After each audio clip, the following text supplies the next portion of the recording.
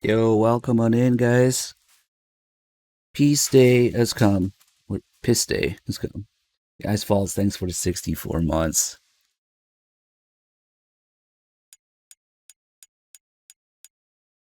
Some good old Peace Walker. We will start a new save and then move on to a more complete save for the ending. Colonel Cathcar with the 93 months. Thank you.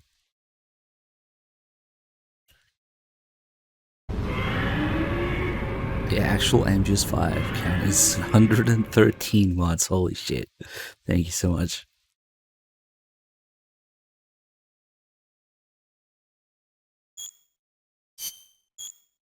Let's see, I'll have to come up with a name for this save.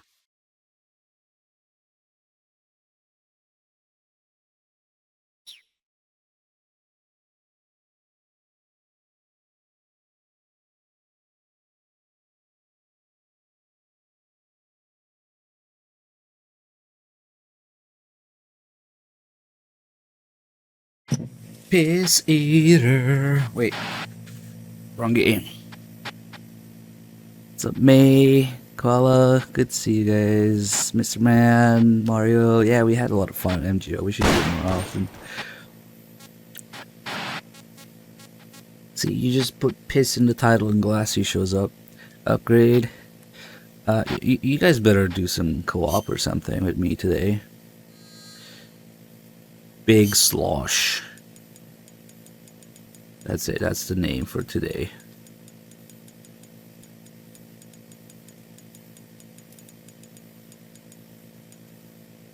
Wow, it is blind everything.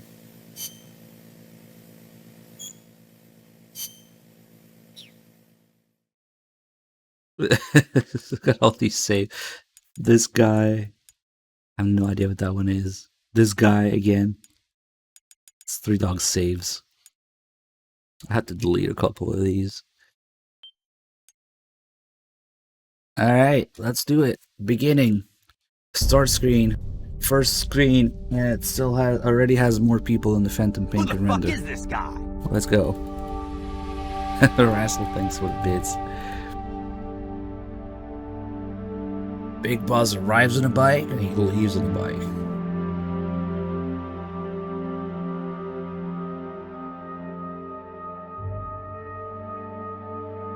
I'm pretty sure Glassy has some secret piss fetish, maybe golden showers or something.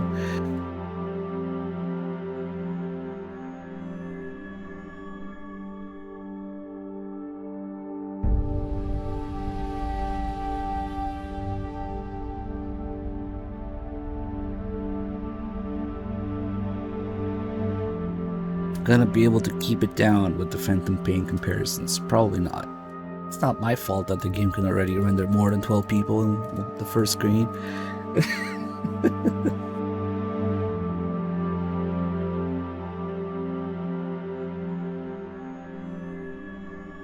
Mr. Man, there is absolutely no risk whatsoever if you just do hen on PS3.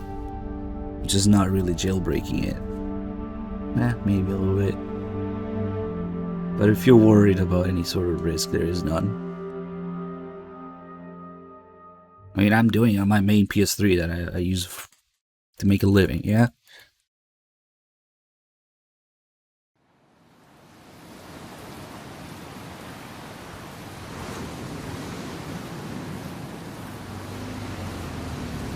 It doesn't exactly wipe. You just have to do the update manually instead of automatically. When a new PS3 update comes out, a few days later, maybe a week or two, the new hybrid firmware comes out with it, and you just keep using hen on that one.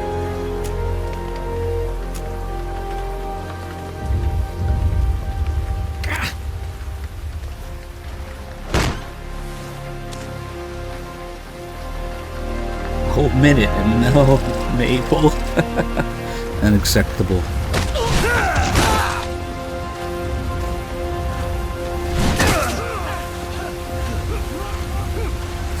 How many guys are there?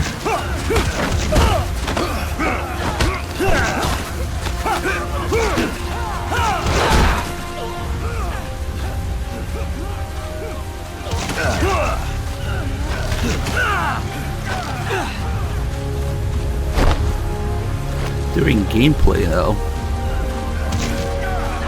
Boss!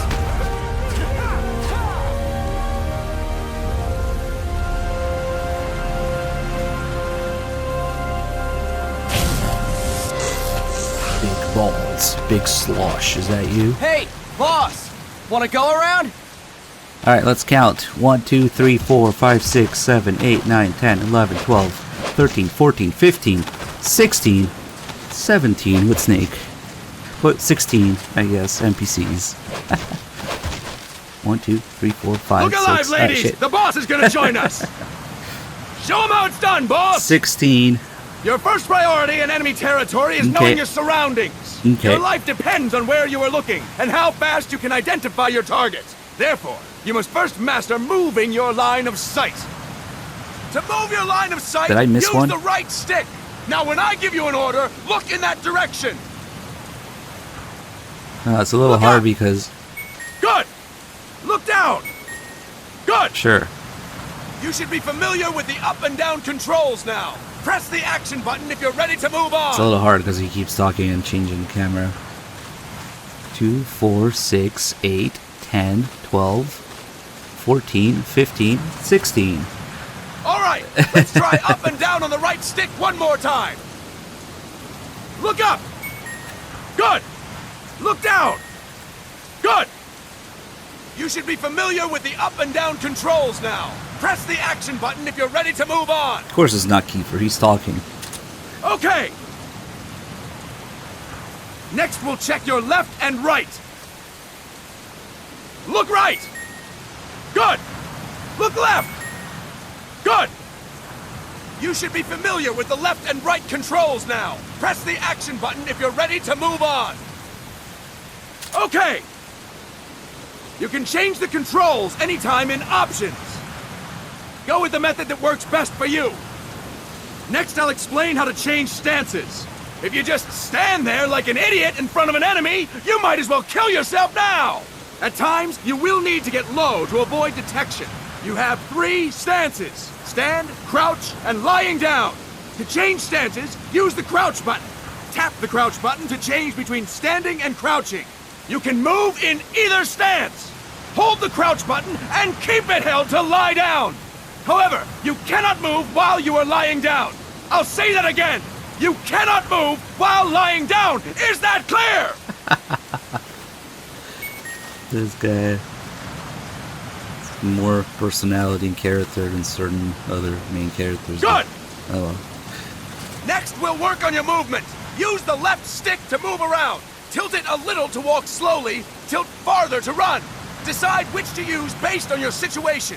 Remember that your footsteps are louder when running, making you easier to discover. Be careful!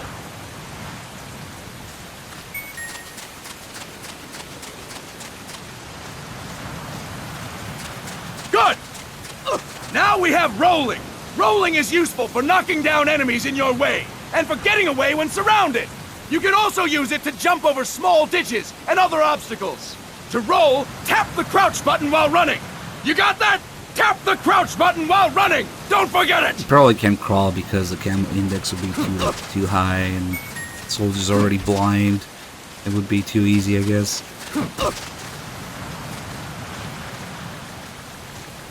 That's it! Next, I will explain how to attack without gunfire. You may run into an enemy unexpectedly. You may not have a weapon on you, or you may be out of ammo. You'll still need an effective attack strategy. One well-placed strike and the enemy won't know what hit him. To strike an enemy, press the attack button while standing still. On my command, press the attack button repeatedly and take down your opponent. Go! Hey, what's up, I'm ready, Amanda? Good to boss. see you. You missed a bunch of MGO2 yesterday. Did you sort out Impressive, your boss! controller yet? Next, we're gonna practice using the should stun get you rod. set up. Hitting someone with the stun rod will shock them with 1.5 million volts. Anyone on the receiving end of that is guaranteed to be out cold. To use the stun rod, press the aim button to ready it, then press the attack button. You'll be glad to know we're using mock stun rods for this training session. When your partner attacks, make him believe it's the real deal. Prepare yourself for stun rod training. Go! I'm ready, boss.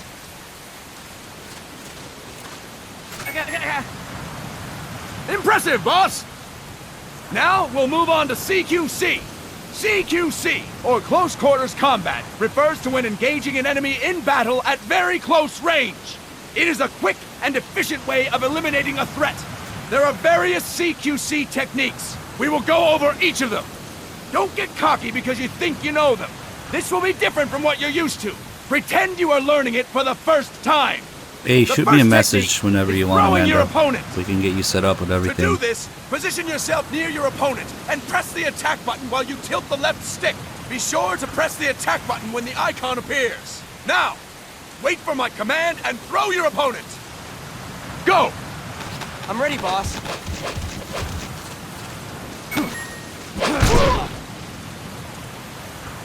Impressive, boss! Next, I'm going to teach you how to restrain an opponent close to you. This is a cornerstone of CQC. Grab hold of an enemy, and the hell is bastard's that? life is in your hands. What you do from there is up to you. Just know that if you restrain him for too long, the average person will most likely pass out. Something to keep in mind. Nice pull. Let's begin. To restrain your opponent, hold down the attack button while near them. Restrain your opponent on my command. Go! I'm ready, boss. Fine work, boss! Now we will throw your opponent after restraining them. To throw an enemy to the ground, press a direction on the left stick when you have them restrained. Restrain your opponent and throw them on my command. Go! I'm ready, boss.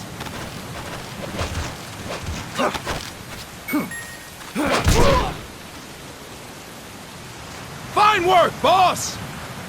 Now we will try CQC against multiple enemy opponents. You can also take out a group of enemies by throwing an opponent you have restrained. First, restrain an opponent by pressing the attack button near them. Then, tilt the left stick to throw them. By tilting the left stick toward other enemies, you can send your captive flying straight into them. On my command, restrain and then throw your opponent. Go! I'm ready, boss.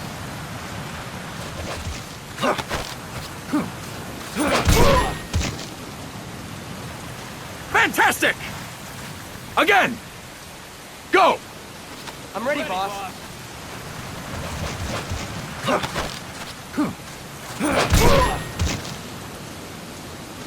Fantastic! All right! Why don't we do something special since the boss is here? Anyone who feels like getting their ass kicked, step forward. Don't hold back, boss. When you're surrounded by multiple enemies, you'll have to take them on one after the other. To do it, simply press the attack button again while throwing the current enemy. Just be sure to wait for the icon to appear. Go! I'm ready, boss.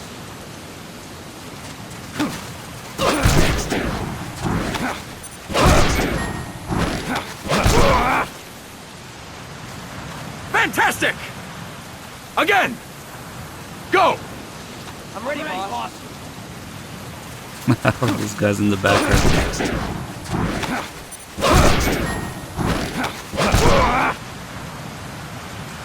Fantastic!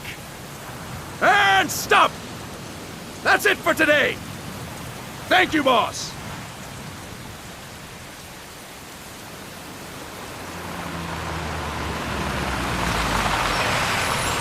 Snake!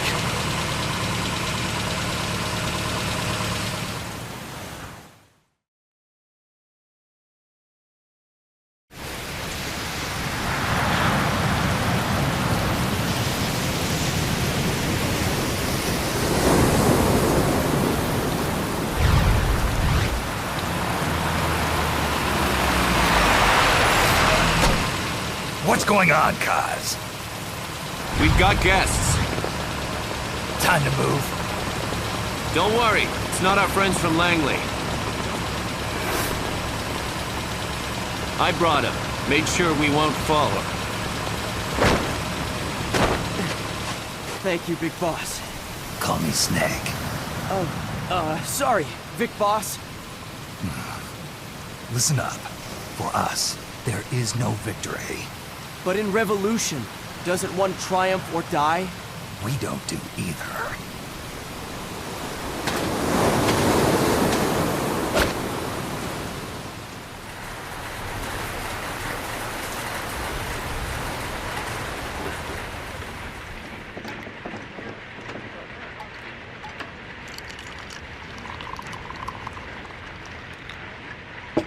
Here. Ah, thank you.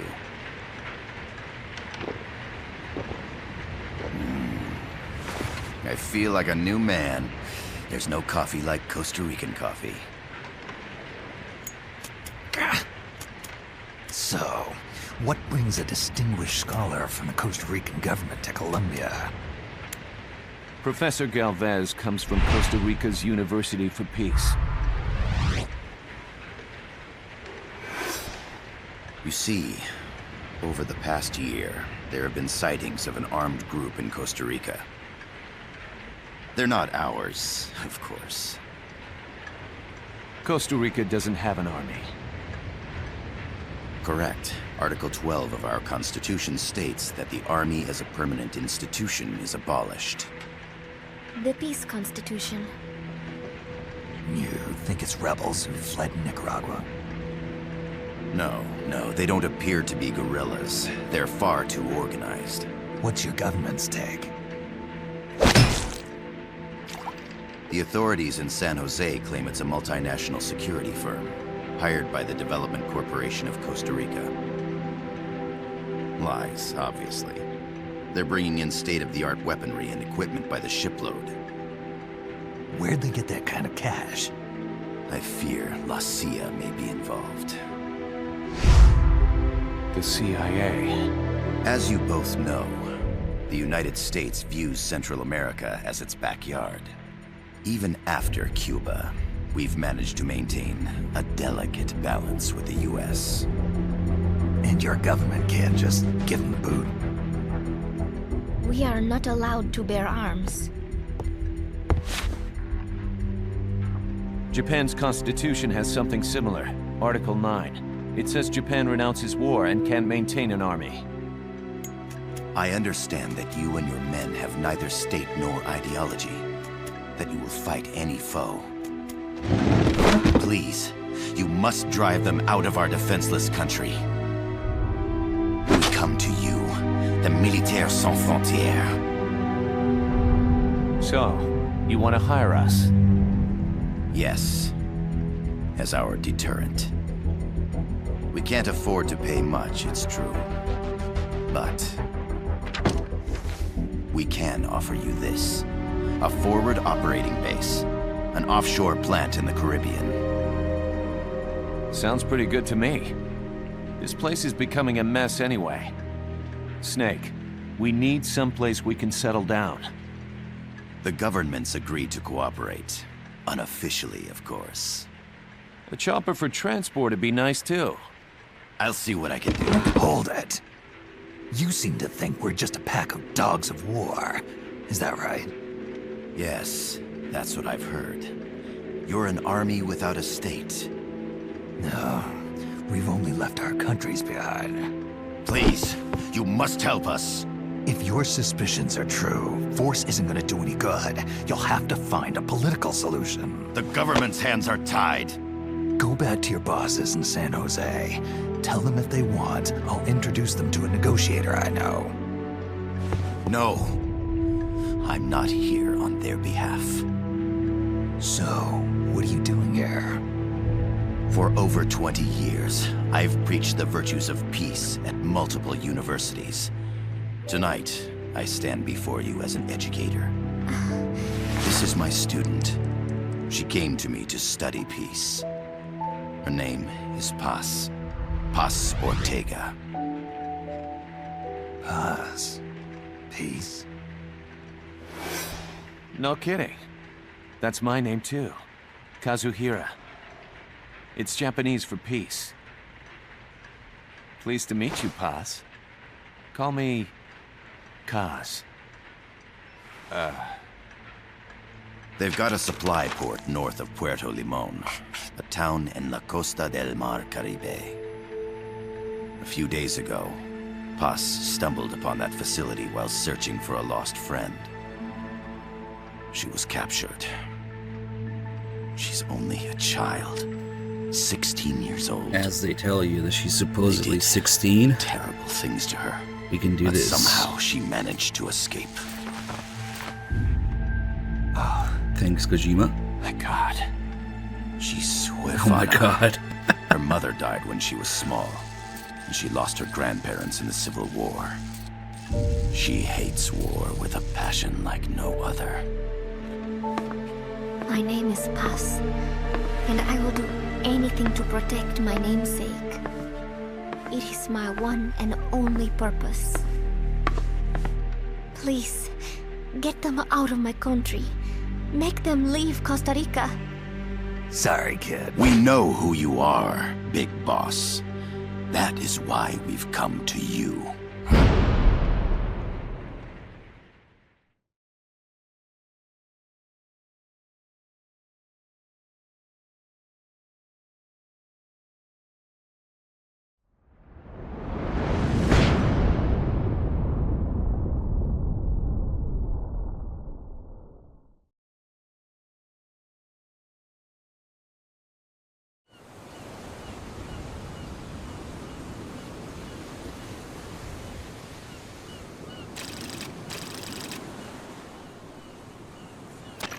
Miller here. Do you copy, Snake? I see you've landed. That makes one giant leap for... I'm sending this from the offshore plant, our mother base. The signal is unidirectional. I'll be giving you commands and advice through this channel. Keep your headphones on at all times and pay Let's fix attention. some stuff here. Also, make sure no one else can listen in. Snake, are you clear on the controls? Take a minute to refresh your memory. I've done this Use the before, left stick Kaz. to move. Use the right stick to adjust your view.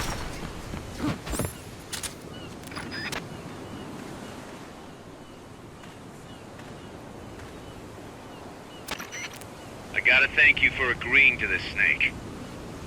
Man, am I glad to be out of here. Finally, we can leave all that crap in San Geronimo behind. And break into the mercenary business for real. Goodbye, Let me poops. guess. You're doing it for her, aren't you? For her.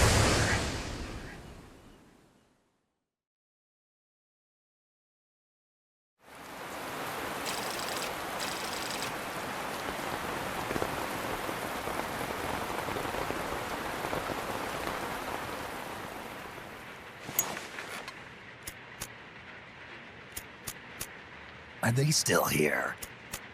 Come on, Snake. This could be good for us. They're willing to give us an offshore plant, a place we can finally put down some roots. This is our chance to expand MSF. We don't need a place to stay, Kaz. We're nomads. We always will be. What? You'd rather keep wandering from conflict to conflict? Tools in the hands of whoever's fighting at the time?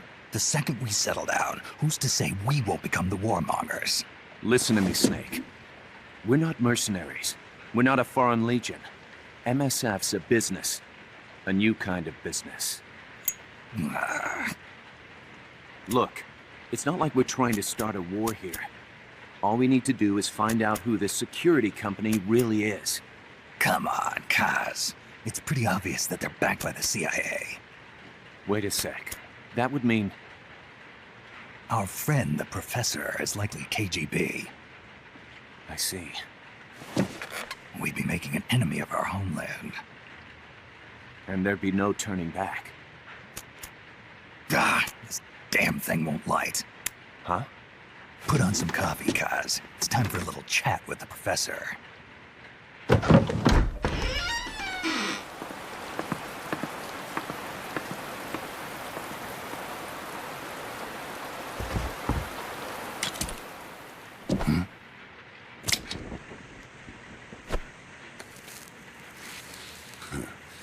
I was a heavy smoker. When I got my medal from the Secretary General, he gave me this prosthetic hand as well. But smoking was ruining my lungs, so I quit. I've not had much use for it since. It's quite an honor to meet the legendary Big Boss. That's just a code name the CIA made up. Then perhaps I should call you John. I don't have a name. Stop using that code name you liked so much 10 years ago. What about you, comrade? What do they call you back at Center? Well then, allow me to get straight to the point.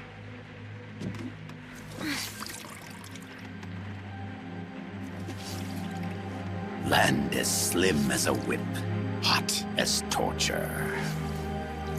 That's the Chilean poet, Neruda. Central America is the navel of the American continents, bridging north and south. We want this land. We'll build a socialist stronghold, then use it to split the Americas in two. America would lose its backyard. And with it, its economic production, shipping lanes, and strategic value. We, on the other hand, would gain a base from which all of Latin America would be well within our reach. He who controls Central America will win this Cold War. First comes Nicaragua, toppling the pro-American Somoza regime. In preparation, we've begun instigating anti-Somoza sentiment and providing aid to the Sandinista National Liberation Front. You're manipulating Sandinista into overthrowing Somoza for you. After the revolution, Nicaragua will become a socialist state. You think America's just gonna let that happen? Certainly not. After all, the CIA is already here. And that's the armed group inside Costa Rica. Precisely. It's clear that they've been sent in to disrupt our efforts across the border in Nicaragua. Simply put, the army now stationed in Costa Rica is CIA capital. But it's more complex than that. The CIA's got something else planned as well. What? That is the million-dollar question. Big Boss, Hey, we got want it. you and your unit to find the answer. Infiltrate and investigate the facility in La Costa where Paz was imprisoned. Learn all you can of their operations. Then, drive them out of the country.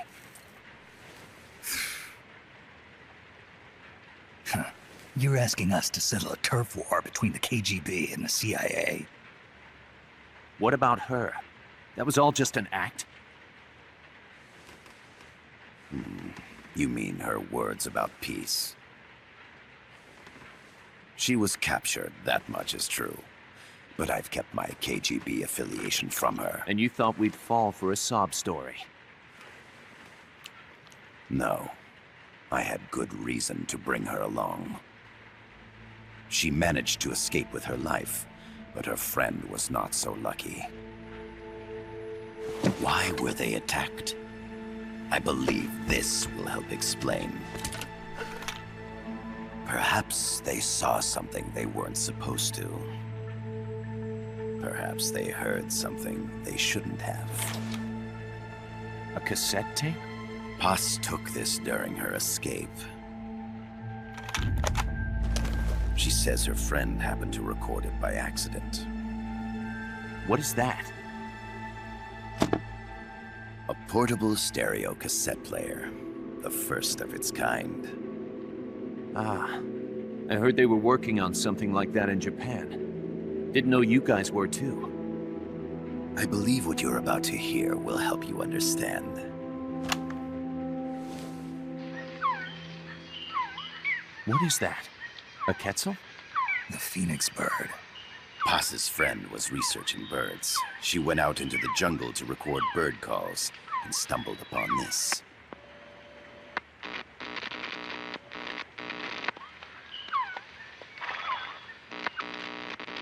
So? So what?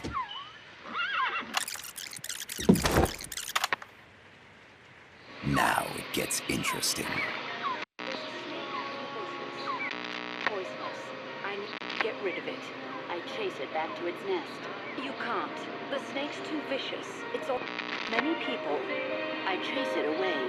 It will bite you unless you kill it. Go home. Boss. Voice print analysis confirms that this voice is indeed that of the legendary hero and criminal, the Boss. What? The other hasn't been identified. Female in her 30s with a British accent. The song playing in the background was a hit in 1973. What's it going to be? Loyalty to your country or loyalty to me? Your country or your mentor? Your mission or your beliefs? I to Boss himself. is alive in Costa Rica. As I understand it, she was your commander, fought by your side. And that you killed her under orders from the CIA, thus surpassing her to become the hero known as Big Boss.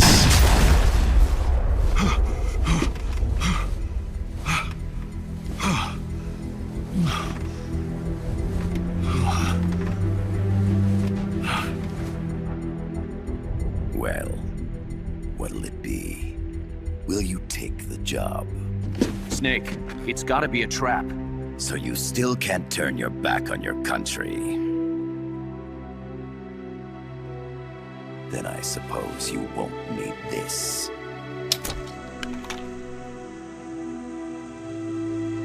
Wait! Snake? I'll do it for the girl. For Paz. Okay. For peace, then.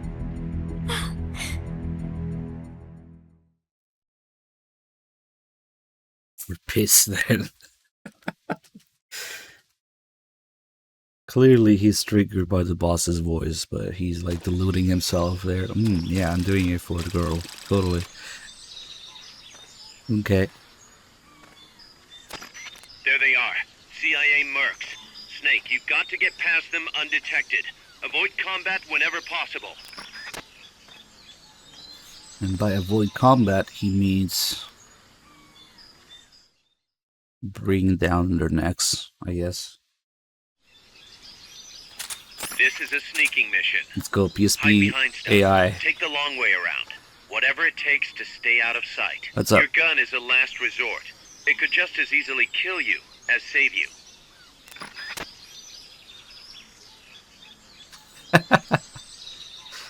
So, nice weather today, huh? Okay.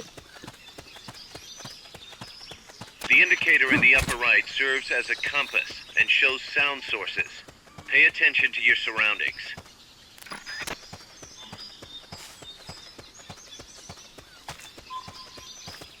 This is actually the only game in, where am I going? In the HD edition and HD collection that runs at 1080p. And hit the action button. From Because that position, you can press the L1 button it's not to Blue detect Point's doing. enemies. That also works while lying down. Keep your eye on what's left of your life gauge on the left of the screen. To the right of that, you'll see your sight gauge. Yes, yes. I'm Big Slosh. And so are you.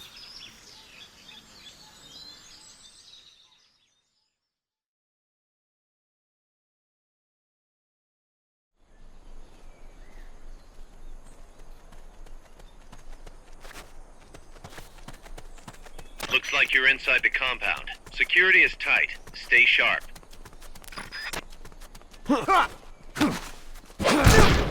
Freeze.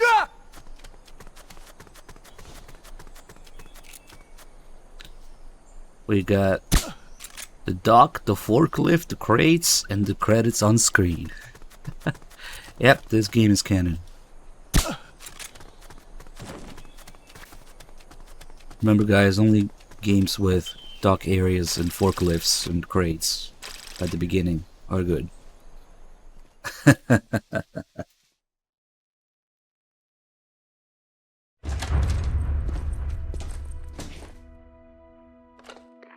Yes, sir, we broke them. We acquired the whereabouts of target 500. Acknowledged. Oh my god, viewer. The barge has cleared Point Bravo. Acknowledged. Out. You make an amazing point there. Let's go, QTEs. Freeze! The cargo. Where's it headed? What is it? Air suit! In the mountains! What's up there?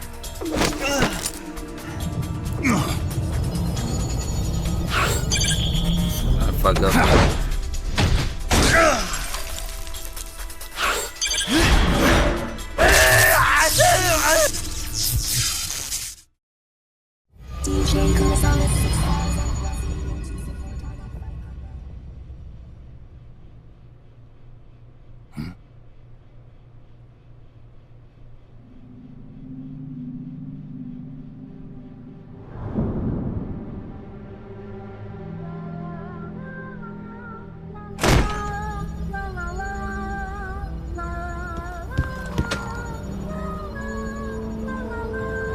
Ashley Wood, never again. At least in Peace Walker, he was controlled by Shinkawa.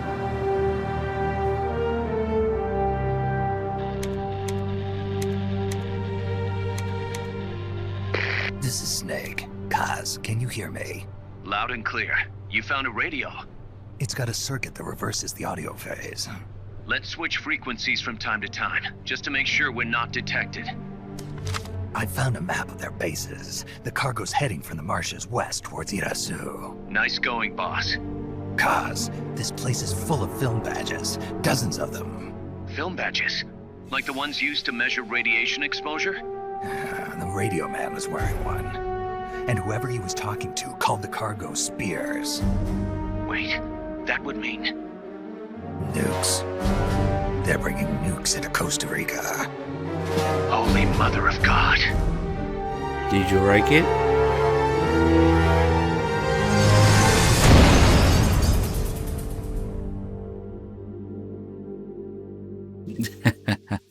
Yeah, I don't give a shit about a remake until it's out.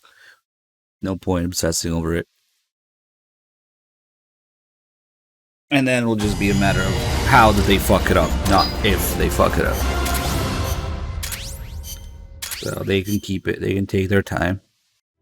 How's that map, Snake? Think you can use it? It tells me where their bases are, but it's just a bunch of points. No routes. I need better intel on the lay of the land. Snake, the professor said he's got the Sandinistas on his side. Said you should get in touch with the FSL and Comandante. Do they know they're backed by the KGB? Nah. As far as they know, they're really fighting for the revolution. The KGB is staying behind the scenes. I'm not sure the Sandinistas are aware of what's really going on. Still can't believe anybody would bring nukes here. Yeah, that's a shocker. Costa Rica's party to the Tlatelolco Treaty, which declares Latin America a nuke-free zone. Based on Japan's 3 non-nuclear principles, it bans the testing, use, import, or deployment of nuclear weapons. If word of this gets out, Opinol will be forced to act. It'll cause an international uproar. The treaty was signed to prevent another Cuban Missile Crisis. If the U.S. itself is gonna scrap it... Latin America is too close to spawning another Cuba or 2 already.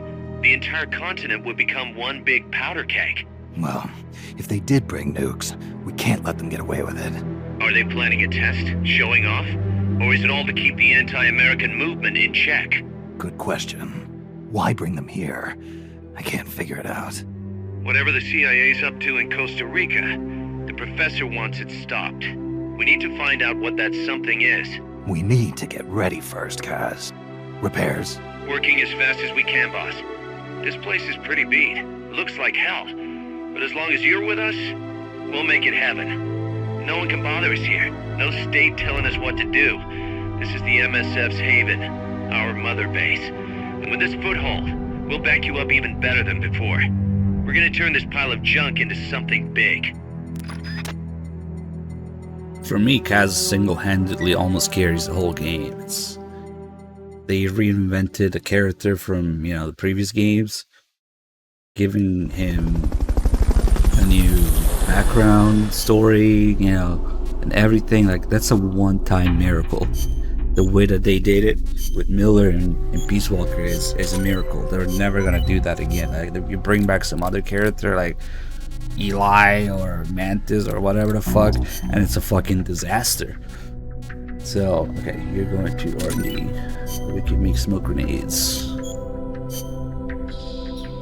don't need the tutorial.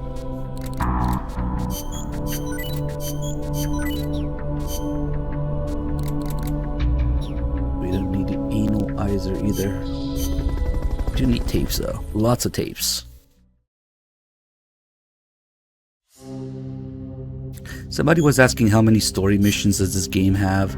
Technically not that many. However, if you want to get every bit of story content out of Peace Walker, you have to complete all the extra ops, because there is a little secret something at the end that gets unlocked. So you just get comfy, get used to the game mechanics, and do all those extra ops to get the very last bit of story. Anyway, fuck it. I don't want to just spend the whole time comparing it to the Phantom Pain structure and how it's inferior in any way to this game. Let's just do stuff, you know? Like, maybe I shouldn't stop to talk about how the extra ops have more variety, and they have story context, and they have dialogue and tapes in them, and you know, some of them you can only do as MSF soldiers because Snake is doing something else, and there's a million other details that are done better. Let's just leave it at that. The boss has infiltrated the area around the coastal supply facility and knocked out the soldier there. But we can't just leave him there to be found. I need you to get in there and capture the unconscious soldier using the Fulton recovery system. Do it quickly before he comes to. We'll do this. We can't do it to Snake. So Alligator we'll have to do. and then it's comfy tape time. Tapes with actual conversations, references, characters that have motivations, backgrounds, motives, voice acting, and yeah. Use Fulton recovery Oops. to bring back knocked out soldiers. To use Fulton recovery on a soldier, get up next to them so the icon appears, and push the action button. God, this guy is so fucking I know slow. I saw something. I might as well get him too. Looks like that soldier's out cold. Try using Fulton recovery on him. You did it! Keep it up!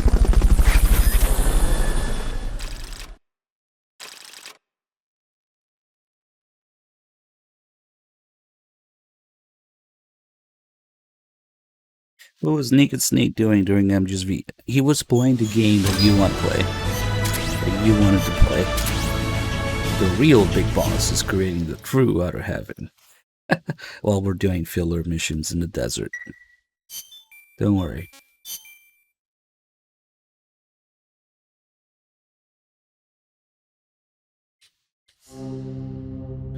Alright, tape time. Kinda wish we could access tapes from any other menu than just this, but okay. Alright, get comfy. Kaz, what kind of shape is that plant the professor gave us in? First time I laid eyes on it, I thought it was some kind of joke. It was a giant birdhouse, seagulls everywhere. We eventually scraped off most of the rust and bird crap. The underlying structure's intact. Little elbow grease? Man, we should be in business. Who used to own it anyway? Whatever shape it's in now, somebody sank some serious money into building it. From what I can tell, an American university built it as a research platform for ocean thermal energy conversion.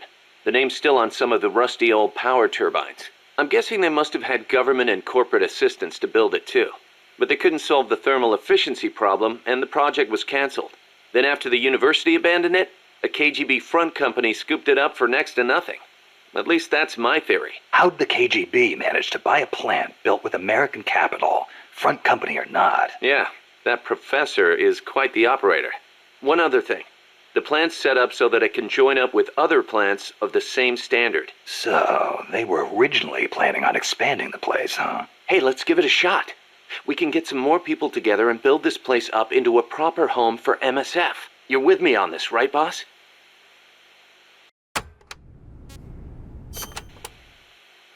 Snake, you can use the Fulton surface-to-air recovery system to send prisoners and unconscious mercenaries you encounter back to Mother Base. I know you've used the Fulton before, but just to make sure I'm not missing anything, let's review the steps. Okay. First, attach a balloon to the unconscious enemy or captured prisoner. Right. I hook a wire to their waist, and on the other end of the wire, there's a helium balloon. Right. Then we'll send over a chopper to catch the floating balloon with its recovery hook and reel it up into its cargo hold. And that's it? And that's it. We finished installing the recovery hook on the Huey. Wait, Kaz. Something doesn't make sense about this whole process. This again. Well, normally, Fulton recovery is for when you're using fixed-wing aircraft. With a helicopter, isn't it simpler to land and pick up directly? Listen, Snake. You're going to be calling for recoveries repeatedly throughout your mission. We want to keep the risk of taking enemy fire to a minimum. The best way to get that done is to do the recovery in a high-speed flyby. That's what the Fulton surface-to-air recovery system is for. Uh-huh. What's the real reason? Helicopters are cheaper, and the repair bills will start adding up once the bullets start flying. Yeah, I thought so. Kaz, I know we need to keep costs down, but... Boss, you really need to get rid of this whole army mentality. We're not the Pentagon. We don't have billions of taxpayer dollars to play with. And besides... Fine. Just pick a reason that makes sense. Helicopters have quicker response time. Sounds strange, yeah, but it works great. I promise. You'll get used to it before long. Yeah, I hope so.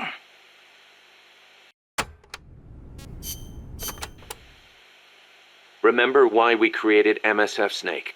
To provide military force to whoever needs it, wherever they are, regardless of nation or ideology.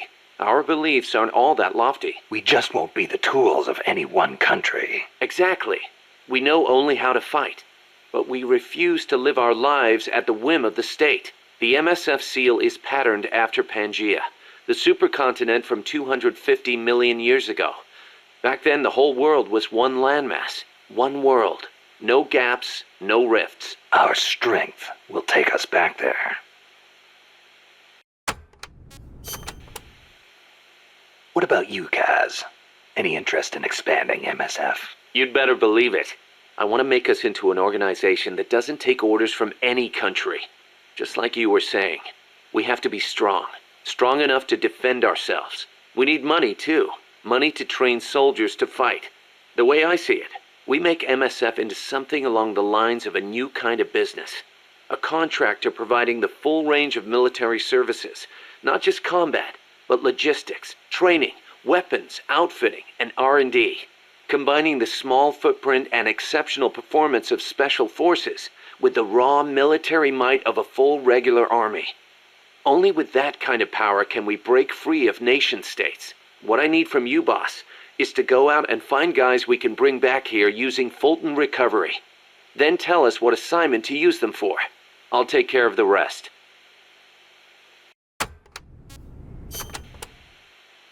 Your old mentor, the boss. She was known in the West as the mother of special forces, right?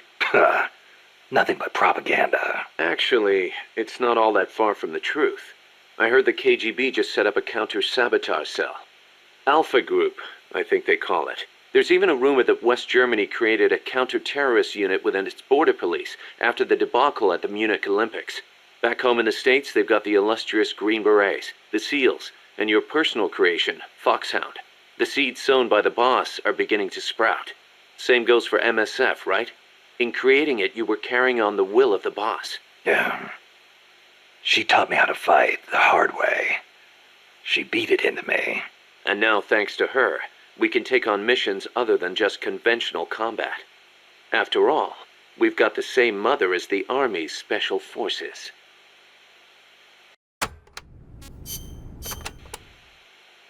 Still can't believe Professor Galvez was KGB. Well, like the professor said, Moscow's hell-bent on communizing Latin America. Yeah, the Cuban intel services are all in the KGB's pocket. You don't think he's got some kind of ulterior motive? If the CIA is up to something, it's only natural that the KGB wants to know about it. But I doubt they're showing us their full hand. We'd better watch our backs. What do you think, Kaz?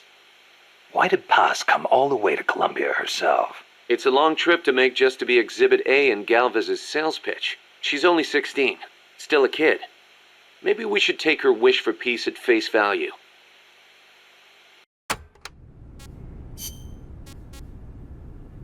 Let's see. It's always a little complicated to make the flow of all the tapes work together. Because, you know, you're supposed to be listening to these on the go whenever you want. They're not meant to be listened to in one sitting all at once. Because this is a portable game. It'd be really stupid if somebody made a main console game with the same fucking concept, right? Anyway, the political stuff we can do later.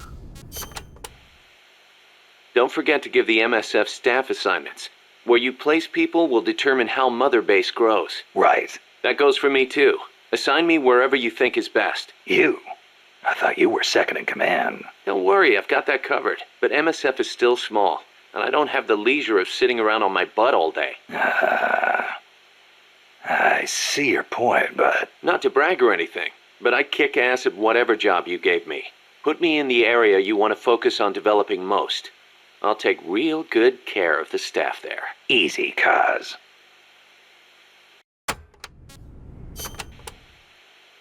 Life's funny sometimes, isn't it? What brought that on? We first met as enemies on the battlefield. And now here we are fighting side by side. You mean Columbia? Yeah. After I quit the JSDF. I made my way there and got myself a position as a drill sergeant for a band of revolutionaries.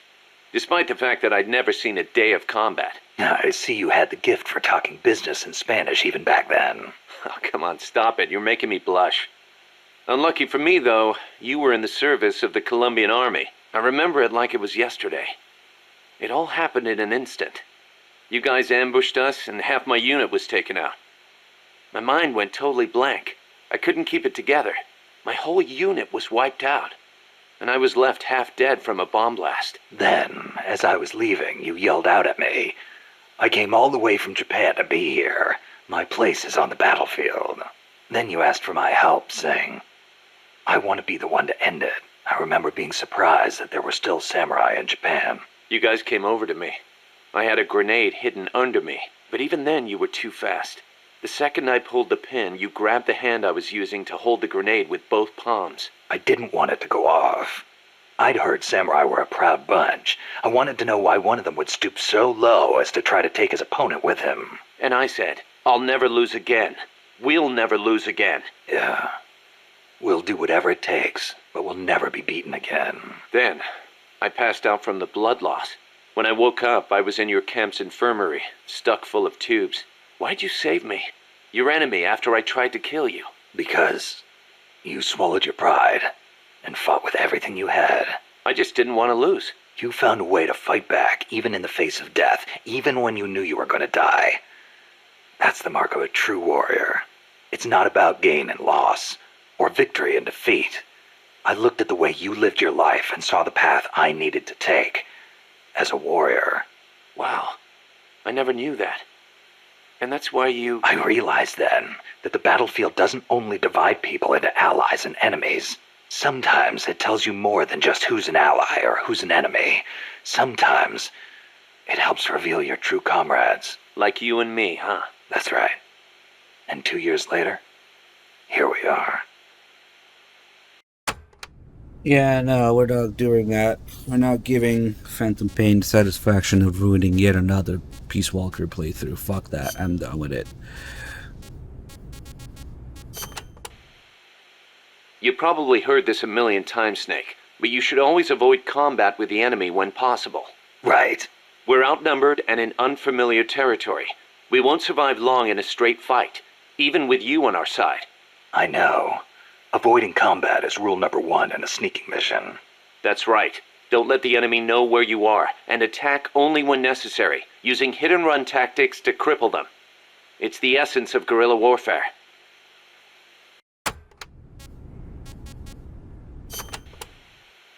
Choosing the right uniform is crucial. Pick one that matches the mission objective and your own combat style.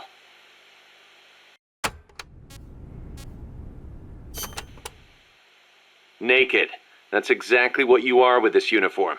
The pants are the same as the jungle fatigues. Obviously, since you're exposing your bare skin, your defense and camo index are gonna be low. On the plus side, it's so light you can move around quicker. Good for showing off muscles, too. Hey, Snake.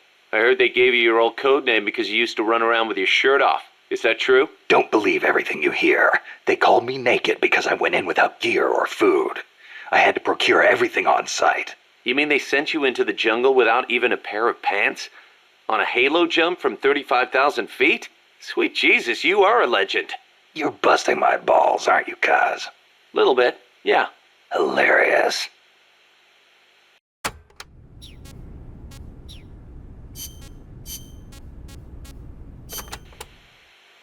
Snake, about that cassette player Galvez was carrying. What about it? That was no Russian imitation. It was the real deal. A prototype developed by a Japanese company. Get out of here. It's true. It had the Sony logo on it. The product name is Walkman. Walkman. It's a revolutionary new concept. Music you can listen to on the go. You can take it with you when you leave the house. I gave it a listen, and you wouldn't believe how good the sound quality is for something so tiny. And in stereo, too. Think of the technology that must have gone into it. And that tape is equally amazing. The treble range is clearly superior to any other cassette ever made. Stylish, too. How'd Galvez get his hands on a model that's not even out yet? Beats me. It's not the kind of thing I'd expect some stodgy Soviet to be into. Me neither.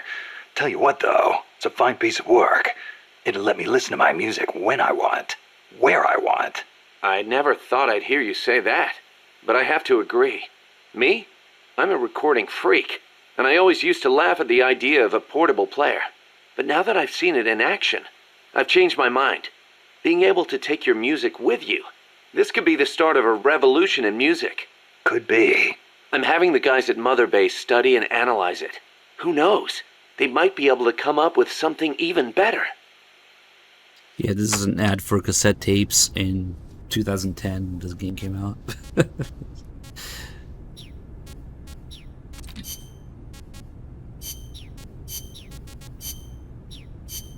Let's see. My mother was the one who named me Paz. She said it was an expression of her wish that the country stay at peace. It is a pretty common name in Central America. My mother always used to tell me, never make war. Always help keep the peace. I remember. Your grandparents. Yes. They died in the Civil War. I think that is why my mother hated war so much. That's another thing you've got in common with Kaz. His mother named him Peace, too. See, because Japan also suffered through war. I think I know how Mr. Miller's mother felt.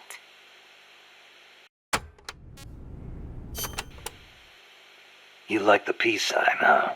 See, as a gesture, it connects every peace-loving person. Here, you try it, Snake. Peace. No thanks. It doesn't suit me. Too bad for you. You know, the V in the peace sign comes from the V in victory. When did it start standing for peace? I am not completely sure, but I guess it came out of the protest movement against the Vietnam War. Oh, and do not turn your hand around when you do it, especially around British people. It is insulting.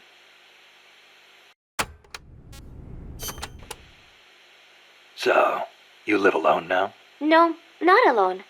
I've been living in school dormitories since I started junior high. After my mother died, my relatives took me in, but they were not my real family. You didn't fit in there. In a way. My aunts were kind to me and all. But I know how difficult it must have been to suddenly have a child thrust into their lives. When you live with someone, there are no secrets. I could tell my being there was a burden on them. Sounds like a rough childhood. I would not say that. I was lucky just to have people take me in. There are huérfanos living out in the streets because their mothers died. It is even worse in countries with frequent civil wars. So, who am I to complain about my childhood? You're a pretty tough kid, you know? Not at all.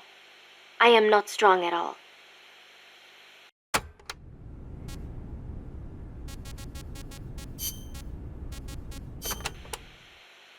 That coffee you guys brought us is pretty damn good. Isn't it?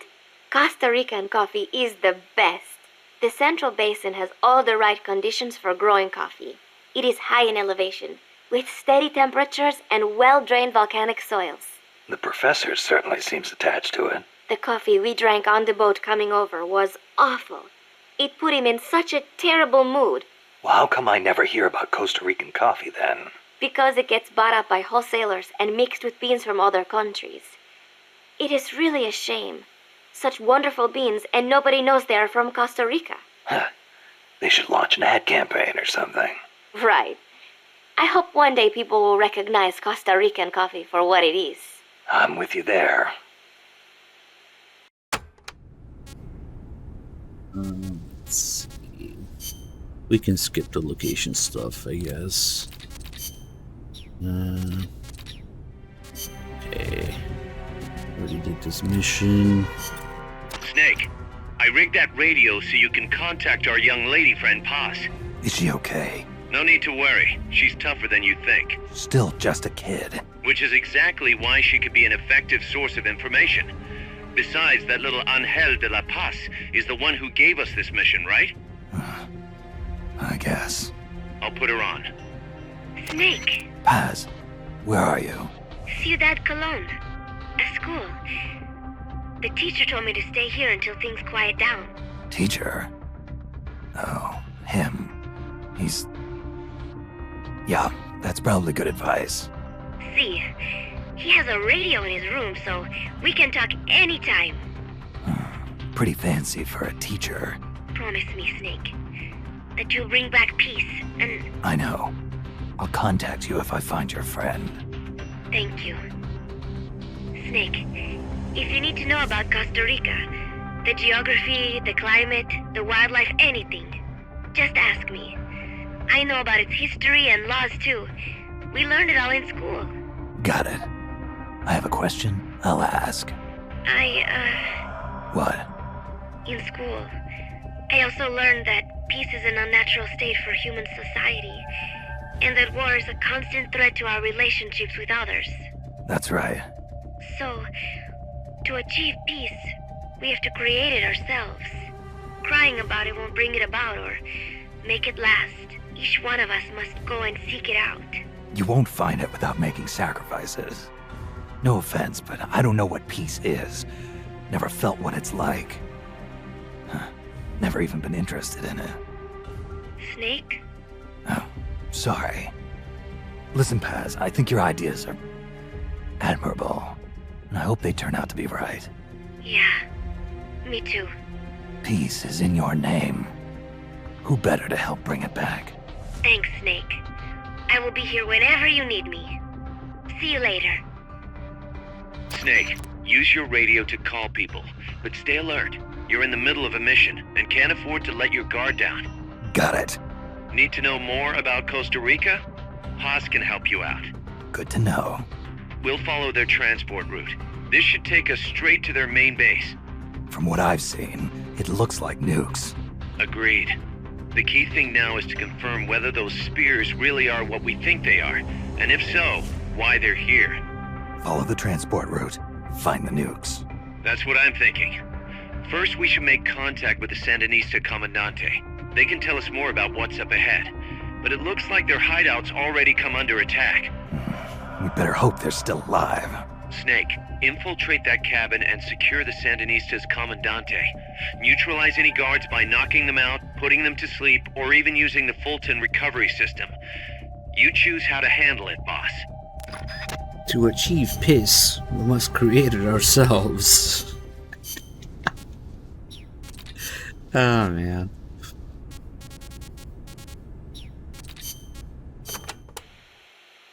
Going by this map, you've got a lot of different terrain types between you and the hut where the Sandinista Comandante is being held. Looks that way, doesn't it? Starting with jungle. The enemy won't be able to see you very well, but your visibility won't be so hot either. Stay alert. Next, you've got the swamps along the river. Make sure you get a good feel for how robust surveillance is before diving in. Will do. Finally, there's the boat repair cabin. The Commandante's in there. It's a key enemy outpost, and security is going to be tight. You may have to let brute force do the talking. You still have a long way to go, Snake. Use caution and don't make a racket out there. Got it?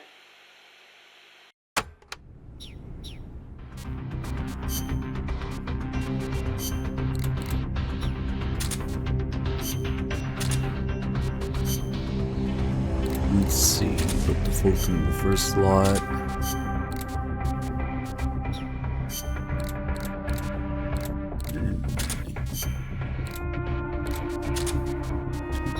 Okay.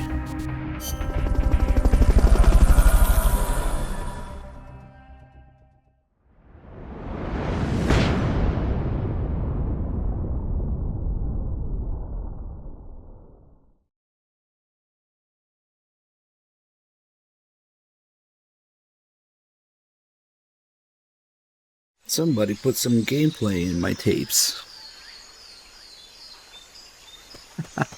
Head for the FSLN boathouse. It's northwest of there. Freeze. Freeze. You won't have to worry about that one anymore. So long as none of his buddies show up anyway. Go ahead and use Fulton Recovery to bring the target in.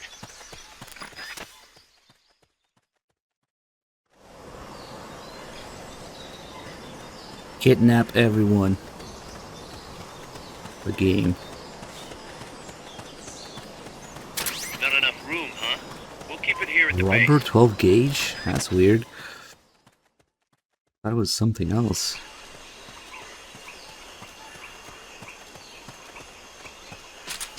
Here, technology moment here.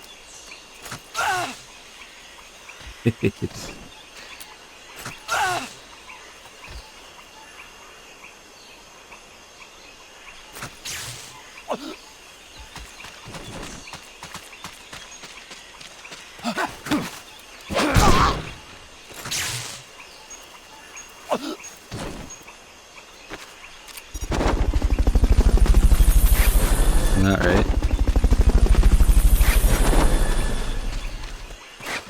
Fulton Recovery.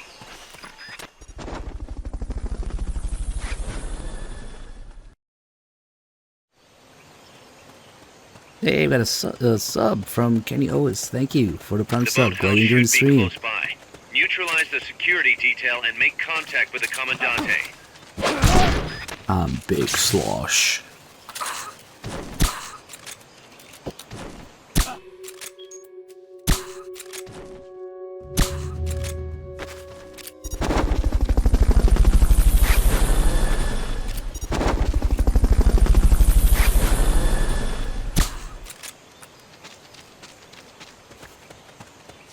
Fulton Recovery subject confirmed Looking on through board the ceiling, who helicopter. cares?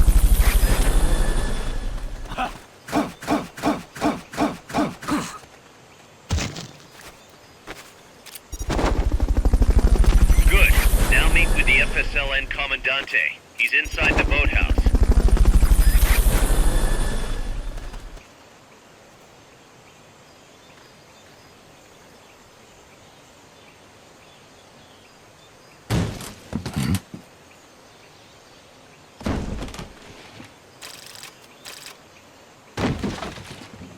Low pulley face. Ugh.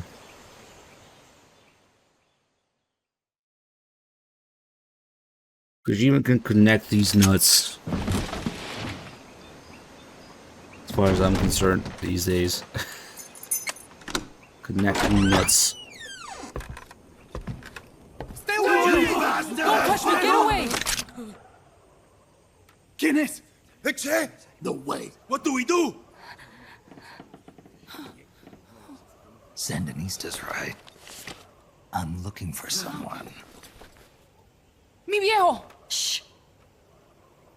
He's dead. They killed nuestro viejo. You're his daughter. Then that makes you his delegado, right? Relax, I'm not your enemy. Cuban. A cigar? I'll take whatever you've got. I owe you one. But I prefer cigarettes, you know. How do I look? A little like El Che, no? You Cubano? Colombiano, a photographer. I came to Costa Rica to take pictures of birds. Birds? Yeah, quetzals. You've got no telephoto lens. How do you get your shots? Telephotos for amateurs. It's all in the timing. Oh. Let me smoke Okay, too. we can talk until I finish this. Chico! Tell me what's going on here. This place is crawling with soldiers. They don't look like private security. More like hired guns. Chico just shat his They're loaded pants. with the latest gear from all over the world. I heard they're a security force hired by Codesa. Yeah, and I'm Papa Noel. Those guys are UCLA's. UCLA's. La CIA. I saw them, setting up shop in town. They're planning to do here what they did in Chile. If that's the case, what are they after? Whatever it is, it's not us. You don't think they're here to push you back into Nicaragua? Impossible. Too much hardware. Too many bases. Didn't you see? They've got helicopters, tanks, It's like we're in Da Nang. There must be something else. They have a base near here. There's a factory to the north, across a suspension bridge. Factory to the north, across a bridge. Have you seen the big transport boat, mercenary crew on the Rio del Jade? You mean the barge? It's upstream from here. Up toward Irasu. Any idea what's on it? I could introduce you to some of our compas up there, but I don't recommend going to the mountains. We've lost a lot of people there. They take us captive, torture us for information about our compas, and then they kill us like pigs. Got it! Alright! This was our last hideout, the final refuge for El Frente, after being pushed out of Nicaragua and into this peaceful paradise of Costa Rica. Then, El Monstruo attacked. A monster. Y mi viejo.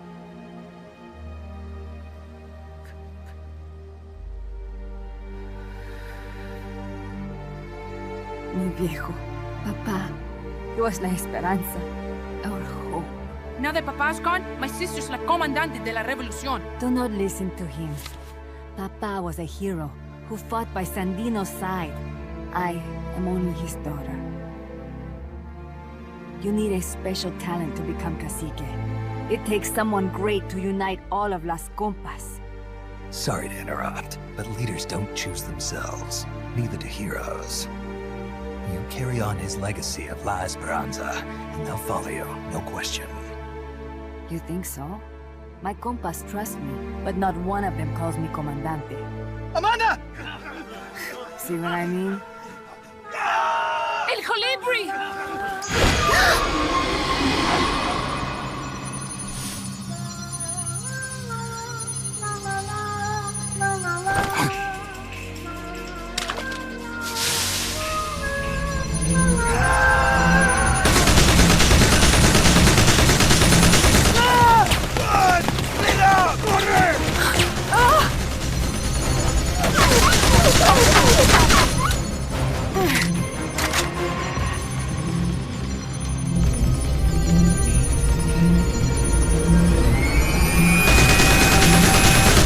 Get down!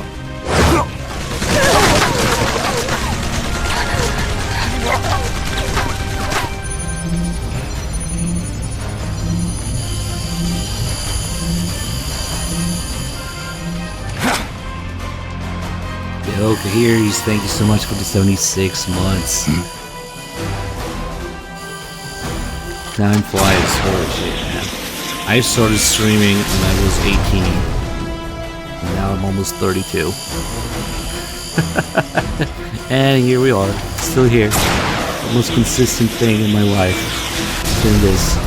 You guys, thank you so much. Bulge.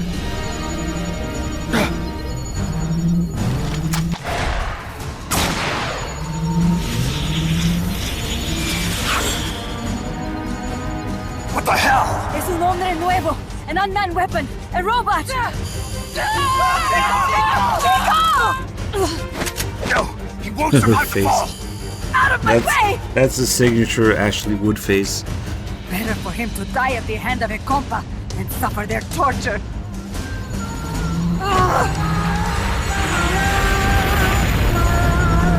Stay here. As long as I'm still alive, I might as well be king. Over here! Fine, chico! ¡Venceremos!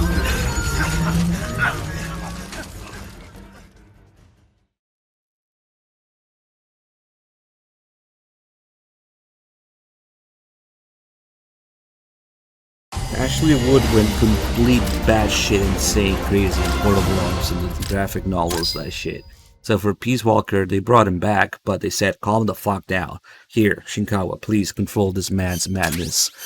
So it is mostly his, but let Shinkawa controlling how crazy it is, I guess. Unmanned. Unmanned? You see a little bit I of heard both. rumors, but an operational unit? What the hell is going on here? Not to quote Amanda, but the hardware they've got here isn't just unusual, it's overkill, which means one thing, it's nukes. So the question now becomes why? We can't make that call yet. We need more intel. How? Our source is dead. but his daughter isn't. Good thinking. We can follow her. Head for the next outpost and make contact with Amanda if she's still alive. Roger. So it's a lot less rough, but still, you can see his style and signature nonsense.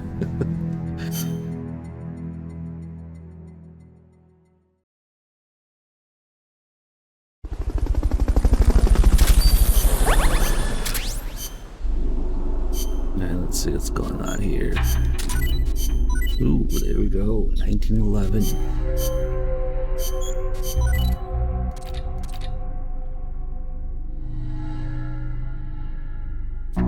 With a flat mainstream housing. Interesting. This is like the most OP thing in the game, especially when you get the suppressor for it. Alright, more tapes.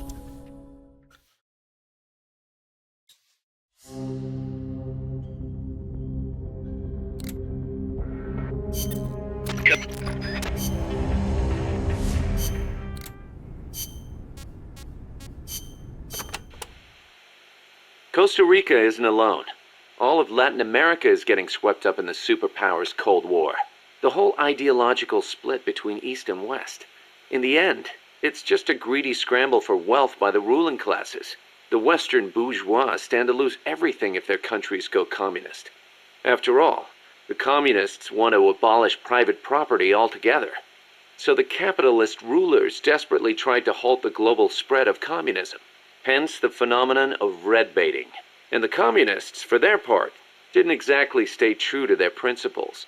They tried to escape class-based society. But between Stalin's autocracy and the rise of the nomenclatura, they ended up creating one anyway.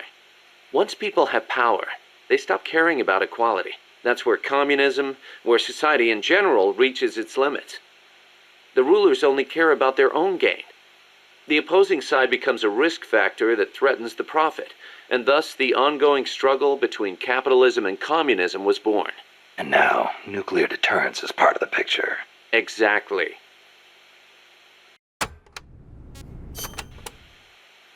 They say nuclear weapons are the reason we haven't seen conflict on a global scale since World War II. The thought that your opponent might launch nukes against you sort of makes it tough to start an armed conflict, especially now that they've got intercontinental ballistic missiles. Nowhere is safe. Of course, all that has caused military expenditures to skyrocket. Well, the only way to ward off a preemptive strike is to flaunt your own nuclear stockpile, and that's caused their numbers to increase exponentially. Not just with regards to destructive power, but in terms of targeting technology too. Now they can hit a target halfway across the world with pinpoint accuracy. In a way, the space race was a demonstration of that technological progress. And as a result of all that, we now have mutually assured destruction. It's the ultimate form of deterrence. No one's going to launch their nukes knowing they'll be obliterated in return. I don't know. The chance of somebody hitting the button by mistake is never zero.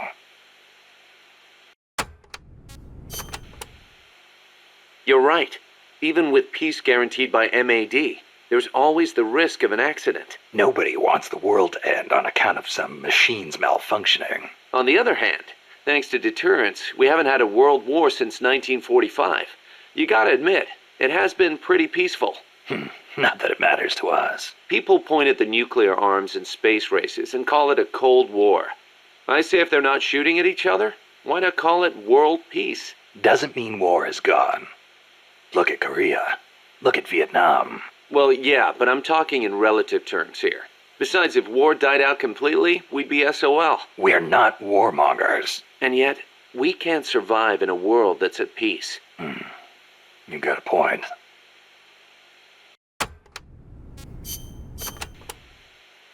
So it's been more than 10 years since the Cuban Missile Crisis, huh? I don't think we'll ever forget it.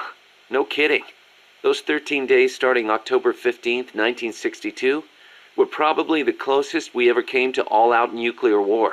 The Russians deployed nuclear missiles to Cuba. America responded with a naval blockade. Then Russia shot down an American spy plane.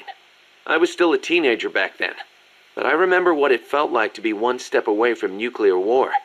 The adults were freaking out. If it wasn't for the Cuban Missile Crisis, there might never have been an Operation Snake Eater. And... What's the matter, Snake? It's not like you to get all hypothetical. I guess not. It was the reassessment after the missile crisis that paved the way for the hotline between Moscow and Washington, and also for détente. That's irony for you.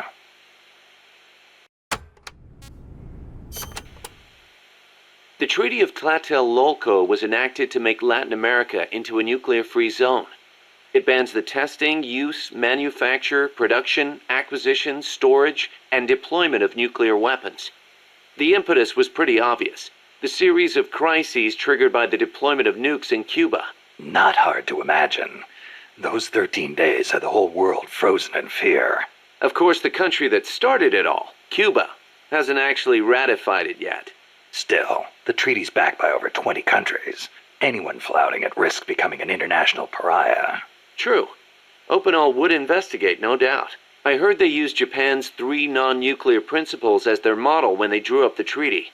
I think the Treaty of Tlatelolco might have been their way of asking nuclear powers not to use nukes against them.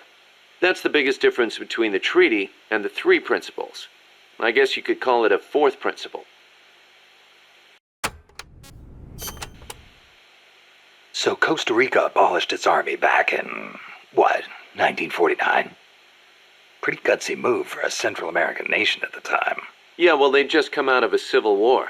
I'm sure they were driven by a desire to avoid another tragedy like Paz said. But I think they had a more compelling reason.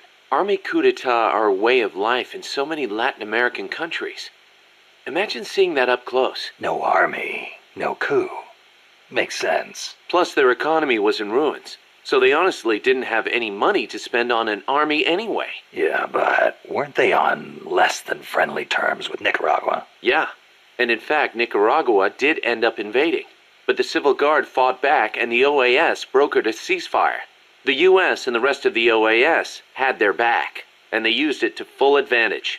For a quarter century, they survived in the powder keg of Central America.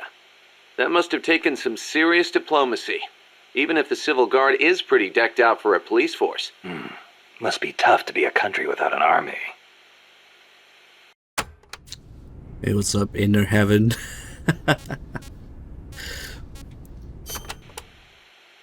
Hey, Snake, mind if I ask you something? Since when did you start asking permission? So, you used to be part of a CIA paramilitary unit, right? That's right. Ever do any ops in Central America? No, not personally. But there were other units who did all kinds of stuff. I remember the Bay of Pigs invasion back in '61. The papers had a field day with it. Operation Zapata. That was the CIA code name. The whole thing went south. Then there was Che Guevara, being hunted down in Bolivia. I heard the CIA had a hand in that, too. There were several units similar to mine. MSP, SOG. They'd recruit former special forces, train them as intelligence agents, and send them on deniable covert paramilitary operations. One of those units trained the Bolivian army in counter-guerrilla tactics. And then had them shoot El Che. So the story goes.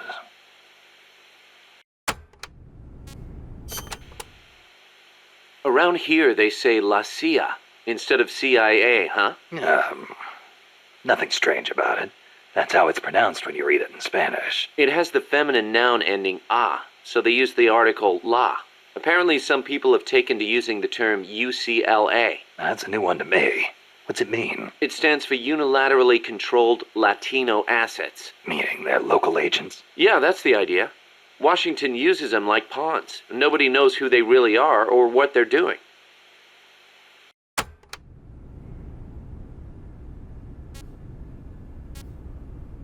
Hey, cheers, Tommy. That's good to hear.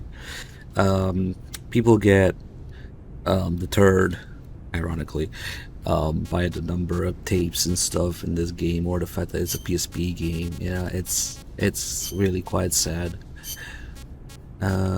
Let's see. We're gonna go a little bit back and forth between Kaz and Paz. Let's see.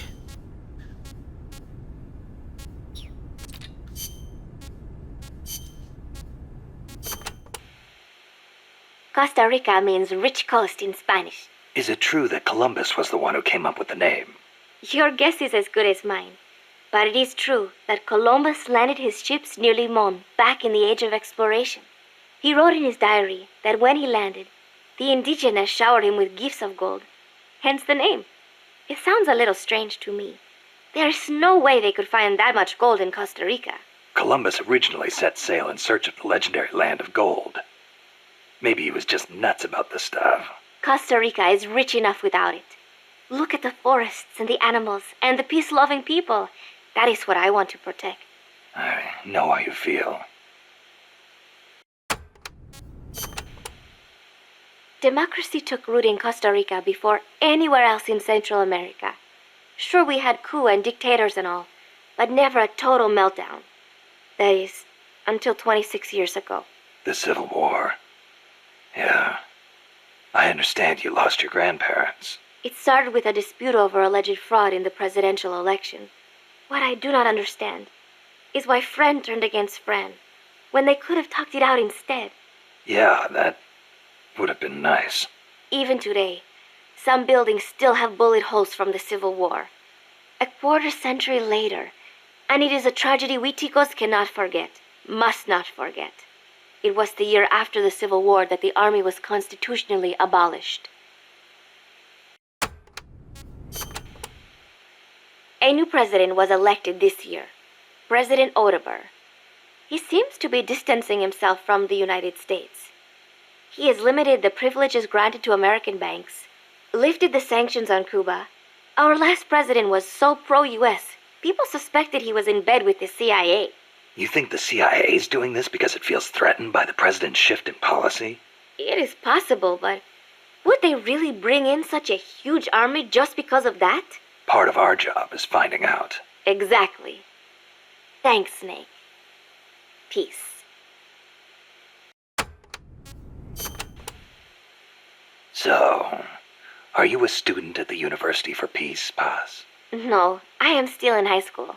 But Professor Galvez lets me visit his office and study with him every now and then. International law, security, conflict resolution, human rights. We study all these subjects and then use them to build the foundations of peace. Yeah, I get it. I just never heard the UN had a University for Peace before. Oh, that. Well, to be precise, it is still being set up. They have started conducting research, but the UN has not passed the necessary resolution yet. Professor Galvez couldn't wait that long. Oh, right. Costa Rica abolished its army and has also hosted the Central American Court of Justice. It is the perfect place to build a university like ours. Don't you think?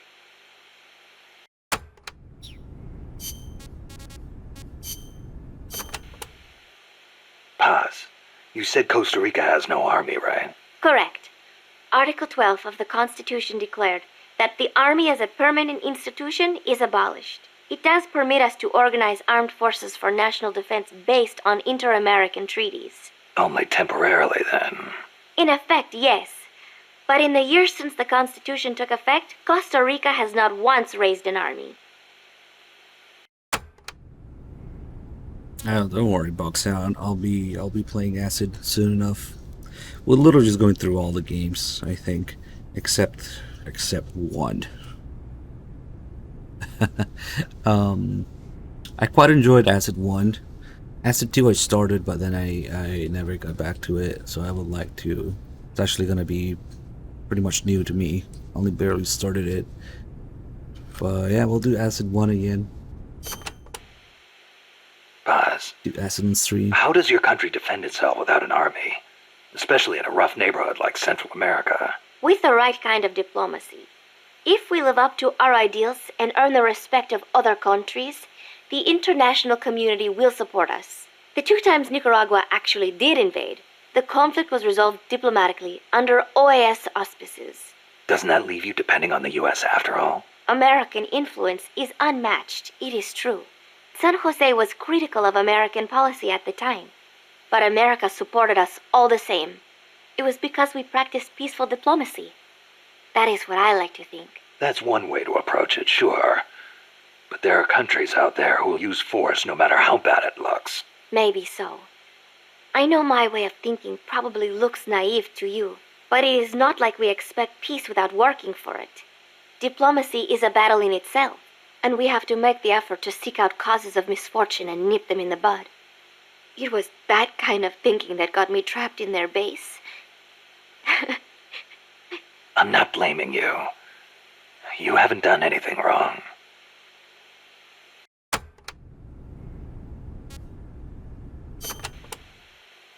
The army was abolished 25 years ago, the year after the Civil War. I learned about the sorrow of civil war from a very young age, the futility of countrymen fighting each other, and the tragedy. Costa Rica learned the hard way. That is why it abolished its army. It decided to pour its efforts into education instead. More teachers than soldiers was the slogan. Education is essential, no question. Even Che used to teach reading and writing in between guerrilla campaigns. Costa Rica was poor at the time. We did not have many resources. I suppose we had to pick one or the other. The military or the schools.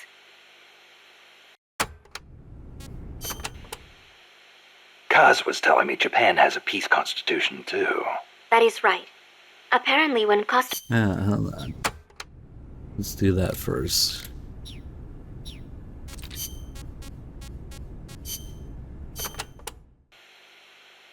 You were saying Japan has a peace constitution too. Yep. Japan renounced war in Article 9 of its constitution, aspiring sincerely to an international peace based on justice and order. The Japanese people forever renounce war as a sovereign right of the nation, and the threat or use of force as a means of settling international disputes. In order to accomplish the aim of the preceding paragraph, land, sea, and air forces, as well as other war potential, will never be maintained. The right of belligerency of the state will not be recognized. You know it by heart. Some things you never forget. Impressive. There were some parts I didn't quite get, though. Like the whole means of settling conflicts thing. Yeah, that's been the subject of debate. Whether or not it forbids any and all use of force. The current Constitution was originally drawn up under the Allied occupation. The first draft was even submitted by Allied GHQ. So naturally, there are some who feel the Constitution was imposed on Japan by foreigners. Things like that are never simple. Same for every country, I guess. One thing's for sure, though. Not having an army let Japan focus on economic recovery after the war. In that sense, it's the same as Costa Rica. Hey, Titus, thank you so much for 5 gifted subs. Yeah, they literally just mentioned that. Kaz, you were in the Japanese Self-Defense Force, right? I thought that Article 9 you were talking about... Hold on. I think after this, we can go back to Paz. It just flows a little bit better. If she mentions... Kaz was telling me Japan has a peace constitution, too. That is right. Apparently when Costa Rica was drafting its constitution, they looked to the Japanese as a model. Only... Japan's constitution renounces war itself. Unlike Costa Rica. But Japan has a self-defense force, right? That I do not get. I think I will ask Mr. Miller about it next time I see him. He said he used to be in the JSDF. Huh. You're a curious one, are you? Don't study too hard.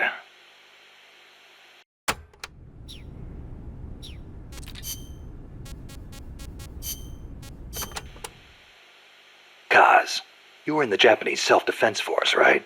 I thought that Article 9 you were talking about earlier prevented Japan from having an army. Yeah, and that's another subject of controversy.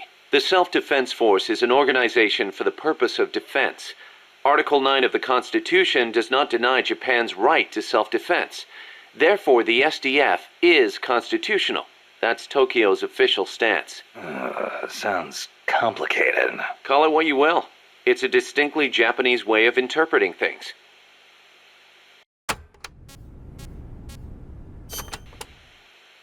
The U.S. has military forces stationed in Japan, right? Right. Even though the Allied occupation ended, American forces are still stationed there under the U.S.-Japan Security Treaty. Unlike Costa Rica. Part of it stems from the occupation, but Japan also occupies a key strategic position from America's perspective. It's next door to the Soviet Union, and close to China and North Korea as well. It's integral to the security of Pacific Asia. For America, Japan represents a barrier against communism. What about for Japan? As you might expect, there's deep-rooted opposition to the alliance. In 1960 and 1970, when the treaty was up for revision, there were mass protest movements against it, especially in Okinawa. The U.S. only gave it back to Japan 2 years ago, and American bases are still concentrated there. It's a heavy burden for the Okinawans to bear. Then why don't they scrap the treaty? Lots of reasons.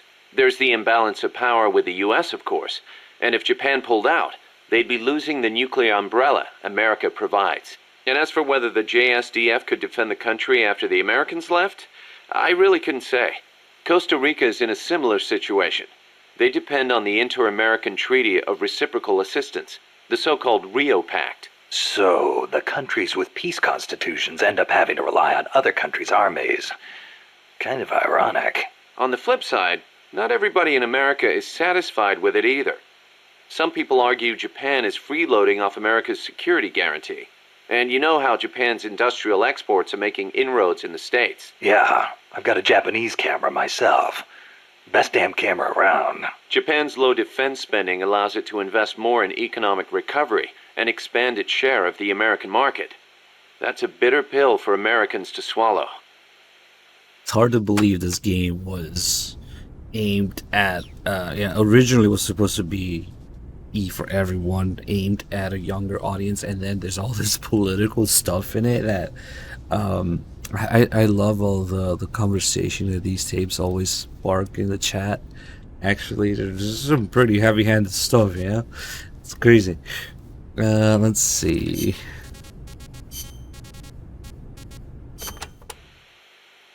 What was that you were saying? Peace is not the natural state of men? You said you learned it in school. That is right. They are the words of the German philosopher Immanuel Kant. In 1795, he wrote a book titled Perpetual Peace. Kant argued that it is precisely because peace is unnatural that we have to make it ourselves. How? That is what his book is about. Is the concept starting to sound interesting now? Not really. I belong in a more natural world. Is that so? My grandparents died in the Civil War. If only we had been at peace, they would not have lost their lives. You actually wish for war? It's not like I want to hurt innocent civilians, but if someone attacks you, what are you supposed to do? A country needs the strength to defend itself. Otherwise it faces invasion, oppression, political subjugation. If they would simply stop using force to tangle with each other, countries would not need force to defend themselves. And how would you guarantee that? Sorry, but you have to understand how the world works in order to protect the ones you love. That's not to say ideals aren't important too. They are. You are right, Snake. Thanks. Peace. Wow, Snake single-handedly just solving gun control. Let's see.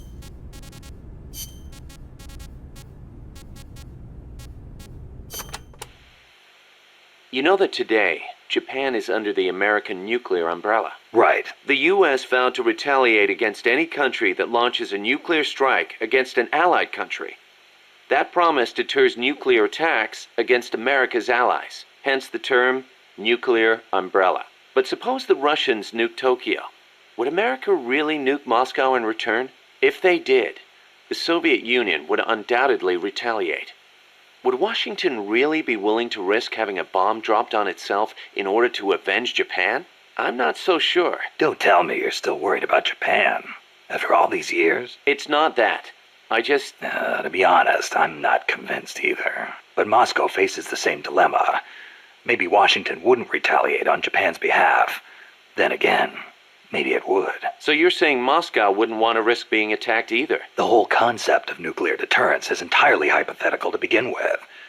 When you get down to it, it's all smoke and mirrors.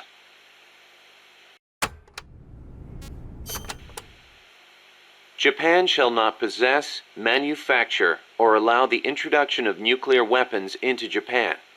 Those are the 3 non-nuclear principles set forth by the Japanese government. Allow the introduction? That's funny.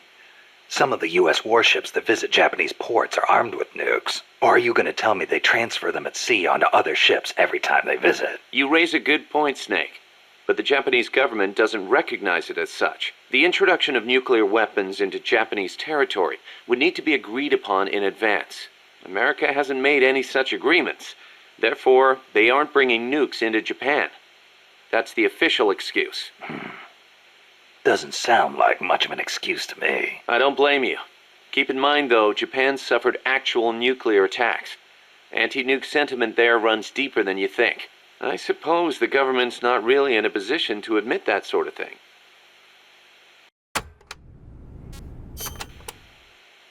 So tell me, Kaz, how's the self-defense force you were in different from an army? The JSDF is set up for national defense. It's not configured for aggression against other countries. It's what you'd call exclusive defense. Exclusive defense? It's the fundamental strategic posture of the JSDF. No preemptive attacks. Only the minimum defensive action necessary after an enemy attacks. Anything defined as self-defense, then? The JSDF originated as the National Police Reserve. Back then, American forces stationed in Japan were being sent over to fight in the Korean War. So in a sense, the NPR was filling a gap. Police, huh? Reminds me of the Costa Rican Civil Guard. Yeah, exactly. They're also dispatched to provide disaster relief. The year before I joined, they had a hell of a time trying to rescue some buses that got hit by landslides.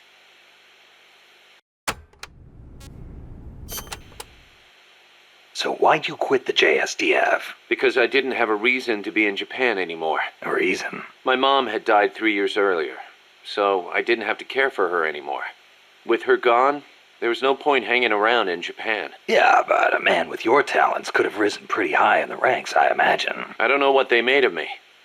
Could be it actually alienated me from the brass. And personally, I could never get used to the idea of exclusive defense. Meaning? On a strategic level, I can see how a country could go with the exclusive defense model used by the JSDF. And I've got nothing against my fellow soldiers who believe in it. On a tactical level, though, it just rubbed me the wrong way. To put it simply, I was itching for a real fight. I figured. And I felt as long as I was in the JSDF, I'd never be able to stand shoulder to shoulder with my father, who was in the U.S. Army. Seeing Yukio Mishima's suicide didn't help either. Yukio Mishima, the guy who wrote The Temple of the Golden Pavilion. The way he questioned the status quo hit home with me.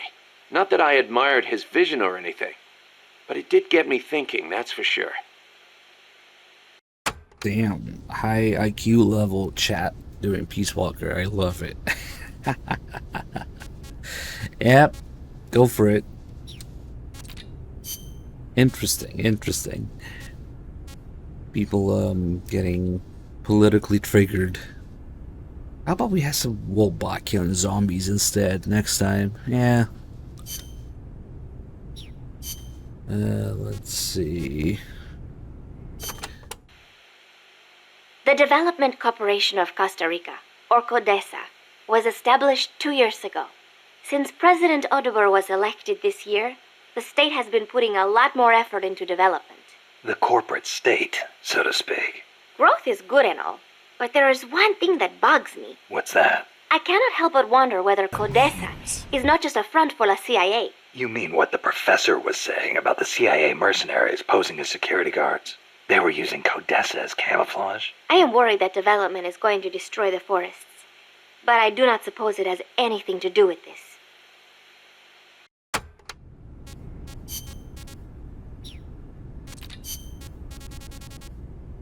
Let's see. We might be okay now. Okay. The direction Amanda's Sandinistas were going corresponds to the location of the next outpost, a supply depot. We should be able to make contact with her there.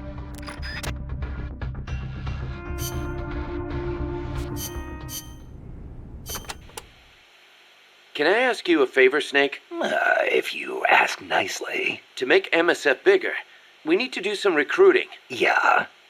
What's your point? I want you to avoid killing enemy soldiers as much as possible and send them back using Fulton recovery. Not much we can do with a corpse except give it a funeral. Obviously. Put him to sleep, knock him out, hold him up even. And if you do have to fight, try to leave them near death instead of dead. And then use the Fulton recovery system. Sounds easy enough. You know what'd be really nice, though? If we had a way to Fulton recover anybody at any time.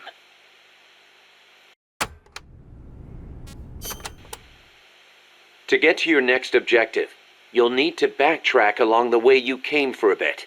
Don't get too comfortable just because you know the terrain. The enemy knows you're out there now. They'll be out in greater force than before. Proceed with caution.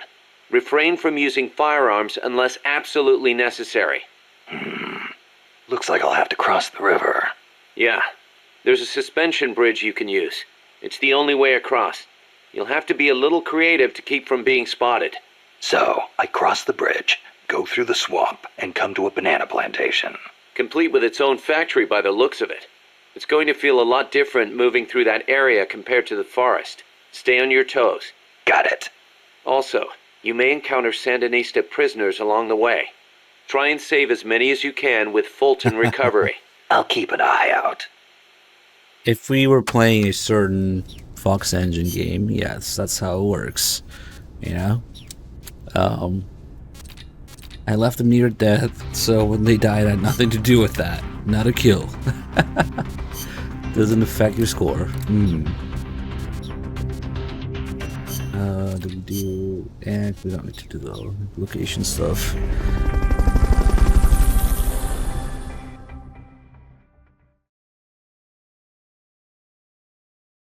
In fact, it counts twice in Peace Walker. Enemies left near death, kills, 2 weapon usages. Oh man. Careful, they've got reinforcements coming.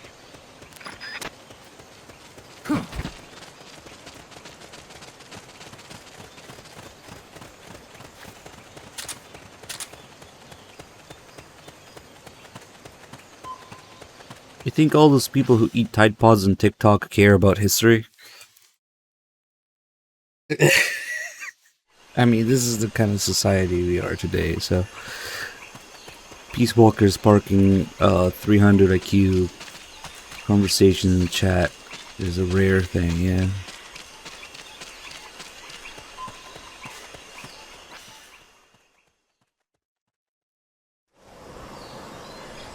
I mean, I don't know, whatever stupid shit they're doing TikTok today. Yeah, that's majority of population. Basically, everybody else is stupid except us. Got it? Fulton recovery helicopter is You might be able to get past the enemy by hanging from the bridge. Press the action button near the bridge's handrail to hang. Hey, Runzatsu, thank you so much for the tier 1 sub. I get some bits earlier too, thank you.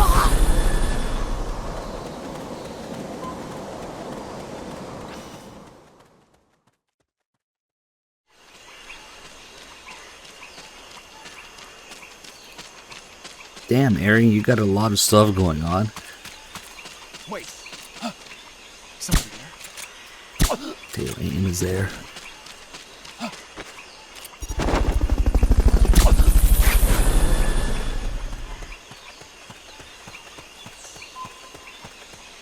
That, what Thin said.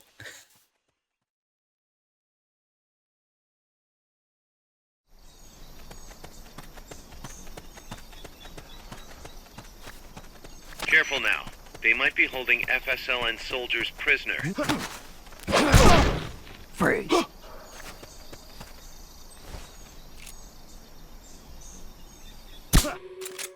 Shid. Shid.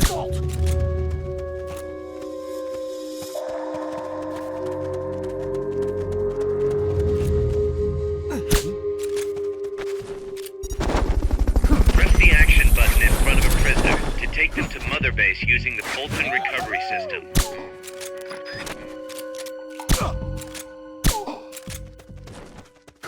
Oh, he didn't call for backup? Nice.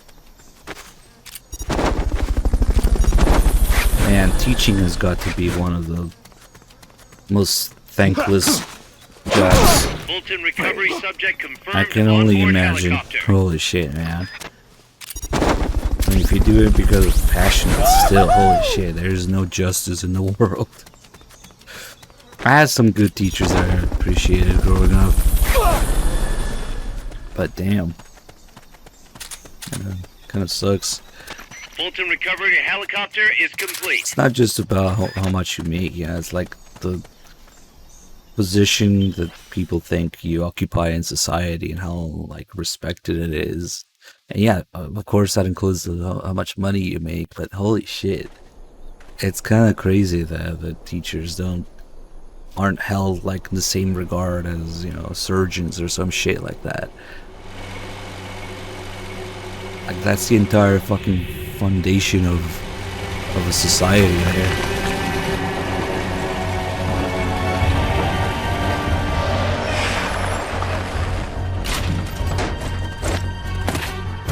Looks like there's no way around him.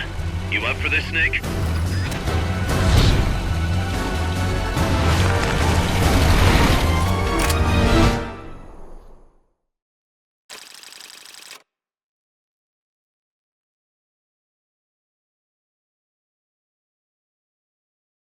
Master Gunsmith?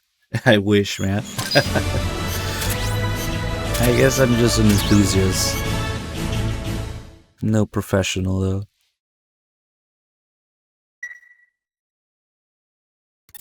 Listen, boss. We both know you're the reason MSF's grown so much, but it's time we started putting more thought into provisions. Good point. A place this big needs a good stockpile on hand. The Japanese say, you can't fight on an empty stomach. Something we learned in World War II. Obviously. Maintaining a steady supply of provisions is one of the basic principles of logistics. So I went ahead and set up a mess hall team. The team members' numbers and abilities will affect the amount of grub to go around. Without enough food, morale will drop. They get hungry enough, and we could start losing people. Anyway, I need you to assign guys to the mess hall team. Copy that. Sure 5. Yes. Foundation, not foundation. Close enough. I mean, I learned how to work on my own guns, but like machining, all that kind of stuff, and some of the more involved stuff, that's professional stuff. Like, I wouldn't know how to cut a reaper on a barrel, for example, without probably messing it up.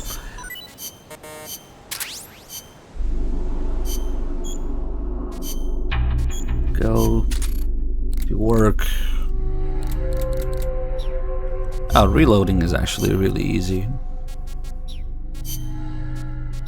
I don't know if you're trolling, but making ammo is really easy.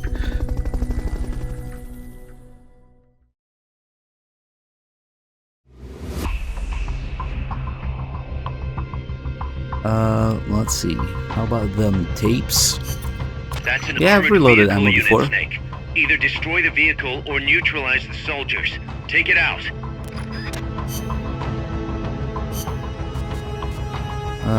Let's see. Tapes. Enemy tanks, armored vehicles, and attack choppers are always accompanied by a combat squad. The soldiers aren't particularly tough on their own. What makes them formidable is how well they work together as a team. As if you didn't have enough to worry about with a machine. Good. I like a challenge. Yeah. We'll see how you feel when you actually have to face them in battle. Snake, whatever you do, don't let them surround you. The last thing you need is to get pushed into the vehicle's kill zone.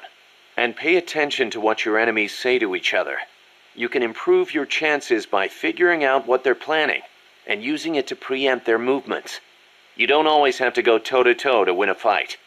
Think like a gorilla. Like a gorilla. Got it. Fuck no, Dame. That's the exact opposite of what that stuff should be used for, if you ask me. Oh, let's make the load with just barely the power factor, the pressure, so that's low recoil and it's ballistically fucking useless, so that we can win the match. No. What I would reload 9mm for example, would be to match the recoil and trajectory of defensive ammo, for example.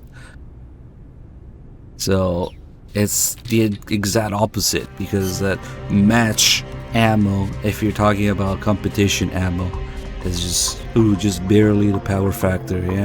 It's the exact opposite. It just gives you bad habits, if you ask me. Let's see. We don't have it in 1911. But we have smoke grenades. Cool. Plus P plus P plus P plus P plus ammo. Nah, yeah, just matching defense ammo. Yeah, matching the hollow points with cheaper FMJ stuff, so that you have more to practice with. That's about it.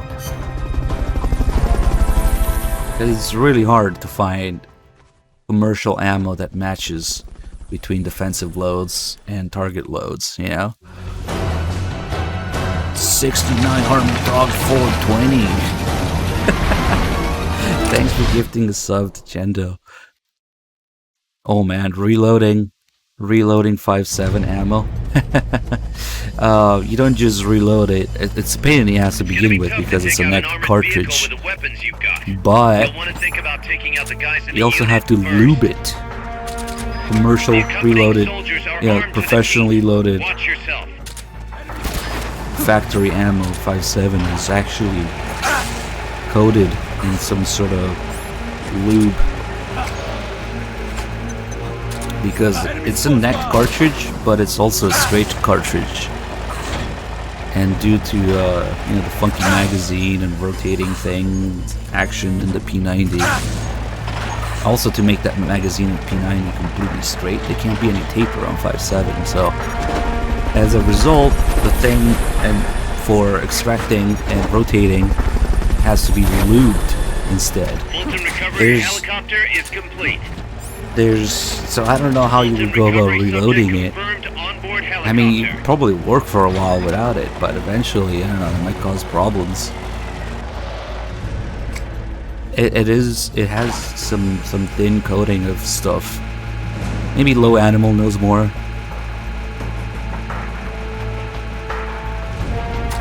So that would be a pain in the ass to hand load. I don't know how you would go about that.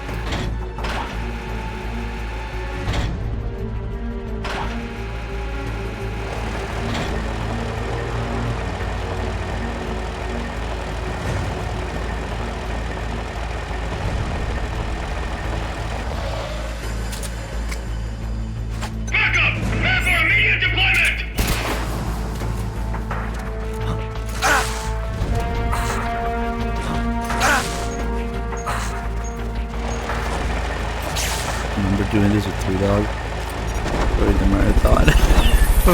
Absolute shit show. My weapon virginity. My dad's a retired cop in Italy, so that's pretty much it. That's why I'm a Beretta guy, I guess.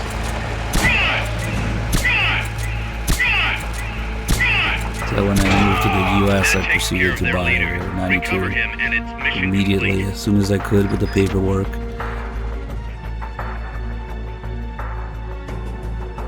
Of course, Metal Gear also had something to do with that.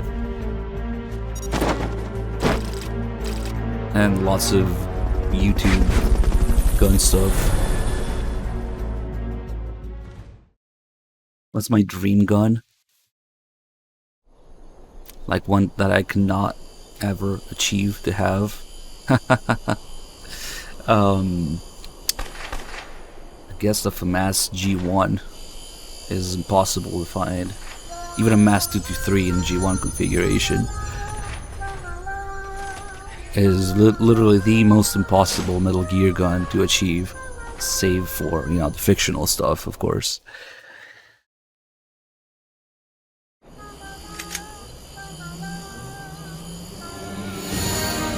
If I had a G11, I would trade it. 45 caliber revolver. No.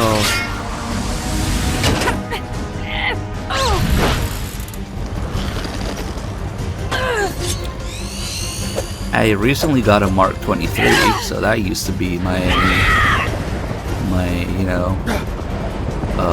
holy grail, but it's just expensive, but they're readily available. They're all over the place. So I wouldn't say that it has to be a dream. Shoot it! You'll fall!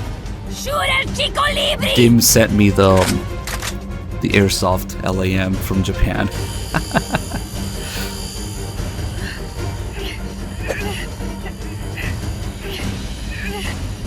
Is that a Mass 223 F1? Yeah, the semi-auto civilian ones are only ever F1s, so. But the one that's in Energius 1 is G1, so that's impossible.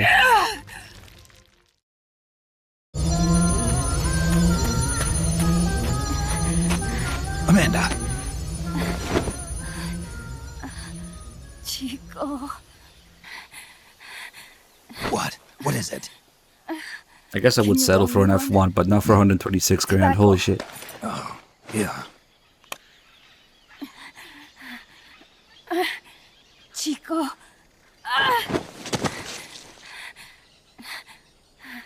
Hold still. I treated him like a kid again. We fought. I didn't want Chico to know. Kept it a secret. Somoza's Guardia chased us out of Nicaragua. Across the Rio San Juan. Unless it's a transferable machine gun F1, Only reason we've been able then to the keep price on tag would fighting. make sense. But holy shit. Is that really? The factory. You saw it? Where would it come from? A front. It's a drug refining plant. The KGB set it up for us to run. We used the income to buy food and weapons. Mi viejo never said a word, but we all knew. Everyone. Shut up, Amanda. Show us your panties. Everything we have. Our weapons. Oh, okay. Compass. He brought it So it's all not technically together. a FAMAS, but a MAS 223. We were going to rebuild our country. Rebuild Nika with our own hands. That's the tax. A semi-auto for the price of a transferable machine gun. Do it. Okay. But it's all over. We lost our cacique. Papa. I could never replace him. Now they've taken the plant from us too. There's no place left to regroup. No way to fight la revolución. Here, I rolled you one.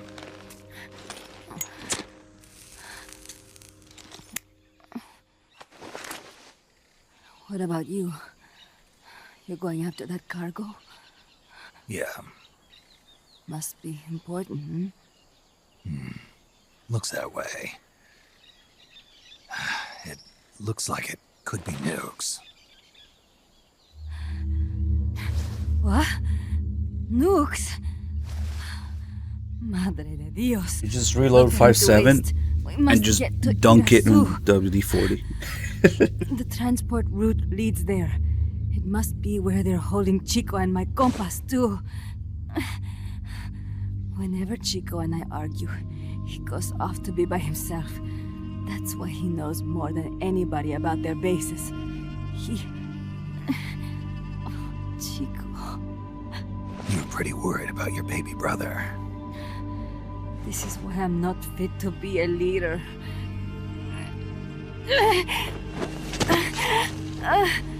Fine. It's a little bit out of my way, but just tell me where I need to go. I would do it a minute before I shoot in it. the mountains. Before That's you load it probably into where the he is. magazine. Maybe. A prison in the mountains. I guess a day is okay too. You must do something for me. If you And then it will can't come out save smoking. Chico, I want you to ease his pain, end his humiliation. If he gives in, if he's about to sell out his compass, please, at least let him keep his honor. That's a promise I can't make. Why? Amanda, we gave up our homes, but we're still alive. We're still fighting.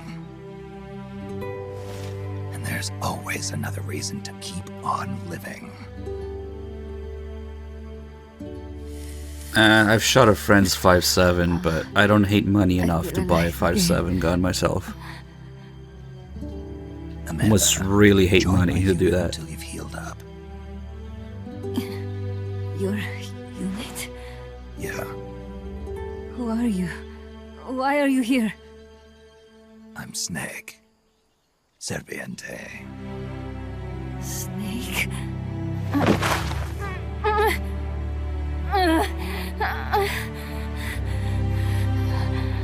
Could it be the great cacique has come to lead us?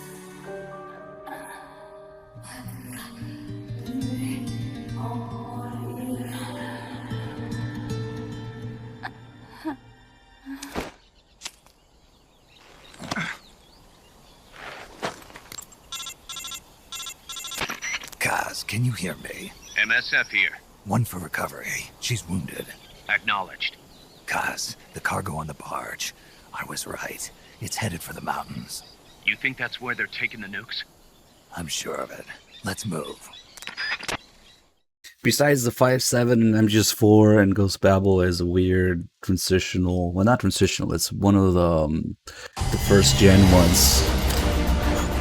So if I was gonna get one, I would want that one. So it's kind of in its own way, also a little bit unobtainium.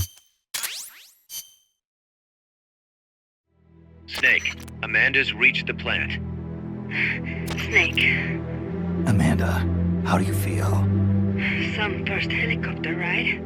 I'll be perfectly happy if it's my last. As you can see, she's doing fine. I set Amanda up with her own frequency, so call her anytime you need to. If you have any questions about American bases or mercenary units, or about El Frente, just ask. And please, do not forget my compass and Chico. Don't worry. It's good to be working with you, boss. Snake, we can monitor her condition in sickbay. Remember to assign roles to any POWs you bring back to Mother Base. How this outfit gets built depends on who we assign to what jobs. That'll determine how Mother Base grows. It's one of your most important roles, boss. Yeah, I know. I think it's the USG 5.7 Mark Boss, 1. one more Fourth thing. gen Now what? Mark It's about 1. sickbay. Naturally, we It's the can one use with it no for the sick or fronterations, injured like we did with but Amanda. the we can't square expect trigger people to get guard, better without the proper not treatment. the round one. So I figure we'll need a medical team for that. The number of team members and their abilities will determine how quickly the sick and injured heal. They can also monitor everybody's health. Right. Prevention is the best medicine. You got it. Remember to wash your hands often and gargle twice a day, boss. If only I had the time. Okay, let's see what's going on here. No, we don't have Cecile yet.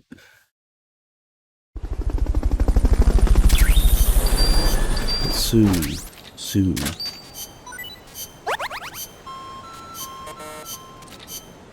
Okay. No tutorial.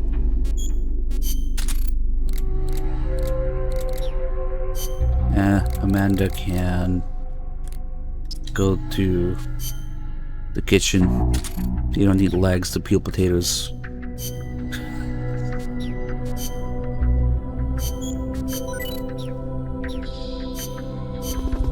Now we got a whole bunch of Amanda tapes.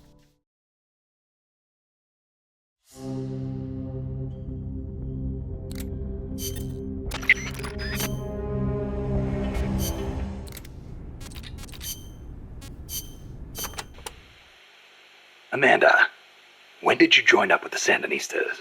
About a year ago, when I went into the mountains with mi viejo and his group. I thought your dad was with the FSLN from the start. No, he fought alongside General Sandino, but after that, he retired for a while. He found a job, got a wife and a house, and raised us kids. Then one day, some Sandinista students came by. And he felt the old fire in his belly. Something like that. All he did was help them escape from La Guardia, though. But then La Guardia showed up. They broke into our house and began pushing him around, shouting questions. I'm guessing he kept his mouth shut. No matter how hard they hit him. Our house was trashed. After that, he was on their list. They harassed him day and night. It was only then that he gave himself over to the Sandinistas. He kept it hidden from us at first, so we would not get hurt. He sounds like a good father. He was. But my mother got fed up with it. She left us. I don't blame her. Why didn't you go with her? It was a hard decision for sure. But like my father, I could not let Somoza get away with his crimes. But most of all... Chico. He is too much like his papa. One way or the other, he was going to stay. And I could not leave him behind. Soon enough, La Guardia drove us out, and we found ourselves in the mountains. It just kind of happened. Well, for an accidental revolutionary, you sure put up a hell of a fight. The mountains make men into warriors. The training is harsh, but it brings us that much closer to being hombres nuevos. Chico couldn't ask for a better sister. I can see why they picked you to be Comandante. Why don't you guys talk about zombies instead of political fiction, politically loaded fiction questions, huh? When I was little, I came down with malaria. Unlucky for me, it was the bad kind. I was in a daze the whole time. And at one point they said I was not going to make it. Malarial encephalopathy. I hear it's pretty common in tropical malaria cases. Even today, my memory It's sometimes just a Kojima gets joke. a little fuzzy. Since then, I've had this fear of mosquitoes. When I hear them buzzing nearby, I get jumpy. Ah, that explains the chain smoking. See, I thought it might help keep the mosquitoes away, just a little. Maybe it is all in my head. You're the same way, right? Well, I will say this. I prefer a cigar over mosquitoes. Me too. I've got to hand it to you. Takes guts to conquer your fear like that and live a guerrilla's life in the wild. It is nothing. A gorilla's El Che did life not in let the asthma wild. stop him from leading the revolution. Compared to him, I am no Damn. hero. It's always funny. A gorilla's life in the wild. I'm sorry to hear about your dad. Thank you for saying that. Mi viejo was the leader of the Frente. He was the last of the generation that knew General Sandino. He saw the general's exploits firsthand as a boy.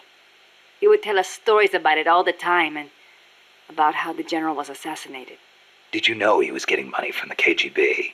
I had some idea, but I did not have the courage to confront him about it. I know it was a painful decision for him to make. I can imagine. Yes, my father was a good man. I loved him as a daughter, and his soldiers believed in him. Thanks to him, La Frente held together even in the worst of times. I don't know if I can ever fill his shoes.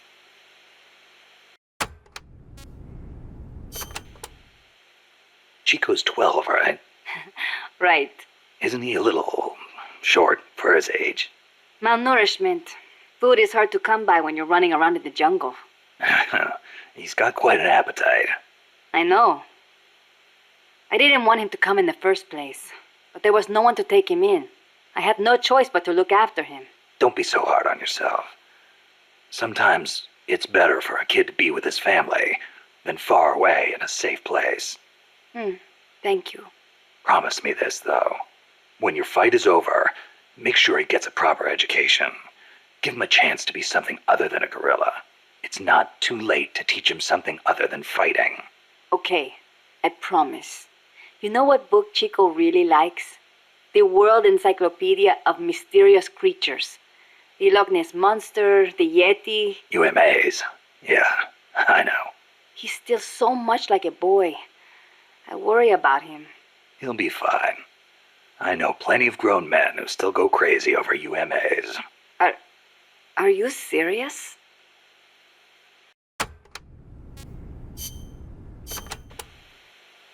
Since it was founded, my country has not once been able to choose its own path. First Spain, then America. Over 100 years of this. I know. In the 19th century, an American mercenary named William Walker seized power in Nicaragua. I'd heard he exploited rivalries between the political parties. Even after we expelled him, the Americans sent in their Marines under the pretext of quelling political unrest. And the real reason? To intimidate the government and thwart the construction of the Nicaragua Canal.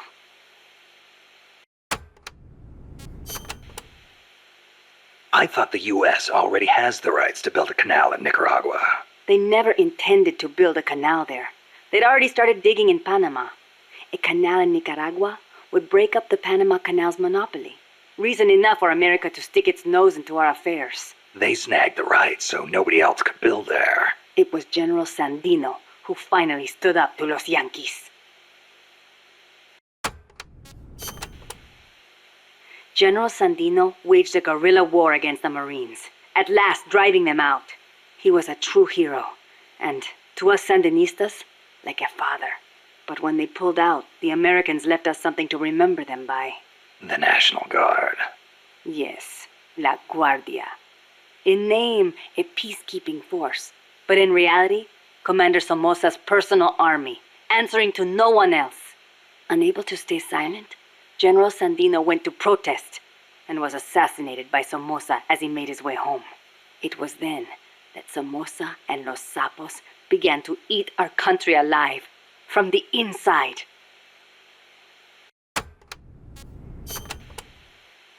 It has been 40 years since the Somoza family became the rulers of Nicaragua. With La Guardia at their command, no one can challenge them. You came here on the run from the National Guard, right? See, they took everything. Our land, our homes, our jobs. Now belong to Somoza. See, the law too. He's even got the judges in his pocket. You defy him, you face death. Everyone bows and scrapes before La Guardia. Even then you might get a beating if they are in a bad mood. And you're trying to change things. That's not all. These Somozas have used their power to line their pockets. They confiscate people's land and hand it to members of the Somoza family. By now, close to half the farmland in Nicaragua is theirs. We were powerless until... You remember the earthquake 2 years ago? Yeah, I heard the capital was hit pretty hard. We lost Managua, our capital city. People sent aid from all around the world. Tears of sorrow turned to tears of joy. Yet almost all of it was embezzled by the Somozas. They sold out those who'd lost everything for money. They feasted on our country's suffering. Public resentment is at the boiling point. The Somozas' days are numbered. We will see to it.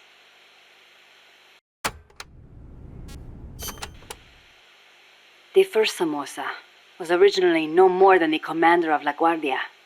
Ordinarily, a man of his station could never hope to become president. But the president at the time had no power to back him. The only one with the strength to oppose him was General Sandino. No, better to say the general was the only one who dared oppose him. There was nothing special about him. Above all, it takes a strong will to see justice done. That is what he taught us. It's also what motivated Somoza to have him killed. Yes, the rest was easy. He got rid of the president, taking office in a sham election. And once he had the power, he never gave it up. Talk about heavy-handed. He had the Americans backing him, that's why. They didn't want to hand over power to a rebellious general. Even so, it's hard to believe Washington would give its blessing to a guy like that. The American president at the time put it this way. Somoza may be a son of a bitch, but he's our son of a bitch. In other words, better a dog or Los Sapos than an anti-US regime.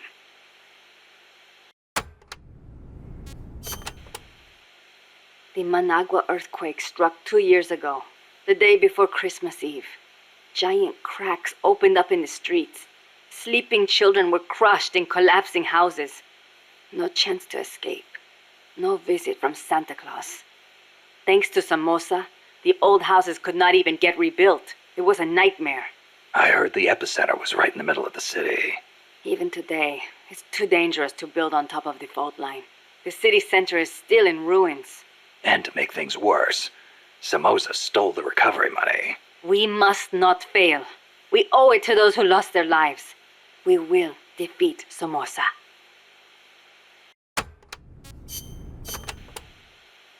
We are Sandinistas, the heirs of General Sandino's will. Sandino, the father of modern guerrilla warfare. To you, maybe. To us, he's more like a real father. That why you named yourselves after him? Of course. La Frente Sandinista de Liberación Nacional. The Sandinista National Liberation Front is named in his honor. We share the general's goal, to take back our country's freedom. In his day, from America. In ours, from the despot Somoza. Times have changed, but the song remains the same. Patria libre o morir. That is our slogan. El Che used to say the same thing, you know. Patria o muerte, the slogan of the Cuban Revolution. So, you're fighting for a socialist revolution too, then? No, it's not about ideology. We only want to live normal lives. We are sick of living in a country where you can be beaten for walking down the street, where you never know if your neighbor is snitching on you. Our goal is to give back the country to its people. Yeah, the Cuban Revolution started out like that too. We are few in number, but we will win. Victoria o muerte. For a revolutionary, there is no other fate.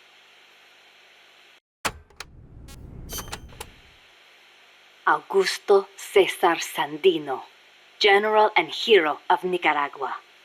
50 years ago, conflict broke out between the political parties of Nicaragua.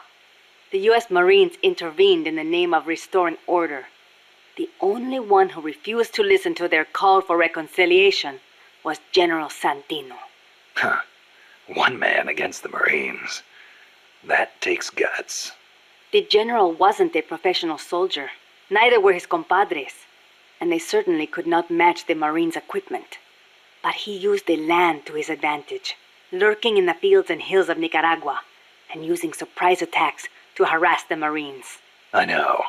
I've read plenty of textbooks on guerrilla warfare. In the end, he drove them out. He was truly a role model for us. Yeah, but that was the 30s. Didn't the Depression have something to do with it? It takes cash to wage war. Perhaps. But there is no denying what the general accomplished. The people hailed him as the General de Hombres Libres, the General of Free Men. They loved him. And then he was assassinated by Anastasio Somoza Garcia, commander of La Guardia. The father of the current Somoza. Somoza had the Americans' backing. That is the way things were. The general may be dead, and the times may have changed, but his will lives on inside each of us. We are the sons and daughters of General Sandino.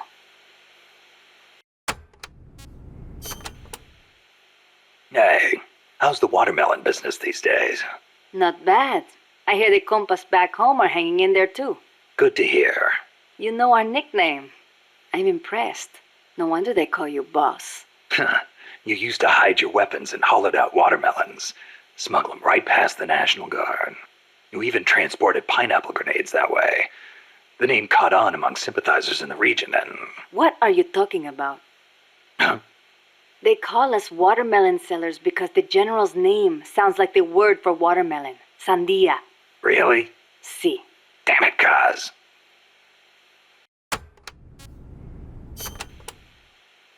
A revolution to bring peace to your country, huh? No matter how much we fight, peace never gets any closer, does it? I do not like it, but it is the only way. If we do not fight back, they'll just keep exploiting us.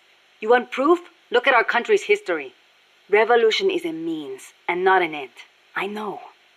When the revolution is victorious, I want my country to be at peace. But to bring peace, we have to first eliminate that traitorous scum. It's an old saying. We make war that we may live in peace. Who said it? Aristotle. You know your history.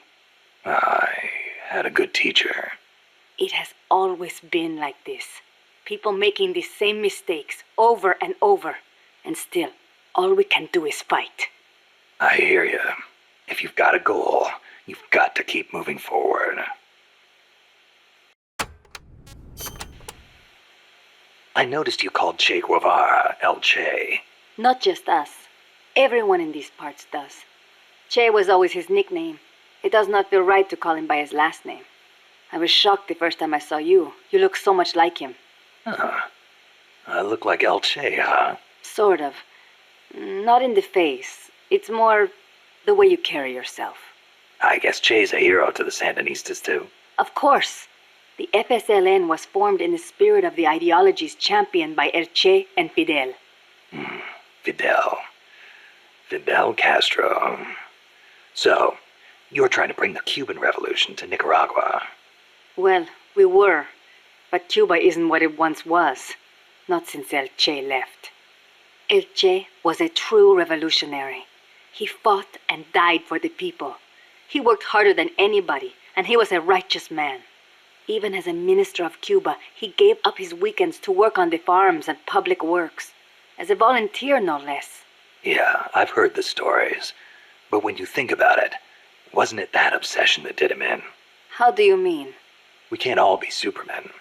He thought the ideals he applied in Cuba would work in Bolivia, but he failed to win converts and the support of the peasants, and it cost him his life. Maybe you are right. But at least he did not steal from those peasants, no matter how hard things got. Yeah, I can sympathize with that. There's plenty of guerrillas out there who'd rob their own people to feed their revolutions. If we had a comandante like him, the Sandinistas would find the will to fight. Here comes the people getting triggered. Wow, why would Central American revolutionaries praise Che Guevara, right? When and Snake's unit being constantly compared to him. And even Snake being humbled by him. Context in a Japanese game, of all things. I wonder why. You see, that's why Snake, the gullible idiot who doesn't know how to take off his pants or eat food and gets trolled and treated like a kid constantly in MGS3, now is a well-read gentleman and scholar in Peace Walker. Really makes you think how MGS3 is everybody's favorite, but Peace Walker gets almost no attention.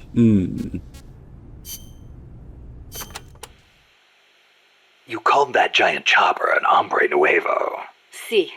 It means new man. New man? There was nobody piloting that thing. It must be controlled by machine. Yeah, it seems that way. No human being could pull off those crazy maneuvers. But it's not crazy. It's smart. It sings, too. When we first saw it, one of your men said, "Pilot must be an hombre nuevo." Me? I do not like the name. Why? Hombre nuevo was what El Che was striving to become. What all of us who joined the Sandinistas strive to become. That's why. An hombre nuevo is one who finds joy in virtue and voluntary labor. It makes me furious to see that name given to such a monster. I'll bet. I mean, Sniper Wolf must have been talking about Big Boss, but, you know, Big Boss's adventures in Africa in the 80s, unfortunately, it just so happens that there's a game that takes place in Africa in the 80s, and you're kind of, it's unfortunate. Good thing Big Boss didn't actually do anything in Africa in the 80s, right? It was just Big Medic. Of course, the whole concept Big Medic doesn't exist at the time MGS1 was being written, but, yeah, I don't know. Part of me kind of wants to see that part of the story, but part of me knows that they probably would have fucked it up anyway. So, like I said, bringing back characters in the potential Big Boss 80s game, like, you know, all the people that he helped, like Sniper Wolf, like,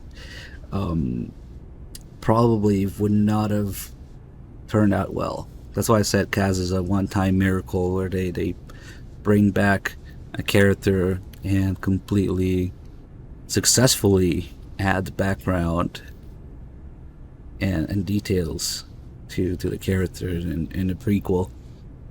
It probably would not have turned out well. You know, where's Grey Fox? Where's Sniper Wolf? Where's Naomi? Yeah, all getting rescued by Big Boss. I don't know, man. Probably wouldn't turn out well.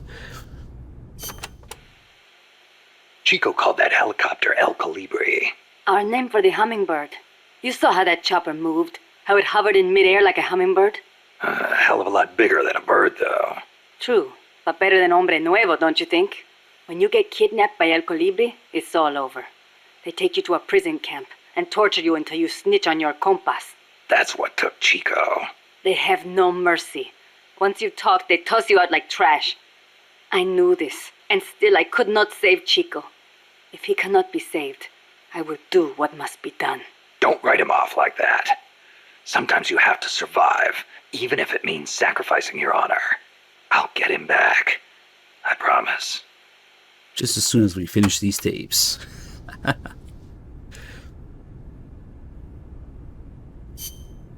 Yeah, look how they fucked up, Liquid and Mantis and just, ugh. The land in our country belongs to us, and yet it does not belong to us. How so? Along the coast, it is all banana groves, and in the mountains, it is coffee. I guess in that way, it is not so different from here. Plantations. Almost all the bananas and coffee are sold as exports. The landlords keep the money for themselves, leaving precious little to the farmers. Worse, the biggest landowners in the country are Somoza and his family. But it does bring in foreign currency. I doubt even that, at least for bananas. The plantations are owned by American corporations. The bananas are processed in factories on the plantations and exported to America from private ports. It's like having little American enclaves along the coast of Nicaragua. But the farmers have no choice but to go work there. Es ridículo. The people have to take their land back.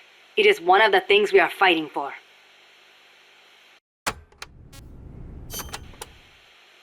Tell me, when exactly did you realize your dad was working with the KGB?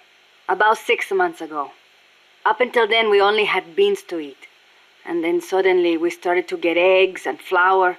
Our bullet shortage simply disappeared. How'd he get the cocaine? Ask the KGB. All we did here was process it. Coca plants grow here too. But to my knowledge, almost all of the stuff we used came from Colombia and Bolivia. It's processed in a factory and then shipped to ports on the Caribbean Sea. Where does it go after that? I never thought about it. I mean, I did not want to think about it. The biggest cocaine consumer in the world is the United States. I'm guessing they smuggle it in on vessels disguised as fishing boats. Wait. La CIA uses that route too. Are you telling me they're selling cocaine to their own country? Looks that way. Pastor's daughter. Bastards are turning their own children into junkies? Are they insane? No. Just afraid. Afraid of a communist Central America.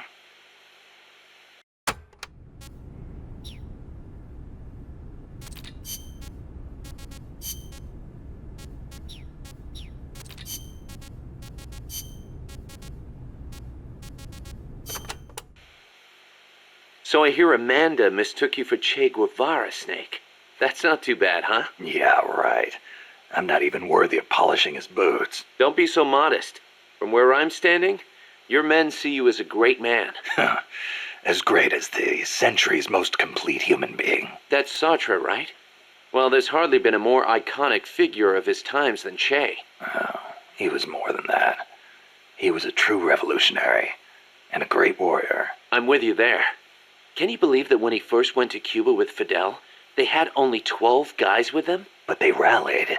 They brought in new recruits, won the support of the peasants, expanded their organization. And in the end, they overthrew the Batista regime. People flocked to them because they were honest. They won because they were strong. Those are the qualities that make men great. You know, we're kind of in the same boat they were back then. Here we are, a handful of mercenaries taking on an army backed by the United States. Yeah, we've got a long way to go. But we've got to keep on going. It's not just about winning in battle. You need to think about recruiting people and growing this operation. Got it. Ooh, the frames.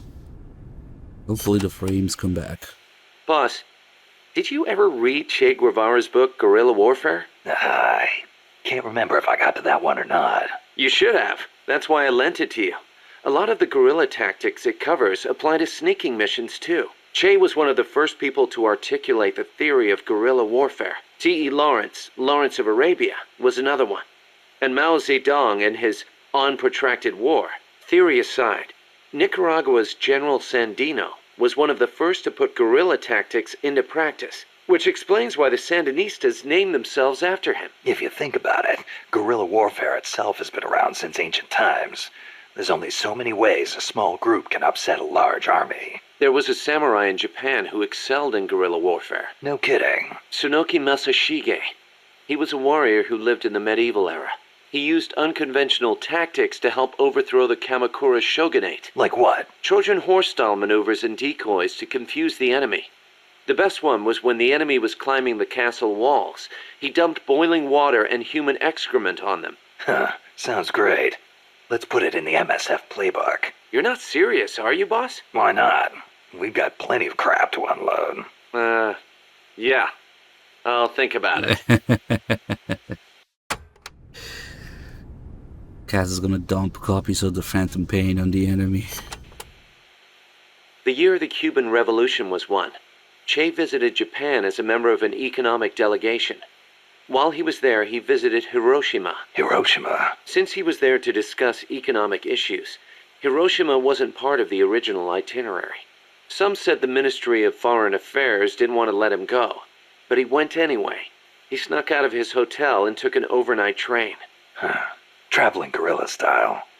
Sounds like Che, all right. He visited the Peace Memorial Museum and the Atomic Bomb Survivors Hospital. Apparently it gave him quite a shock. As a doctor, it must have been painful for him to see how the victims suffered. Nukes destroy everything. He was quoted as saying, "They put you through this, and still you do whatever America says." Those words really hit me hard, especially when I think of my mom. He said something else, too.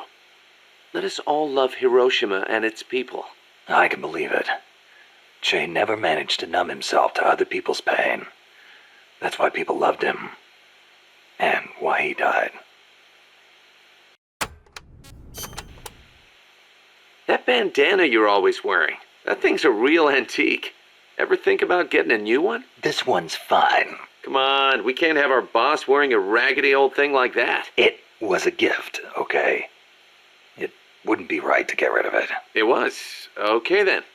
Speaking of which, Che supposedly had a black scarf he used to take everywhere with him. A scarf? One of his comrades gave it to him when he broke his arm in battle. Che used that silk scarf as a sling, and the comrade who gave it to him became his second wife. Alida, right? Even after his arm healed up, he never went anywhere without that scarf. What about you?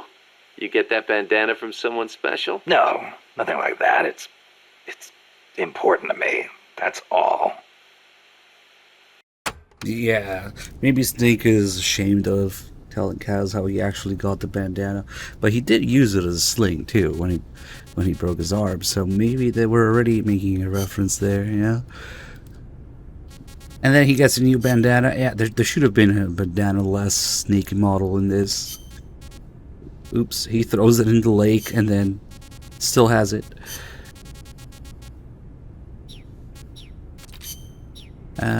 Okay. Let's move on. Snake, the nukes appear to have left the coastal marshes and reached the mountains around Irazu. Yeah, they fish it without out. a guide, it's going to be tough tracking those things in the mountains. For your So we cosplay need pleasure. you to infiltrate one of their bases, a prison facility. I hope nothing's happened to Amanda's brother. I hear you. There may be other Sandinistas held there too. To bring them back safely to MSF, use the Fulton recovery system.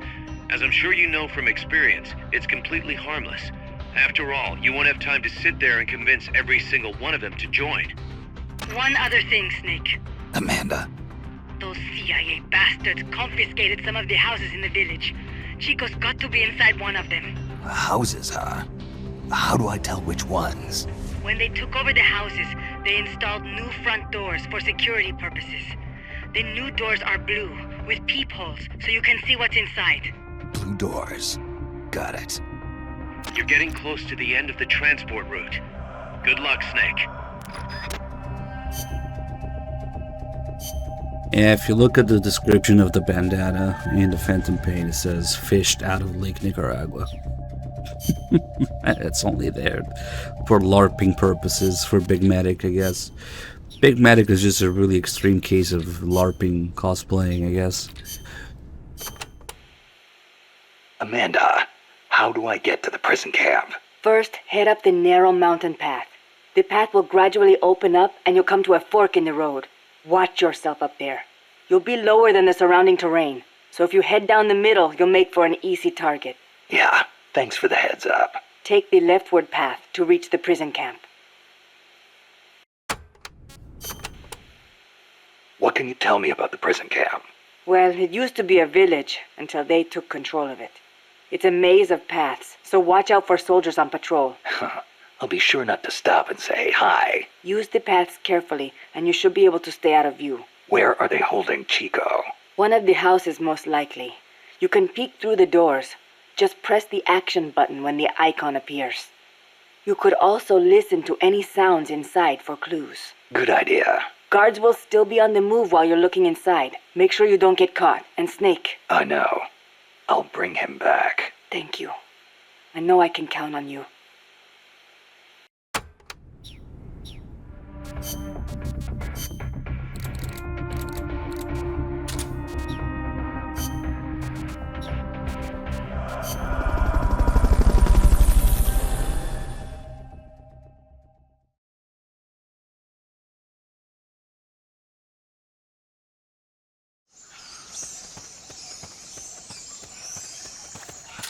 Chico's in a prison camp north of here.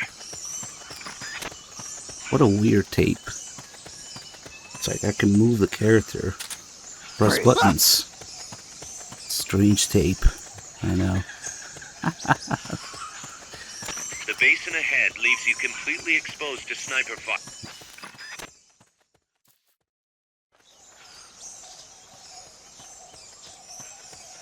PSN Alban there with the raid. Welcome on in. Sniper, better be careful if you don't want your head blown off. This guy practicing his reloads with the SVD. He just got a bunch of magazines of 1 round each.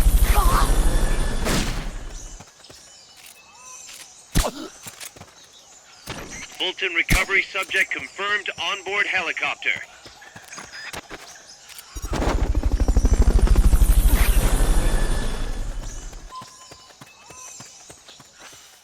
Yeah, we can't get that guy, but he's an S rank. Clearly, that's how he got to S rank, by practicing reloads. Chico's in one of these houses. You've got to find him, Snake. Check inside a house by pressing the action. To check inside the house. Check inside the house.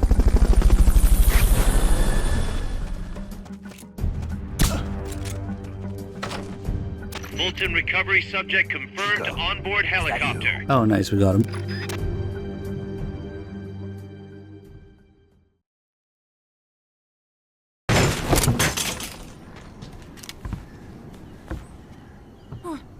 Who's there? Chico, it's me.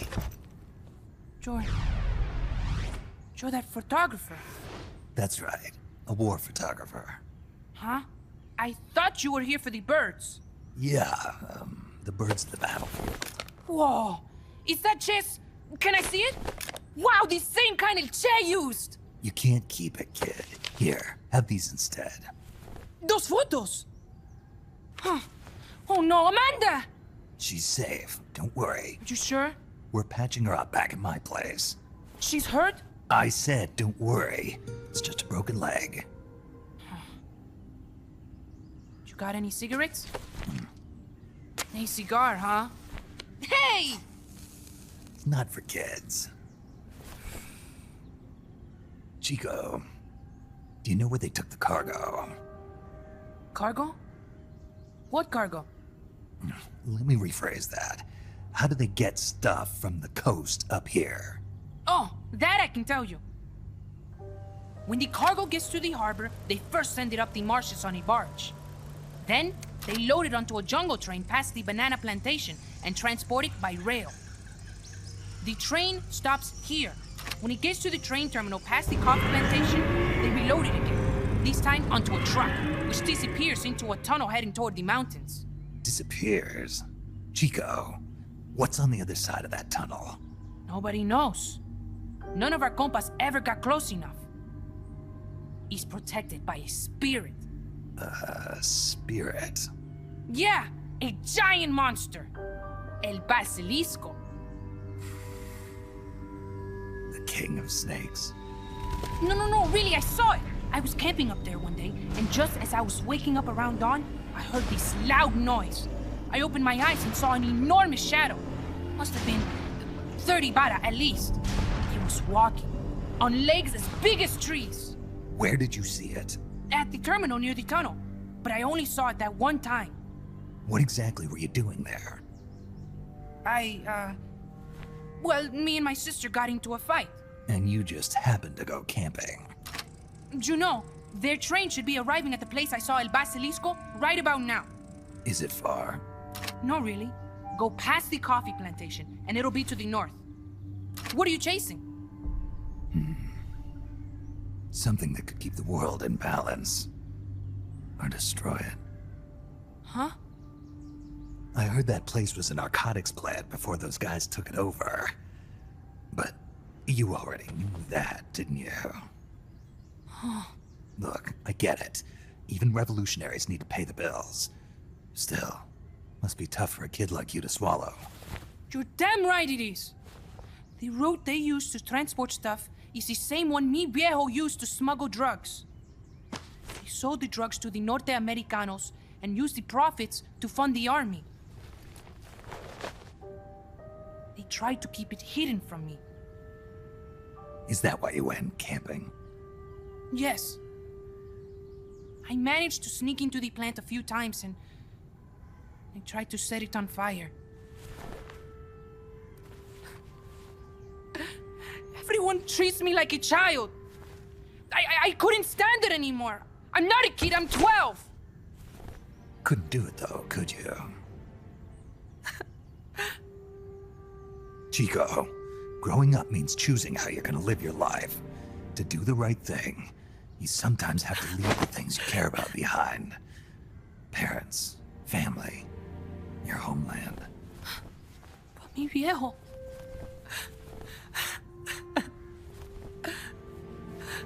Papa. Chico, look at the photos. Mi viejo. He's gone.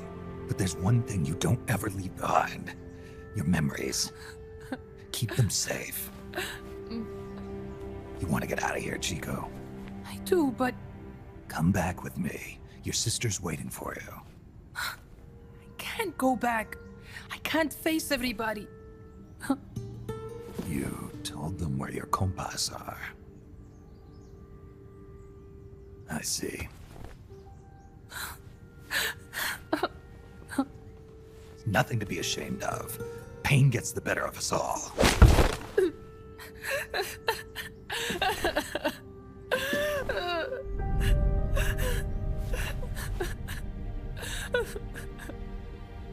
I wish I was dead. Okay then. I'll put you out of your misery. What? Any last words? Shoot. You are only going to kill a man.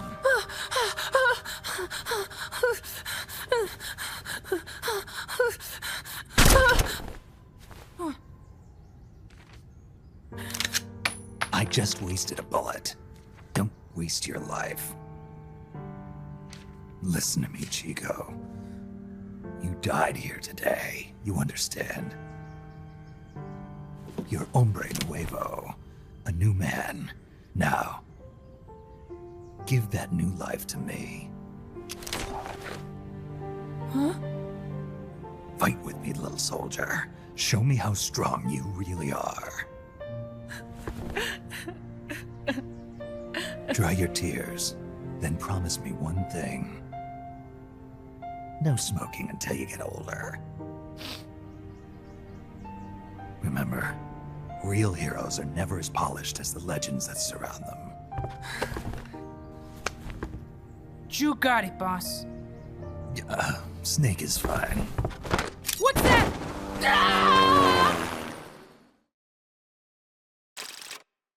Kind of wish we had more powerful moments like that, you know? Like, now give that new life to me. Like, damn. Also, those things that later Skullface quotes. What does it mean? Yeah, I'm sure Skullface was watching or something. Letters, thanks for the 95 months. Snake! Chico, you made it. Made it. Don't give me that. You say you're gonna give me a new life, and then you nearly kill me. I take it you didn't enjoy the trip. What's the big idea? Dragging me off in a balloon. I might as well have taken a Colibri. At least you got a nice view. Or are you afraid of heights? Whatever. I just wish you would explain it to me first. Would you have agreed to go if I did? Thank you for saving us, Snake. Amanda, a word of advice. What? Stop treating him like a child. Yes. Yes, I know. You're right. I shouldn't. Amanda, you're coming back after your leg heals, right? Of course. We still have work to do. We, huh? Are you sure you've got Chico's future in mind when you say that? What do you mean? We're sworn to our father's cause, to helping the revolution succeed. Revolution or no revolution, you pick up a gun and sooner or later you're going to hell. Are you prepared for that? I am. If the alternative is giving up the country I love, I'll take hell. Really? Well then, you're gonna have to stop treating Chico like a brother and start treating him like a soldier. You're right. Welcome to hell. Snake, can I ask you a favor? Shoot. You find any prisoners from El Frente, you bring them back alive. Cause... You're trying to make amends for talking. Not just that. Because they're compas. All right. But first, I've got to catch up to that cargo. I'll do whatever I can to help. Call me if there's anything you need to know about the area. And what? Let me know if you encounter any wildlife you've never seen before. Never seen before? What, like that basilisco you were talking about? I'm talking about UMAs. UMAs? You know, like ancient dinosaurs or legendary monsters. One day, I'm going to be a hunter. Is that right? Okay, sure. If you want to know more, I'm happy to tell you. Right. I'll be in touch, Chico. Okay, Snake. The enemy's cargo is headed for the next outpost, a rail terminal. Chico says no one's ever set foot past there. Their main base is probably on the other side of that tunnel. Unless we catch those spears before reaching it, they'll be in enemy hands. You've got to stop them. Hurry, Snake. Oh, so he's already calling Outer Heaven here, but it's lost in translation with Chico. He does call Outer Heaven with Cecile, though. I had an idea. Listen to this. Let me guess. You want to start running ads in the local gossip rags? Please, what do you take me for? I thought that with all the new guys we've got, we should get an intel team going. We'd send agents around the country to scout out different locations. That way we're better prepared, no matter where we end up. That's actually not a bad idea. They could probably develop recon equipment for us too. We could also have them transport goods and direct the Mother Base support strikes. You can send an item to a co-op teammate from the delivery menu. So Chico is the intel team right now. Does that mean that right after they recruit him, they send him back to the field to recon?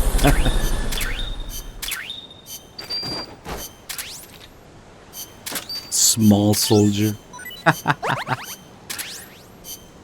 What is it in English? Child soldier. Holy shit. I forgot that it actually says that. Just straight up child soldier. Nice.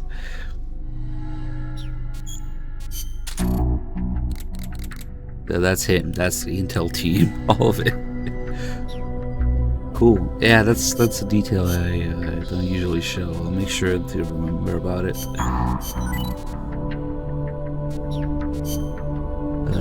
We can use the C4. Okay.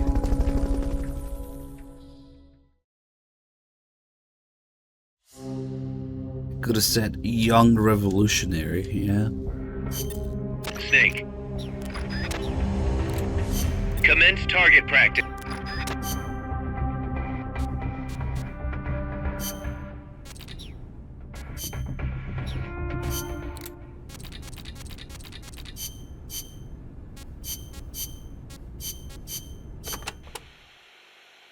Amanda's so bossy. It's always follow me or stay here. The other day she told me, chew your gallo pinto before you swallow. Can you believe it? Knowing your sister? Yeah, I can. The enemy could strike at any time. I can't sit around taking my sweet time eating. I'm a Sandinista, just like the others. I don't need some woman telling me what to do. Some woman? She's your sister, and she's doing the best she can to fill your father's shoes. I know, but lately she hasn't been doing so good. I should be strong for her. Now you're talking. Is Chico one of the worst characters? Not when Quiet exists. Sorry to hear about your confused dad. with Chico. Don't be. He is a guerrilla warrior. We pledge our lives to our country and its people.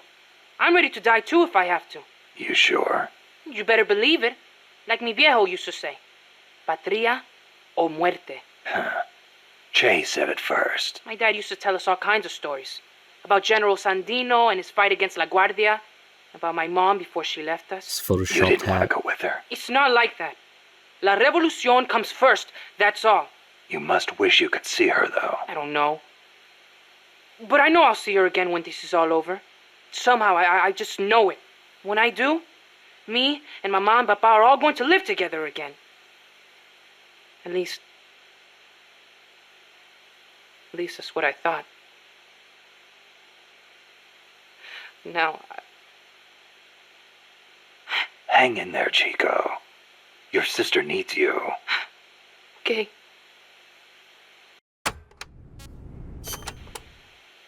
Have you ever heard, shoot, coward?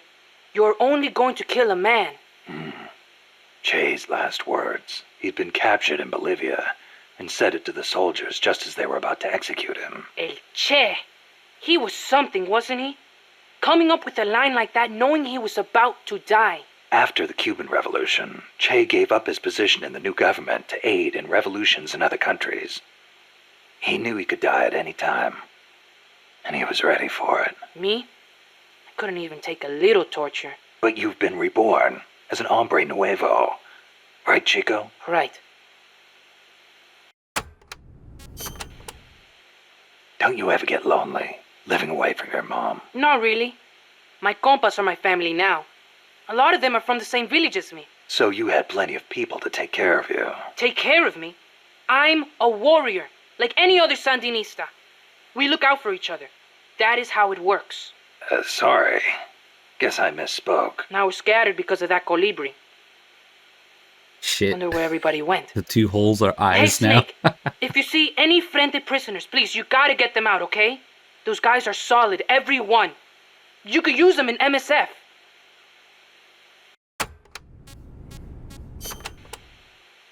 Hey, Snake, are there any jobs for me here at Mother Base? I can do anything. You don't have to work, you know. Don't treat me like a kid. I'm a man now. Okay, then. What are you good at? Let me think. Everything! Put me on any team. I can pull my own weight. Well, you are young. You'll probably be a fast learner. I'll think of something. Anything you need, boss. You'll see. I can fight as good as anybody.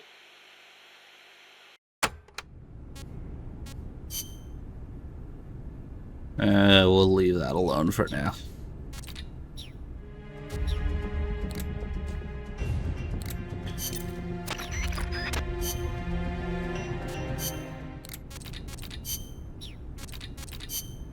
We're mostly done here.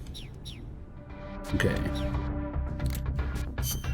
Snake, according to Chico, the nuclear materials will be loaded from a train and onto a truck at a rail terminal near the eastern foot of Irazu. If we can't cut him off at that terminal, we'll be in a world of hurt. Hurry, Snake. I think he has like a C in combat and like an A or S in intel. So he's just good for intel pretty much. Okay.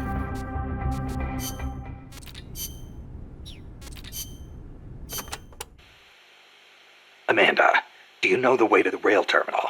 Remember the locomotive by the fork in the road before the village? Yeah, back in the jungle. Follow the train tracks from there, and you'll come to the terminal. But there's a plant along the way. Disguised as a coffee factory? Yes. It is their drug refining plant. La CIA controls it We'll now. take a look at it. Cutting through there is the shortest way, but it'll be crawling with soldiers. If you want to go around... No, forget it. If that's the shortest way, that's the way I'll take. Besides, it's one of their bases. It'll be good intel. Very good.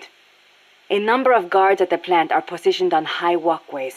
Be sure to study their movements before you advance. Or I could just snipe them first.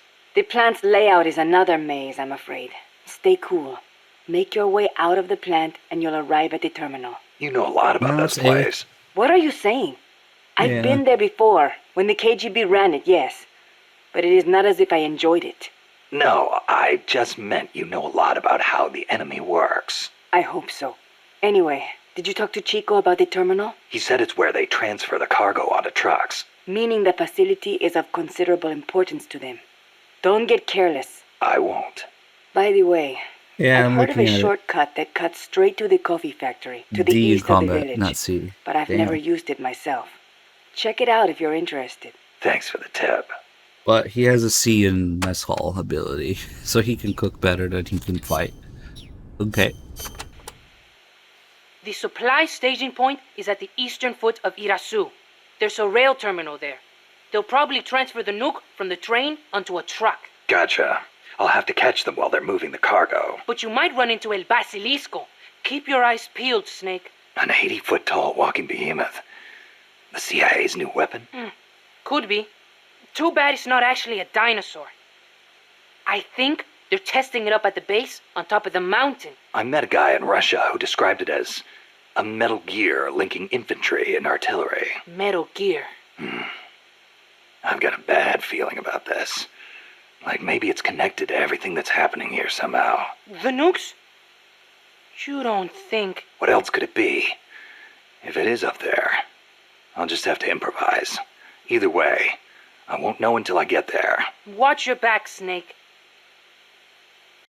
Shit, I was on the wiki page for Chico. I didn't know that the Chico is quiet theory thing all the way up to Kojima himself, and he had to deny it on the Kojima Station episode. That's fucking wild. I didn't know that. Of course. So if we start enough bullshit rumors, eventually Kojima will hear about them. Perfect. The train terminal is on the other side of the coffee factory. Head for the factory first. To get to the coffee factory, you'll first need to backtrack to the fork in the road. And we'll just go here. Fulton recovery helicopter is complete.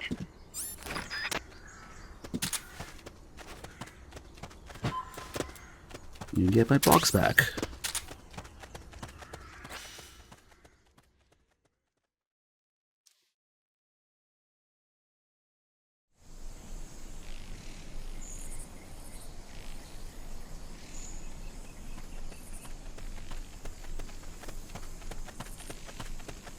What was that?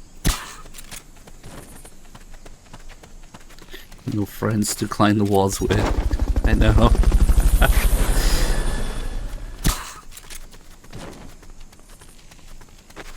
Fulton recovery subject confirmed onboard helicopter.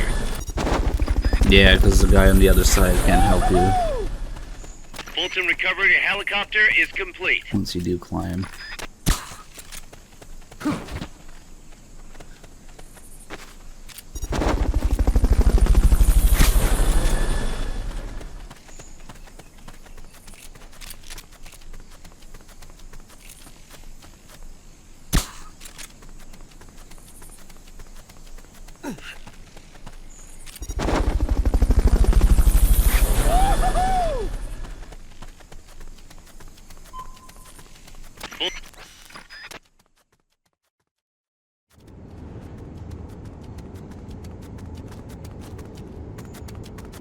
Pass through the coffee factory to reach the train terminal.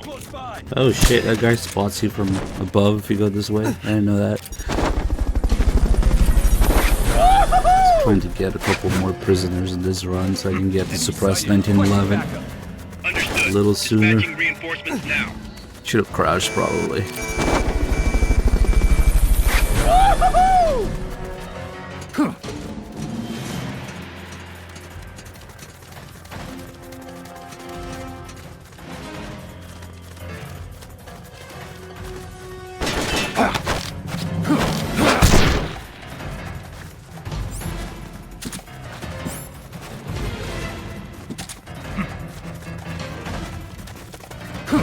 Oh shit!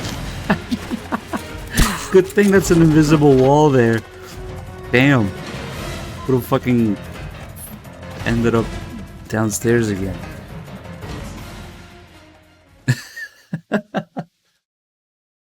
Be nice if the alert carried over here, but yeah, probably not.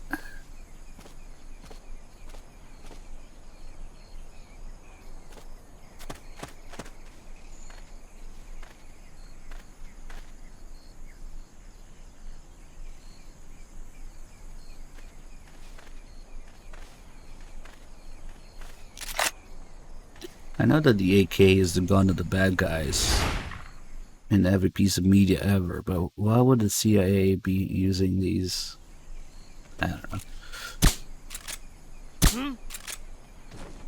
Looks like we're just Well, no, I guess the orange jacket guys have M16s. So, I don't know. And then the vehicle escort guys use all sorts of stuff.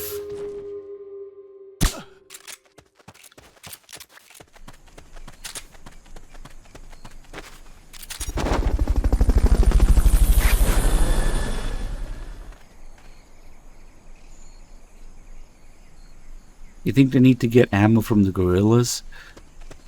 I mean, the story plot point how they are bringing in the latest gear and all the weapons and vehicles and stuff, right? So they probably don't need to do that. Although when you think about it, they're only really referring to the vehicle units. These random people with AKs are gonna come out of place. Nukes.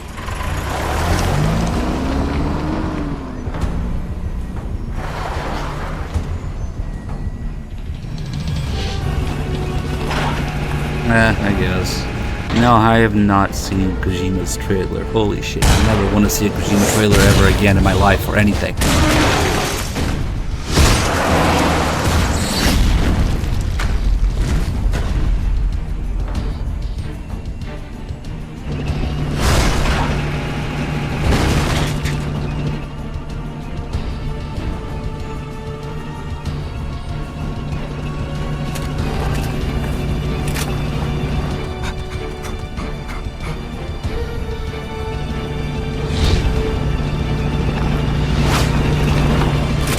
Kojima's trailers are better than the games, and therein lies the problem.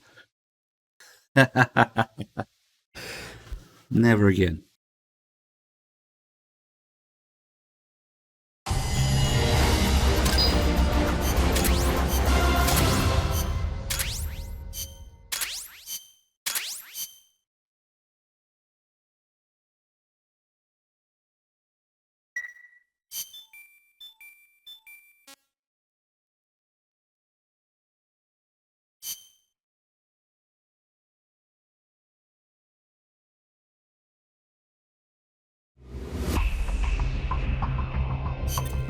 Snake, that's an enemy tank unit. Either neutralize the soldiers or destroy the tank.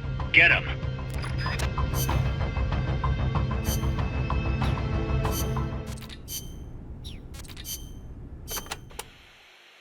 An enemy tank. Is there somewhere you can hide, boss? There are train cars, but they won't hold up against a gun like that. Even a freight train? Incredible. But they keep me out of sight. Temporarily. Use them to look for an opportunity to hit its treads or the fuel tank at the back. But don't forget about that gun, huh? Or the soldiers. They may try to flank you. Right. You can also stop it by taking out all the soldiers. You can do it, Snake. So there's a movie about Kojima sucking himself off as much as possible. Yes. Sounds about right. Not interested.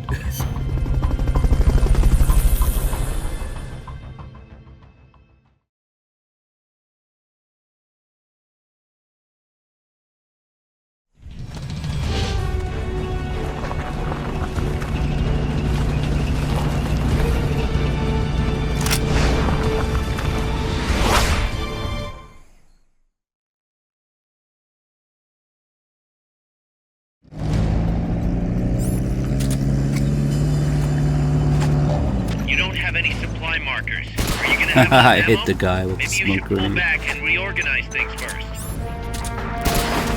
What is it?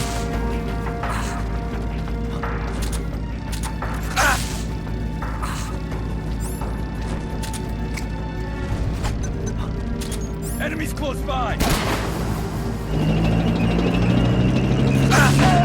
Oops.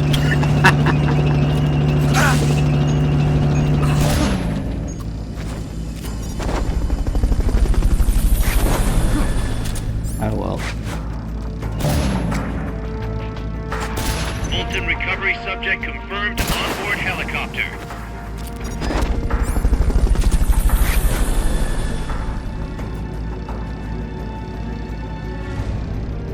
Fulton recovery helicopter is complete.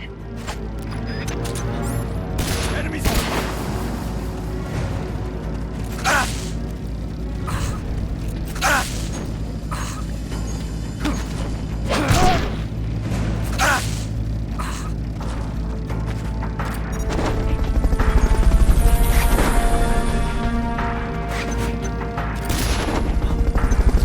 Dangerous now.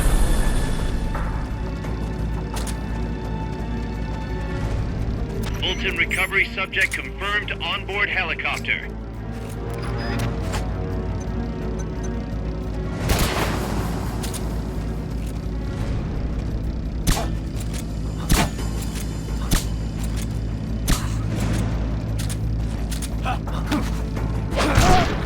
Freeze.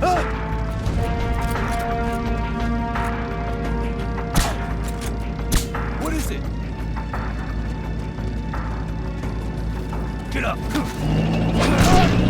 Freeze. That poor guy did not need to die. I have an extra Fulton for him, but okay.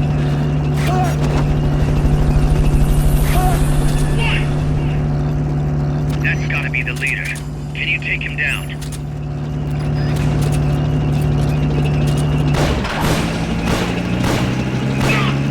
Crazy guy driving the tank with his feet. Let's go. Can't get us home.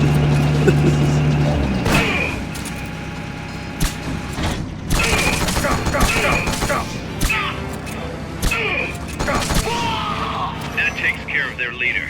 Recover him and it's mission complete.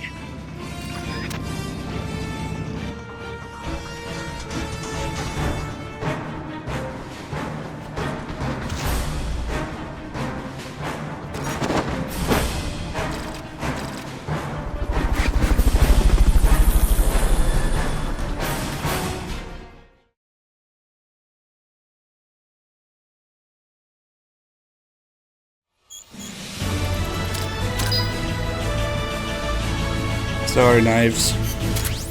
That's next. We're just going through everything right now. Except Twin Snakes. Fuck Twin Snakes.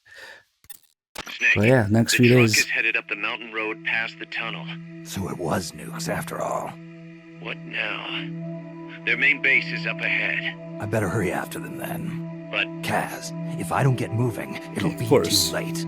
all right, I guess you never did let dangerous assignments or risk aversion get in your way. How do I get inside the mountain? I can forget about the tunnel. Yeah, the tank took care of that. Any other routes? Why don't I let a local expert take over? Snake, you need a way into the mountain? Yeah, got one. Let's see. Do you remember that precinct I was in? In the village, right? Right. Go back to the village and head north.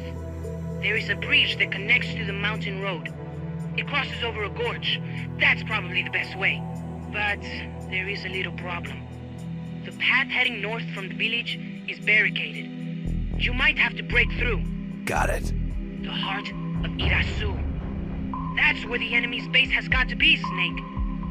And maybe... Let me guess. The Basilisco. You don't believe me, do you? No, I mean, we'll have to see. Snake, Irazu features a number of crater lakes. The Odeberg government had planned to use those lakes to construct hydroelectric plants as one of its big state development projects. The project was scrapped, but there's still a small opening at the bottom of the lake. Meaning? I checked the satellite imagery, but didn't see anything man-made, which means they probably built a base inside the mountain. Could just be a storage igloo for explosives, or maybe some kind of research facility. What do they hope to accomplish by bringing the nukes there? First things first, get past that barricade north of the village. Looks like the only way through is the noisy way. You'll have to blow it up.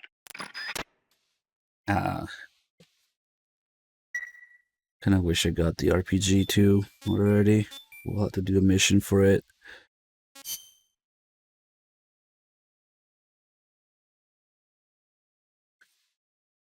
What's Silver gonna ask next? Is chapter 3 out yet? Here's a rundown of your mission. This one's perfect for a warm-up. Nice and easy. Don't let yourself get lazy, though. Stick to it and get the job done.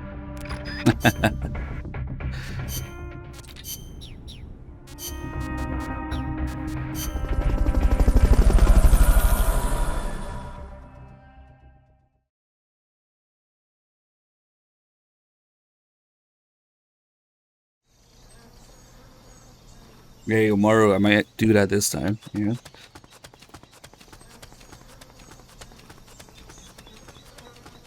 Where the hell am I going?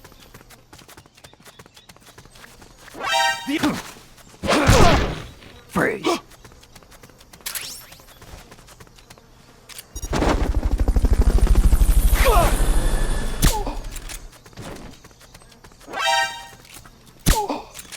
Fulton recovery subject confirmed onboard helicopter.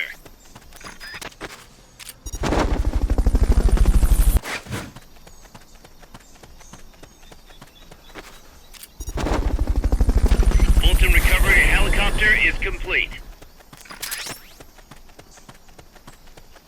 Fulton recovery subject confirmed onboard helicopter. Spurs can. Who would you even use queries in Peace Walker?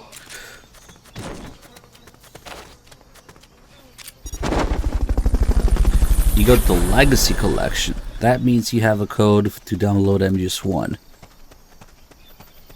To download MGS1 and just go in release order. 1, 2, 3, 4, Peace Walker.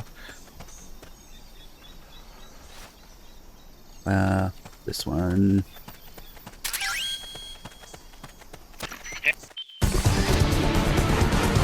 Mission complete. Great job. Nah, those codes don't expire unless you gotta use one.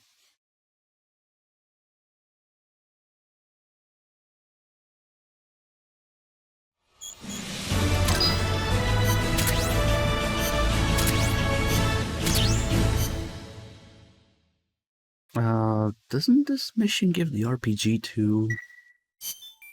fuck, I don't remember.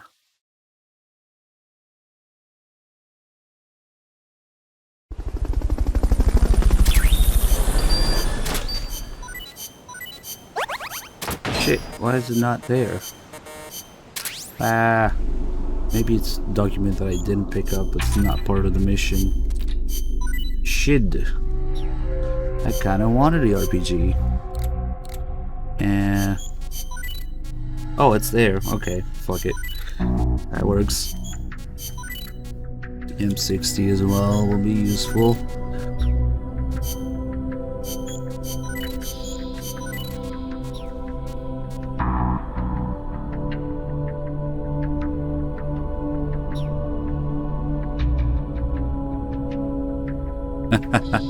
Wow. Actual Kojima quotes. You don't need all these people in the comic unit. I kinda suck, but let me take a quick look at what it takes to get the suppressor. Oh.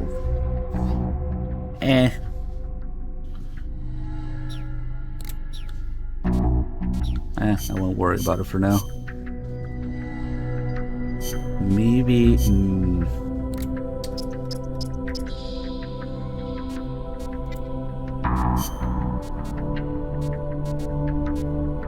Oh man, these guys gonna suck. I can't forget it for now.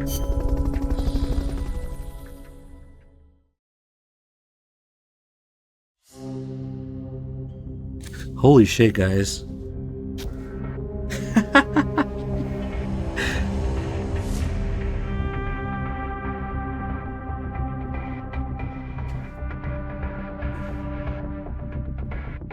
So they made an MGS-Con announcement, right? With a trailer in it, and I retweeted it, and then I posted a I answered it with one of my Metal Gear Solid V car physics shenanigans, saying, yeah, me and the boys on the way to MGS-Con, as just the guards the flipped upside down car doing all crazy shenanigans. And it would appear that Sniper Wolf's voice actress liked that. Just now. How interesting, because they tagged all the voice actors that are gonna be there in that tweet, and my reply got a like. Oh shit, Lori Allen liked it too. You know, the boss's voice actress. They're looking at the replies, I guess. Nice. There's only 11 likes in that, and 2 of them are voice actors, voice actresses.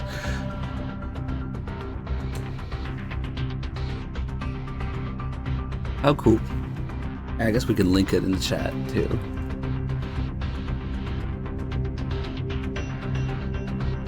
Let's see.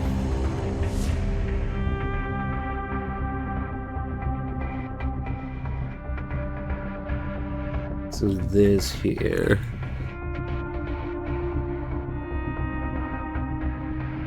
What an interesting notification.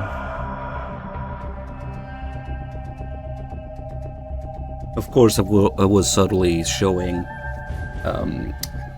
MGS-V things in there, yeah.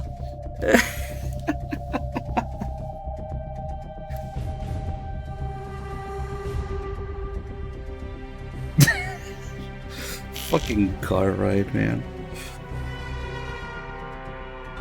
Although maybe it wasn't the best thing because they kind of end up grenaded to death, but oh well. Snake, I've got just the explosive to bust through that barricade. C4. We finished developing C4 charges. Take some with you. Let's see. To destroy the barricade north of the village, you'll need Composition 4 explosive. You've handled C4 before, right, Snake? Yeah. I've been a regular user since the days of C3. C3. Oh yeah, I remember. That stuff got brittle and useless in cold temperatures, so they upgraded. C4's a moldable plastic explosive. It's very stable and won't explode without a special detonator. Light it on fire and all it does is burn. A lot of American soldiers in Vietnam used to use it as fuel. Place it near the barricade and move to a safe location. Then hit the detonator button to blow it up. I'm on it. Those giant footprints near the terminal. What do you think they were, Kaz? It beats me. They're way too big, even for an elephant. Made me think of that basilisco Chico was talking about. Hope it's not for real. Same here. If they really do have that kind of weapon, we could be dealing with a basilisk in more than just looks. What do you mean? There's a medieval encyclopedia that describes the basilisk like this. The basilisk is the king of snakes. All snakes fear the basilisk and flee at its sight, lest they be slain by its foul breath. A snake to take out a snake, huh? I don't mean to scare you or anything, but it never hurts to be careful. Will do. I wasn't talking shit. I simply asked why they all sound asleep in Twin Snakes. It's a mystery. When the enemy spots you and goes on alert, they may call in a backup strike team. These assault teams are heavily armed, well-trained, and highly dangerous. Amanda's crew calls them commandos. Unlike the patrolmen, these guys will actively, relentlessly track and hunt you down like hounds. Hounds to hunt a former foxhound. Bring it on. They won't give up easily even if they lose sight of you. They'll clear out any likely hiding places they come across. So don't get too comfy in one spot, or you might get caught again. Keep your eyes fixed on them and what they're doing. Also, be aware that commando gear includes body armor, so don't think you can deal with them by going in guns blazing.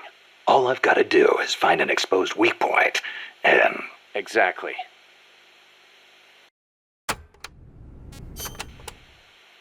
There's one type of commando you really need to watch out for, and that's the kind toting shotguns. They can take a few hits and still keep charging you. And believe me, you don't want them closing in between those shotgun blasts. When they start charging, you need to stop them immediately. Use something with serious stopping power.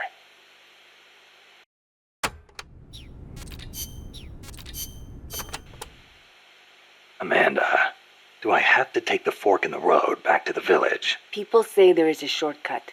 Go back to the coffee factory entrance, then follow the path on the right. That will take you straight to the village. They may have increased security in that area, though. Not surprising after what happened with the tank. What do I do once I'm back at the village? Destroy the barricade at the north side. From there, you can reconnect with the transport route. I'll need C4 for that. The explosion will bring everyone running, too. There's probably going to be a fight, one way or the other. They might not see you if you stick to the narrower pathways. Then just climb over any obstacles. Don't let your guard down after taking out the barricade either.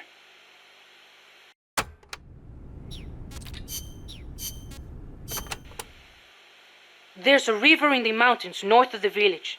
You'll see a water pipe running across that's got a walkway you can use as a bridge. I guess they built it to carry water from the hydroelectric plant. To get there, though, you gotta get past the barricade north of the prison. Got it. El Basilisco supposedly lives in the gorge up there, so be careful you don't get distracted and fall in the river. The Basilisco? Not the big monster I saw. I mean the real Basilisco. A real one? The legendary king of snakes? More like a lizard, I guess. It walks on top of the river. A lizard that walks on water? Man, you should see it. It's not that big, though. Only about 1 bada long. Pretty good size for a lizard. Yeah, but not nearly as big as a dinosaur.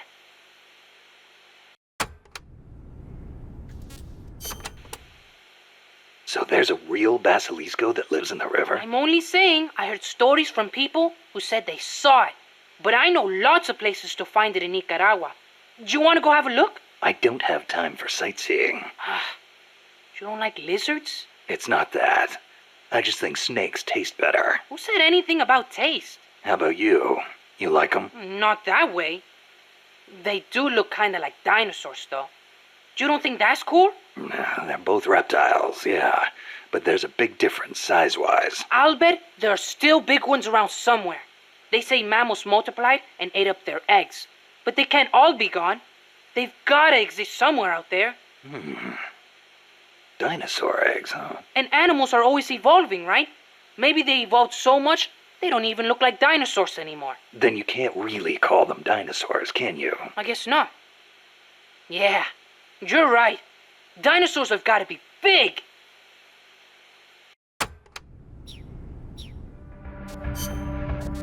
Probably tastes like chicken egg. I don't know. Okay. Make sure we have C4.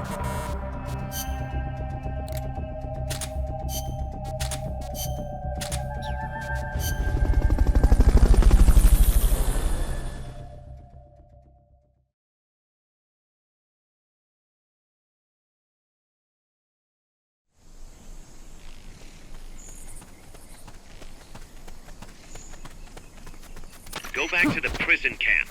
It's in the village where they were holding Chico.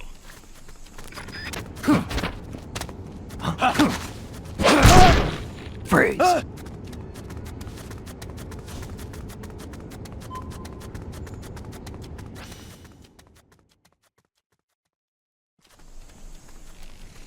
Let's see if we can get the guy with the gaping asshole.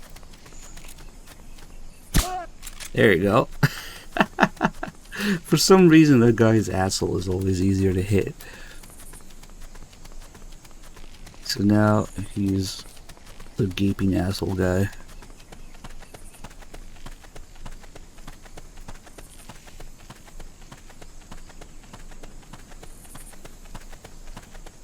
I should learn how to do this consistently though. It's kind of hard.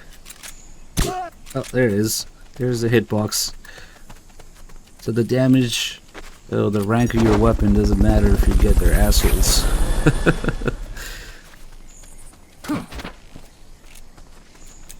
Fulton recovery subject confirmed onboard helicopter. Head west from there, and it'll take you straight to the prison camp. Nah, we're going this way. I mean, that's what he's talking about.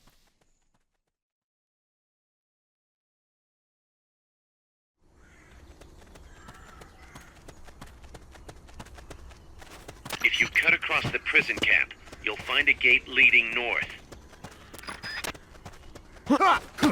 And these guys with helmets now.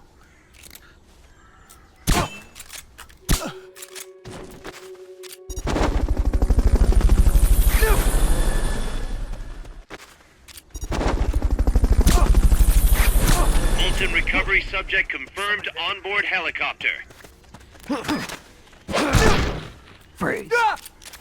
Oh, you can still freeze even if you're reloading. Nice.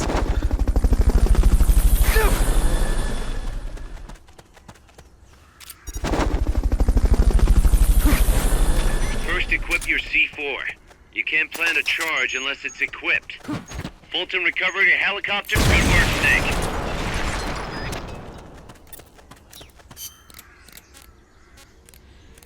The giant swallowtail butterflies in that area are a fairly common species of butterfly. Okay.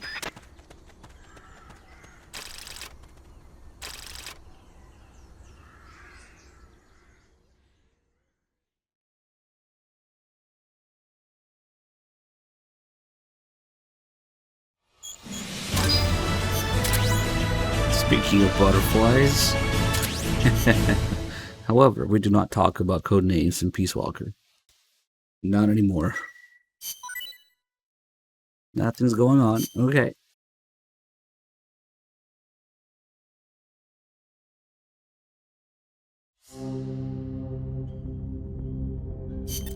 Snake, you're north of the village.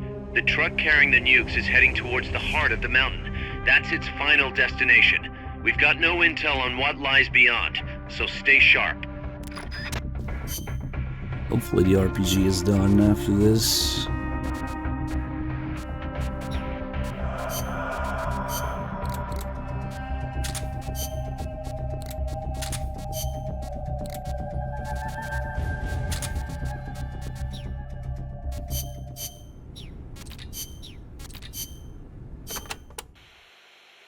Chico says there's a bridge north of the village.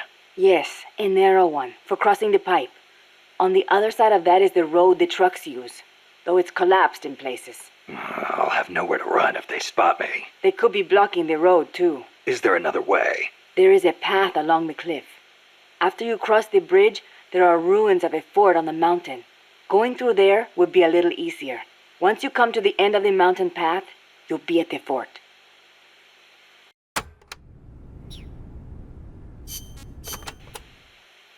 That fort was built during the Civil War.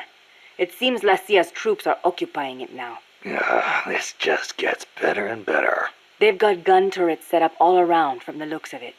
Attract too much attention, and you'll really stir up the hornet's nest. Maybe I'll try and find a way around. You could always commandeer one of the turrets. A little target practice, perhaps? Just like in Krasnogorye. Krasno what? Sorry, just thinking about old times.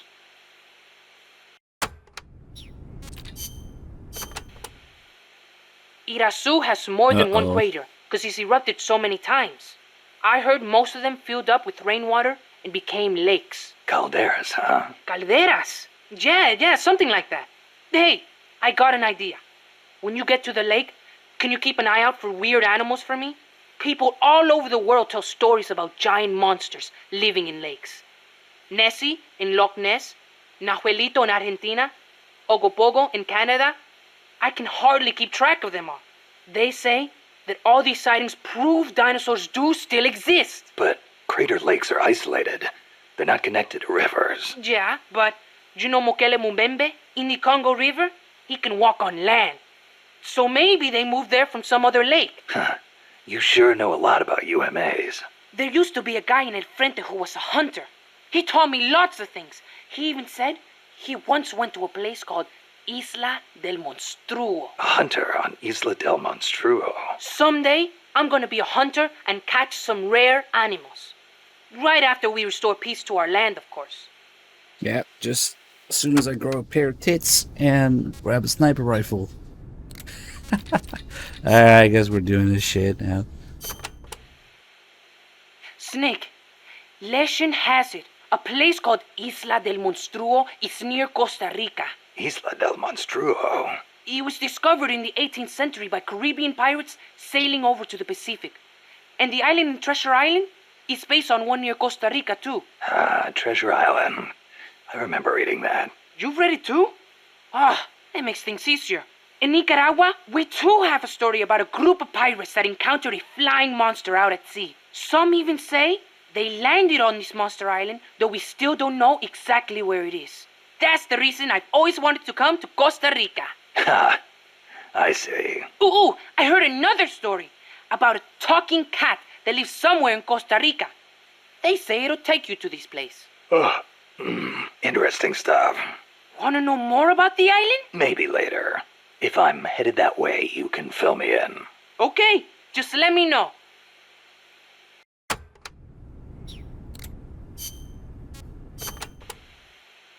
Did you ever hear of the Loch Ness Monster? Now that one I know.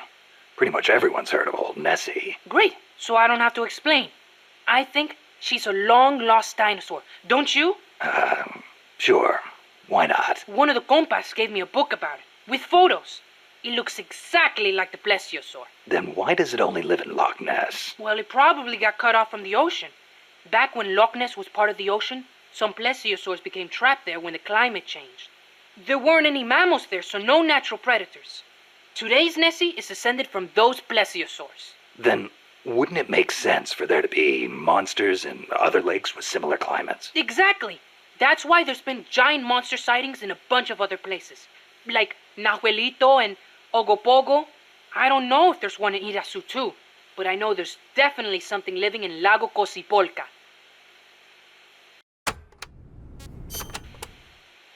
You mentioned the Nahuelito. What is it? It's a plesiosaur that lives in Lago Nahuel Huapi in Argentina. It's described a little differently, but I'm sure it's basically the same creature as Nessie. Except for one thing. What? Well, according to one theory, it's the result of a nuclear test back in the 50s. What? There's no record of a nuclear test in Argentina in the 50s. At the time, the president, General Juan Perón, was pushing hard to industrialize the country. I wouldn't be surprised if he conducted a top-secret nuclear test before he was overthrown in a coup. Sounds a little far-fetched to me. You think? Then maybe Nahuelito really is a dinosaur.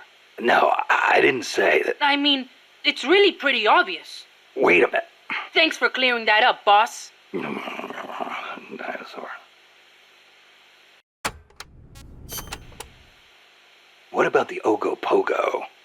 And what kind of name is that anyway? Ogopogo's a monster that lives in Okanagan Lake in Canada. I guess it's an Indian name because it's a legend passed down by the Indians. A legend, huh? Well, then it's probably not. There's written records of it too. The first one was in 1872, and there's been more sightings since the start of the 20th century. You starting to get into UMAs too, Snake? Yeah, maybe. UMA hunting. Now that's a real man's adventure. What do you say, Snake? After Nicaragua's at peace again, you want to go exploring together? Well, we'll see. Might not be such a bad life. Yeah, we'll go to Africa. He's not Cuban, he's Nicaraguan, but still, I get your point. Mokele Mumbembe lives in the Congo River. There's nothing mysterious about it, though. It's already been confirmed as a real living dinosaur. The local people know all about it. And when they were shown a drawing of a brontosaurus, every one of them said it was Mokele Mumbembe. When peace returns to Nicaragua, I want to go to the Congo myself. Oh, the revolutionary movement in the Congo ended in failure, you know. Yeah, I know. I wish we could do something to help, but Africa's awfully far away. Africa. Wonder if El Che ever saw Mokele Mumbembe. I wonder if I will. Well, best to take care of business here before daydreaming about Africa. Yeah, Right? I guess you're right. We don't need to go to Africa. Fuck that, right? We got sucked into all the monster stuff. Just in case you felt bad for Chico for getting tortured before. Now you don't.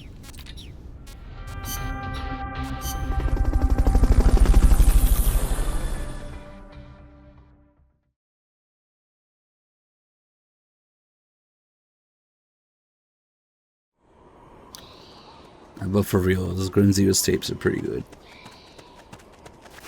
I don't understand what happened after, but okay.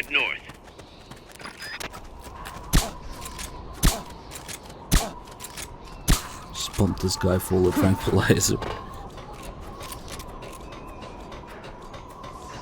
Yeah, this is gameplay in my tapes. So you people mean about the lack of gameplay or the rate of gameplay of the tapes, but if you actually play the game as intended, there's a shitload of gameplay. All the missions, all the S-Rags, all the extra ops, until you get the final tape. You know, that is technically the last bit of story in Peace Walker, so there's a lot of content in Peace Walker. That's not You could probably climb that if you had someone to lend you a hand. No friends to climb with. I'll use a box.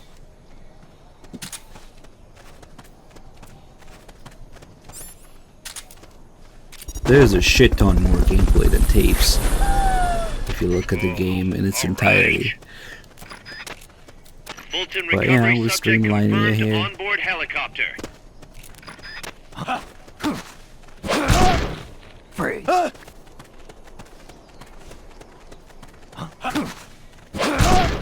Freeze.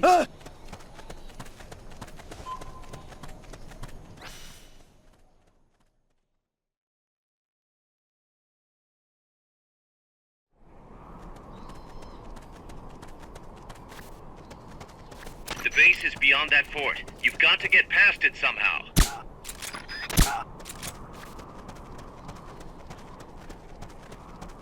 Can't be imagined. Freeze.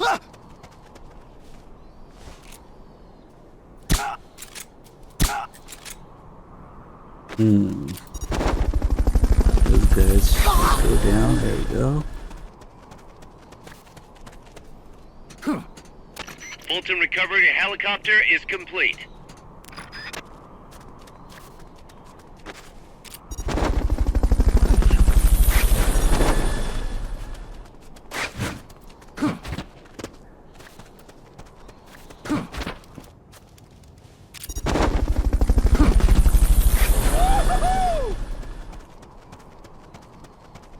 Once you get through there, you'll be at the enemy base. Keep going, Snake.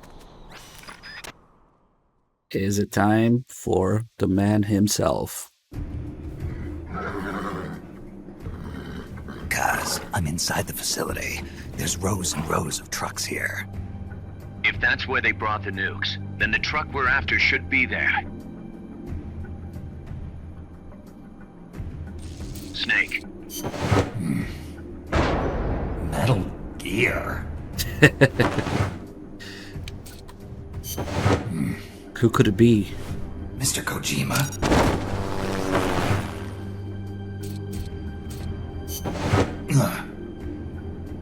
This is the one. The exhaust's still warm. But the cargo's already been offloaded.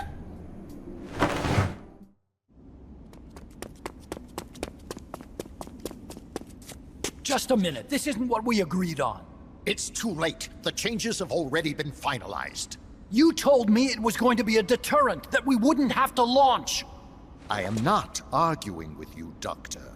Our goal is to create the perfect deterrent. That's why I agreed to help develop it. However, in order to achieve that perfect deterrent, We must show the world our strength. 3 key principles ensure effective nuclear deterrence. First, you must have nuclear weapons. Second, you must never use them first. And third, and most important, if someone attacks you, you must strike back. Unless we prove beyond a doubt that these 3 principles work in practice, the world will not accept our new deterrent. And the only way to do that is to show them we're capable of actually launching a nuke. But isn't deterrence supposed to stop nukes from being used? Exactly. And so the one we launch will be the last one ever. I won't let you use my creation like that!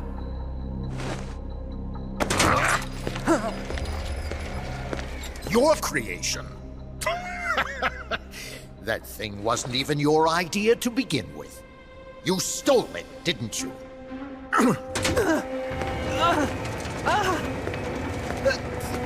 Stole it? You're one to talk. You got the idea for bipedal locomotion from the communists in the first place. You listen to me, Doc. Keep quiet. Do as I say. And not another word about stolen ideas. Should we succeed here, you'll be the toast of the scientific community. And your name will go down in history as champion of both progress and national security. The hell with that! Doctor! Unless we prove we're capable of launching, Peace Walker is useless as a deterrent. You used me! We used each other.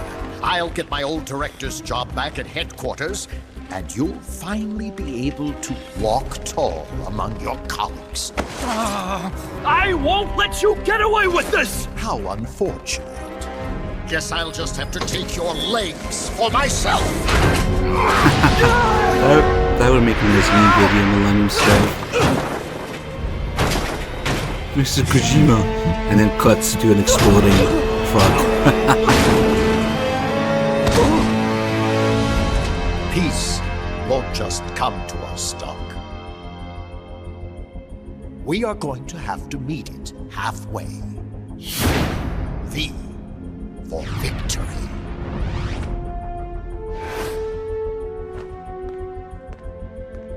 Whatever.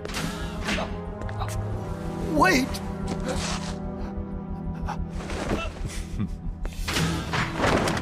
Hey, you okay? Don't do it! Snap out of it. Where are the nukes? He's gonna do it! He's gonna launch a nuke!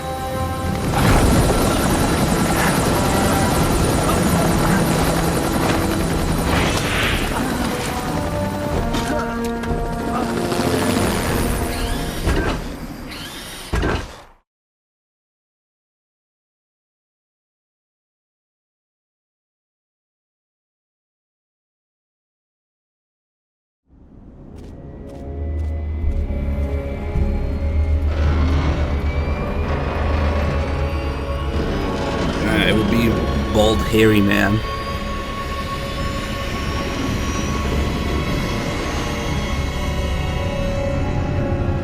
Oh, Finbar, that's a question.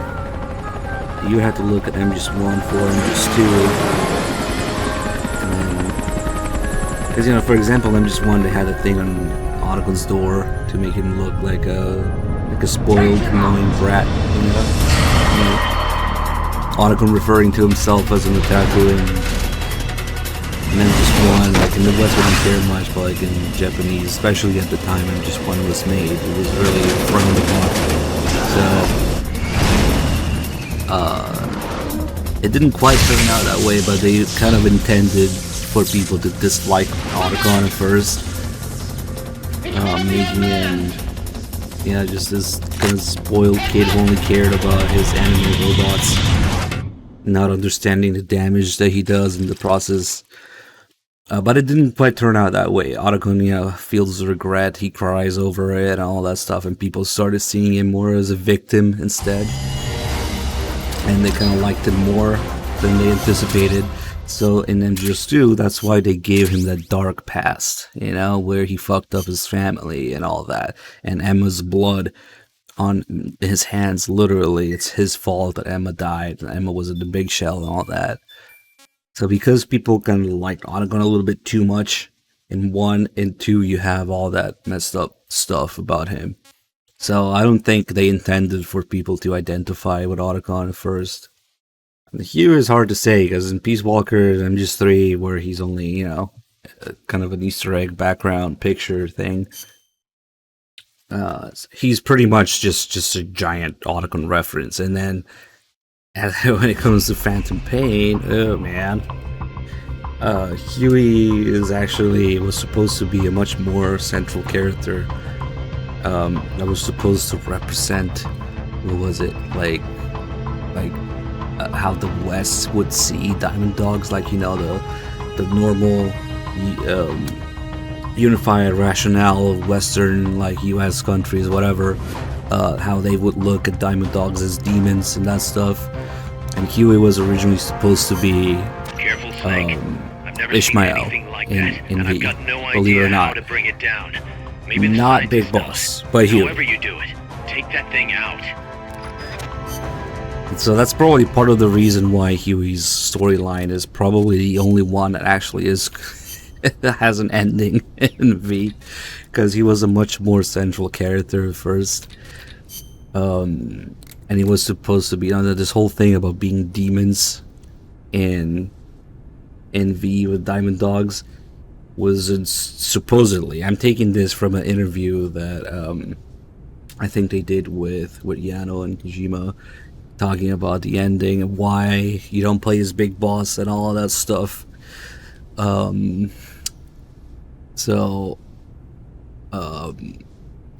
It was more about it wasn't about being demons in itself, but about not being demons, but being viewed as demons by, you know, the Western world or US or whatever. And Huey was supposed to represent that kind of, you know, Western common sense, however you want to put it. I don't know, it's kind of a flimsy thing that doesn't really come through in the game at all, like at all. I had to, you have to read about it to even know that it's there. They fucked it up, of course. But it might explain why Huey is one of the more developed characters. So rather than the player identifying with Huey, you know, Huey was supposed to be how the US would see Diamond Dogs, essentially. But it's turned out to be complete bullshit. Watch out! It's El Galapago. It reduces its body weight by blasting air underneath it. That makes it a lot faster than any tank. It also has a tight turning radius. Any weak points? Taking out its boosters could reduce its acceleration. You could also try destroying its machine guns. I'll give it a shot. We've lost many compas to that thing. Send it to the scrapyard. So yeah, and either way, I don't think that we're supposed to have the player identify with them. Alright, let's see. Let's rock. Hopefully the RPG is ready. Nice. Now you have 2 launchers.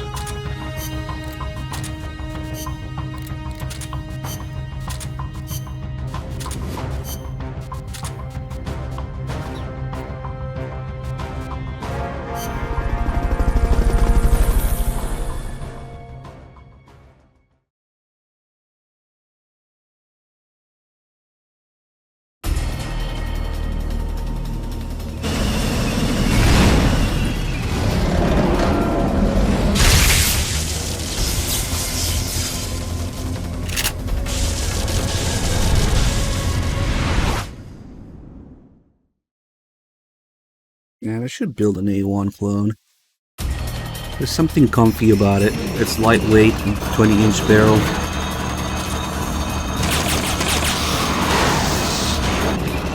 That's an AI weapon. The Pupa. The It's Pupa. fast, so be careful. They've okayed your request for a cardboard box.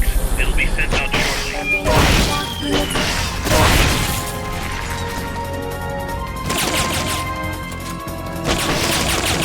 Aim for the cylindrical AI pod. How about I aim for you? Shoot them, not me.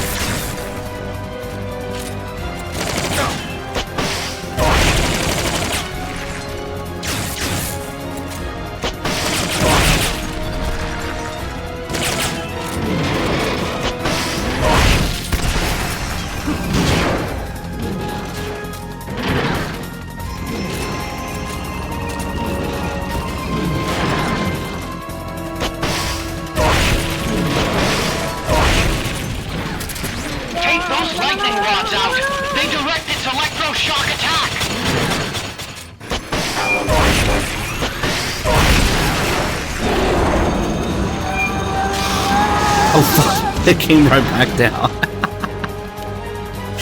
Interesting. Oh man. Get it. Close. Usually I manage to get it right before that attack, so I wouldn't have to worry about it. Oh, it's because I shot Huey. I wasted a rocket there.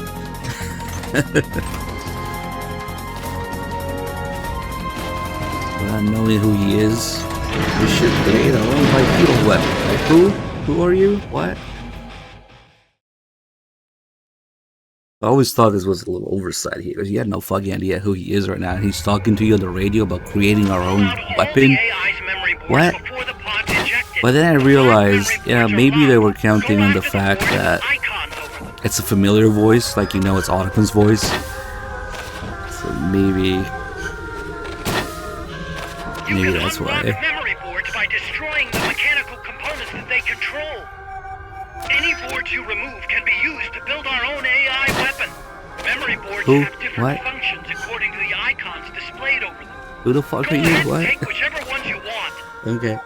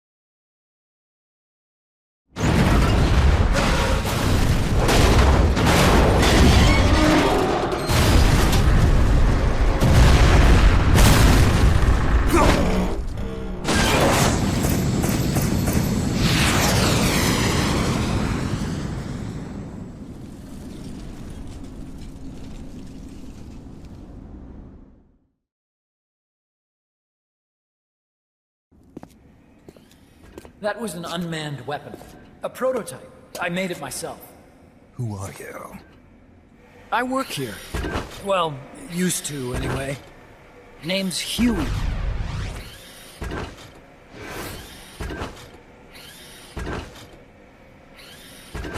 And who might you be? You don't look like one of those mercenaries. Me. I'm an entomologist. A fighting entomologist? Yeah, I specialize in butterflies. I'm here to catch Ulysses. Ulysses? Huh. I didn't think they lived in Costa Rica. Morphos, maybe? That's it. Need to get some before the Washington Treaty goes into effect. Says here Morphos aren't covered under the treaty. Must have slipped my mind. You sure you're feeling all right? Anyway, long story short, the butterfly got away. So how about it, Doc? Did you make that big butterfly too? Yes. And no. What was that thing? What are they doing here? Huh. Something tells me you're no ordinary entomologist.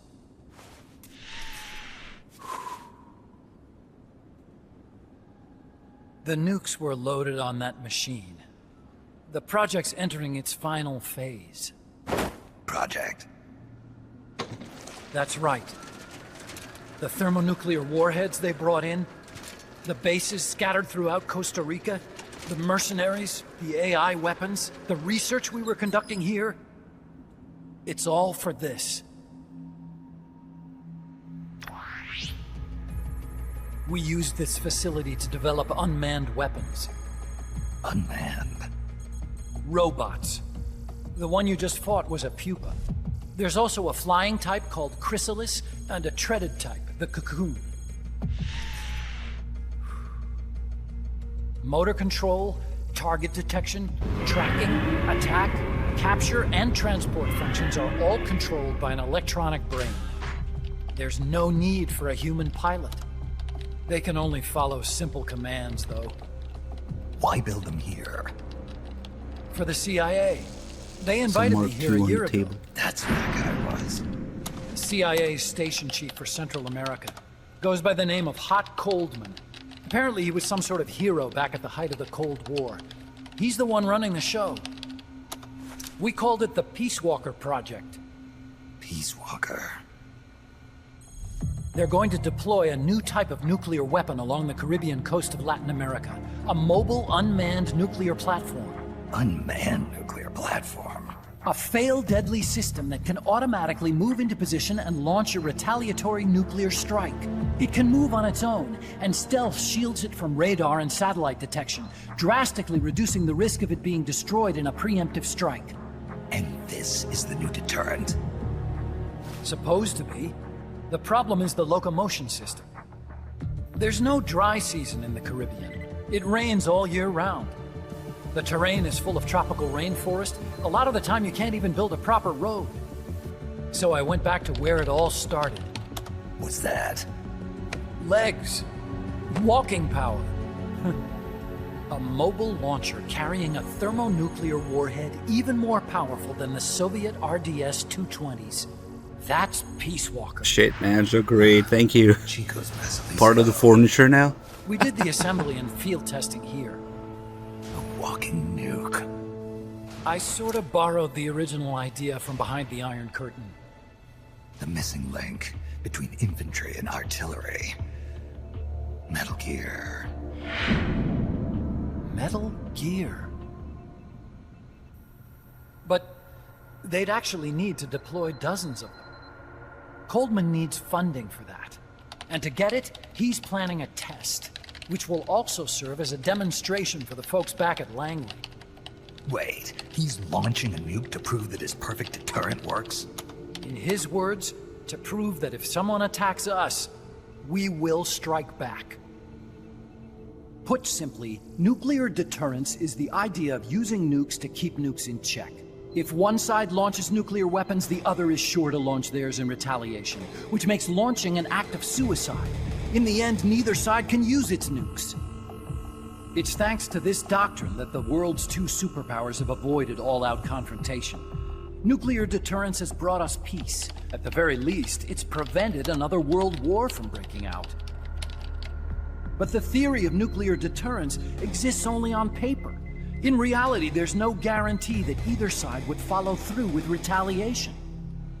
There's the chance that a preemptive strike could destroy all the missile bases, render them unable to retaliate.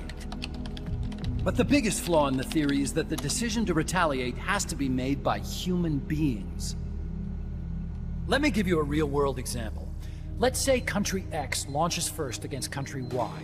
If the people in charge of Country Y are like you and me, they're not going to be able to retaliate, knowing that they're effectively ending all human life.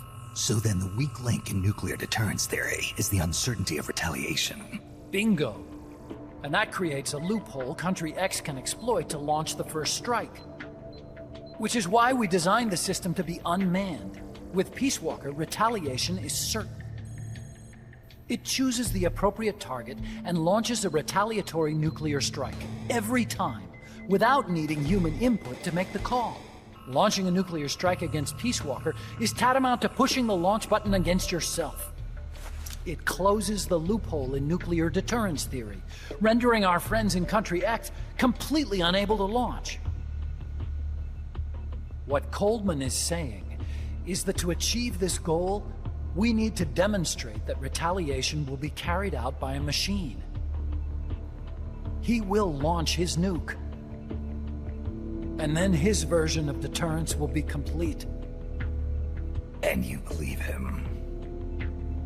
I believe in peace through nuclear deterrence. Why? My father worked on the Manhattan Project. He put his whole life into that research.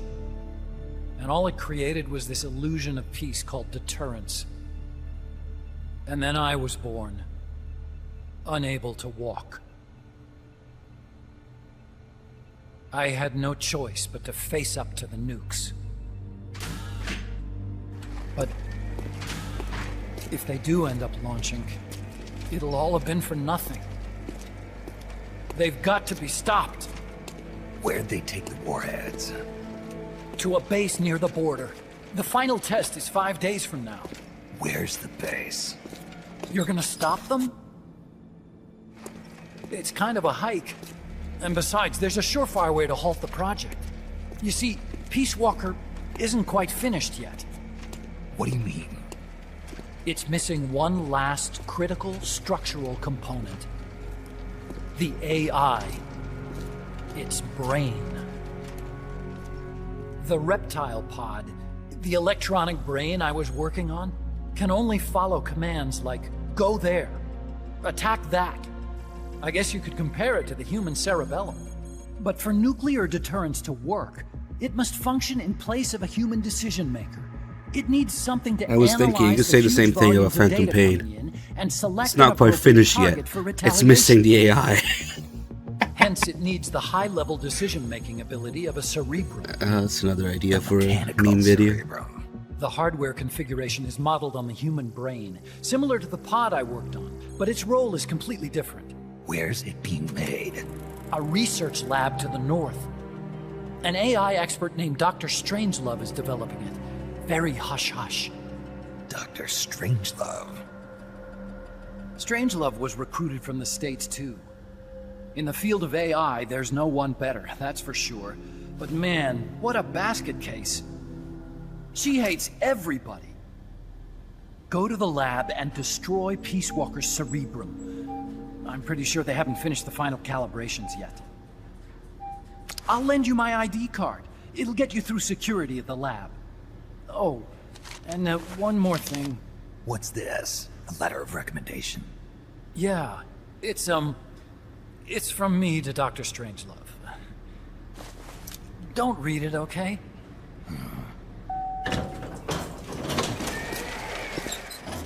So what will you do now? I'm done with science. At this rate, I'm probably already halfway to hell anyway. Not so fast. Why not join us? Our place is outer heaven. You'd fit right in. Outer heaven?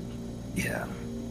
I'm probably better suited to something like that than this paradise. Good. You get a free balloon trip for signing up. Enjoy it. You'll feel like a butterfly. You're an agent, right? Who do you work for? Me. I was a Cold War tool, same as you. Now I'm not so useful anymore, so they cut me loose. I don't answer to anyone. Call me Snake. Snake? That name seems familiar somehow. That's probably just deja vu. You see that there? Beyond the cloud forest? See those ruins? Yeah. That's where you'll find Dr. Strangelove's lab.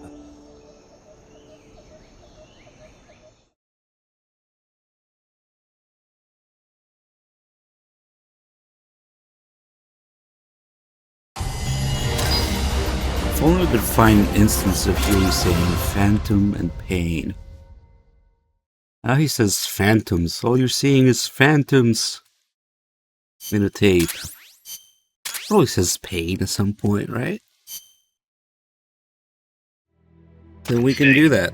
The doctor's safe here with See, us. Phantom Pain isn't quite finished yet. Never better. It's missing the core component, the AI. I'm impressed. And put that on top of a video of the stealth tank. Like it or not, everyone here calls you boss. By the way, if you're at all interested in improving your tech, by all means assign me to the R&D section. I'm pretty sure I'll be of some use. And that's all lame, that's all AI voices, you can do anything. Before you could actually get creative. That, but are you sure you're okay with having your work used for war? I'll be using it to keep past mistakes in check. If I can help thwart the Peace Walker project, I'm happy to do it. Deterrence theory, Huey style, huh? Anyway, if you need any intel on the enemy's weapons or electronic brains, contact me. I've been given my own frequency. Sounds good to me, Doc. I'll do that. Good. Whatever the means, you must put a stop to their plans. I wanted to do all these recuts before, now I'm less motivated because everybody's just gonna think it's AI. Damn, I should have done it years ago. You mind if we powwow for a sec? What now? MSF brand rations? Actually, that sounds... No. With all the men we have now, it may be time we started sending some of them to other countries. You mean dispatching marks? How else are we gonna keep feeding the crew we have? I know. You're right. Okay. To deploy troops, select Outer Ops from the Mother Base menu. If it goes really well, we might even get new recruits, weapon design specs, or leads on new missions. We can deploy any vehicles or large-scale weapons in our arsenal as well. And if things don't go really well? Yeah, we could lose men. I won't try and force you. You're the one calling the shots here, boss.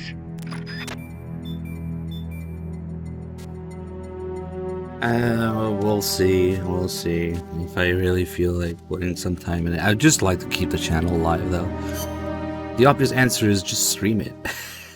But, it's not that interesting of a stream. Hideo and Huey join at the same time. And then when Huey gets expelled, he's wearing Kojima's glasses, who also gets expelled from Konami. Very infodasting. It's not a coincidence that they join and they leave at the same time, kinda. Let's see. Tommy God. Chef Nade. Golden. Yeah, might not need this, but whatever.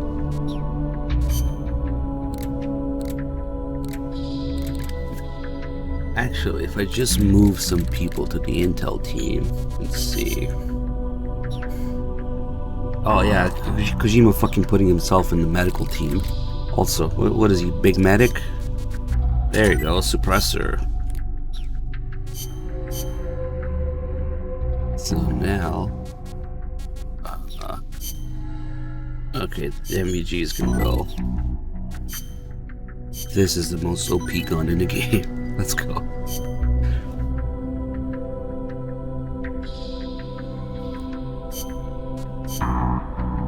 Come on, Shadow Clouds. That's like low level, low quality bait.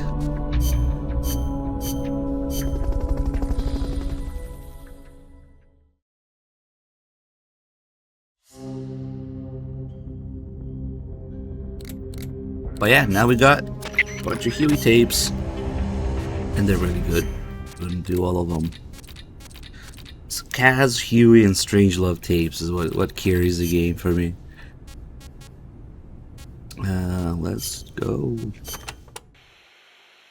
Doc, I'm starting to sense your feelings about nukes are a little different from your colleagues. How do you mean? Your little chat with Coldman back there. I told you my father worked on the Manhattan Project, right? You're familiar with it? The basics, yeah. It was the project that kicked off the nuclear age. That's right.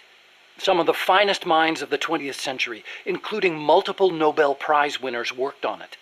They spent over $2 billion, and that's in 1940s money. It culminated in the successful nuclear test at Alamogordo on July 16th, 1945. And the first use in combat a few weeks later.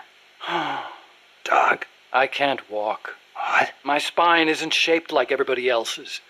I can't move my lower body, so I've never taken a single step, not since I was born. What's that got to do with your dad being in the Manhattan Project? As a result of his research, my father was exposed to high doses of radiation.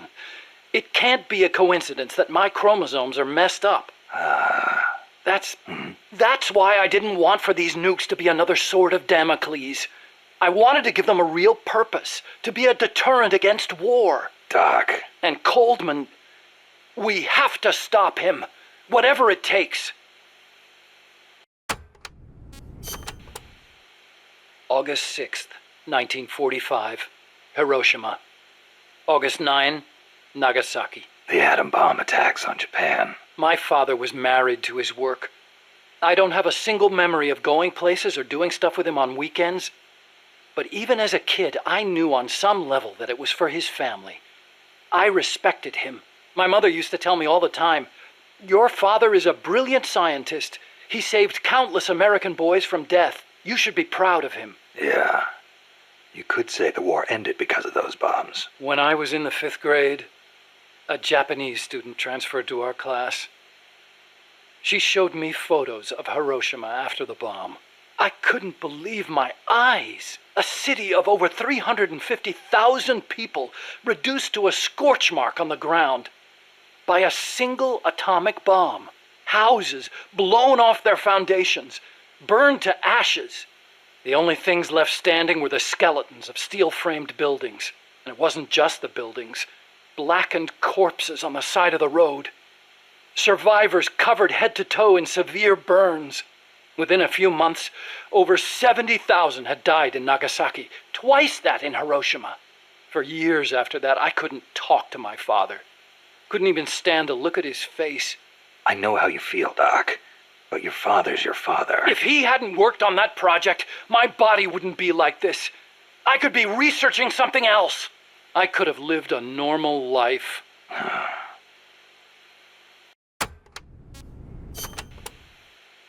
It wasn't so long ago the world stood on the brink of nuclear war. Just over on the other side of the Caribbean. I was 17 at the time.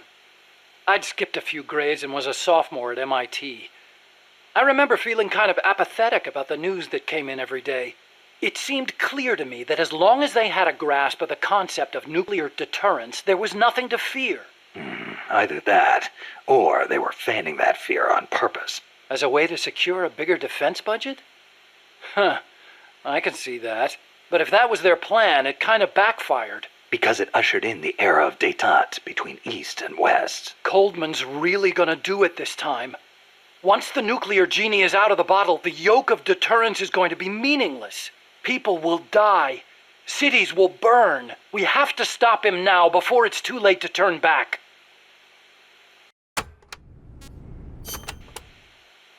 So you've been doing nuclear research your whole life? No, not really. At first I wanted to be an aerospace engineer. For me, the Sputnik launch was a good shock, not a bad one. I thought the age when science was used for war was over, and that a glorious age of space exploration was dawning. The year I skipped ahead and got into MIT, Gagarin went into orbit, which made me more excited than ever. Of course, even back then, I knew the space race was just another facet of the Cold War. Moscow had a leg up on us, and we were desperate to catch up. I know. But for me, it was a happy time. I joined NASA, got to do the kind of research I loved. Our nation's prestige hinged on our work. They gave us whatever resources we asked for. I knew you could turn a rocket into an ICBM by fitting it with a nuclear warhead, but that didn't bother me so much. It didn't last long, though. The space and nuclear arms races took up enormous sums of money. America beat Russia to the moon, but that's where it ended. Then came détente. Exactly. NASA's budget was slashed as a result. My father being a nuclear expert and all, they put me to work on a more obvious deterrent. Missiles. At NASA, I'd been researching a locomotion system for lunar exploration. Tires aren't suited to driving around on the moon, you know. And that's how I caught Coldman's eye.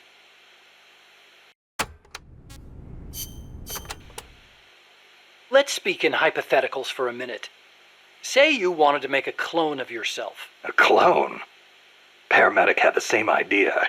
It's science fiction. I'm just hypothesizing here. Okay, not a clone then. You have any kids? Nope. Wife? I've never been tied down. Okay then. So, we're still talking hypotheticals. Say you had a son who'd inherited your genes.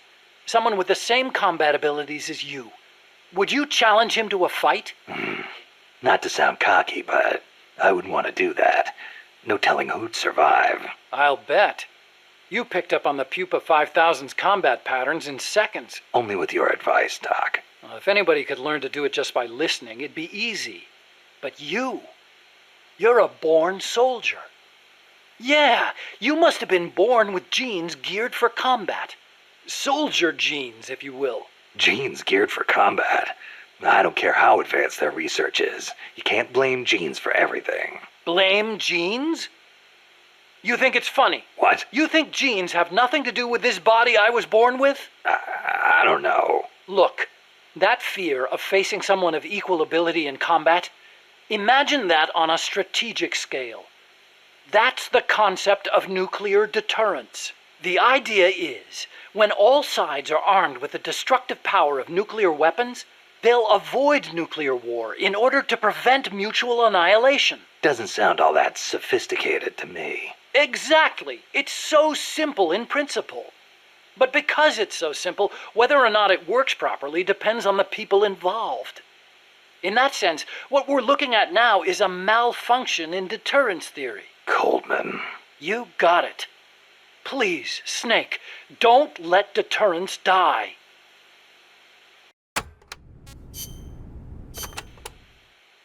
The aim of the Peace Walker project is to achieve robust nuclear deterrence across Central America by deploying a new nuclear weapon system along the Caribbean coast. Peace Walker is also the name of the system itself. A nuclear weapon named Peace. I can just see the look on Kaz's face. So why exactly does this new system need legs in the first place? Because it's a walker, an unmanned weapon moving under its own power and capable of launching a deterrent strike from anywhere. That's the whole idea behind Peace Walker. The reason Peace Walker is a mobile nuclear weapon system is to maximize its potential as a nuclear deterrent. How so? If need be, Peace Walker can stay constantly on the move so that the adversary can't pinpoint its position. That allows it to avoid preemptive enemy strikes. So you're saying it keeps the retaliation card in play? Coldman likes to brag about it in this way. Like a land-based version of an SSBN. And there's another reason for them to be mobile. Peace Walker also has a self-destruct function. Why would Peace Walker need a self-destruct function? You saw it, didn't you, Snake? That sphere on Peace Walker's head? Yeah? That's a hydrogen bomb. What? You're telling me that thing's a thermonuclear device? Do they have any idea what kind of destruction that thing would cause? I know, it's crazy. I mean, even overkill has its limits. If it's strategic value they want, they could have gone with something smaller. It's like they want a weapon on par with Russia's Tsar Bomba. This arms race is running way out of control. It's an evolutionary dead end. A saber-toothed tiger. You can't load a warhead that big on a missile, of course. And no strategic bomber could carry it. That's where Peace Walker comes in. So, it waltzes into enemy territory carrying a hydrogen bomb and blows itself up. Christ. The biggest nuclear warhead ever actually detonated was the Soviet RDS-220, nicknamed Tsar Bomba. It had an estimated yield of 57 megatons, 10 times as much power as all the explosives used throughout World War II. The test took place on October 30, 1961, above Novaya Zemlya. The explosion is believed to have created a fireball over 2 miles in diameter. Can you believe that? Like a miniature sun. The explosion was seen as far off as Finland, 600 miles away, and some people even reported windows shattering. The shock wave traveled 3 times around the Earth. 3 times? Peace Walker is armed with a massive hydrogen bomb, even more destructive than Tsar Bomba. It can sneak into enemy territory, lie low, and in the event of an enemy nuclear strike, detonate itself in retaliation. And the locomotion system that lets it do that? My research. Snake, those legs were supposed to make my dream come true. Now they're about to jump the fence of nuclear deterrence. You have to stop them. I'll apply all my energy into developing weapons and equipment to help you do it. Sounds like a deal.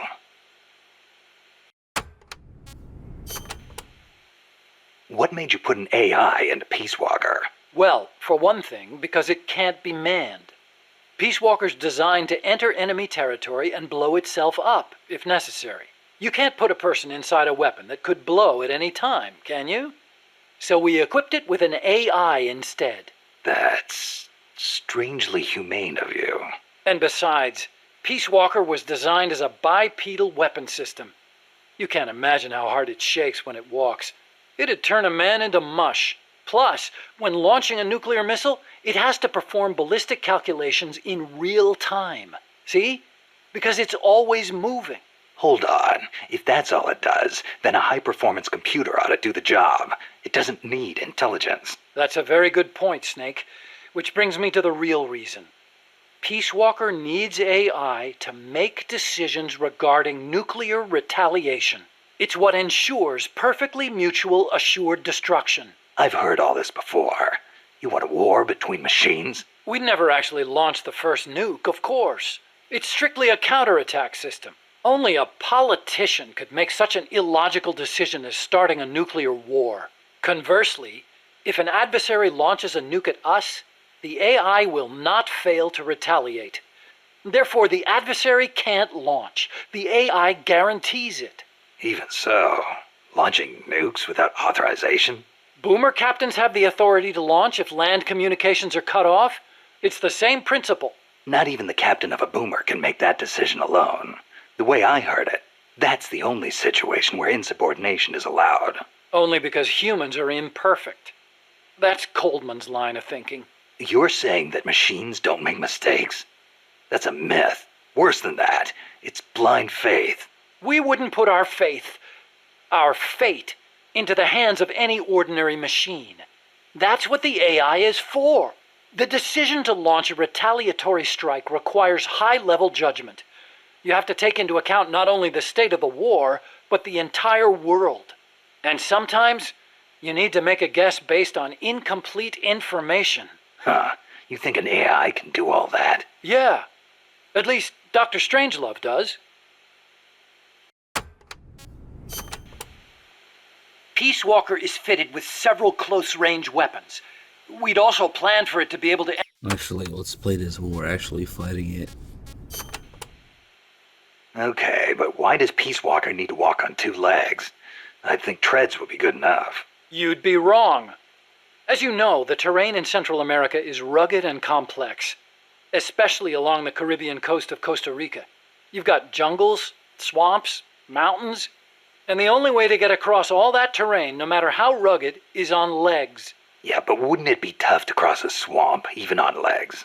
It wasn't easy, that's for sure. The reason we picked Costa Rica as a proving ground is because we can test it on every type of terrain.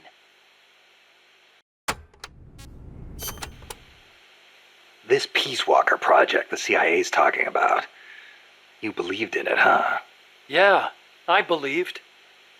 Actually, maybe I just wanted to believe. What do you mean? Here's how Coldman explained it. Peace Walker's a weapon for peace. One to ensure true nuclear deterrence. It'd be the anchor to bring stability to Central America. He told me, the nuclear weapon system you've built will never be used. It will forever stand vigil as an icon of peace. And to achieve that, he needed my bipedal locomotion technology. To be honest, I was flattered. Flattered? Wouldn't you be? My colleagues in the scientific community have never taken me seriously. They told me bipedal locomotion was a pipe dream, that it'd never amount to anything. It was the first time anybody recognized my work.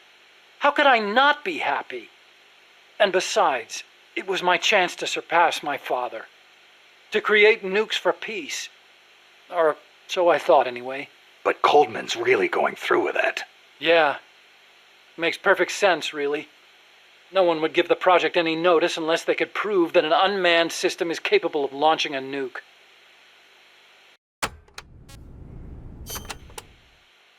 Why is Coldman going to launch a nuke? If all he wants to do is prove the AI retaliation system works, he doesn't need to put a live warhead on it. I agree. He could demonstrate the system by launching the missile alone, without a warhead. I asked him the same thing at first. He said there was no point in using a dummy missile. That it'd take an actual nuclear launch to deter potential enemies. Launching the real deal gives him a leg up in negotiations with Langley. That's what he's really after.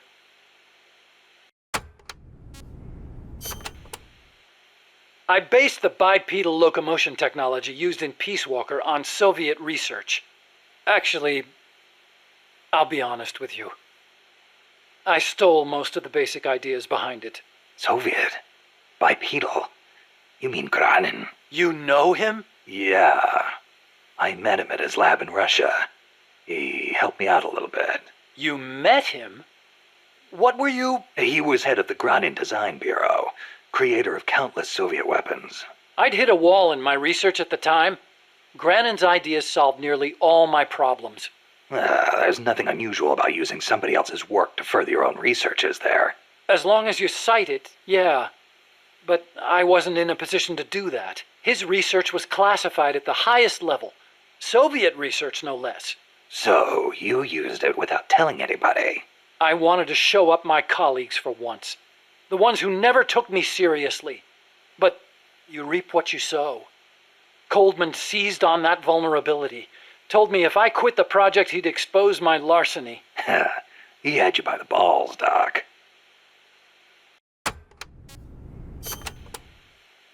How'd you get your hands on Gronin's research? That was also Coldman. He used his agency contacts to get a hold of it. Giving you stolen information, then using it to blackmail you. Damn. I knew it was Gronin's work the minute I saw it. See, I'd been corresponding with him for a while. Corresponding? Letters. Between scientists doing the same kind of research. He always complained that nobody understood his ideas on bipedal locomotion. Ah, so you're the American friend he was talking about. Obviously, he didn't write a word about the technology in his letters, except for one time. If by chance anything should happen to me, I entrust my research to you. Better that than handing it over to these ignorant so-called scientists. Sounds like him, all right. Then one day, his papers actually came. It wasn't hard for me to imagine what had happened to him. I felt it was my duty to carry on his work after him. And also... What? I thought maybe combining his technology with mine could be a way to bring East and West together, like the docking of Apollo and Soyuz. It'll never make the history books, and it's still not a reason to plagiarize. You're right. You're absolutely right. I never had the courage to tell the truth, that's all. I always looked for excuses to cover it up. Until now. Huh? You told me everything. You're no longer a coward.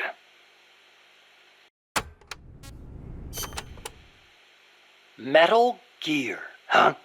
What about it? You mumbled that when I first explained about Peace Walker. I'm curious what it meant. Exactly what it says. Metal Gear. Gronin coined the term. Gronin did? He thought of his technology as the metal gear that meshes infantry with artillery. I like the sound of that. Metal Gear. It's got a nice ring to it. Better than an outright lie like Peace Walker, anyway. Those papers the CIA gave you, was there any data on the Shagohod in there? Shagohod? A nuclear tank that launches IRBMs. It competed against Gronin's system for approval. Oh, the thing with the rockets. Designed by a guy named Sokolov, right? What's so funny? No, I was just remembering some of the commentary Gronin added to the Shagohod papers. You should have seen the way he badmouthed it. It was too conservative, too ugly. I can imagine. He was so angry when he wrote that, he smeared up the ink. And you know how shoddy the paper is over there to begin with. I'll bet. That's Gronin, all right. Imagine accelerating the launcher itself to 300 miles an hour to extend the range of an IRBM. As stupid as it sounds, it's a hell of a concept. Who but the Soviets would think of using a tank as the first stage of a rocket? I actually took a cue from the Shagohod when I developed the Pupa. That hovercraft thing? You stole that one too? Give me a little credit. I only borrowed the concept. The technology is original. As it turned out, hover technology wasn't enough to handle all the terrain in Central America. It relied too much on brute force. But the Shagohod was a major threat. That thing could corner like you wouldn't believe. Built pretty tough, too. You sure know a lot about it. Yeah, it almost did me in. I couldn't forget it if I tried. Did you in? So you were the one who took it down. Wow! You really are amazing. I didn't do it alone. No, seriously, thank you. We might not be here today if they'd begun mass-producing that thing. Then again, they're hard at work now miniaturizing nuclear warheads. Pretty soon they won't even need an accelerated launcher like the Shagohod. Great. That means they're that much closer to being able to launch from anywhere in the world.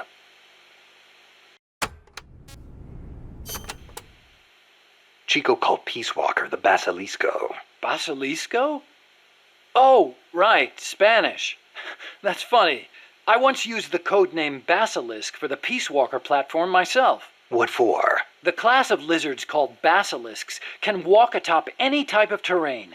In a pinch, they can even stand up on 2 legs and run across water. Perfect name for a system that can walk anywhere in Central America, right? Plus, there are the legends. What legends? The basilisks of legend were highly venomous creatures. There's a story told by the ancient Romans. A knight slew a basilisk by piercing it with his spear. The creature's poison seeped up the spear and killed both horse and rider. Remind you of anything, Snake? Nuclear deterrence. Bingo. Kill it, and you die along with it. Your hands are bound. I wanted Peace Walker to be like that. You should know that people aren't that rational. Sometimes people do things that don't make sense, even when they know they're going to die. Or maybe it's because of that. Maybe you're right. But that's exactly what I don't understand.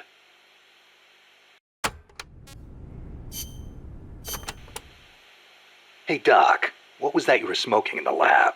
It looked like a cigarette, but it wasn't lit. Oh, it's an electronic cigarette.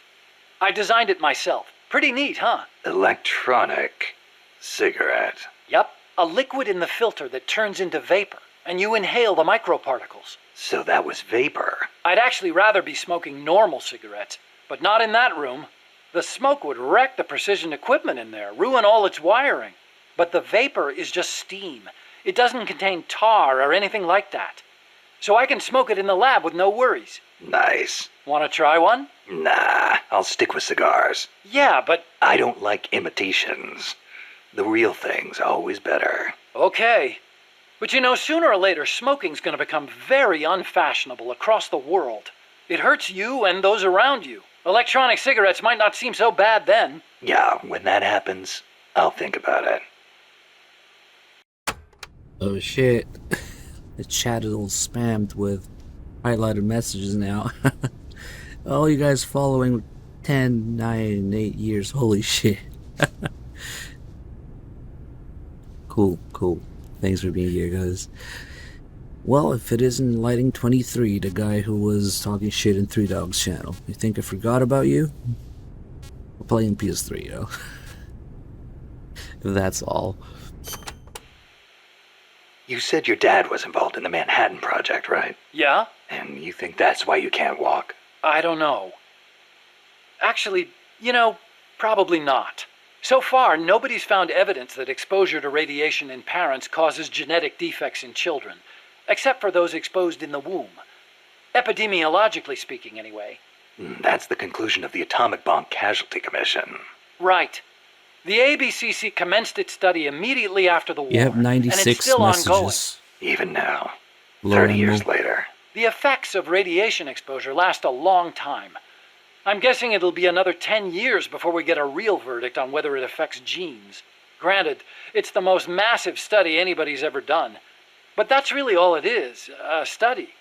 The ABCC brought in bomb victims and ran tests on them, but they didn't treat them. Really? Them too, huh? At any rate, that's what my father made me believe when I was growing up. Maybe it was tough for your dad to explain. Ever think of that? Yeah, maybe. But this is my problem now, Snake. I have to face the nukes head on, whether I like it or not. My creations are being used for the wrong purposes. The onus is on me to stop it somehow. Help me, Snake. Yeah, we're playing the HD edition on PS3. Hey, as long as I'm here at Mother Base, why not assign me to the R&D team? You could use a guy like me. Glad to have you on board. I'm sure Kaz is, too. Once I've got the necessary materials and design specs together, I should be able to start building you that bipedal weapon platform. Nothing would make me happier than for my research to help put a stop to Peace Walker. I guess for the really, really long time subs and followers that bought things, Stream Elements didn't even exist 10 years ago, so maybe that's why I can't go that far back. I don't know, actually. Maybe for some people it's not accurate. I know it's view time thing is completely off, so we'd disable that command. Who knows? I don't know. So this Dr. Strangelove was at NASA? Yeah. Well, actually, Strangelove left for DARPA not long after I joined. And then the two of you ended up back together doing research in Costa Rica. Not exactly together. We coordinated on a few things, but the research projects themselves were separate from each other. We had it worked out so that Dr. Strangelove handled the mammal pod, Peace Walker's cerebrum, while I did the rest. That letter, something to do with your research? Huh? No, it's yeah, it's a report. Research findings. Research findings? Anything in there we could use against Peace Walker? Nothing. Nothing at all. Just don't read it, okay? Promise me you won't?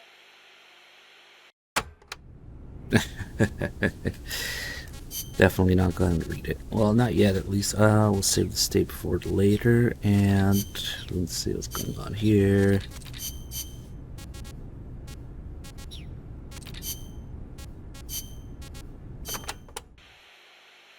La CIA calls their new toy Peace Walker, eh?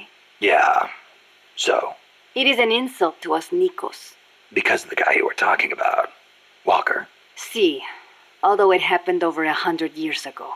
Back then, the political parties in Nicaragua were at each other's throats. The Nicaraguan Democratic Party hired an American mercenary to help counter their enemies, the Conservative Party. And that was Walker. After taking care of the conservatives, Walker decided to seize power in Nicaragua for himself, eventually making himself president. Huh. The Democratic Party gave him an inch, and he took the whole country. But it did not end there. Not only did he make English an official language, he tried to reintroduce slavery. Walker's goal was to build a Caribbean empire, centered on the American South. Caribbean empire? Huh. Sounds kind of like what Coldman is trying to pull off. The gringos are always like that. They invent some convenient excuse to trample all over foreign countries like they own the place. Peace Walker, ha! What happened to Walker, in the end? A united Central American army led by Costa Rica kicked his ass and sent him running back to America. Then why don't we do the same? I, for one, don't intend to let Coldman get his way. Good idea. I'm glad we have you, boss.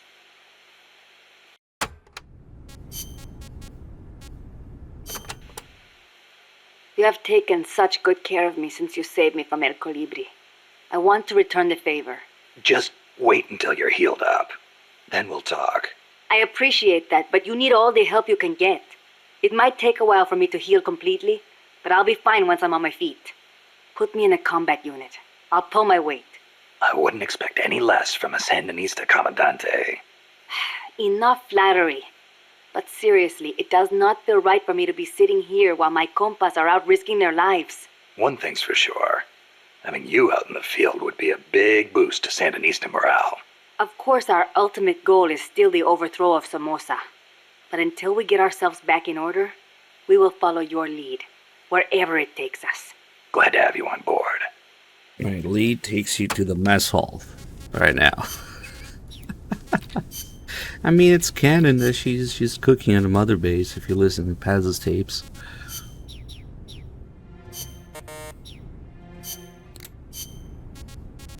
Okay, I think we can move on. Some gameplay in these tapes. Snake, Peace Walker is the heart of the enemy's project. To prevent its completion, you'll need to either shut down or destroy the artificial intelligence that functions as its brain. According to Huey, that AI is now undergoing final calibrations in Strangelove's lab. It's inside a tropical cloud forest. Slip in and terminate that AI before they ship it out.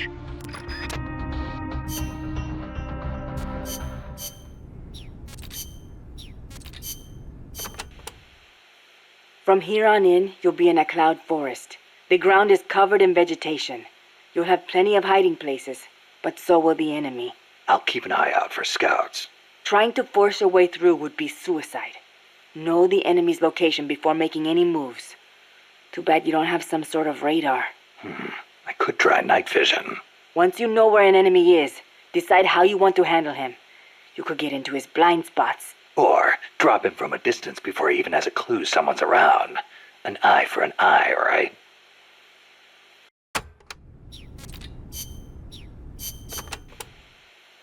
Chico, you know much about cloud forests? Not that much.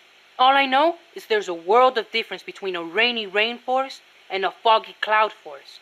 But they have some things in common. But like, for instance, you gotta watch out for poison dart frogs. Both rain and cloud forests have high humidity, so they're perfect environments for frogs and other amphibians. I mean, it's not like just touching a strawberry poison dart frog or a dying dart frog is going to kill you, but don't eat them, no matter how hungry you get. I can get all the rations I need from Mother Base. No jungle food for me this time. Seriously? You're not disappointed you don't get to eat wild animals? What do you think I am? Just kidding. In Colombia, though, there's a frog, the golden dart frog, that's lethal to the touch. How do you know all this? Come on. Don't you think poisonous animals are cool? Not if you get poisoned by one. Well, obviously. One more thing. When you get to the forest, be on the lookout for Bigfoot. I think I'll be okay there. Uh-oh. Bigfoot is an ape man that lives in the Rocky Mountains. In the local Indian language, he's known as Sasquatch. And get this, he's over 3 vara. Can you believe that? So he's kinda like a gorilla? Completely different. Even the biggest gorillas only get to about 2 vara, and they walk on their knuckles. Bigfoot's big, and he walks on 2 feet, like people. So he's more man than ape? Probably. His ancestors must have split off from humans at some point. Like before they started using tools and stuff. Yeah, but aren't the Rockies kind of far away from here? Not that far. According to Darwin, humans came all the way over here from Africa. Plus, there have been sightings in Venezuela of an ape man called Mono Grande. Costa Rica has tons of plant and animal species. So I'd expect there to be at least one kind of ape man. At least. Gotta admit, I've never heard of Mono Grande. Yeah, he's not as famous as Bigfoot. He's similar, but he lives in Venezuela. He's not that big, less than 2 vara, but he's way more ferocious than Bigfoot. Huh. I wonder just how mean he is. Like when he catches his prey, does he punch it to death? That's the law of the wild. You catch your prey, you kill it, and you eat it. Yeah. But punching is way more ferocious than biting. Well, maybe it seems that way because that's what humans do. You really love UMAs, don't you, Chico? Do you know what I think? I think UMAs should be dangerous. Otherwise, where's the fun in hunting them?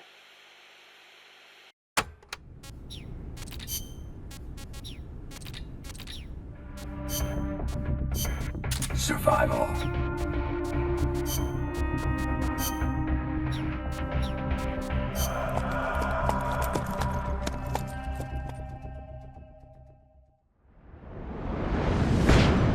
Yeah, we're doing Grim Zeros after this. And then that other game.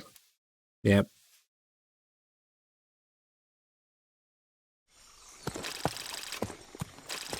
Snake, how's the mule treating you? At this pace, I should be there by tomorrow morning. You've got to hurry. The AI could be completed any time now. It'd be nice to have a guide. Already on it. I've enlisted Paz to help you. She knows the jungle pretty well. Snake, I know you are an expert in survival, but you need to stay alert. You are in an ancient jungle so foggy, you can hardly see the trees. It is home to 2,500 species of plants, including 400 types of orchids. There are also 500 species of butterflies, and over 400 species of wild birds. The bedrock is solid enough that Mayan ruins have miraculously survived centuries of earthquakes. An AI lab in a Mayan ruin. Who'd have thought, hey, Huey? My sentiments exactly. That doesn't mean security's any less tight, though. You still have the ID card I gave you, don't you? Got it right here. That'll get you through the gate, no problem. After that, you're on your own. As long as the AI remains unassembled, Coldman's plan's on ice. What about security inside the lab? Well, it shouldn't be a problem for you. Strangelove demanded that the security presence inside the lab be kept to a minimum. It's not all good news, Snake. Coldman knows we're here. He's raised security in the area surrounding the lab. You'll be seeing a lot of that Chrysalis UAV, and a bunch of patrol choppers too. There may be scouts in the jungle lying in ambush. As you approach the lab, be extra vigilant. I'll be careful.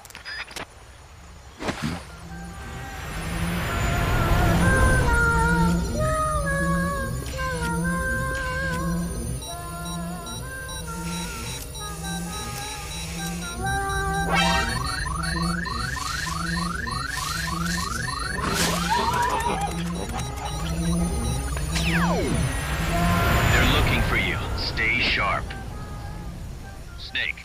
Strangelove's lab is a few miles to the north. It won't be long before the AI is complete. Don't let that happen.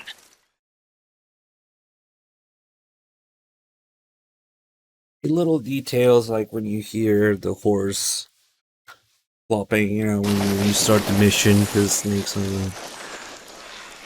And then when you slide down here in the cutscene, you start by sliding down in gameplay. Just little things. Let's just say. I just heard footsteps. Here he is.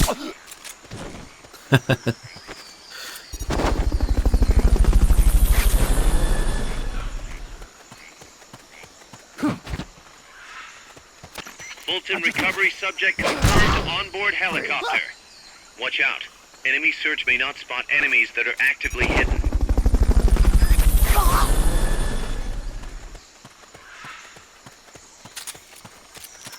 Fulton recovery helicopter. Oh, really? Yeah, you can just tell me what he says, I guess.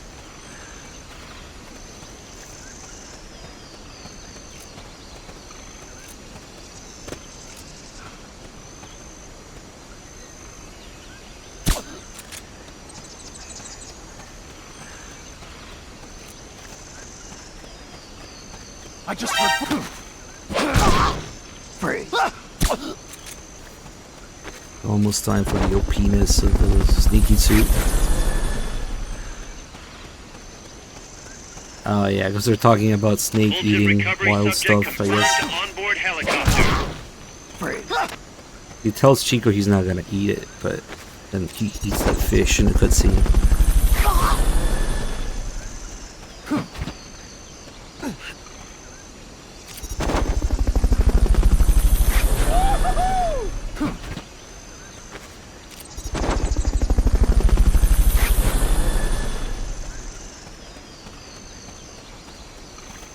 Oh god. Fulton recovery helicopter is complete. He rubbed his two brain cells together to figure out the chronological order. But minus the Metal Gear games, of course, but yeah, no.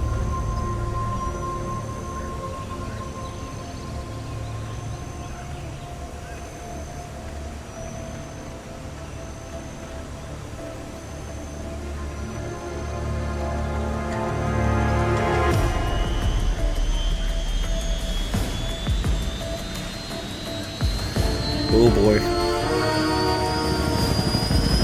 Here it comes.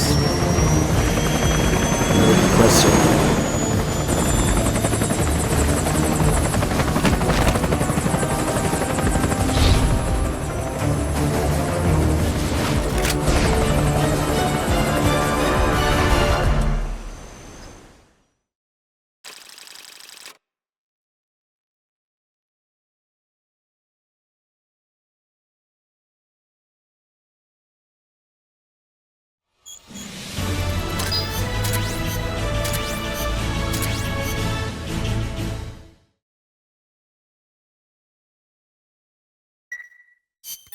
Thanks for putting me on the R&D team, Snake. I'll cut to the chase.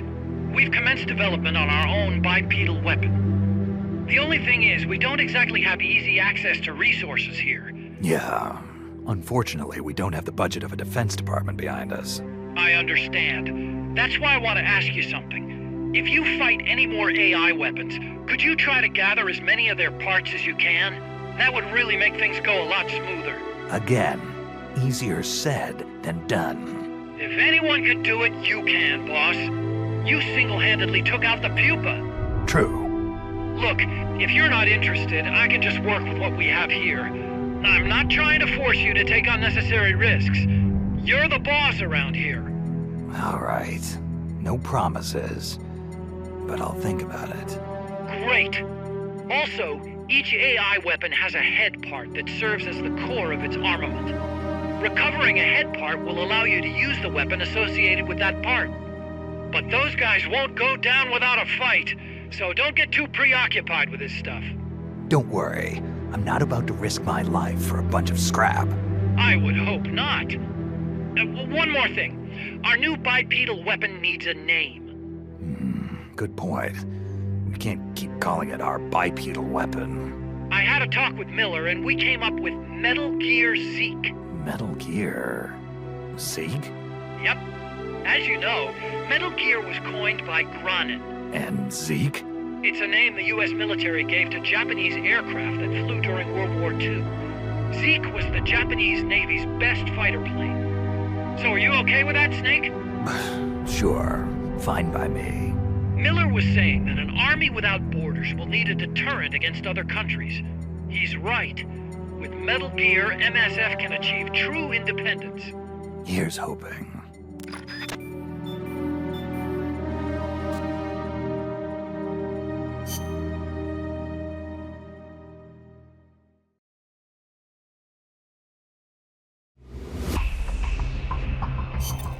Snake, that's a Hind. You've got to take it out somehow. Either neutralize the soldiers or bring down the chopper. Good luck.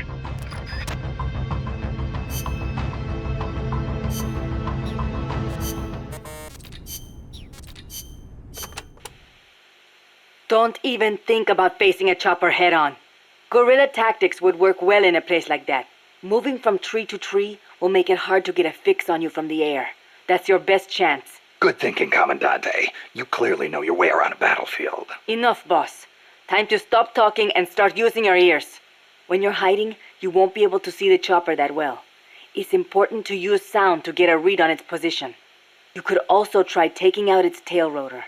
That would greatly reduce its mobility. And watch out for ground troops. Copy that, Commandante.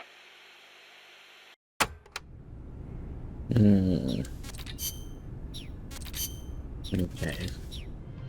Let's bust out the M60. Let's rock. The semi-automatic M60.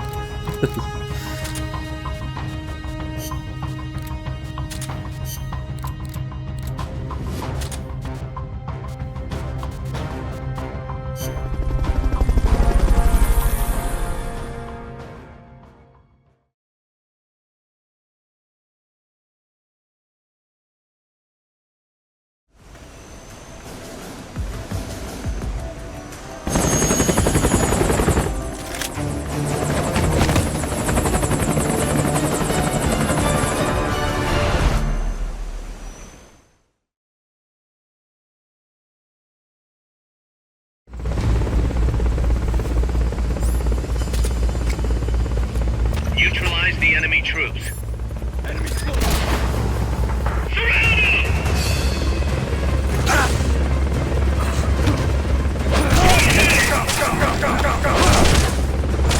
Enemies close by!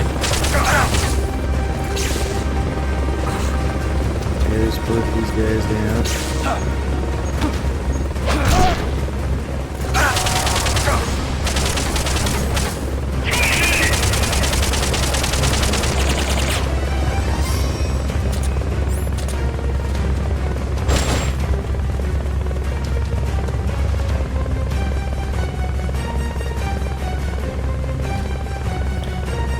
Get the cockpit. Not really cooperating.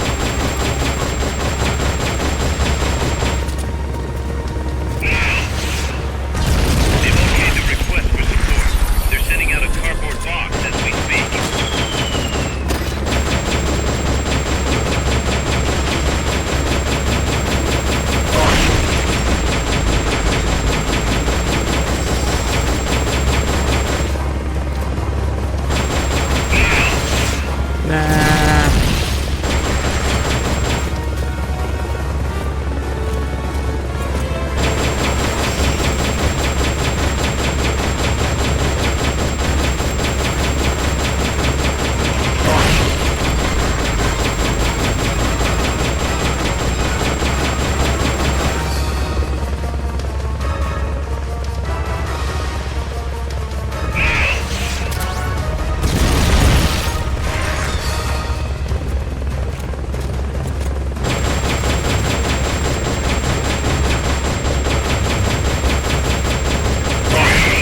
There he is.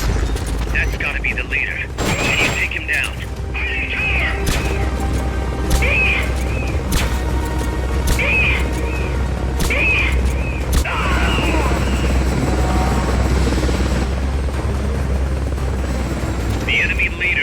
Yeah, you don't need to wait for the thing to deploy enemies. Helicopters can be cheesed this way.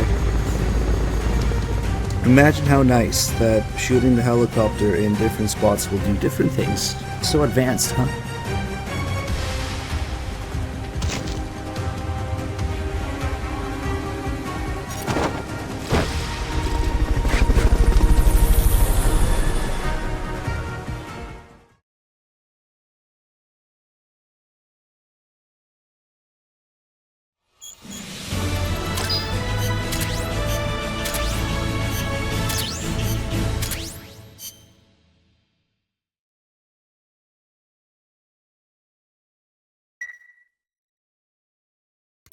Boss, Imagine having more than starting 2 to wonder if helicopters. recruiting the soldiers with a Fulton isn't a little heavy-handed. I already don't like where this is going. I think the voluntary approach could be more pragmatic. Technically, we're not a corporate entity, but at our size, that's not too far from the truth. We can't keep using guerrilla tactics to find new blood. To search for volunteers, select recruit from the menu, or select trade to exchange soldiers with other mercenary units. Yeah, provided we've got the friends for that. No friends.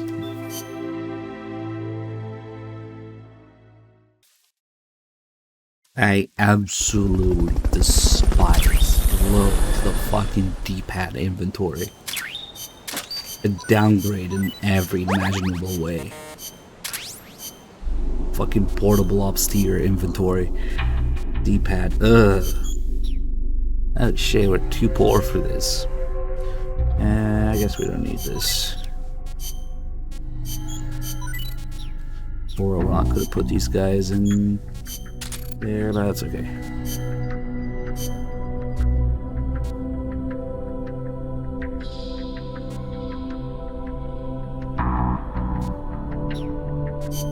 I kind of want the Thompson, but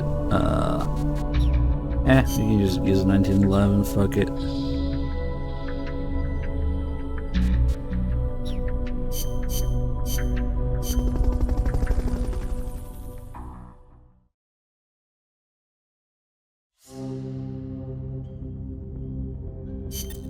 Snake, infiltrate Dr. Strangelove's research lab and either deactivate or destroy the AI. The lab's built into some ancient ruins, so find those first.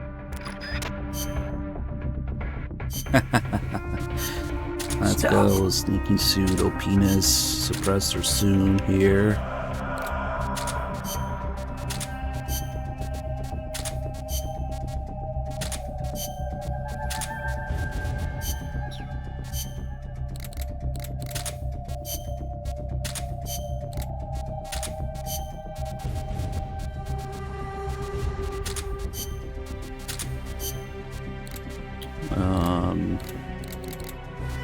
Box and ID card.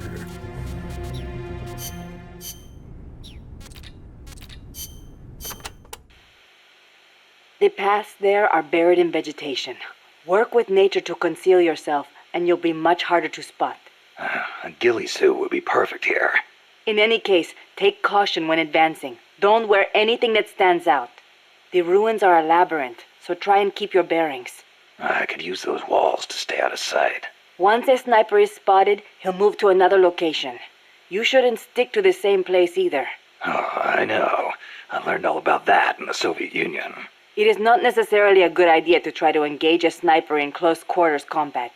Finally, once you've found a place to hide, don't let them take you from behind. Don't worry. No one sneaks up on me.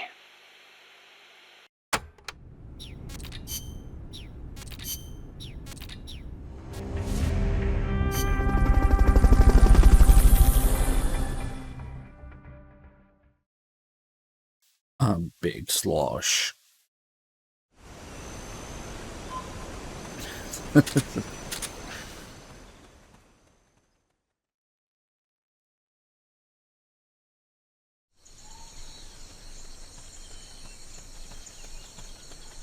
MGS4 and well, I guess Peace Walker is probably the best balance of user-friendly and modern for the controls, yeah. With the natural surroundings.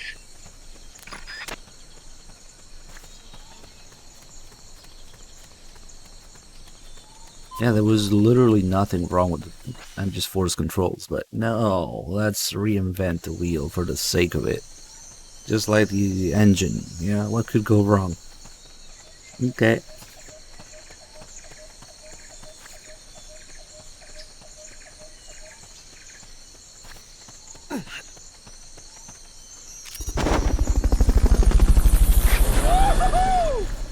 And the autocover? Yeah, fuck that.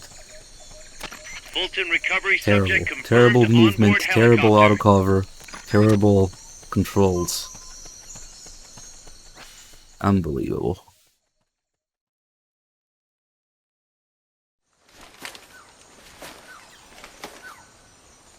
Ooh, booba time.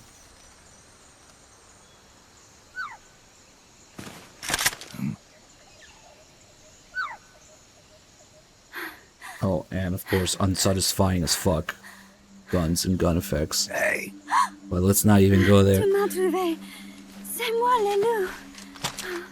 French. Fini de jouer à cache-cache. Dis-moi qui tu es. Please, do not kill me. You're no soldier. I am a tourist. What's your name? Please. What are you doing here? Cecile. Cosima. Caminada. You're not one of the soldiers? Please, lower your gun. Who are you? I'm an ornithologist. A poacher? The gun's for self-defense. I'm looking for that one rare bird in Costa Rica. It's a Kojima Which game. one? You're supposed to play The with her Quetzal? boobs. Right, the Quetzal.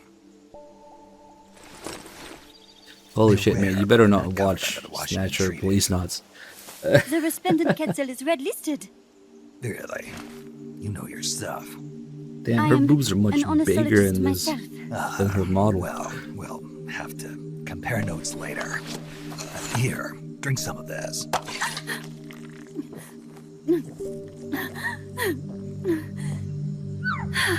You saved me.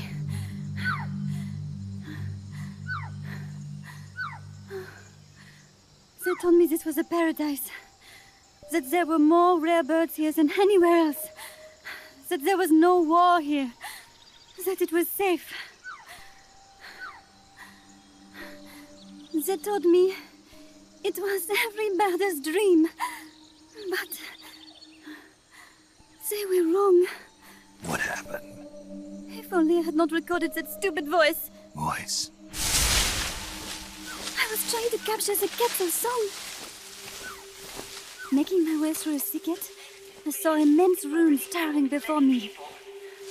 I chase it away. It will bite you unless you kill it. Go home. You're the one who made the tape. I am loyal to myself.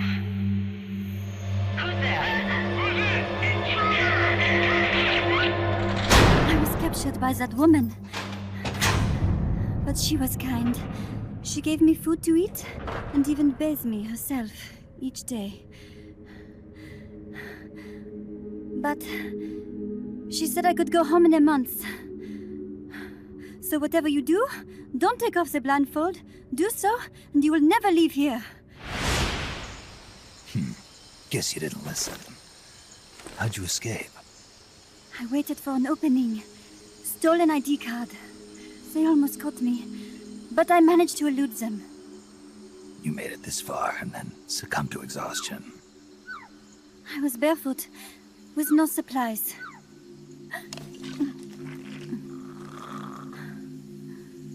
Oh, I am so sorry. I drank it all. That facility. Did you see anybody else in there? Well, there was another woman, but I never saw her in person. Because, you know, the blindfold. Oh, yes. She often sang. Sang? It was such a strange song. What kind of person was she? Could you tell anything from her voice? I don't know. I don't even know why I was held a prisoner. They confiscated my equipment, My supplies, my passport, money, everything. The only thing I was allowed to keep were my undergarments, so that I would not be able to escape. And now, I am without even the means to prove who I am. I will not make it home to Paris like this. In that case, come to our place. Huh? You don't need a passport there. Don't even need a name. If you want to go back to Paris, we'll take you there anytime. What I want is a shower, a change of clothes, and a cigarette. I've got a cigar. It's Cuban. No French cigarettes? I prefer unfiltered. Fresh out. But come back to my place, and you can have all the French cigarettes you want. It sounds like heaven. Close, but not quite. Outer heaven. It is sounding better all the time. So, you must have gotten a look at the facility when you escaped, right? What's in there? Lots of machinery. A big computer, like you would see in a university. What about the room where you heard the voice? Anybody in there? I don't know. There was a tube. A large tube in the back. When I approached it, I heard a voice. What did it say? Jack. Yes, it simply said Jack, over and over. Jack. Listen, you've got to get me out of here. I really need a shower. Wait here. I've still got business to take care of. What? You're not thinking of going in there, are you? You can't leave me here. Relax. I'll have some friends pick you up. This is Miller. One for recovery. A civilian. Snake, we don't have room for any more civilians here. Not even for a blonde Parisienne. A what? So she's, pretty foxy? See for yourself. If what she's saying is true, I think we found Paz's friend. The missing one? I'm thinking that she's the one that made that tape. Have her listen to it when she gets there. So she's safe then. Good news. I'm sure Paz will be glad to hear it. You bet. Snake, the ruins are just up ahead. Head north. On my way. What about me? Stay put. Ever wonder what it's like to be a bird? Huh? So the only reason she gets saved is because she's hot. Thanks, Kojima.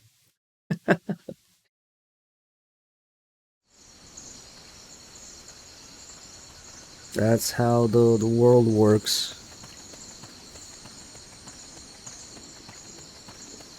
Bridge. What's that?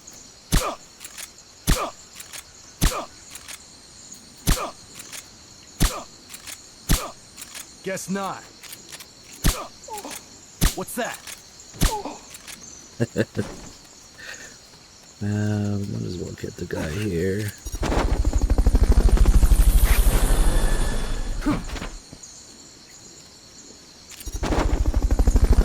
Fulton recovery helicopter is complete.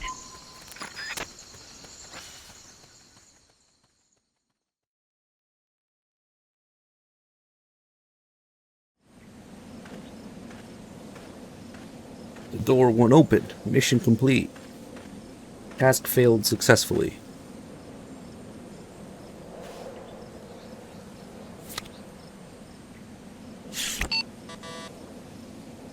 What?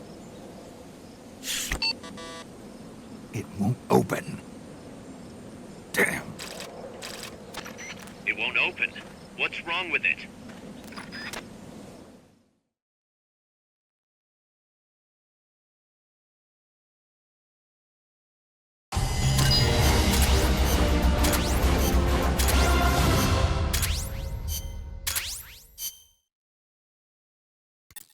Snake? Huey, your ID card isn't working. It won't open the lock. It can't be. What's going on? She hates me that much? Strangelove's in charge of authorizing IDs. Sometimes a working card has its privileges removed. Say, if she decides she doesn't like that card's carrier. You think that's what happened? Well, I was never exactly her favorite. Well, this could be tricky. The soldiers outside aren't allowed in the lab either, so their cards won't do you any good. Great. Snake, Kaz, where's Cecile? she just got here. Hold on. Snake! Cecile, how'd it feel to fly? Wonderful. For a moment, I felt what it must be like to be a bird. It almost made me want to give up my research and get a pilot's license. Did you need something? You said you'd gotten an ID card, right? Yes, but it was confiscated when the guards caught me. Who took it? What did he look like? He had an orange jacket. I cannot recall his face, though. Yeah, they all look pretty much the same. Where did it happen? Let me think. Ah, yes! I do remember hearing the song of a nearby Quetzal. Just what I'd expect from a birder. Would you like to hear it? Huh? What's that song? It's my Quetzal. I took it with me when I was rescued. Didn't you say something about them being covered under the Washington Convention? Just kidding. That was just me. An imitation. An essential skill for any ornithologist. Pretty good, no? Damn good. If you want to hear the Quetzal song again, just let me know. I can tell you all about the birds of Costa Rica, too. Yeah, will do. Thanks, Cecile. No. Thank you, Snake. Talk to you soon. Kaz, did you play that tape for Cecile? I sure did. It's hers, all right. Then she must be... She's not. Cecile says she's never even met Paz. What? She's at least 10 years too old. But... I'm guessing Paz convinced herself that it was the tape her friend made. But never mind that. Let's go over what we know so far. The soldier with the ID card is wearing an orange jacket and is in a location where you'll hear Quetzal singing. Find that soldier, retrieve that card.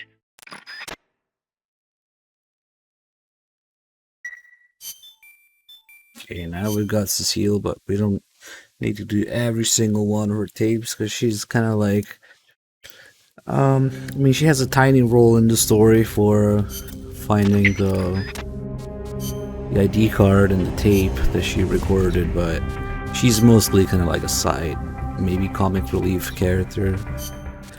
So we'll only do a couple of these tapes, although some of these are too good to skip. Let's see. That was some escape you made from Strangelove's lab. Security inside was not so tight.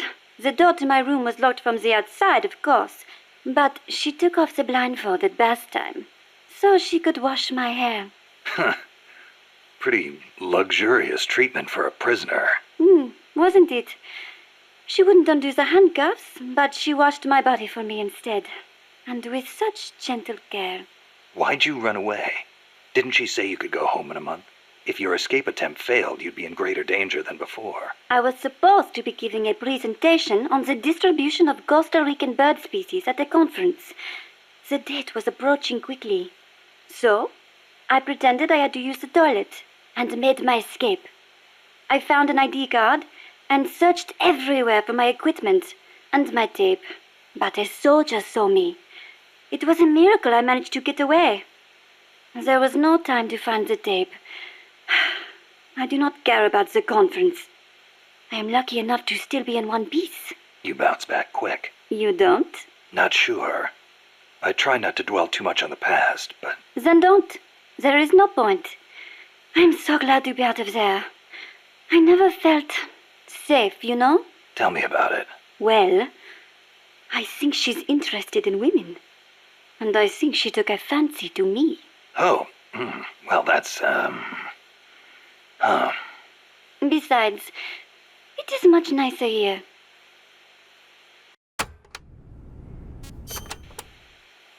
Was it just the two women in the lab? Most of the time, oui. And one of them, you only heard her voice, right? Yes, that is correct.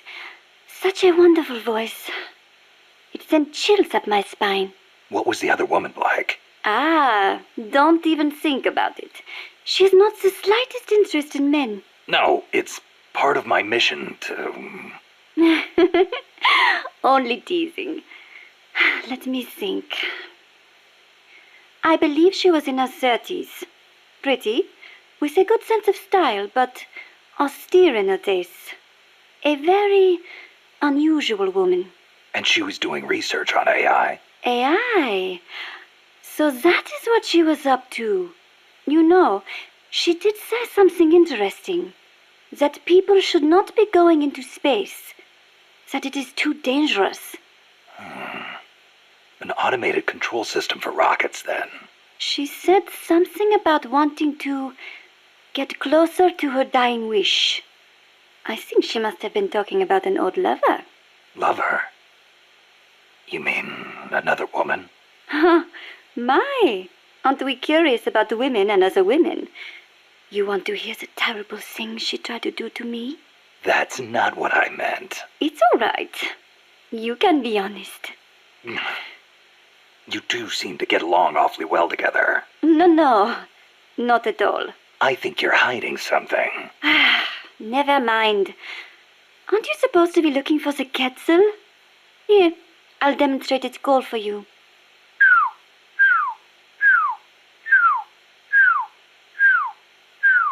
I knew it. Let's go over this one more time. First, I need an ID card to get into the lab. That is correct. From the outside, it looks like any other room.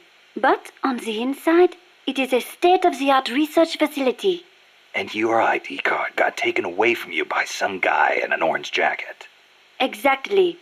I had a Quetzal singing nearby. It has not been that long since it happened. It could be tricky if he's out on patrol, but if he's a stationary sentry, you don't think the Quetzal's moved? Its nest is probably nearby. I do not think it will go away anytime soon. Good. I'll get on looking for that soldier. If you forget what it sounds like, I will do the call for you again. Just give me a call anytime you'd like to hear it. Yeah, I'll do that.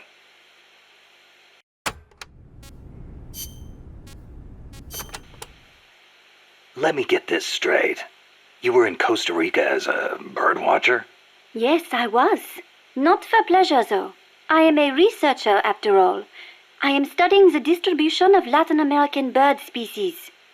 With today's compact cassette tape recorders, even a woman like me can carry her recording equipment by herself. But it was a mistake to come alone. Even so, there sure are a lot of wild birds in Costa Rica. Aren't there? Over 800 different species. Said to be more than 10% of all living bird species on Earth. How many can you name, Mr. Ornithologist? Hey, I was just trying not to scare you. You should at least have a basic knowledge of Costa Rica. How about this? I will give you a thorough education, Mr. First-Time Ornithologist. Okay. Start by telling me about the Quetzal. All right. What do you want to know about Quetzals? Give me the basics. Something that'll help me find one. Okay, then. First of all, as I'm sure you remember, the Quetzal's wings and back are emerald green, a dazzling blend of viridian fading into blue. Its belly is brilliant red, and its tail feathers are white. Such a gorgeous bird.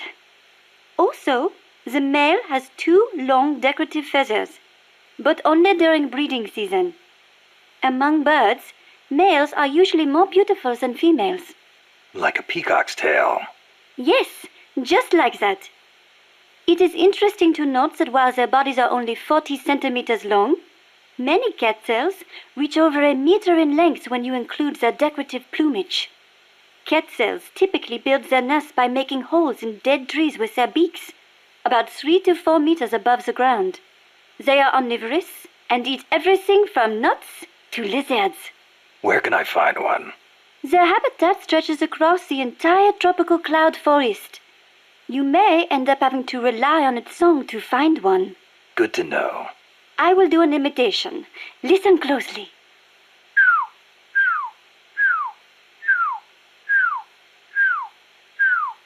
Hey, not bad. Shall I do a chicken next? Cluck, cluck, cluck, buck, buck, buck. No thanks. That's enough. Are you sure? How about a monkey? Yeah, don't need that either. Oh, all right then.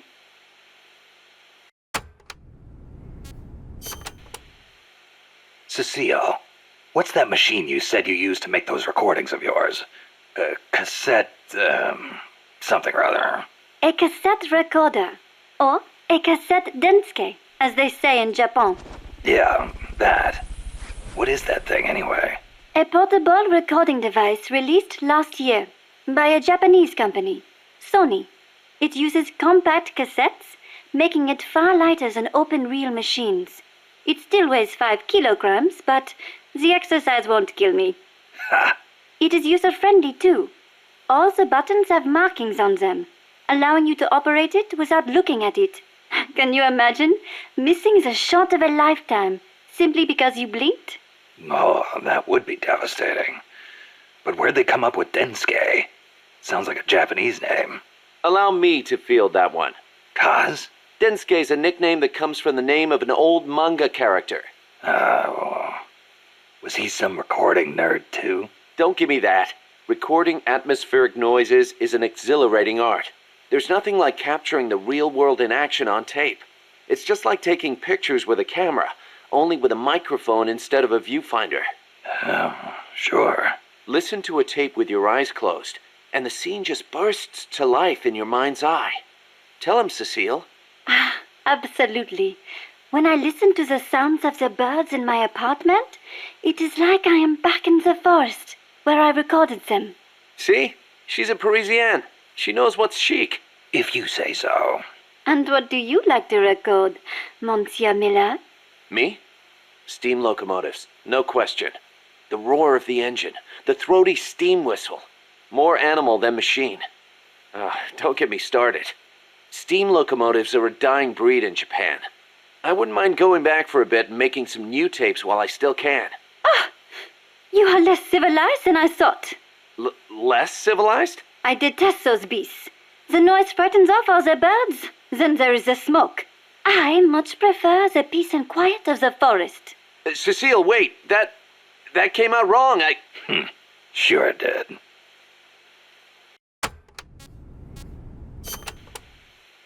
You said you could do a monkey call.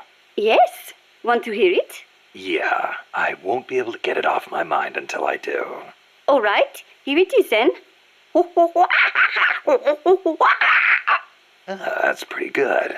I can do others too, like a sheep, a pig. Yeah? Wow. What about a pig? That's uncanny. Oh, I can do a rabbit as well. A rabbit? Rabbits make noises? Certainly, but they are very faint, so perhaps only someone who has owned one would recognize them. I see. So, what do they sound like? Listen very carefully. Okay. Seriously? Rabbits sound like that? I assure you they do. Listen again. Never heard a rabbit do that before. They do. I swear. Maybe if you torture them. I'm gonna leave the rest. Oh, one more, of course. This one. Never heard the name Cosima before. Then again, I don't know many people from France. Is it a common name? No, not that common. But Wagner's second wife was named Cosima Francesca Gaetana Wagner. Huh. You know, Kojima is a common last name in Japan. Kaz? It's just funny how, I'm part Japanese and Cecile's middle name is so close to Kojima. It feels like destiny unfolding. You think so? Oui, oui. That's a beautiful name you have. Cecile Cosima Caminades. Wait a second. Cecile Cosima Caminades. Cosima Caminades. Hey, that's close to... Close to what? Your name. It sounds almost like the sentence Kojima Caminandes in Japanese. And what does it mean, s'il vous plaît? Well, kami is the word for God in Japanese. Nandesu. Well, it's hard to explain, but placed after God, it would turn the sentence into is God. Okay, so? Kojima is God. Cecile's name is a message. I don't believe it. Kojima is God. Kojima is God. Kaz?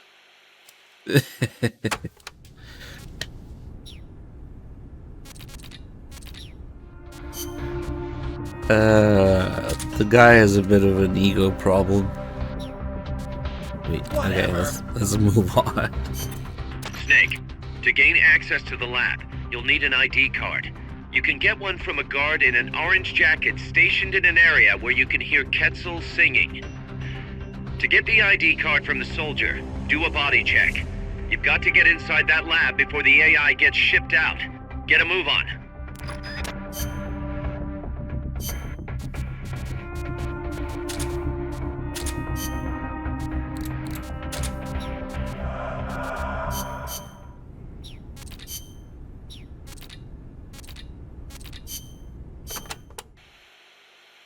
Snake, be careful when going through areas you've passed through before. The enemy could be waiting to ambush you. And do you know how to identify the soldier with the ID card? Yeah, Cecile told me. He's in a forest with some Quetzals wearing a orange jacket. He'll be from the lab, probably out on patrol. Do a body check to see if he's got the card.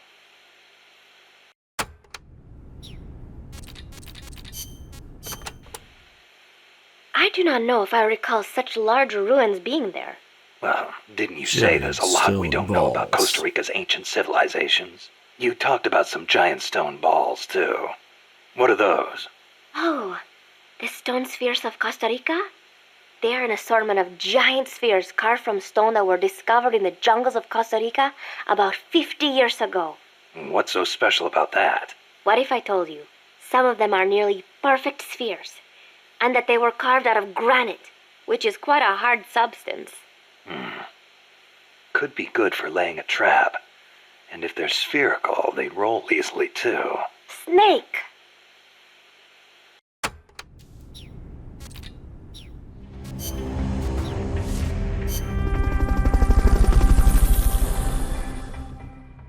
Always nice to see some love for Peace Walker. It doesn't get nearly enough.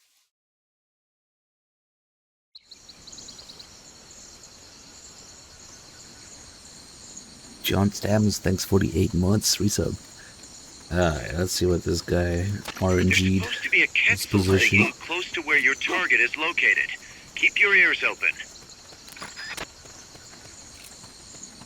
Freeze. I don't really give a shit about the Kojima thing.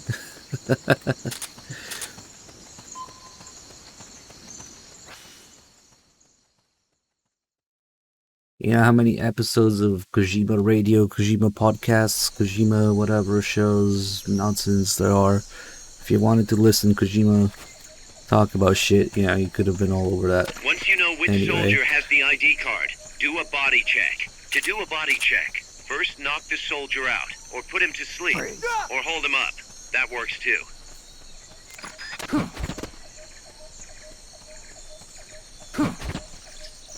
Freeze.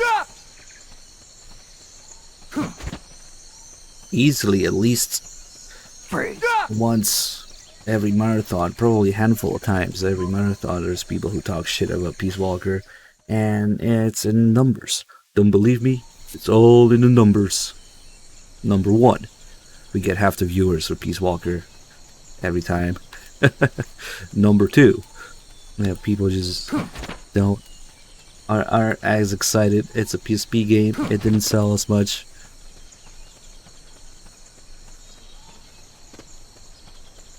And people seem to think that it's like a mini game or a spin-off, or the tapes piss them off. You know, it's just all sorts of things.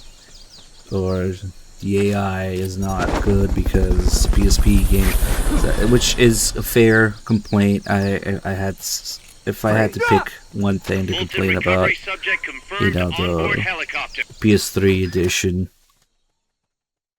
Kind of suffers from that, because now you can control with a real controller, but the AI is still the PSP AI. And yeah, in general, Peace Walker is a high IQ game, so People don't have the attention span for it.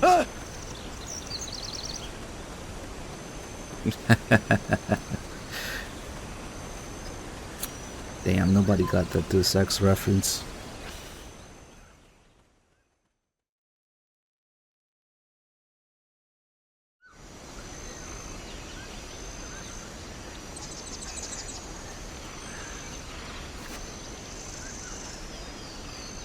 I know you did, Bib.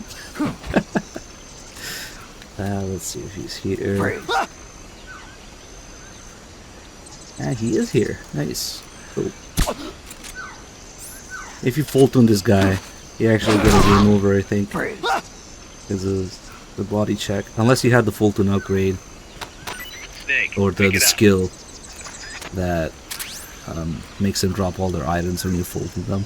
But that would have to be somebody other than Snake, I think.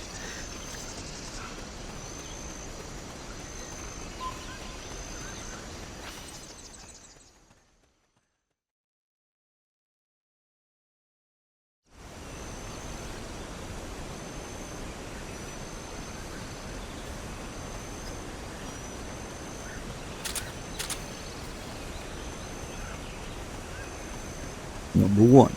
That's terror.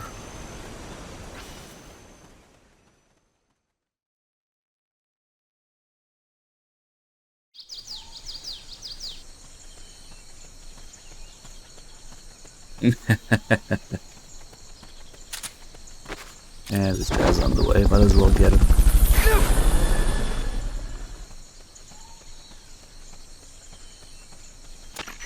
Witcher 3 when I get burned out of Metal Gear again, and when they make it playable again. The fucking next gen update made it unfucking playable. Completely fucking ruined anti-aliasing modes and Somebody there?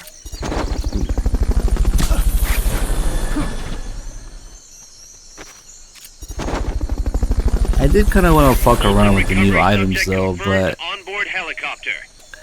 here comes the technical support. DirectX 12 is a fucking joke, so no, it's not like I was trying with that. Even in 11, they fucked it up. Believe you me, I've tried. But yeah, considering how much of a shit show the Netflix adaptation is, I don't really give a shit about the Netflix items either, I guess.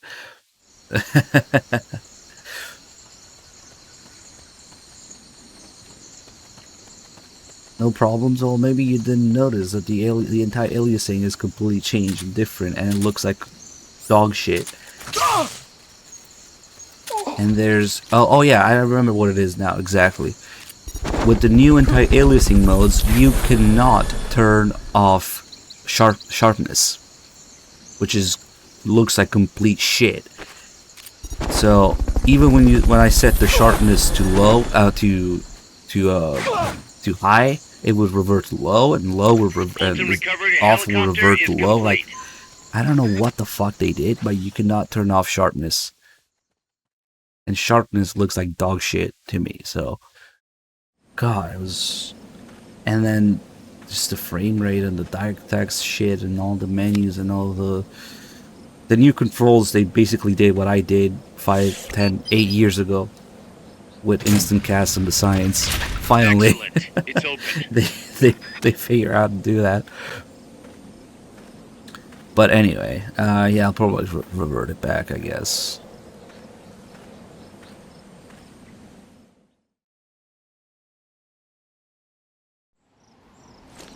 Was so sad, stuck with sharpness on and dog shit frame rate.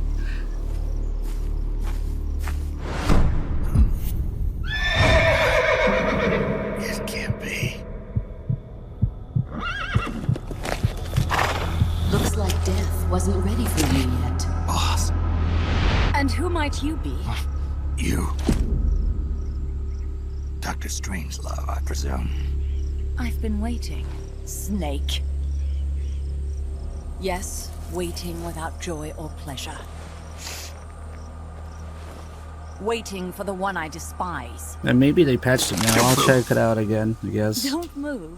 But when it first came out, guns. You also yeah, I was kind of interested in trying it, and it was dog shit. I suppose you're here to destroy my research. Yes, I know. Just as I know what you did 10 years ago. Go on. I didn't have to notice it. When I turn it off and look at the menu again, it's on low. Kill me! Is it called sharpening? Sharpness? Whatever that. Come on, Snake. Or should I say Big Boss? That filthy title given you as reward for murder. Do you still wear it with pride? You chose a shadowy country over the mentor who made you what you are. You brought despair to good soldiers everywhere. You used the pretext of a mission to kill a true hero. I just want FXAA again, Is yeah? that what you call loyalty? Or whichever Answer one me. they took out. I forget exactly. Well, what do you have to say for yourself? She betrayed America. She stole a Davy Crockett and then defected to the other side. She used an American nuclear weapon to attack Soviet territory.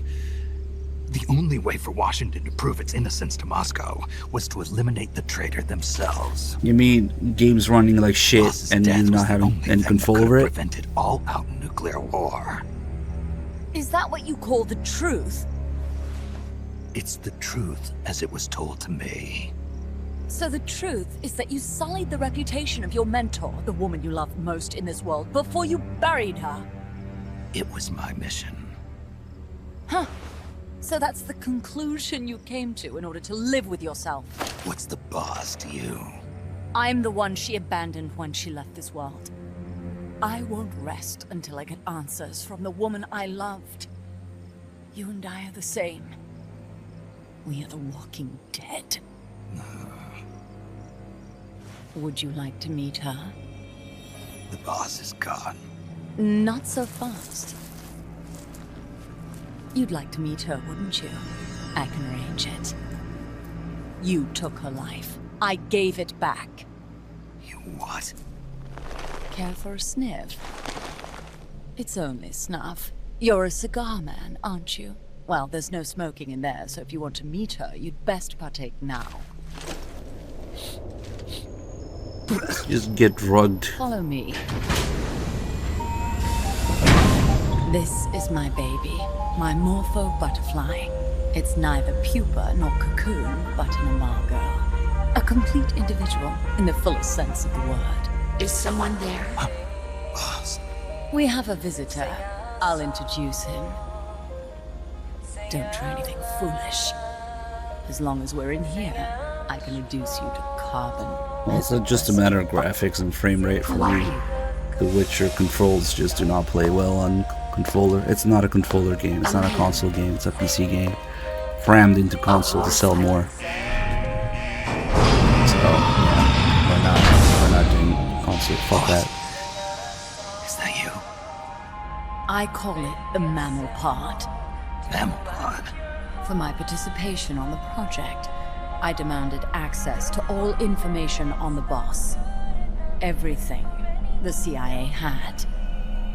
Her personal history, military records, physiological data, correspondence, the files for every operation she took part in, every decision she ever made at every possible turn, what she took and what was taken from her, her pain and her pleasure, her joy and sorrow, her life and death. And yes, even you. Yeah, they rebalanced the gameplay, that's right. Coleman sought an MAD-based AI that would Which deliver was an like a effective fan-made retaliatory mod. strike against the most appropriate target in response to a nuclear Unless you're in attack Japan, yeah. from a hypothetical adversary. An unmanned device to act as a deterrent capable In Japan, of it was making just 2 and decisions 3. and taking the actions that human beings cannot. I therefore concluded he required a cool calculating machine programmed to inflict swift, sure, and utter annihilation upon the enemy. No retaliation. But he took it upon himself to come up with a different answer.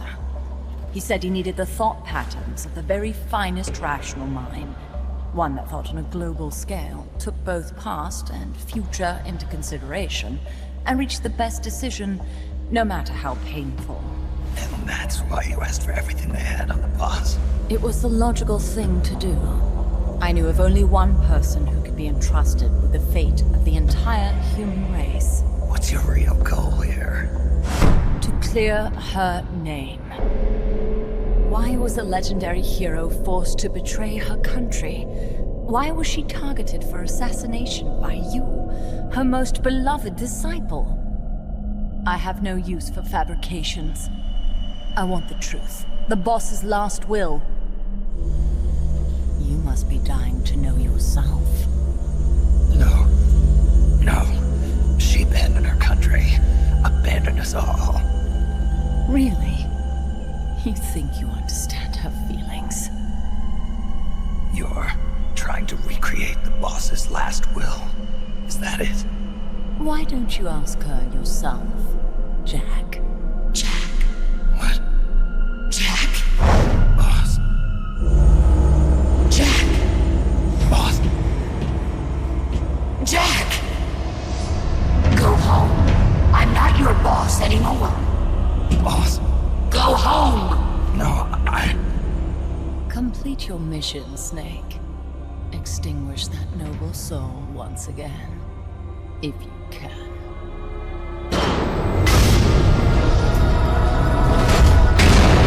Steal all the RAM.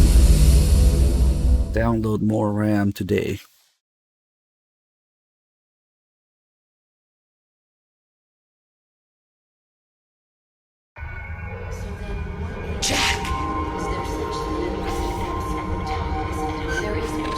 Go home. I'm not your boss anymore. Go home. Why did you come back? Is my life. Go home. I'm not your boss anymore. Go home. For a long time. You better stay alive from now on. Your growth, they are my family. Go home. I'm not your boss anymore. Go home. Go home. I'm not your boss anymore. Go home. More like car radios, if you ask me. Stealing the car radio. Go home. I'm not your boss anymore. Go home. Go home. I'm not your boss anymore. Go home. What is this? This response? Oh God! Discontinue!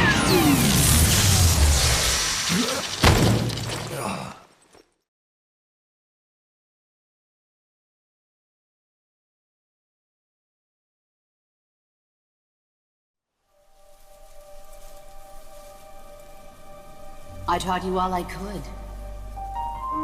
The rest you needed to learn on your own. Techniques, sure. But what about how to think like a soldier?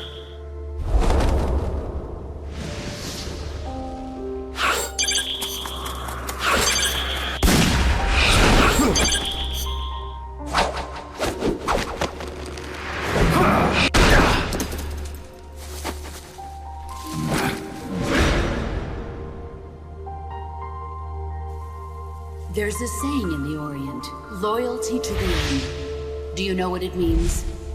Being patriotic. It means devoting yourself to your country.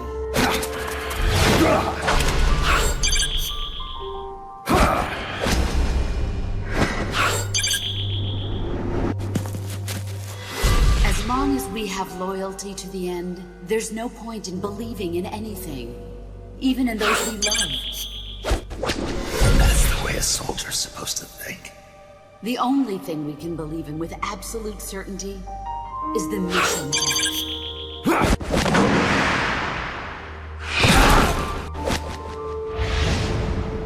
I'm defecting to the Soviet Union. Jack, you can't come with us.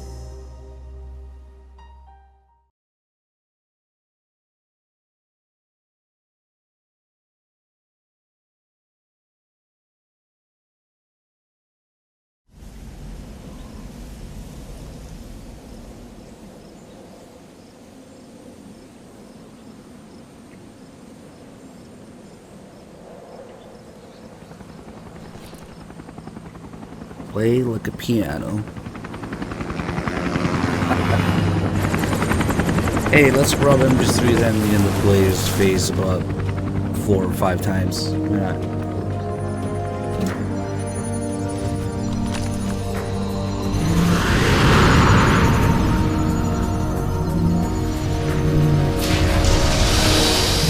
mean, if Matnar was still alive after Snake killing him and him being about 150 years old by the time MGS4 happens, they could have brought back the boss, sure, why not?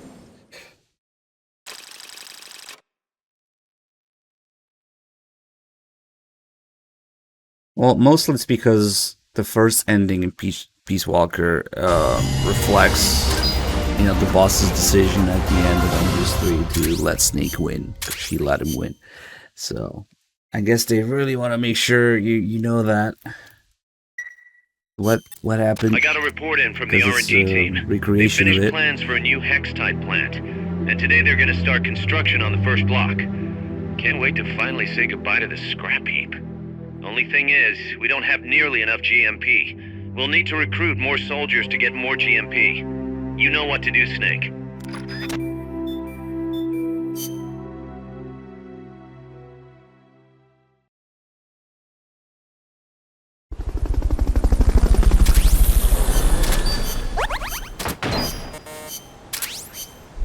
Snakehead.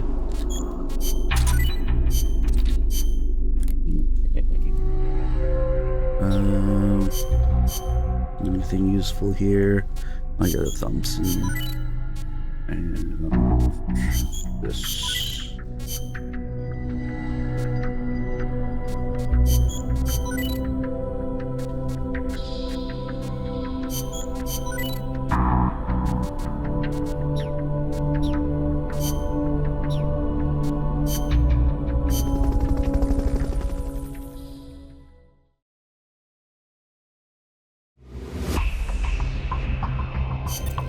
Snake, that's the Chrysalis weapon Huey was referring to.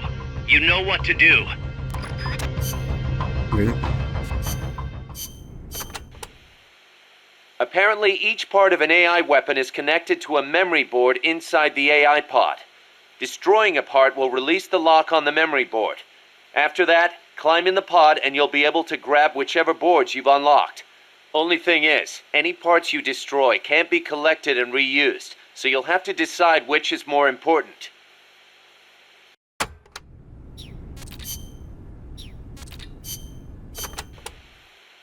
El Colibri may be powerful, but he can be defeated. Looks like you have a lot of places to hide there. Remember your fight with the other chopper. Guerrilla tactics will be key. Only this one's got a few more aces up its sleeve. Yes, it might try to crush you by taking out the pillars. Also, watch out for the smaller craft that abducted Chico. The Chico Libri. Chico Libri? It means son of Colibri. If it gets you, you'll just have to wriggle your way out. You might get away if you're lucky. I'd rather not have to take that chance. Indeed. That would be best.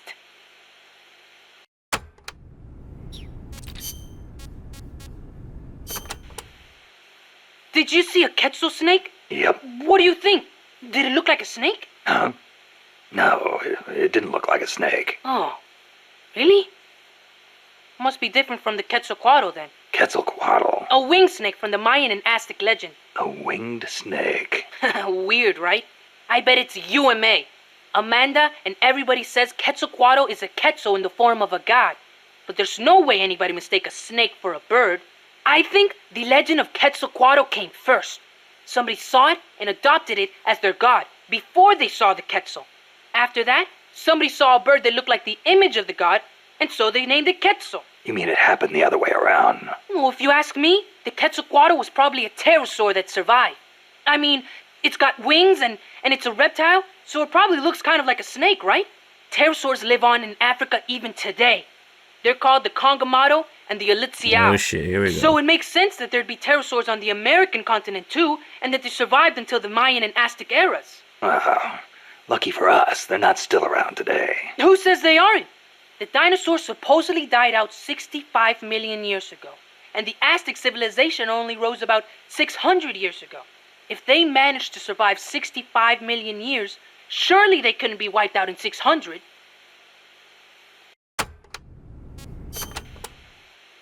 Pterosaurs survive today in the African countries of Cameroon and Congo. Each tribe calls them by a different name, like Congamato or Elitziao. There sure are a lot of dinosaurs running around the Congo. Well, a lot of the land hasn't been settled by humans yet. They've survived all this time. just undiscovered by man. But they're finding fossils in America too. This one they found 3 years ago in Texas had a wingspan of more than 12 meters. If I saw a gigantic pterosaur like that, I'd probably call it a god too. Yup, I'm sure that's what the Quetzalcoatl really is.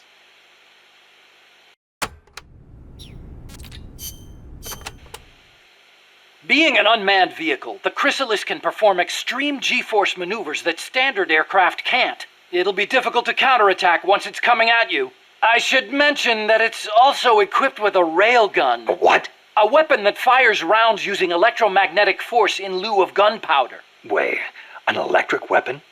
Not exactly. The rounds themselves are conventional shells. It creates force by running an electric current through a magnetic field. Fleming's left-hand rule. Didn't they teach you that at school? Not at mine. Oh. Anyway, as the railgun uses electromagnetic force, it needs to charge before firing. Once you see it starting to charge, take immediate evasive action. Also, as with the pupa, destroying the AI will put the unit out of commission. Do enough damage and it'll have to land. Use that opportunity to get in the AI pod. Wait too long and it'll start to repair itself. Be sure to shoot the hatch the moment it lands. I think I can handle that.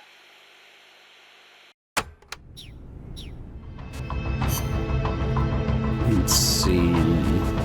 Let's rock. Hopefully those... Okay, that's ready.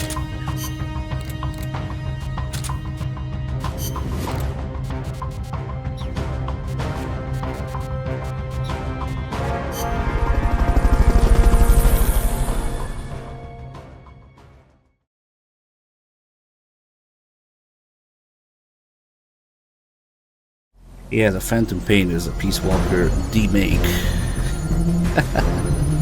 Higher polygon count, worse in every other aspect.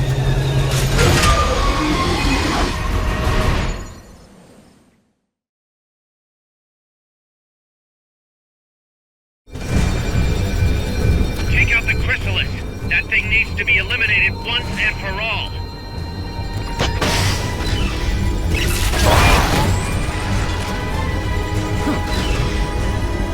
Oh shit.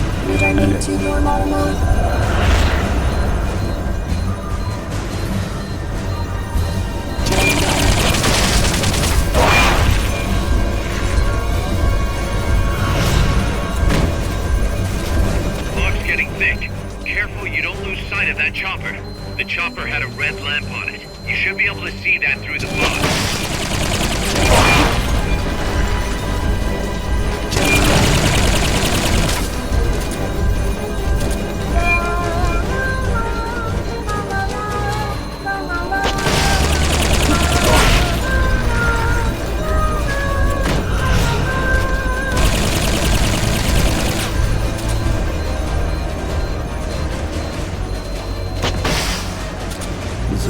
That hits.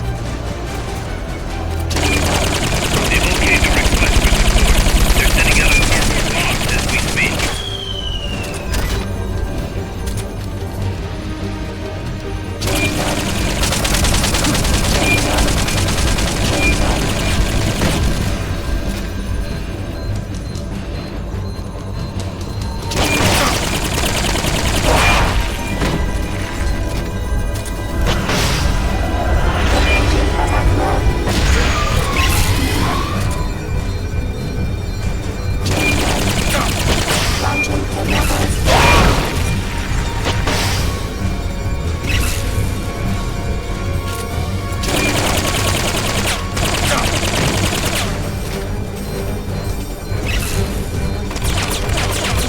Takes so long. What the fuck is that? Takes so long to walk on. Come on.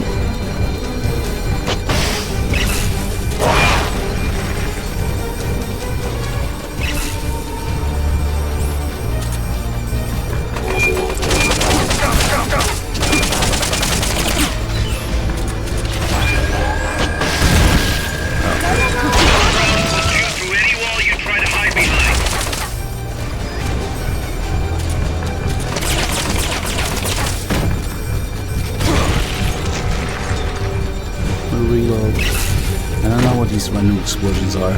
It's the second one now.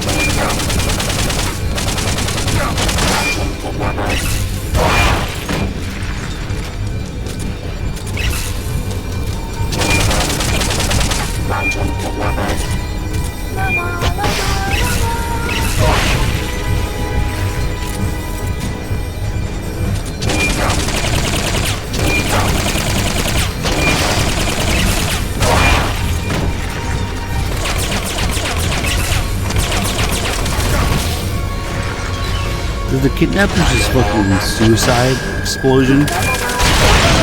Maybe that's what it is.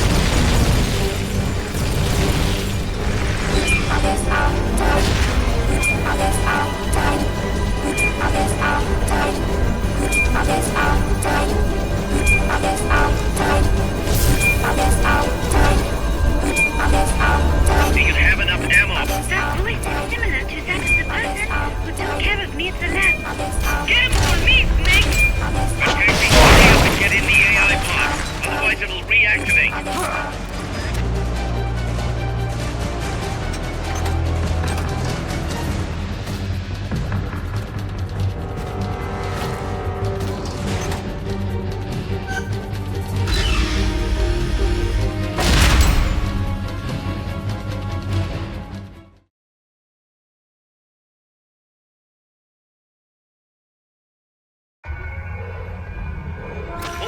Unlocked memory boards. Pull out the memory boards. All the unlocked boards will have icons over them.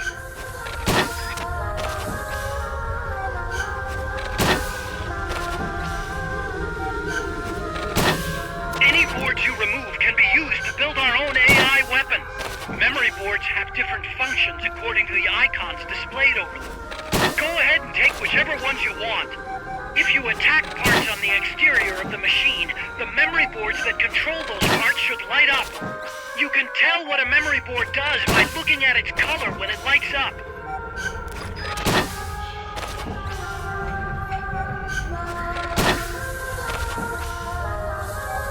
Forget about any broken boards.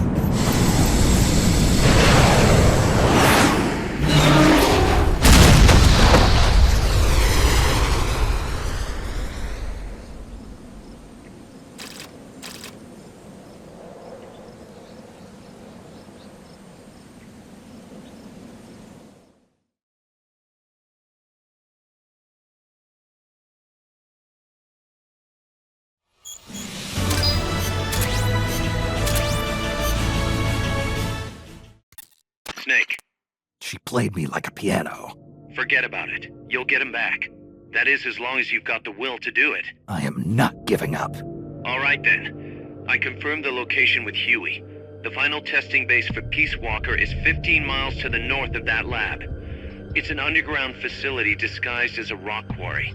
All you need to do is sneak in and destroy the AI for good this time. Right. Snake, you can destroy it, right? Yeah. We all have our limits. Actions beyond our abilities. Don't worry. I won't screw it up this time. You're the one who killed the boss. Destroying that AI means reliving that memory. It's just a machine.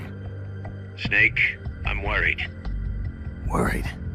For the same reason the CIA entrusted the nuclear launch to an AI. A man can condemn a handful of criminals to the death penalty if they're prepared to assume that responsibility. But who among us could do the same to hundreds of millions of innocent civilians? Who could reduce thousands of years of human history to ash in an instant? Could any flesh and blood human being make that decision? No way in hell. No one man could bear the burden of total genocide. It's what's allowed our cowardly species to survive all this time. But for a machine, willpower is no issue. What are you saying, Kaz? You're a hero, Snake, but you're not a machine. That I can't destroy that thing? That machine's not the problem. It's that the boss still lives inside of you. Bullshit! She's dead, Snake. It's time to come to terms with that. Let me put it another way. You've left everything behind. Your country, your identity, your past and ideals. But there's still one thing you haven't let go of. What are you talking about? The boss.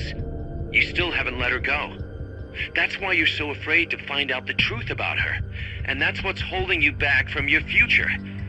Snake, she died a decade ago. How long can you live with a ghost? Kaz, I thought I knew everything about her. But I still don't understand what happened to her at the end. There, you're no different from that scientist woman. When she didn't believe me, I realized something. That debriefing I heard could have been part of the cover story they made up. Now, even I'm not sure what her real intentions were. Why did she take that mission? How did she feel about dying? Why was I chosen? You want to know the truth? Ah! The truth won't change the past. You still want to know? No. I took on this mission for a kid who believes in peace. Fine then. There's no point in arguing. Peace Walker is on the verge of completion. Come on, boss. Let's get to that base. Let's see if we got the railgun. Okay, we'll have to go for the radome though, because it looks ugly without it.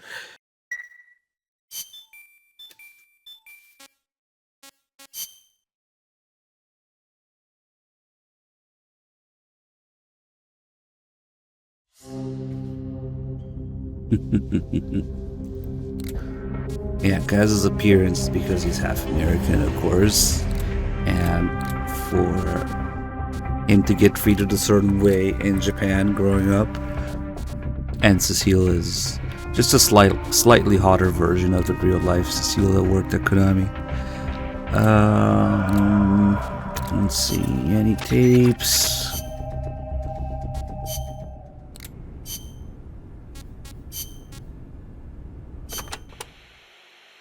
The new plant is a hex type. That gives it more surface area than previous types, and also makes it easier to plan expansions. We're gonna make this place huge. Hex, huh? Like a beehive. Nothing wrong with that. They say the honeycomb design is one of the strongest. I hear they're even thinking of using it in tank armor. Good enough for me. I'll see about finding us some worker bees. Appreciate it, boss. Why didn't they just clone the boss since she was so great? Because, of course, the boss did not exist as a character, as a concept, even when Metal Gear 1, or, MGS1, the whole clone process, the clone idea, was developed, was written. Of course, the boss's origin are deeply rooted in the fact that people didn't understand MGS2, but of course, that's why you don't play these games chronologically. That's why you know what's going on behind the scenes instead. What's wrong, Kaz? You sound beat. Yeah, the problems never seem to end around here. You should take a break. Share a cup of mate with the other guys. It'll give you a chance to connect with them. I wonder if Che and his men ever sat around and drank mate. I bet they did. Che was famous for his love of the stuff. Nah, the boss is literally Kojima. Oh, Kojima man, failing to thought of pass this on the was a series. genius. You can put it in a gourd and carry it around, and there's a special straw with a filter attached so you can drink it any time. That's not all. It's full of essential vitamins and minerals, too. Nice to have in a guerrilla war when food is short. Yeah. Wish I had a chance to share some with the blonde Parisienne when I was out hiking. Well, how do you know about that? It takes a thief. Or should I say it takes a snake to know one. Snake.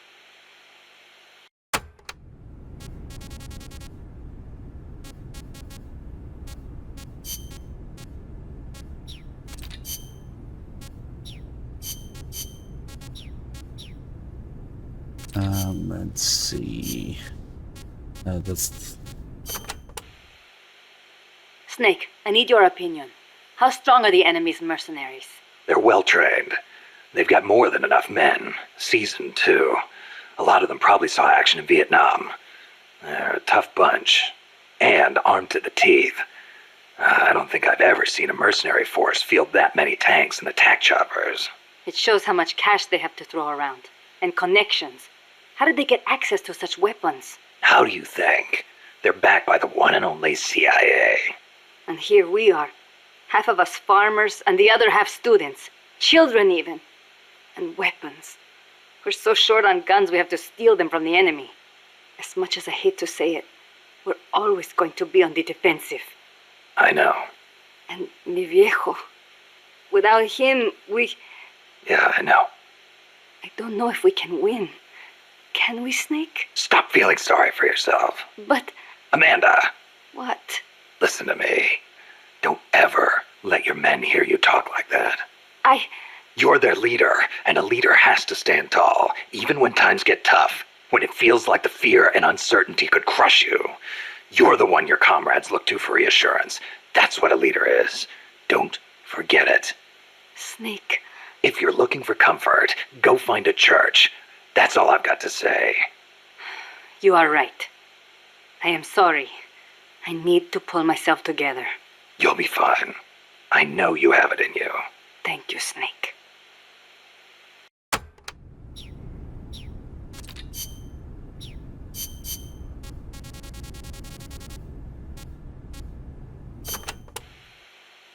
Snake, is it true you took a picture of El Colibri? Yep. Got it right here. Whoa! It's like an actual UFO! I knew it! Los Yankees are working with the aliens! I know it kind of looks that way, but... Hey, Snake, can you make me a copy of that? Well, I don't see why not. What for? People pay good money for this stuff. We can use it to raise money for MSF. Sure, kid. You go out and get us a good price for it. You don't believe me, do you? I'll get the money. You'll see.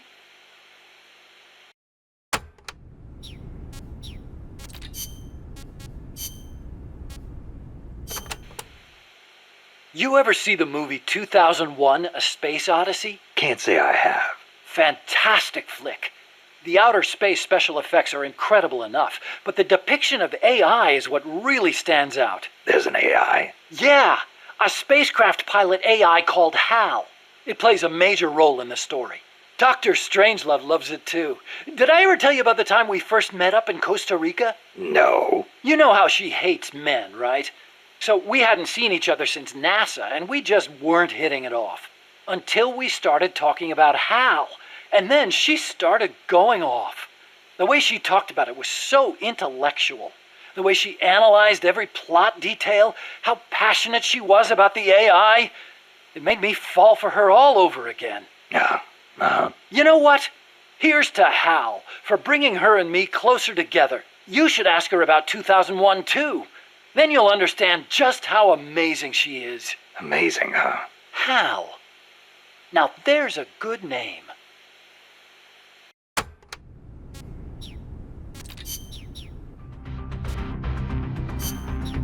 Let's see. Okay. Snake, the Peace Walker platform and AI have been shipped to the final testing base. Once assembled, it's only a matter of time before they launch the nukes. Hurry! Stealth.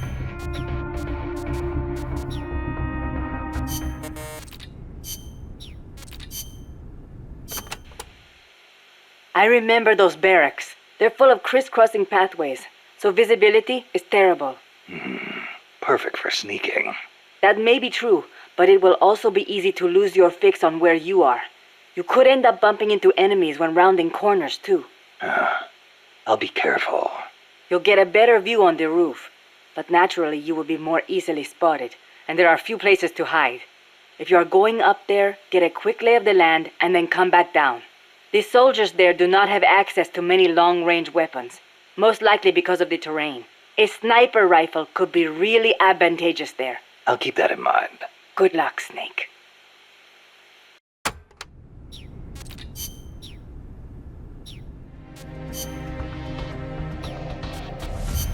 I'm just gonna shoot people in the leg.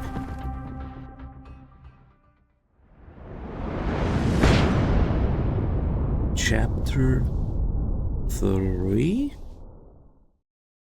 Take him count to 3?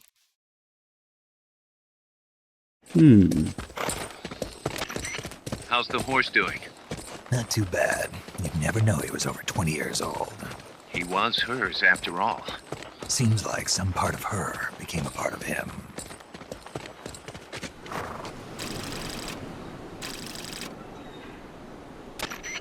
The platform and the cerebral AI are supposed to be assembled at an underground base disguised as a mine. If my guess is right, both of them have already arrived and are being readied for final testing. Destroying the platform will be difficult. I suggest getting up close and destroying the AI instead. Whatever you do, I'm begging you, don't let my Peace Walker launch a nuke. Hurry, Snake!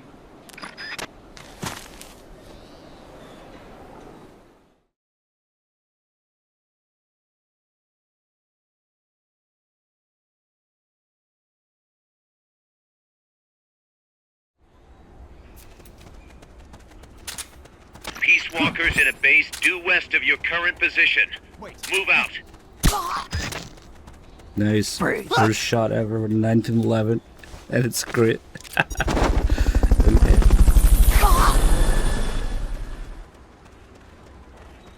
Freeze. Fulton recovery to helicopter is complete.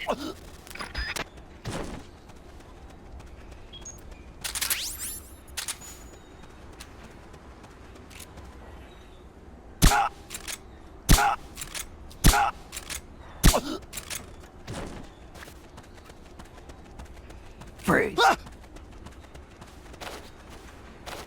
Come on, get up there.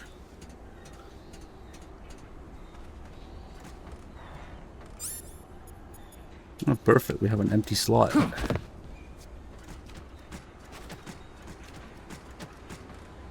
There's some straw below you. You can dive into it with the action button.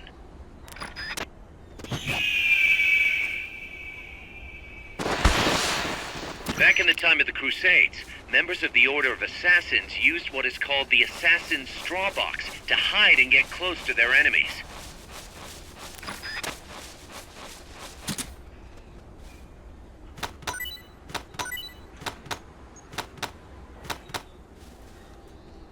You can fit up to 2 people inside an Assassin's Straw Box.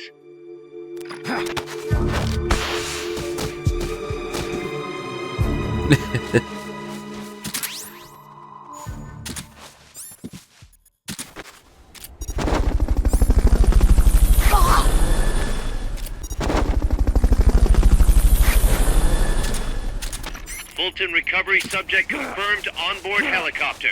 Fulton recovery to helicopter.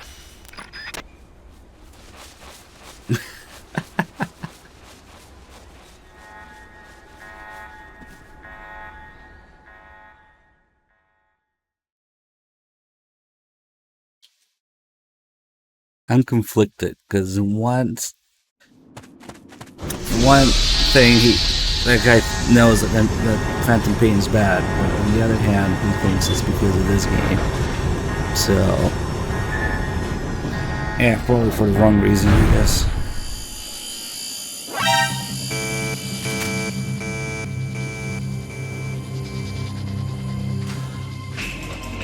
Yeah, that's oddly specific to the Chrysalis thing. Well, I'll steal it now. Scotty Two Shoes, nice. With the 69. Thank you.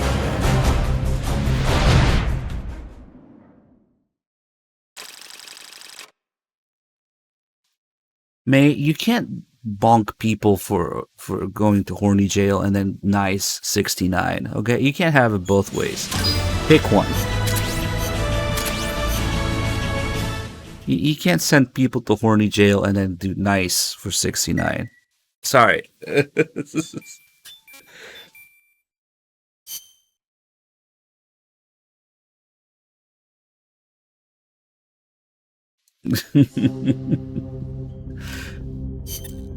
it! You've been spotted by the guards. Take them out before they take you out.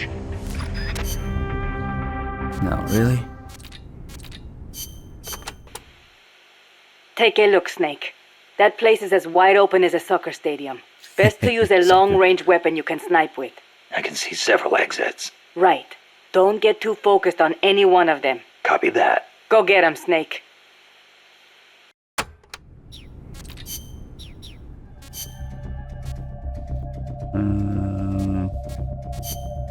You got any Thompson? Oh, there you go. Perfect.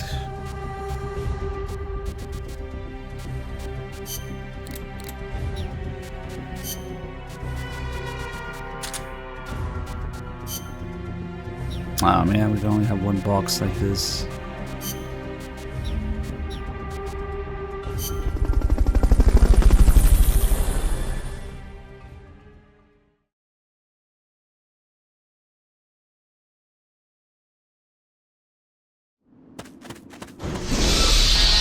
Don't listen to her, he's probably a freak.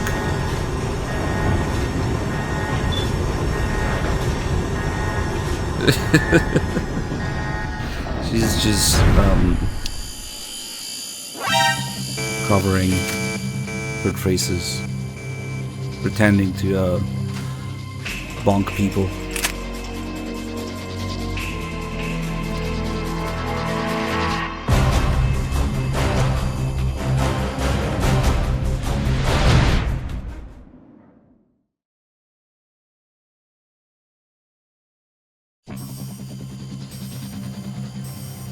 Alright, time for some There's no handgun turning back now, sniping. Snake. Wipe out the enemy. Move on. Sit up. Keep your eyes peeled for snipers. A good one can hit you from a mile away.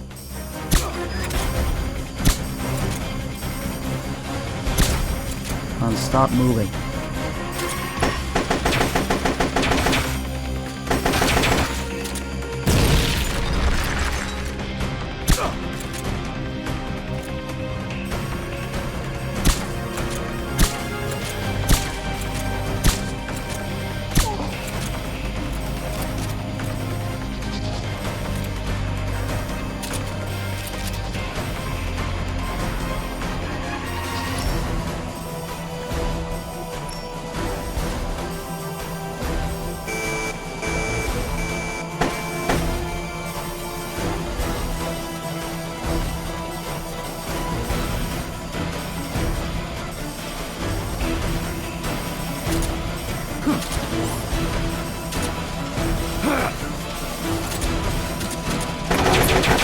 Oh, rip those guys.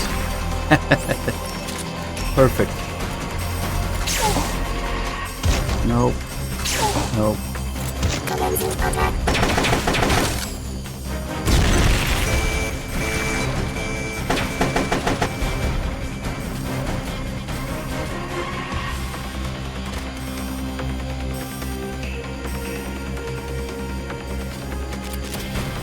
They've got rocket launchers.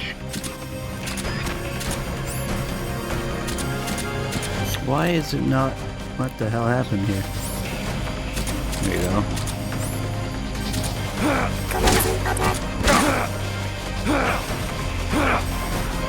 Drag him inside the box. Oh, that guy fell from that box tackle. Nice.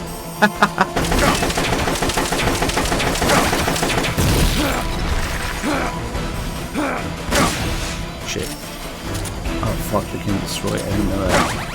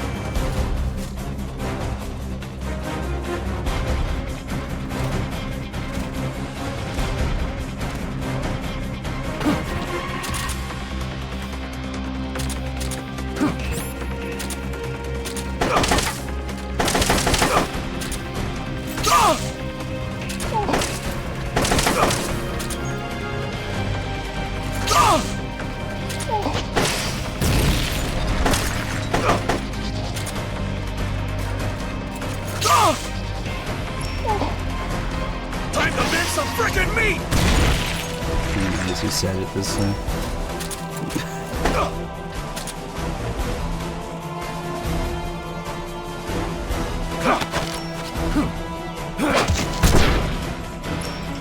Power by stamina meals. Sure, why not?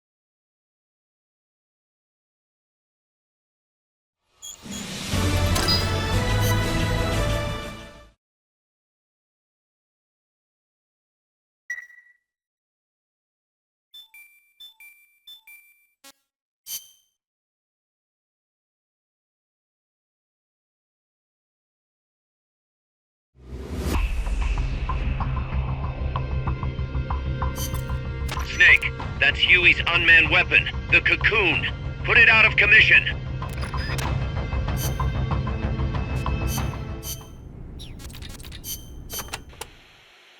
That is El Escarabajo, the beetle.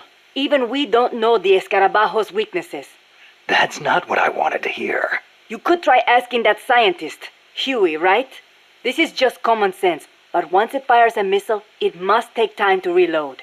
And moving a machine of that size must require the release of considerable amounts of heat. Another option would be to take out its weapons. Sorry I wasn't much help. No, you've given me some ideas.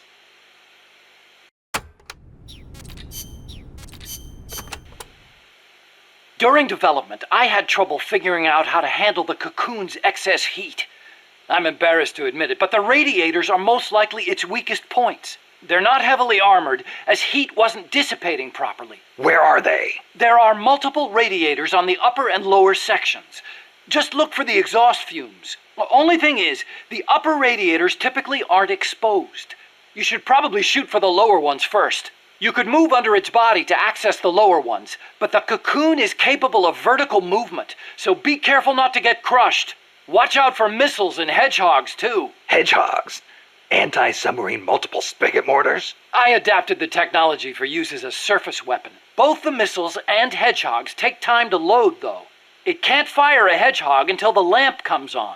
As for the missiles, watch for the way the hatches move. That'll be my chance to get close. When the hatches open, out come the missiles.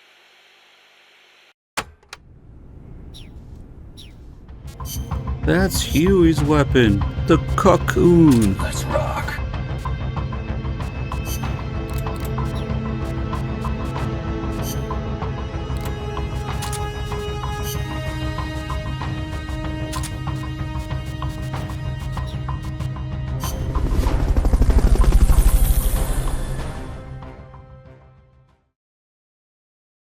The way that the mission is broken into multiple parts like this with to be continued is so that you can grab the weapons that you need for this.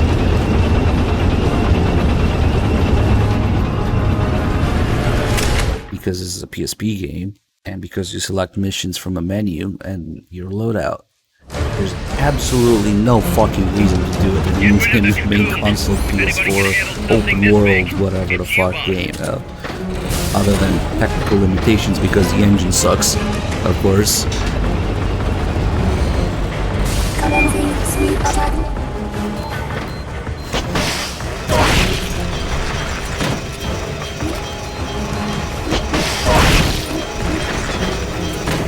Should be a way to CQC these bosses. I got you.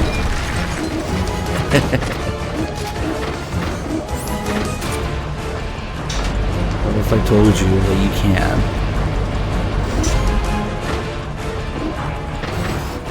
Fuck that machine gun.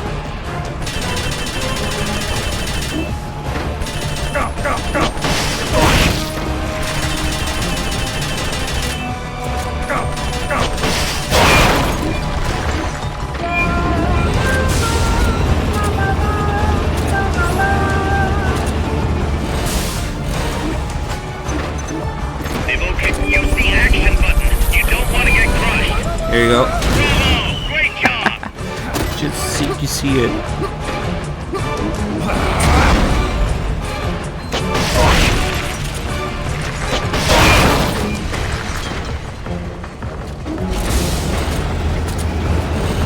Oh shit.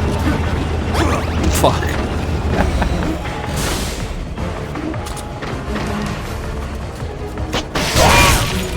This has got to be Shinkawa's worst fucking design. Except maybe the fucking delivery bots in Death Stranding. It just looks so silly, you know? It's like a kid with a pencil drew the most awesomeness possible tank he could think of. It's reactivated. Try and finish it off for good. Just put guns everywhere, make it huge, chainsaw. Okay.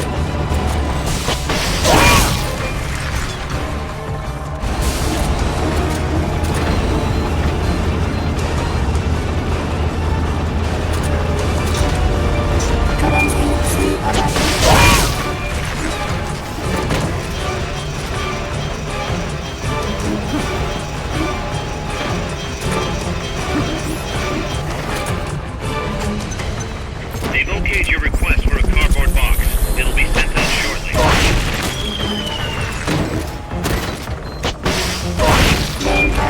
Get out of there! Run! Tiny won't do anything against a gun like that.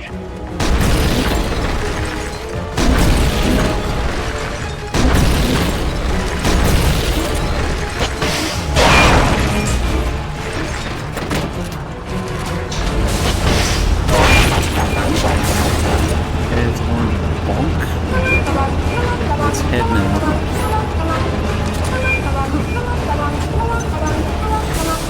They've okayed the request for support. They're sending out a cardboard box as we speak.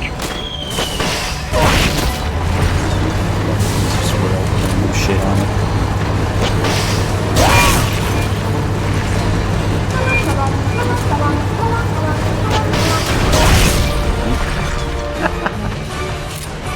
The shock dislodged the ladder on the side of the treads. You can use that to get on top.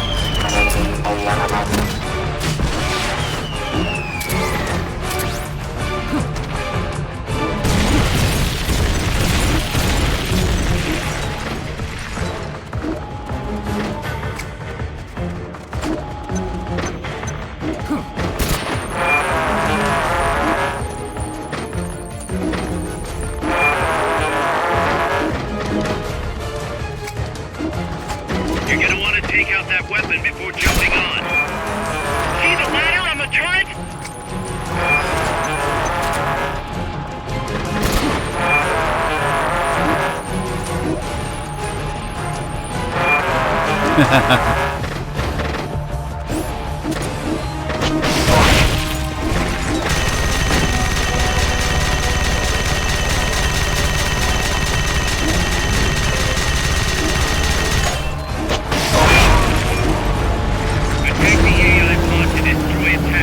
Yeah, the chef still did his job at least.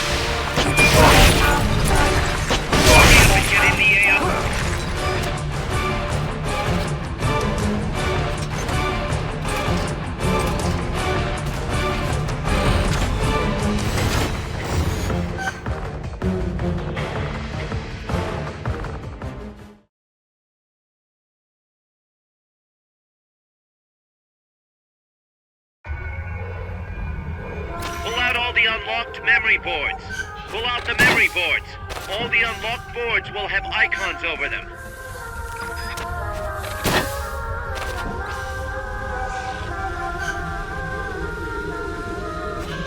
Any boards you remove can be used to build our own AI weapon. Memory boards have different functions according to the icons displayed over them. Go ahead and take whichever ones you want.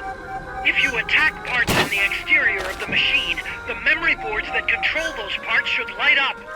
You can tell what a memory board does by looking at its color when it lights up.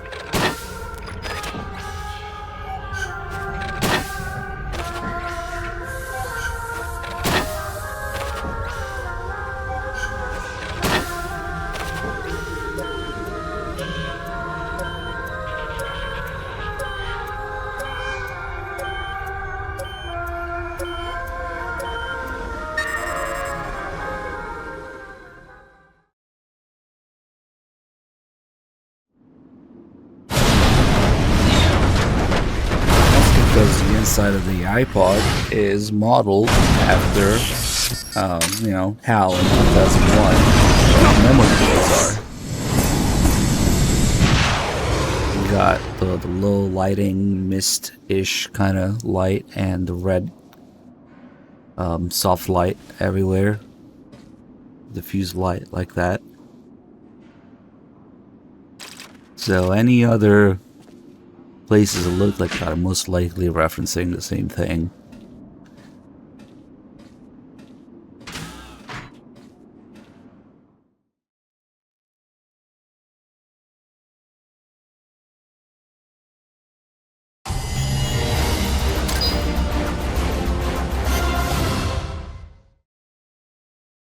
I gotta be.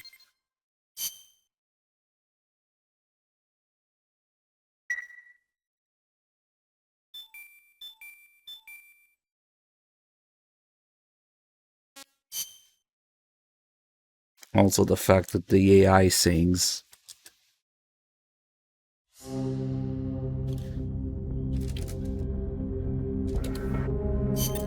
Snake, Peace Walker is in a hangar at the very bottom of the mine. Infiltrate the base and put a stop to the project by destroying Peace Walker's AI pod.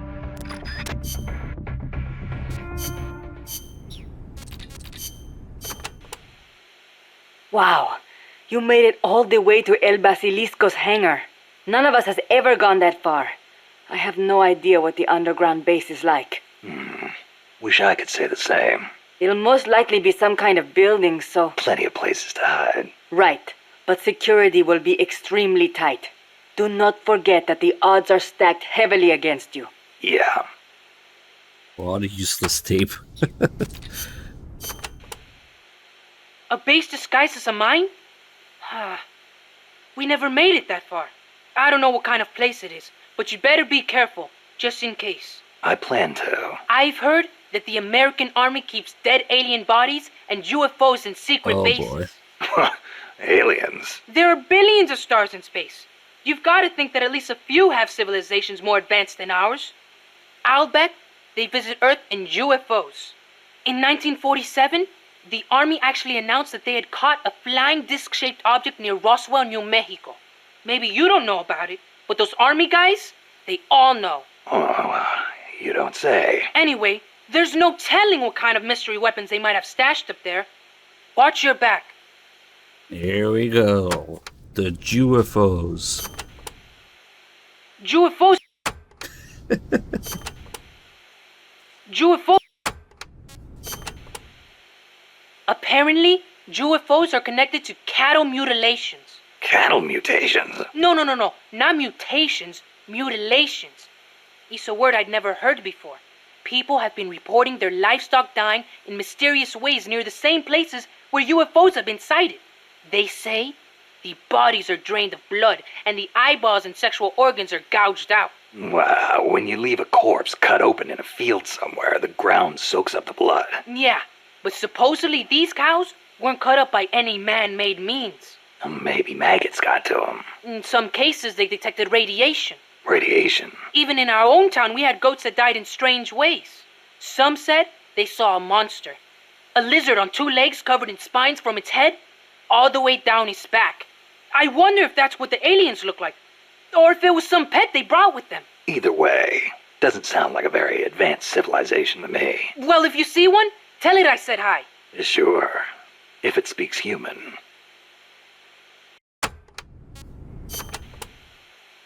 UFOs kidnap people, too. You know, alien abductions. You've heard of the Hill abduction, right? That couple back in the 60s? So when I first saw the Colibri, I thought it was a UFO. The Fulton recovery. I know those guys are working with the aliens, even if they wouldn't let me see them. Well, you better not get caught again, or they'll be experimenting on you. I'd take that over torture. What do you think they look like? Completely bald, maybe, with gray skin and big black eyes? Or maybe they're 4 vara tall and wear skirts? I kind of doubt it. I'll give you one thing, though. I've never seen anything move like that. Maybe the CIA really did make contact. You see? It's true!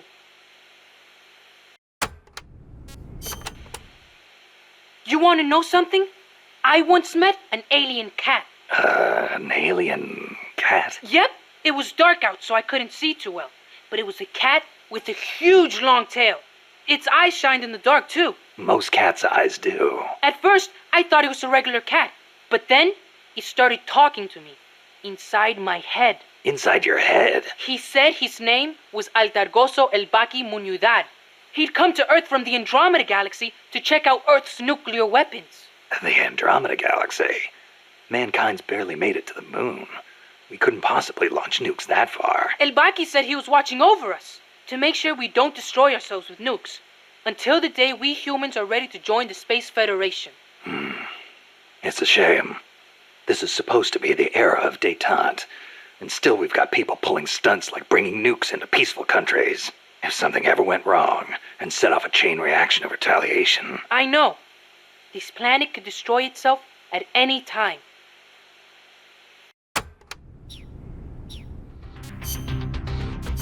Stealth.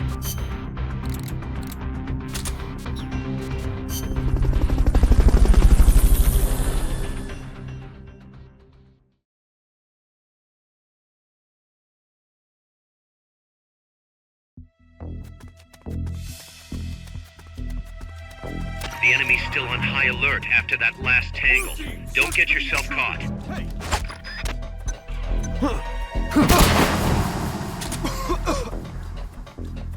That elevator should take you underground. To use the elevator, press the action button in front of the switch.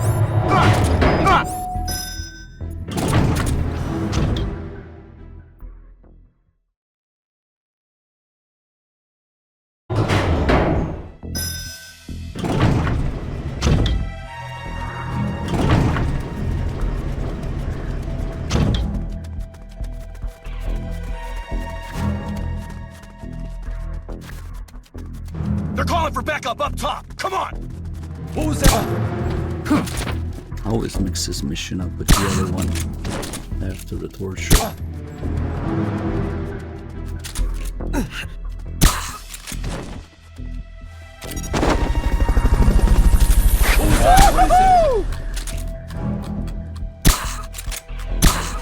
Fulton recovery subject Get confirmed Fulton onboard underground. helicopter.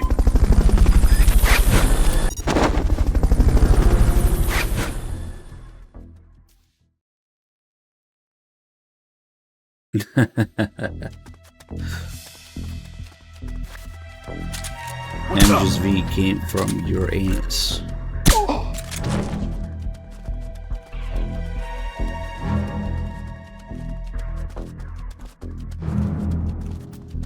Freeze. Freeze. Maybe a little elbow grease will get those shutters open. Try tapping the action button as His fast face as is you can. buried in it. I didn't notice that. From here, it's a straight shot to Peace Walker's hangar.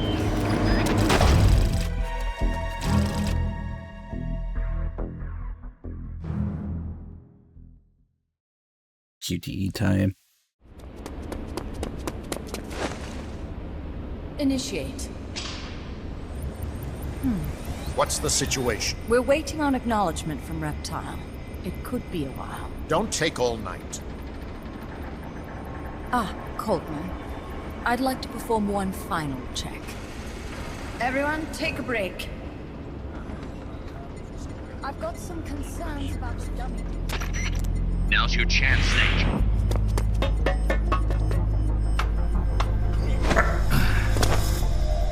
Jack, you've returned. What's wrong? Your body temperature has fallen. You're imagining things. Have you come to destroy me? Your pulse has quickened slightly. Just chilly. It's freezing in here. I see. Boss. What is it, Jack? Boss. Is that you? What is it, Jack? Do you have regrets Regrets? about your final mission? My final mission? The one in Groznygrad. I've never been on a mission there. September 1964. You betrayed the United States, and then I killed you. I have no record of such a debriefing. Listen to me. I have to know. Did you defect to the Soviet Union of your own free will? There is no mission record matching that description. Ah. Jack. You're not the boss. The boss is dead. Don't do it, Jack. Drop your weapon, Big Boss. Mammal showed the same response back at the lab. It's a sure sign that you are nearby. It's an honor to meet you again, Big Boss. I've seen that coyote before. Lobo is the name. Lobo? Smells like a rotting corpse to me. I know all about you. Selena Yarsk, 10 years ago. You were involved. The operation to eliminate the traitor. I planned the whole thing. Shouldn't a suit like you be back at Langley? What the hell are you doing here? It's what the CIA does best. Ensure people in the know keep their mouths shut, or else pack them off someplace where there's no one to listen. I get it. Trying to claw your way back into their good graces. It's not quite that simple. My aim is a new world order. Détente, the NPT. SALT, TTBT. Ever since the Cuban Missile Crisis, the structure of the Cold War has been coming apart at the seams. A new age is dawning. An age in which Peace Walker, an infallible nuclear deterrent system with the patience and cold logic of a machine, will play a vital role. That's your plan? Assigning humanity's sins to a bunch of machines? Quite the romantic. Remember the Cuban Missile Crisis, when the commander of a Russian sub refused an order to launch a nuclear-armed torpedo at an American destroyer? In retrospect, that man was a hero. He saved the world from all-out nuclear war. Humans are incapable of destroying themselves. But an AI wouldn't hesitate to push the button. Precisely. Making it the one real deterrent. People hesitate, lose their nerve. Isn't that why deterrence theory works in the first place? No. Machines don't make mistakes. Only men do. That's why a fully automated, mechanized deterrent like Peace Walker is needed. Once our system is embraced, Langley will again turn its attention to Latin America as the cockpit of the new Cold War. Honduras, Nicaragua, Costa Rica, Panama. Peace Walker will be deployed along Central America's entire Caribbean coast. All of North America, South America, and the West Indies will be within its range. We'll bring law and order to the entire continent. And you'll still be calling the shots. You still don't get it. The age of heroes is over, buried alongside the boss and her bankrupt beliefs. From now on, our only heroes will be machines. Surely no one understands that better than you. Except perhaps your partner. A deterrent for hire. An army without borders. You've invented a new system too, and an admirable one at that. That's supposed to be an offer. I'm not offering anything. If I'm to sell my new system, you and yours have got to go. Wait! Coldman, I have questions for him. Information critical to the completion of the mammal pod. Give him to me. Don't waste too much time. We've just received word that the SALT II talks are on schedule. We will launch on time. Snake, you are going to help me resurrect her. Shut up! The boss is dead. Hey, Frankie Bring Zappa, him. thank you for the 35 months. QTE time.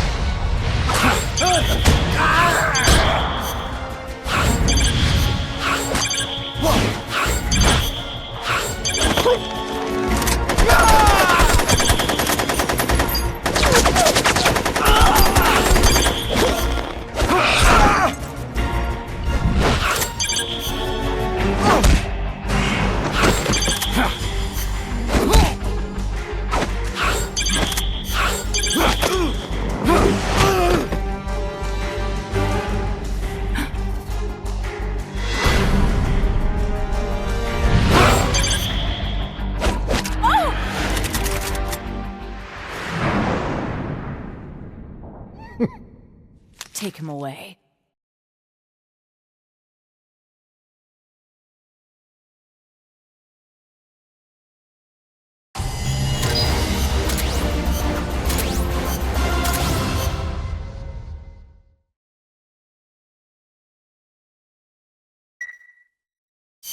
It was just a booba grab.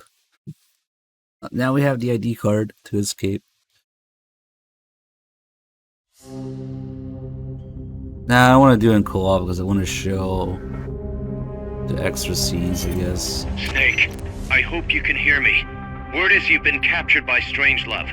I'm guessing they confiscated your gear, but I know you've still got something left. Search your memory, Snake. I forget how it works, but I don't think you can do those in co-ops. Fuck, I always forget how it works. Any word from Snake? I can't get through. Strangelove must still have him. No. We just have to trust the boss and wait. For how long? Amanda, you're cute when you're angry. But please calm down. He's prepared for situations like this. With what? They'll find whatever he has on him. No, they won't. Because this is something a lot more personal than equipment. And Snake never would have gotten rid of it. Kaz is trying to fuck every female mother base casually the whole time. There's a whole radio drama about it. Except Paz, I guess.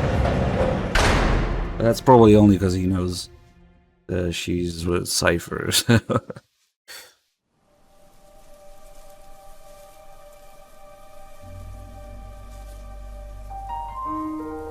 I didn't defect. I'm loyal to the end, to my purpose. What about you, Jack? What's it going to be? Loyalty to your country or loyalty to me? Your country or your old mentor? Your mission or your beliefs? Your duty to your unit or your personal feelings?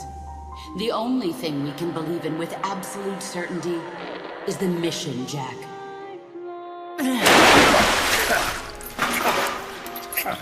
Rise and shine. Coldman's greed does not concern me. I'm only interested in one thing. The truth. I'm a scientist, an AI developer, but not an AI myself. I'm a scientist, and as a scientist, I find this distasteful. You understand? I am a scientist, and I expect answers that make sense. Now, what do you know? Your boss defected from the US, taking a Davy Crockett with her, and used it to launch a nuclear strike on Soviet territory. That much I know from the CIA's official debriefing. Did she defect or not? Answer me! Did she or did she not die for her country?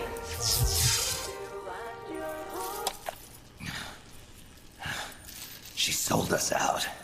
My orders were to take care of her. Liar! I want to know the truth! Brace yourself.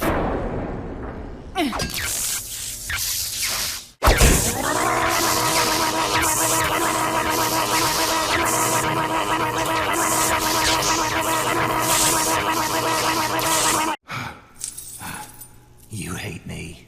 Fine. Turn it up. It doesn't change the fact that I killed her. I know that. But what I don't know is your motive. Why would a hero, loyal to the end, betray her country? What really happened? What did you see? She betrayed more than just her country. She betrayed me, too. Then how do you explain that bandana? Why keep a memento of a traitor? What are you talking about? And what about that scar? Don't tell me you have the same scars by sheer coincidence. Don't touch me! Decorating your body with her memory. Rather effeminate, if you ask me. Answer me!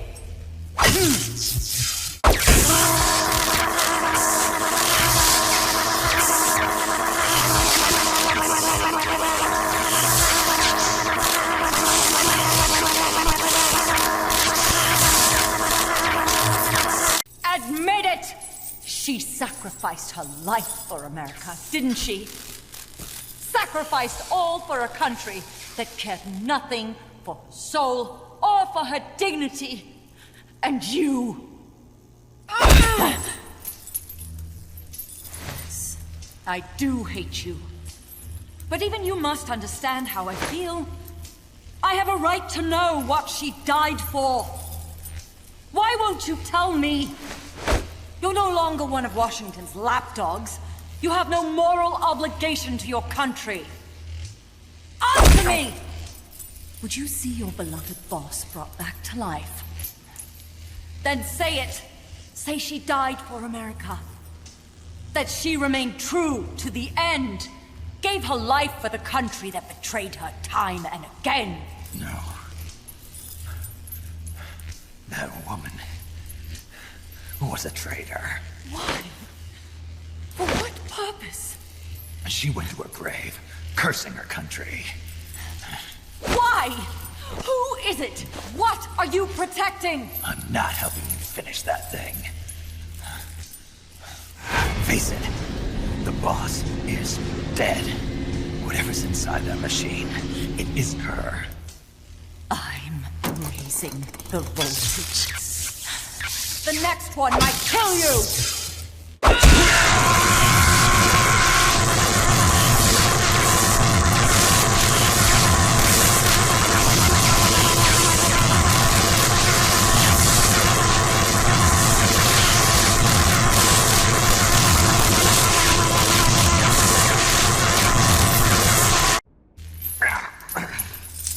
Why? Why not just give up? He's passed out.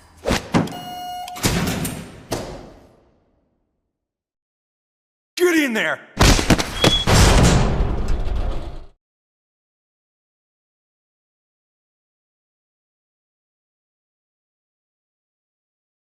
Okay, now we're gonna wait and do exactly nothing. And do a couple more sessions of torture.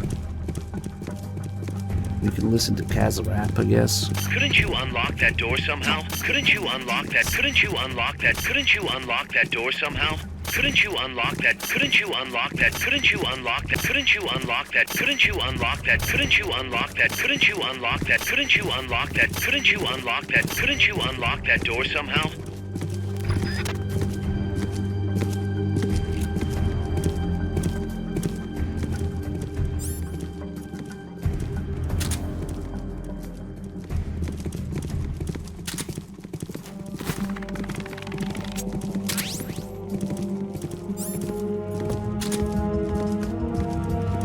I wonder if we get to keep this in the inventory. Yeah, probably, like the ID card as well.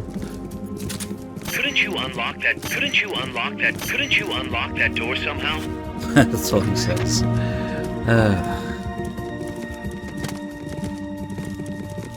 It's funny, you can Press the L1 and R1 buttons alternately to use the jigsaw, but try not to make too much noise.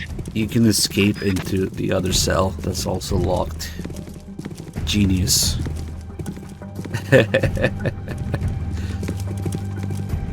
Does he get mad if I do that?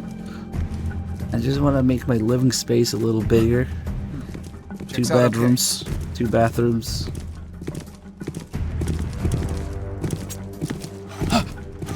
Huh? What's up? Can't be imagining things.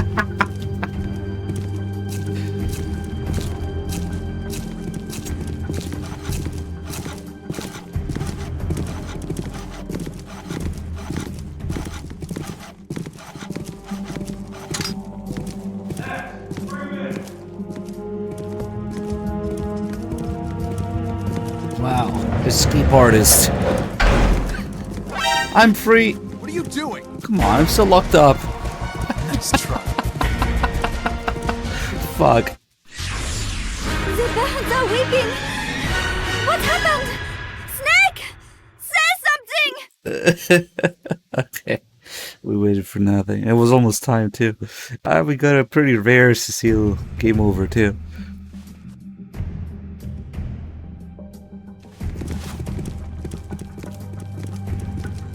Couldn't you unlock that? Couldn't you unlock that door somehow? Don't be getting any ideas.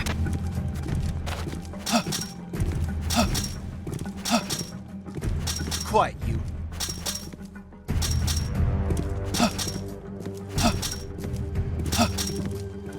Stop it! Quiet, you. He sounds actually pissed, man. I like that. Stop it!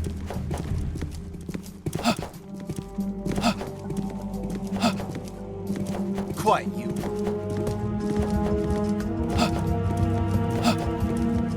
Stop it! Don't be getting any ideas.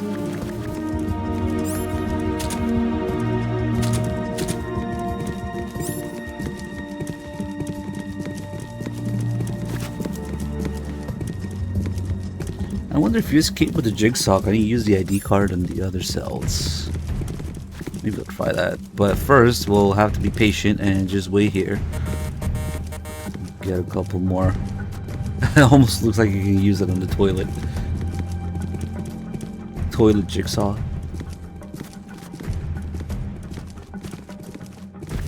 Couldn't you unlock that door somehow?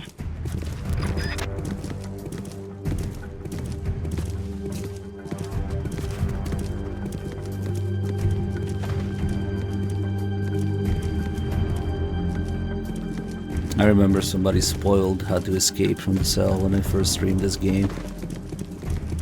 And here we are 12 years later and I still remember it. Once you ruin the first time for somebody, it is ruined forever. What a fucking asshole. I hope I banned his ass.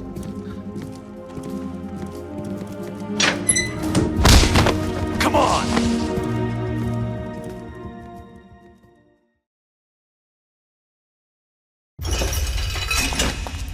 Ready to talk now? I've got nothing to say to you. I think you do. Very well then.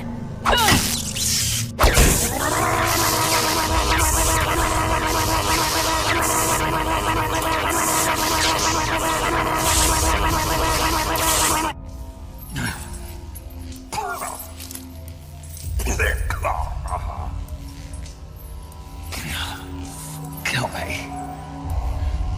I don't care. I killed her. No, that is not what I want to know.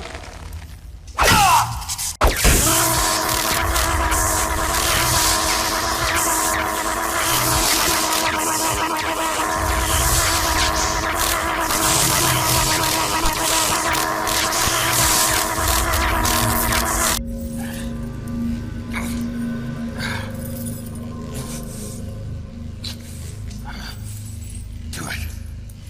Kill me. Kill me now. Kill me. Stop it! Kill me. Shut up!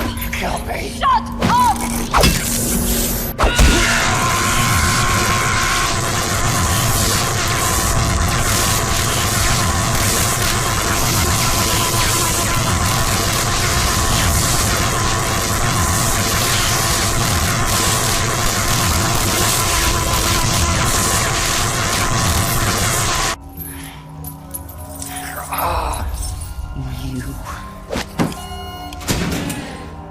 Take him away. Alright, we'll do one Get more in after there. this. There's some pretty good lines between Snake and Strangelove in these optional sessions.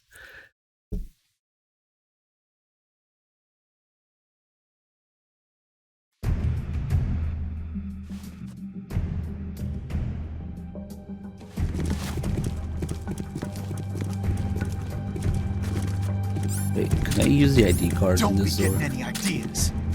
No. Oh, okay. Well, I guess there's no reader thingy in this. That's why.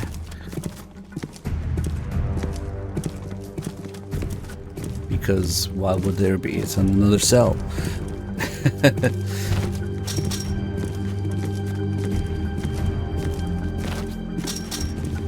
What about the ID card, Snake?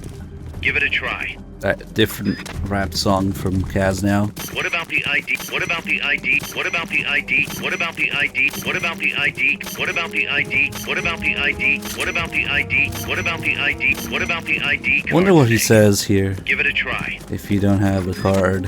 What about the ID? What about the ID? What about the ID? What about the ID? What about the ID card, Snake? Give it a try. What about the ID? What about the ID card, Snake? Give it a try.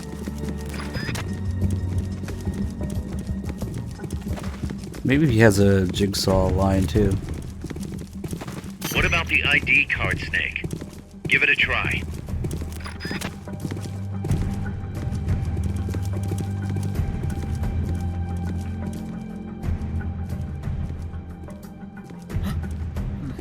Checks out okay.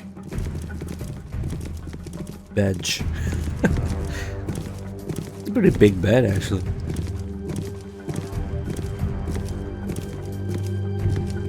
Yeah, Strangelove's voice acting, I think, is some of the best in the series. And I'm not just saying that because Vanessa Marshall hangs out around here sometimes.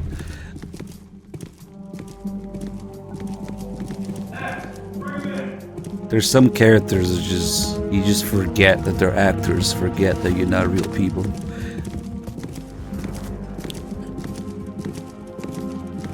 Some scenes, at least, not all of them. They don't do everything perfectly. Some scenes, you know, certain lines.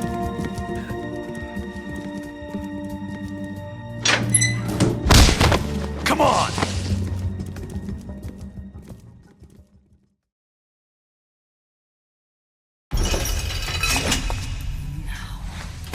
Let's have it. The truth. I've said all I'm gonna say. Is that so?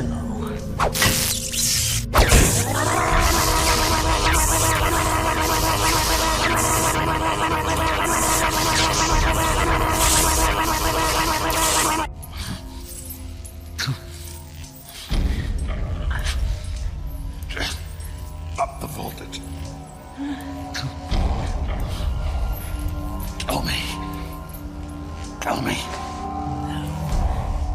don't hate you anymore. Do it! Kill me. I killed her.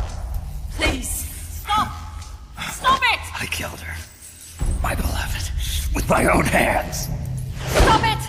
That's not what happened. You're lying!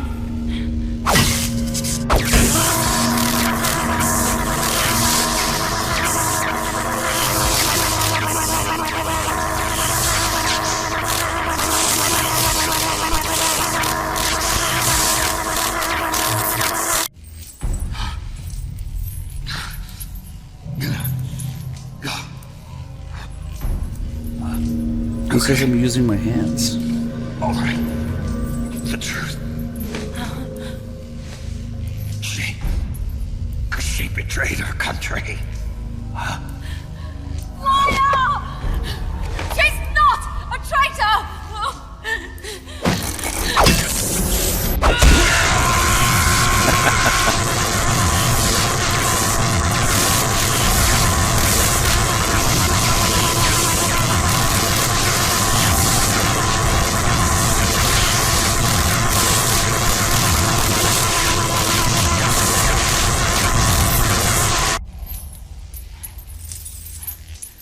Don't understand it.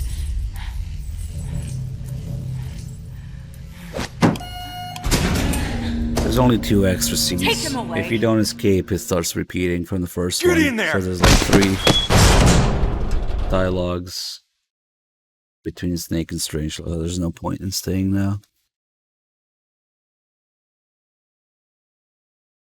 Now I'm actually teabagging the triangle button really quickly. Put the controller on the floor and just teabag really quick. That's how you do the torture. Don't be getting any ideas. Yeah, if you don't escape, it's not like M just1 where Bray Fox breaks you out. Oh fuck, he's gonna hear that. Ooh, I kinda did it early. I thought he was gonna hear it. Yeah, they can hear the door opening if they're close enough.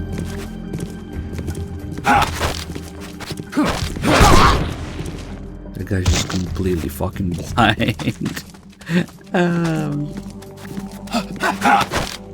I actually kind of wanted him to notice me laughing.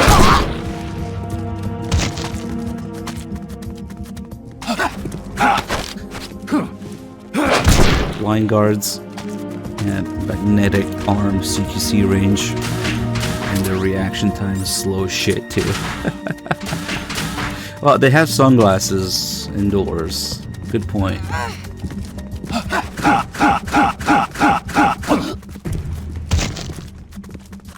Ah, fuck! I forgot to use the jigsaw to try the card here, and I don't have the jigsaw now. I guess I'll just use the panel.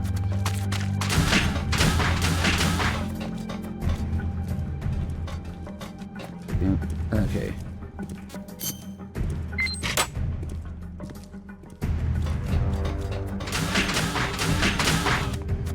You're blind as fuck, but come to Mother Base. The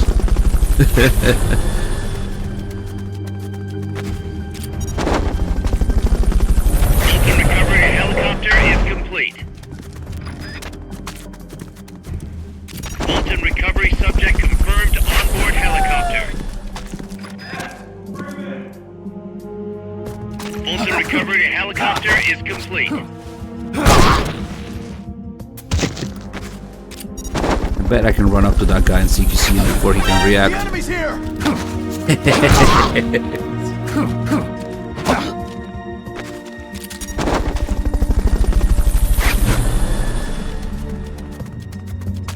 Oh man.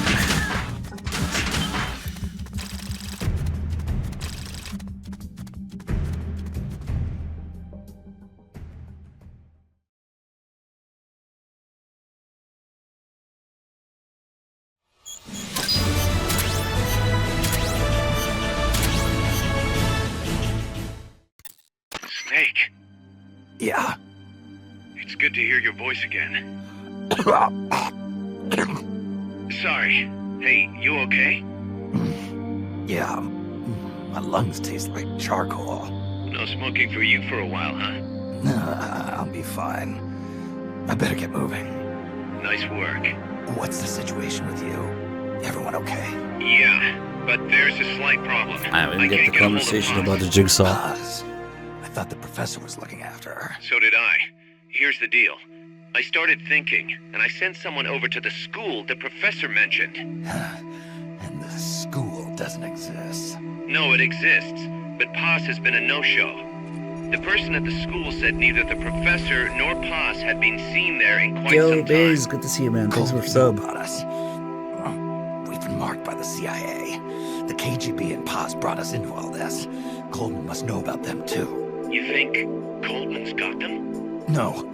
Remember, Galvez isn't some pencil pusher. Yeah, the KGB will have eyes on Coleman night and day too, which could mean they knew what the CIA would try to do and are just staying out of sight. Let's hope so. See what you can get out of the KGB, Kaz. All right, back to work. Are you guys streaming tonight or what? I better get moving. Snake, we haven't detected any signs that Peace Walker's been activated, at least from above ground. It's still in the hangar you were in earlier. This time, it's really our last chance. Destroy that AI. On my way.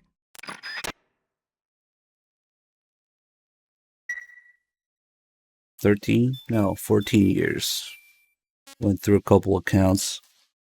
My earliest recorded stream was in June of 2009. I might have started a few months before that, though. Okay. This is June or July 2009, I think. But this wasn't my original account, so this channel, I think, is from 2010. Got any of them tapes? I was 18 when I started streaming. And now I'm almost 32 years old, and we're still here. And it is just thanks to all the people that made it happen, really. Let's see. Okay, we can move on.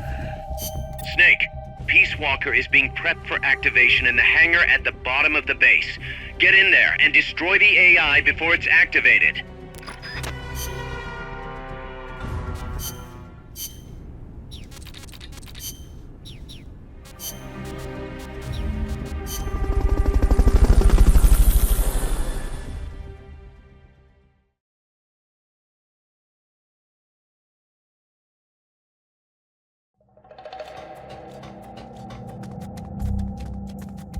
Time's running short. Get over to Peace Walker's hangar now.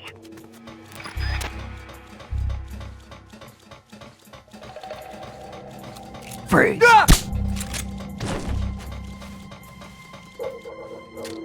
Hide until the elevator arrives. Don't let anyone detect you. Might as well get this guy overweight.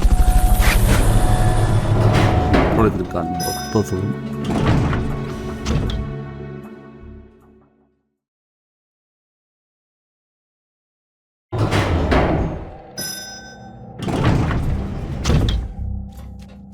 Enemies that coordinate their attacks are too much trouble when you're solo.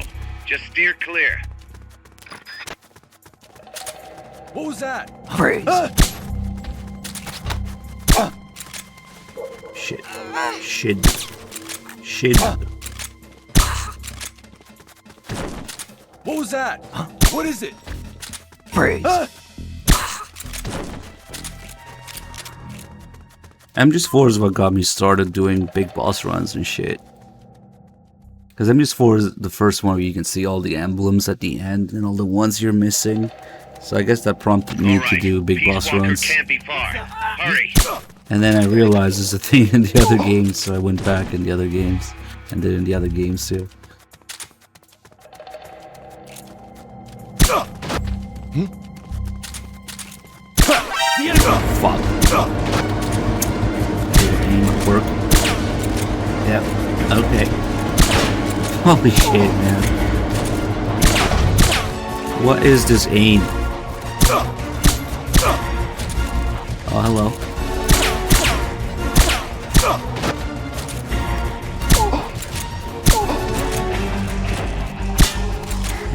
is a thing of the past.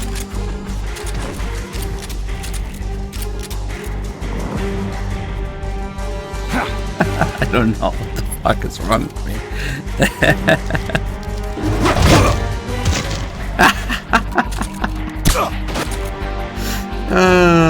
Got wrecked by the door and into the shield and all the potato aim.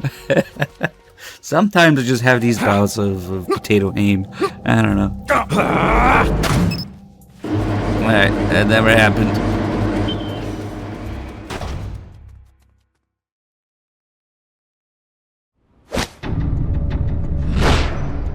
It's too late, Big Boss. Snake! Boss. At last I found her. The culprit who led you here to begin with. Should have taken care of her back at the supply facility. Snake, don't! The mammal pod is finished. Peace Walker's activation sequence is complete. Finished. With the boss, you were loyal to the end. I'll grant you that. But your silence was exactly the answer I needed. 10 years ago, your mission was to kill her. And her mission was to be killed by you. She fulfilled her duty to I don't know if I like to see that again end. because you need to complete MGS4 8 Thanks times to you, Snake. The final missing to piece unlock is everything. now in place. At least 8. And thus, the boss is restored to life as the mammal pod. I No. thank you. Restored to life? You're crazy. I'll let you in on a little secret, Big Boss. You see, I've already selected Peace Walker's initial target. An offshore area in the Caribbean.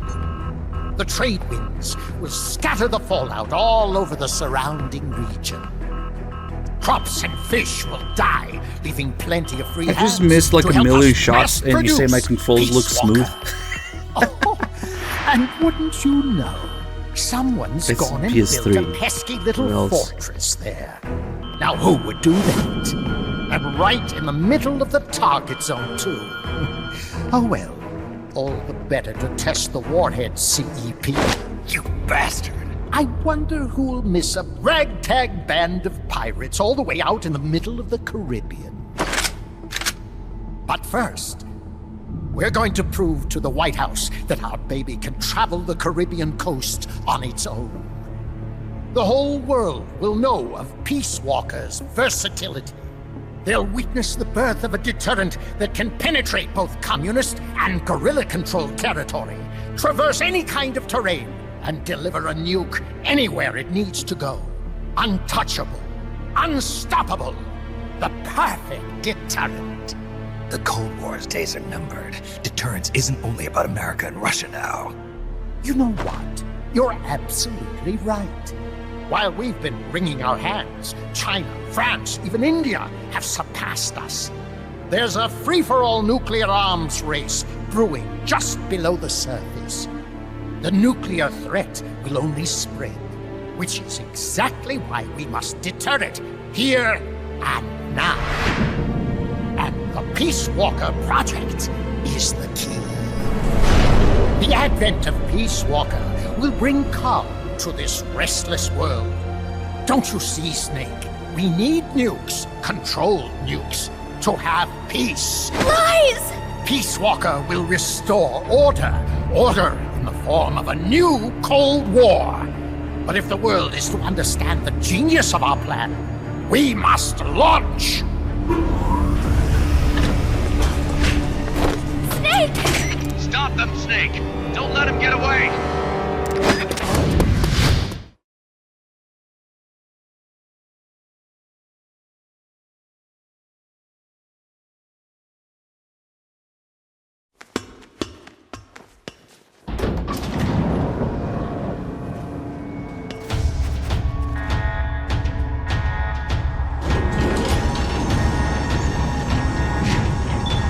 Alright.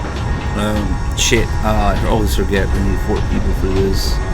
I don't suppose there's 2 other people than me and Damon who have this already and running on PS3 to get online real quick.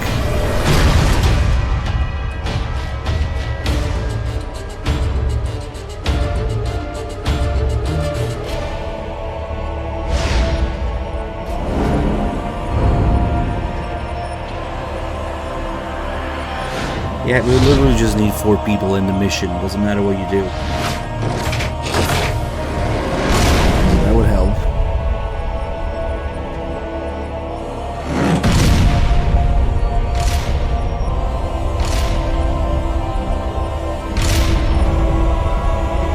Anybody else? Oh, cool. Okay, we got my calls. Nice. What did I do? Stop it on M16, yes. That will be perfect. We got 4. Snake, the pod's outfitted with a self-defense module. We doing this. Upon detecting attack, it aborts its command and enters small target suppression mode. Small target, but I'm a big boss. Walker's highest priority target is you. Small boss. Here it comes.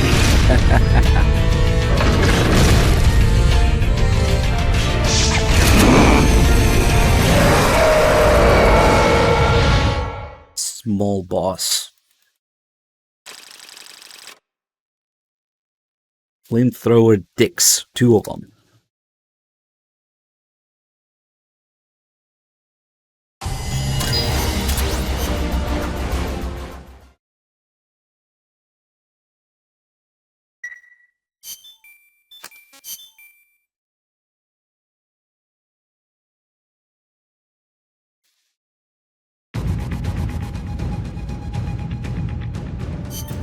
Peace Walker's active, and its self-defense system is targeting you, Snake. You better find a way to stop it quick.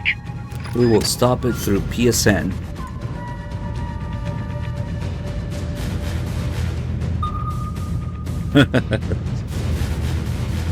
Hey, look, there's 3 other players. Oh shit, friends only. Hold on.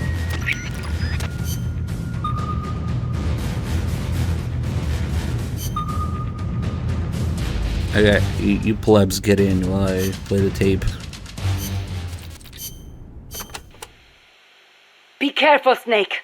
I have no advice on dealing with El Basilisco's attacks, but you may be able to use its size against it.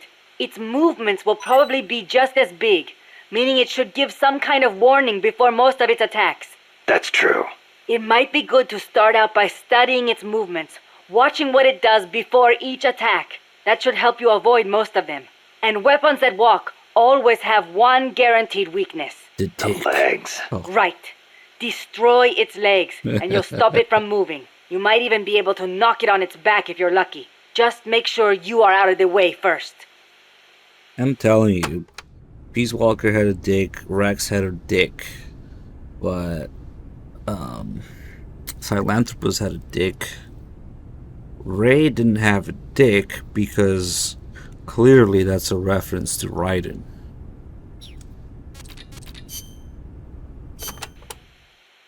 Peace Walker contains an assembly of 2 AI pods. One of them is the mammal pod, which Dr. Strangelove developed. The other's the reptile pod, which is mine. What's the difference? The reptile pod is the attitude control AI. If it's destroyed, Peace Walker grinds to a halt. The mammal pod is responsible for making the decisions regarding nuclear retaliation, reflex, and thought.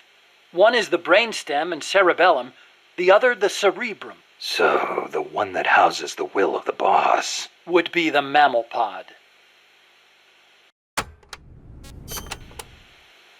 We call it the reptile pod for a reason. The parts of our brains that govern basic life and reflex developed ages ago, when our ancestors were still reptiles. We were reptiles? Well, only at one stage of our evolution. The theory was proposed by the neuroscientist Paul MacLean. Huh. The reptile brain corresponds to the brainstem and basal ganglia in our brain.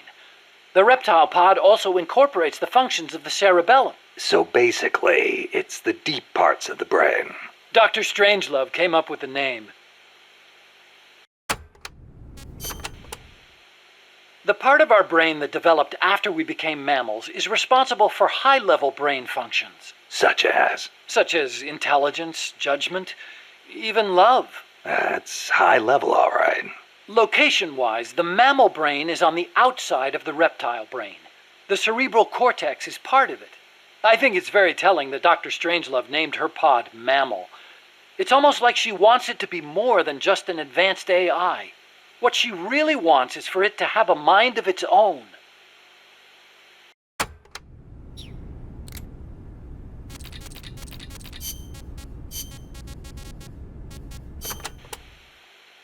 Peace Walker is fitted with several close-range weapons.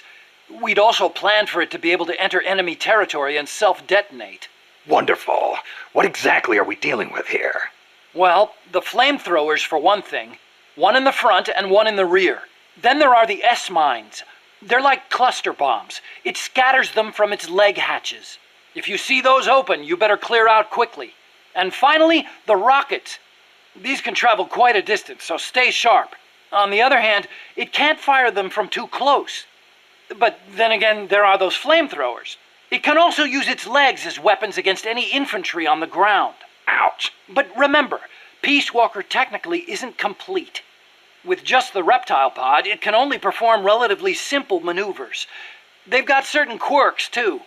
What's more, look carefully, and you should be able to predict which attack is coming next. Look carefully. And by look carefully, I mean it's gonna announce every single attack ahead of time. Dollar Bean, where are you at? You had all this time. You guys didn't gather in time.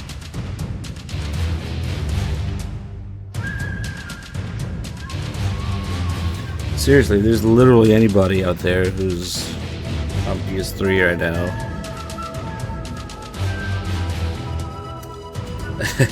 Okay.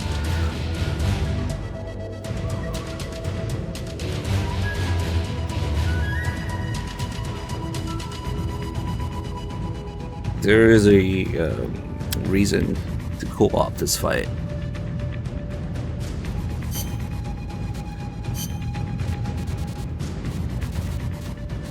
Survival.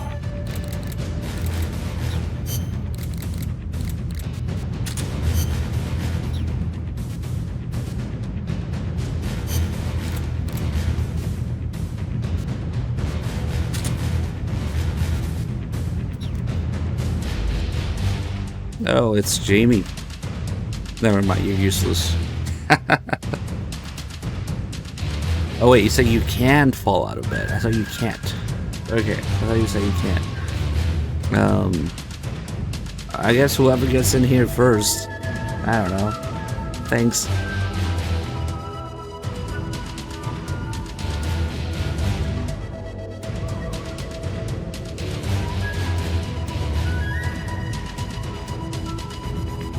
You can't see the host?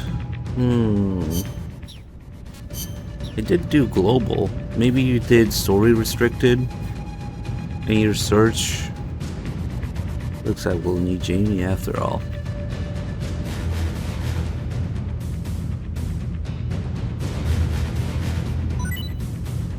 Oh, there you go.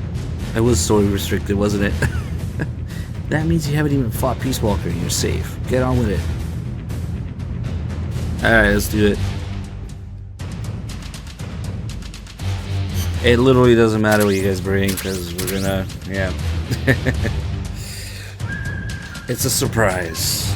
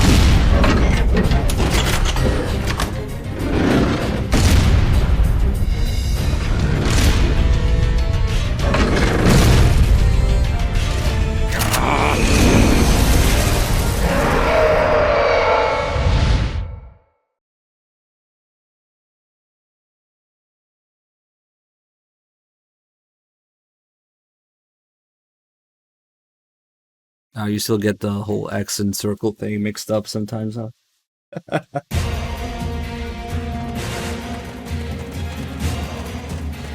Alright.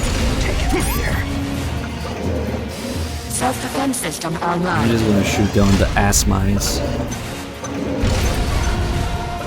What are you guys doing? What are you doing? S-mines. Cluster bombs. Clusterfucks.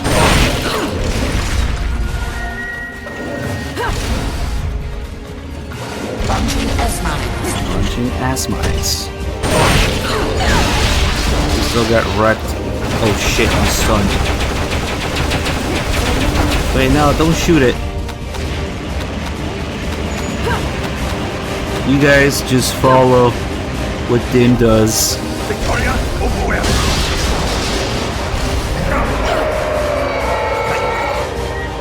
Face me. Launching S-mines.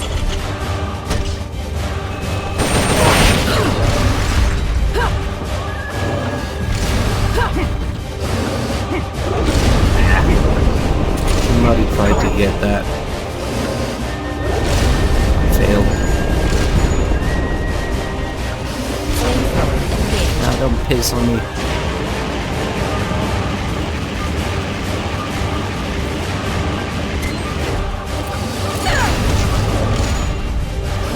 Got it.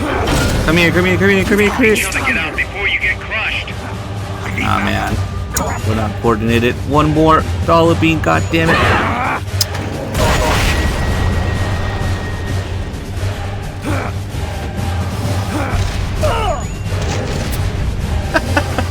I need backup.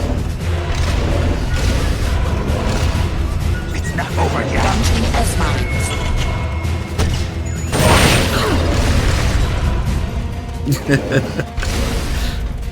Stay close. Help each other get out before you get crushed. Do it, do it.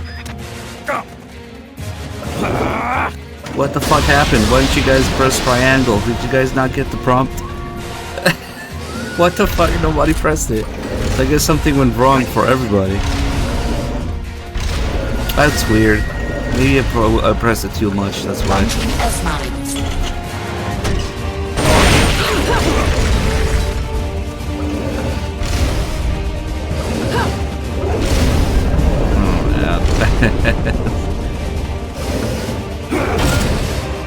Help each other get out before you get crushed.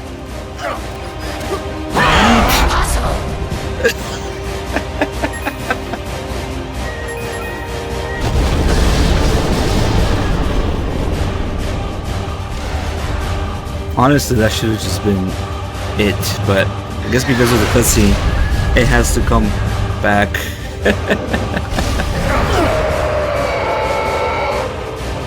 Face me.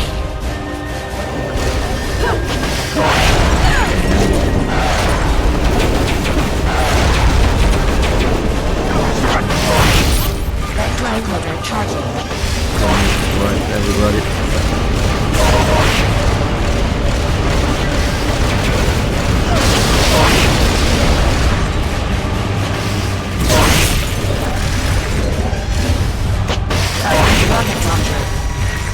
Now we can do it again, but it only does 50% of its current health as damage. So even if you do it over and over and over, we try that, it just goes back down. It goes down to 1 health bar, I guess. It doesn't seem because it doesn't make sense that it would kill it because the cutscene. Yeah, I guess. So how always comes back after it. It's just a 50% thing each time until it runs down. Yeah.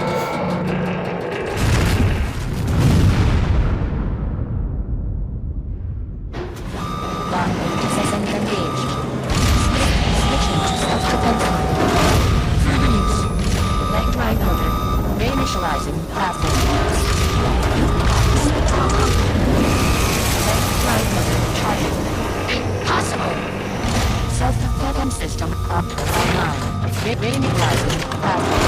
Launching SSD mines. Locked. Semi-engaged. Flame. Engaged. Red.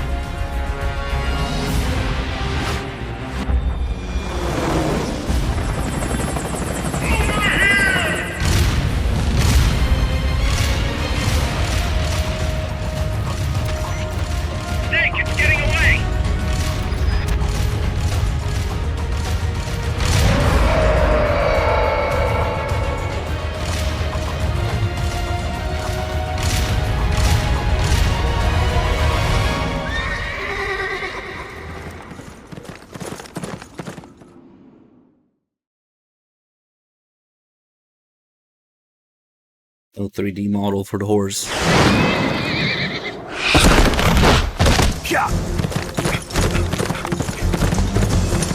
Time for the real torture. There it is. It's still in range.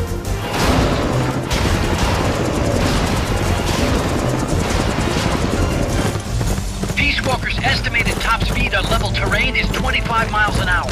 Come on, I bet you can do at least 30. Paz is on board the Hind too. I noticed that. She's our client. We Thing have is, to if protect someone her. else, Snake, don't let Peace Walker get away. if someone else does a QTE, it looks stupid on my screen. Go! Oh well, you'll see, I guess. Like, I still get the QTE points, but it looks dumb.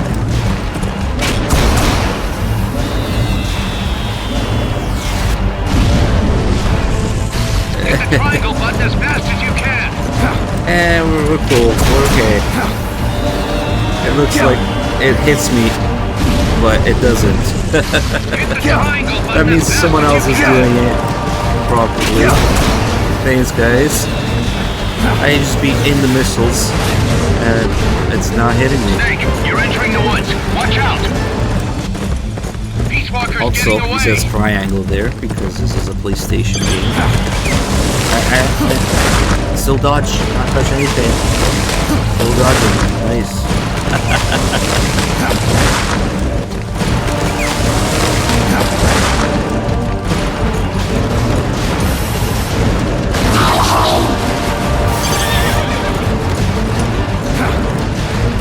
Weird to have different drawings for the missiles missing you. Somebody's doing it in co-op. That might be different, I'm not sure.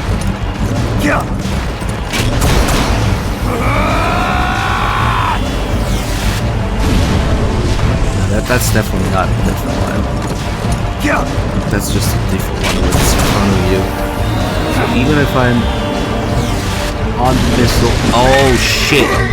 Did you guys stop doing it? You told me? Never mind.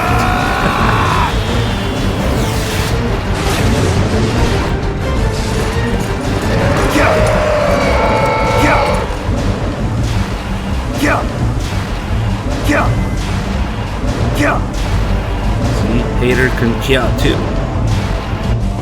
Approaching the border. See you around, big boss. Holy, look at that. Snake, that's the border up ahead.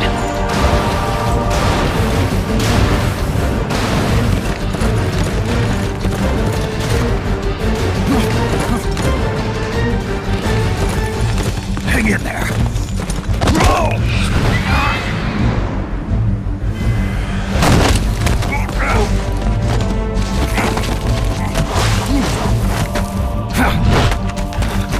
Damn it.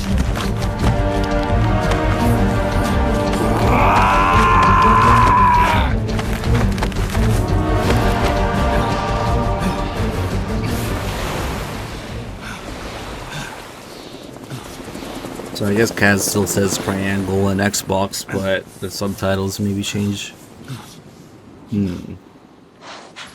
Interesting, they re-recorded left stick lines, but not that. Well, maybe they did. Who knows? Maybe they just didn't use it for the PS3 version. You had to try that on Xbox, but who gives a shit?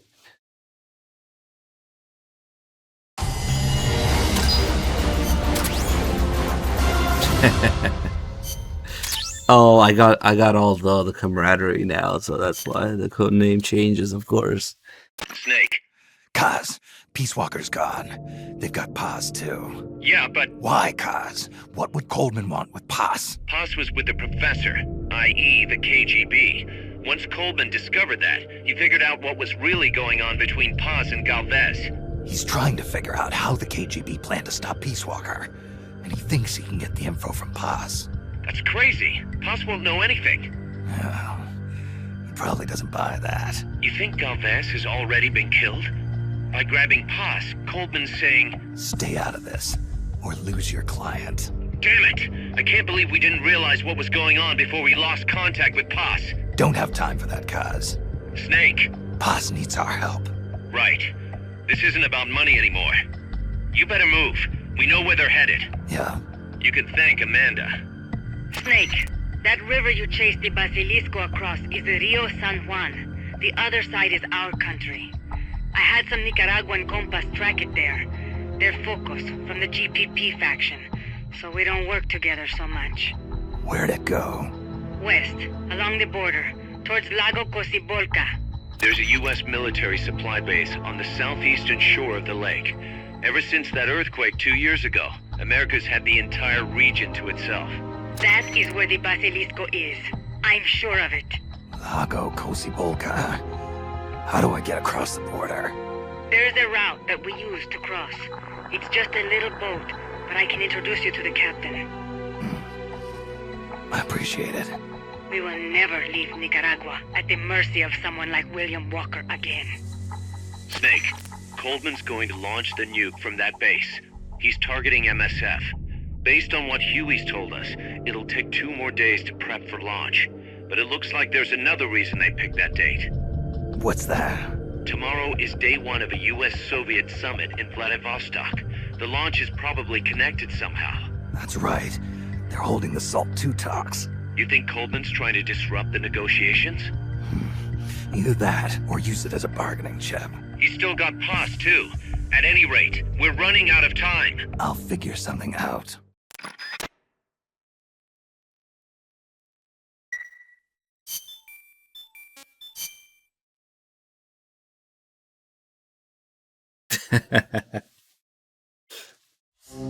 Yeah, I started messing with those custom live notification messages.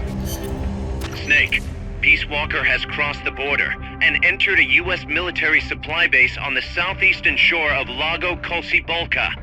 Coldman's targeting the MSF plant. That's us. Don't let it launch that nuke. Destroy Peace Walker.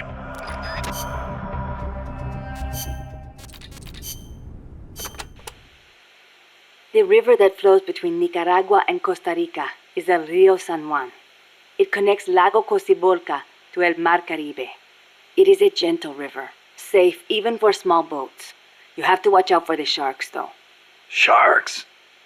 In a river? El Tiburón Toro live in the river, but there's nothing to fear. San Juan will protect you always. Juan? The Rio San Juan takes its name from San Juan, the man who baptized Jesus, the man you call John the Baptist in your country. John, huh? I'll be careful anyway. I'd hate to drown. End up a John Doe.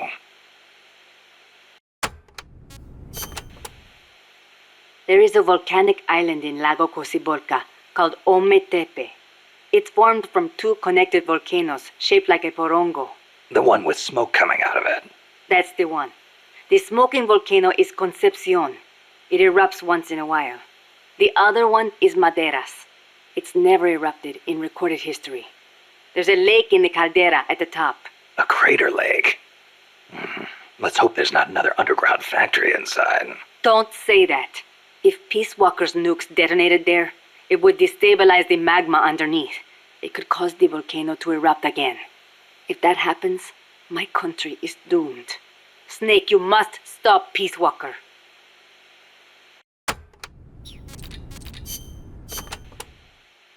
What are we gonna do, Snake? If Peace Walker attacks Mother Base... Relax. We've got the entire MSF out to make sure that doesn't happen. Yeah, but Peace Walker's missiles have 1 megaton warheads. The fireball alone would be 1 mile in diameter. Everything in the vicinity of Ground Zero will be vaporized by the heat rays.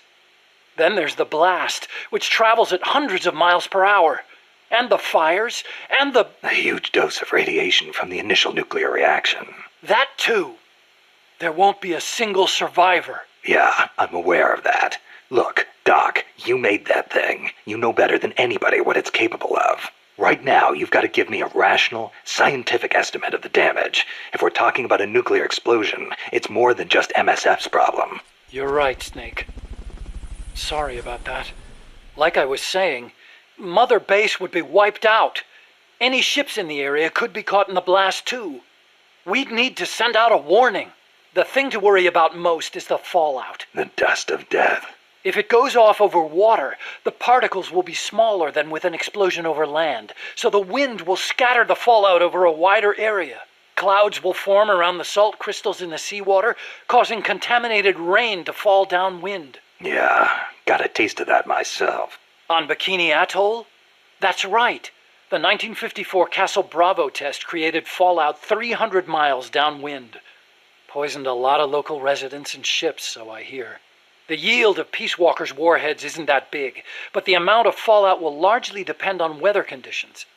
It's impossible to make a quick and easy estimate. If it gets into the trade winds, it could come straight to Costa Rica. What was it Coldman was saying? About leaving people free to help out?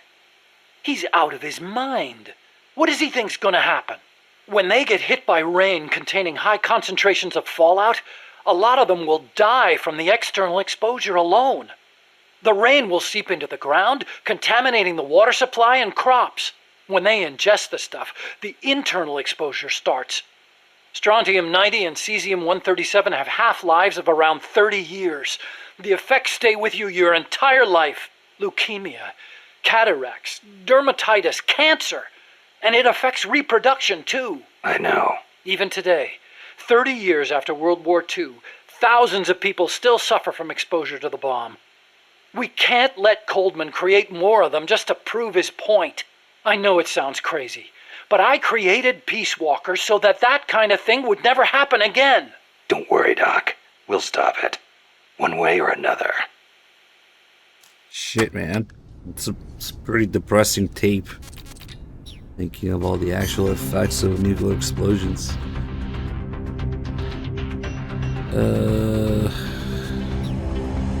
Okay. Stuff.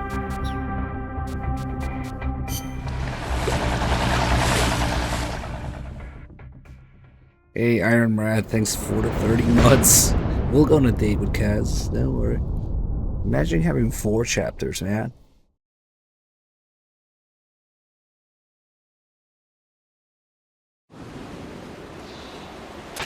Take the gondola west along the river. When you reach the northern bank, you are in Nicaragua. I've arranged for a guide to get you close. Snake! Chico. Sorry about the horse. He sure was pretty. Life's end. Isn't it beautiful? It's almost tragic.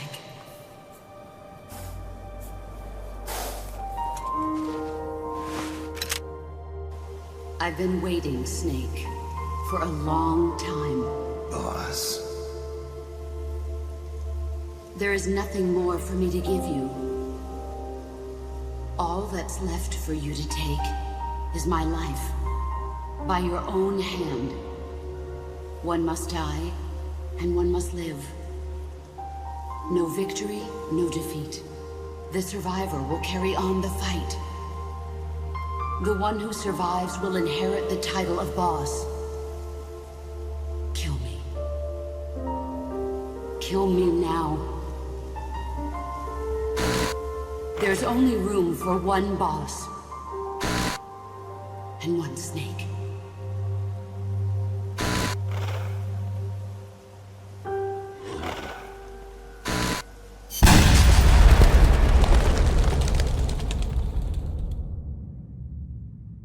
The boss's defection was a ruse set up by the US government. But then something happened that no one could have predicted. No one could have predicted. Colonel Volgan fired an American-made nuclear warhead at Sokolov's research facility. So the operation itself was greatly expanded and revised. The authorities in Washington knew that in order to prove their innocence, they'd have to get rid of the boss. And that one of their own would have to do the job. The boss wouldn't be allowed to come back home alive. And she wouldn't be allowed to kill herself. Her life would be ended by her most beloved disciple. That was the way that the government wanted it. That was the mission she was given. The taint of disgrace will follow her to her grave.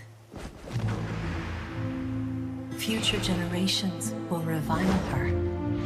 In America as a despicable traitor with no sense of honor. and in Russia as a monster who unleashed a nuclear catastrophe.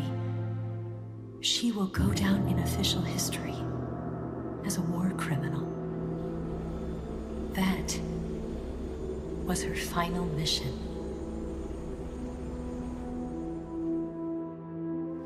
Snake, history will never know what she did. No one will ever learn the truth. Her story, her debriefing, will endure only in your heart. Everything she did for her country. She sacrificed her life and her honor for her native land. She was a real hero. She was a true patriot.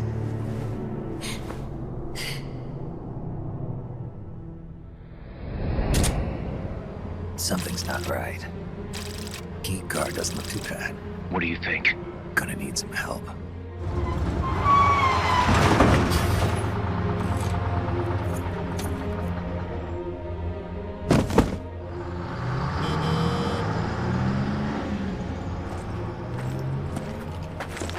This is Snake. Can you hear me? This is Miller. Loud and clear. Got in without a hitch. Good. There's an airfield on the other side of the building, on the northwestern shore of the lake. That's where they'll conduct the launch. There's a communications tower in front of you. I'm betting they'll control Peace Walker from there. Gaz, they're targeting Mother Base. Don't you think you should evacuate? Nah. Everybody here believes in you, boss. All right, fine then. I've kind of gotten attached to the place myself. What about Amanda and her people? They've been taken to safety. We can't involve them in this any further. Good. They've got their own cause to fight for. And Snake. Don't forget the bad guys have got Paz. I won't. We're prepping a few backup units. Don't let them launch, Snake. We're counting on you. I haven't seen people who don't believe that the boss let Snake win in a while. Usually when we explain it here, people seem okay with it, but yeah, I guess there's a lot of people who To the west, head for that, Snake. not only they haven't played Peace Walker, even if they did and they've seen the ending, they don't connect the dots. You know, that's a... Or they don't listen to the tapes, or both, so I guess.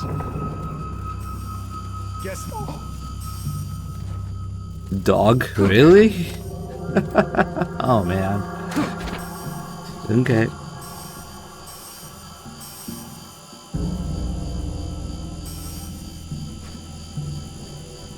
I'll move.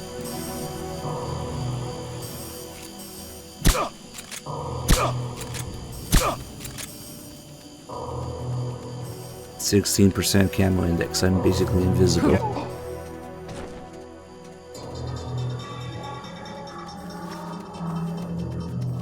Get ready for a close-up of Snake's low polygon model face. Ew. Why would you point the camera at that?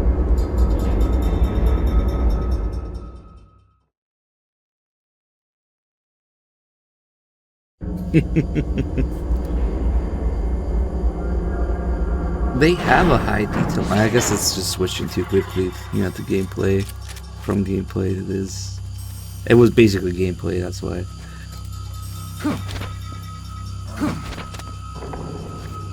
Man, that guy can stay there. Fuck him. Yeah, this shortcut makes it so much easier.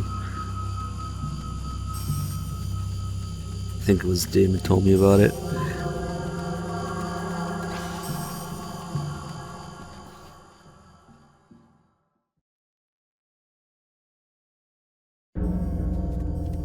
I mean, that's probably what people think who can't accept it, you know? Like, I defeated the boss, because I'm Snake, I'm cool, I'm a badass action hero. Or something like that. I mean, that's Phantom Pain is made for you then. What's going on? Oh shit, wrong gun. That's what's going on. We're under attack. Going to alert status. Understood. Dispatching reinforcements. Proceed with extra caution.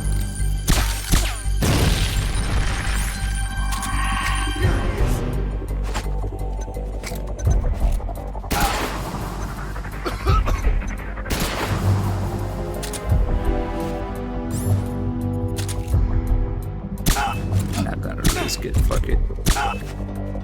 Here he is. You sure you wanna? He fucking died. Oh, hello.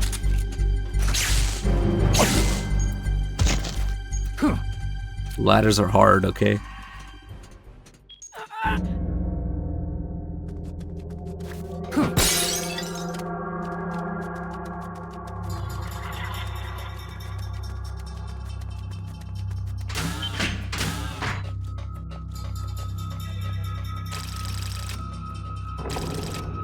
They literally say it in the cutscene at the end, but okay.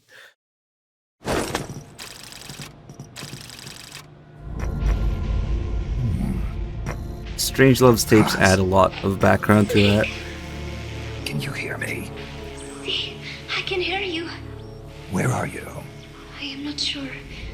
Oh, you said based on MGS3 alone. I thought you meant based on the ending Just left alone. for the control tower. Said something about entering the final data. Well, if you just listen to what Eva says, yeah. They found me. Snake! Guys. Snake, you okay? All MSFs ready to move out. They're headed your way on the double. Are you serious? There's a skeleton crew manning the base. Everyone else is en route to the base in Nicaragua. Fucking crazy. Snake, think you can make it to that control tower?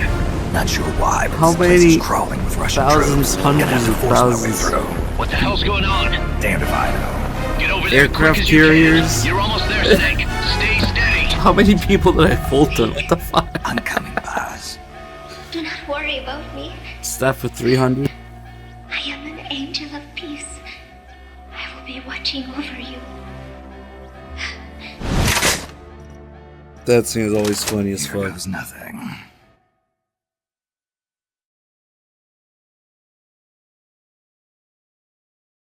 I wonder if they did that before they decided on the scale of MSF, or they just didn't give a fuck.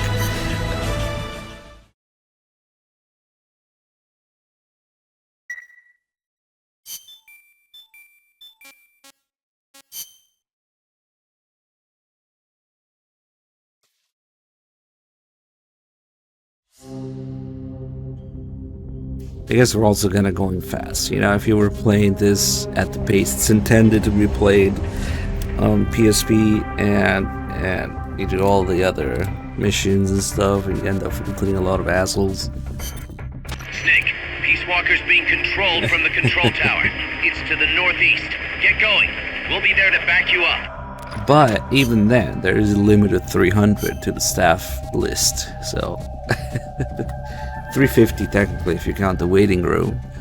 But aircraft carriers alone require, like, I don't know, thousands and thousands of people to operate. So the whole thing is still kind of absurd. What are we doing? Oh yeah, the alert. That's right.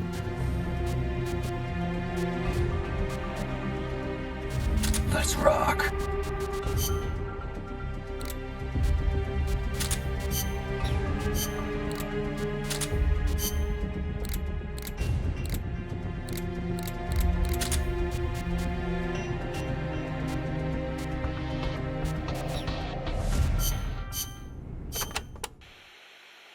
Damn, that base is even more heavily guarded than Amanda's men said it would be. No kidding. It's gonna be tough to crack without some serious hardware. You may end up having to fight fire with fire, so be ready to use force if necessary. Take as many weapons and items as you can carry. The more protection you have, the better. That's when naked. Roger. I'll keep that in mind when I pick my suit. I'll meet up with you ASAP, Snake. Hang tight for just a little longer. You got it. I don't really like the battle suit, because it slows you down. I'll take the speed over that.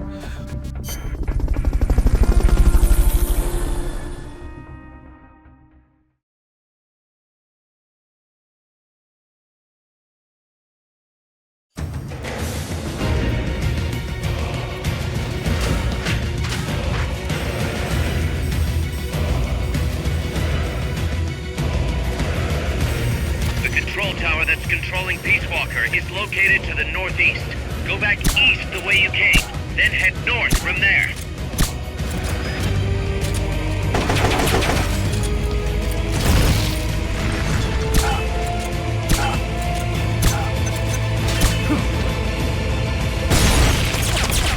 Go, go!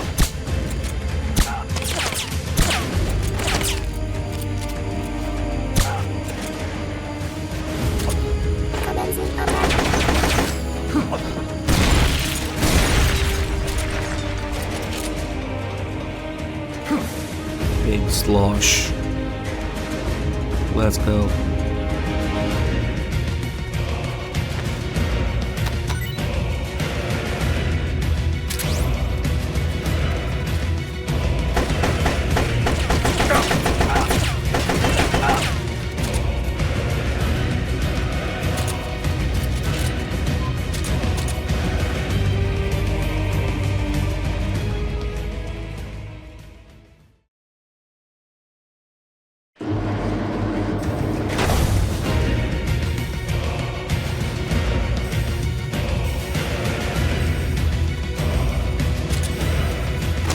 Objective lies beyond the gate.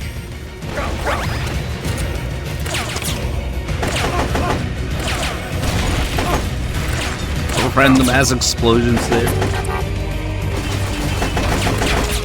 Ah, fuck it.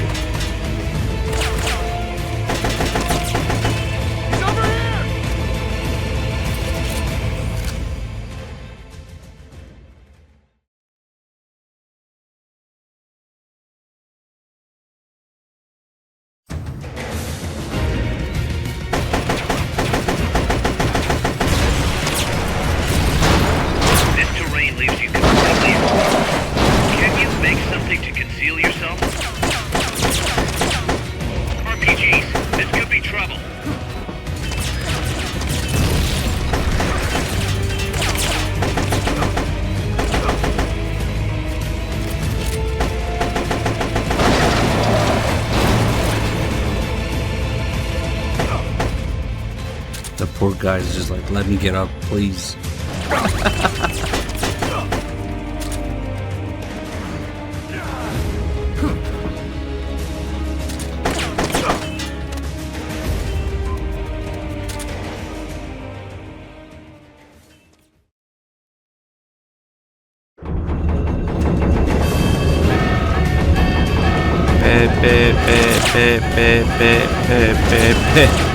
Fucking alarm, dude. Oh fuck, almost walked into it.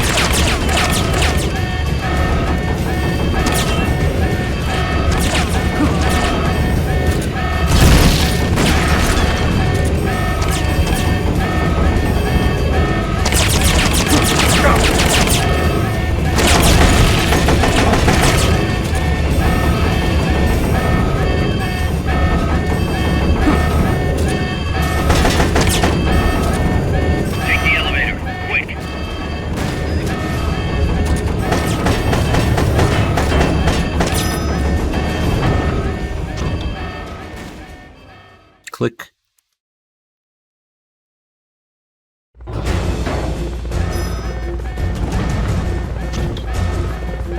out for the gunship. Damn it.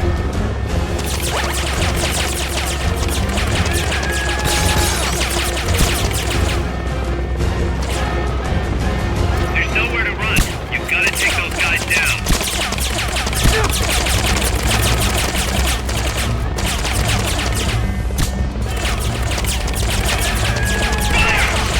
Oh fuck. That was scary.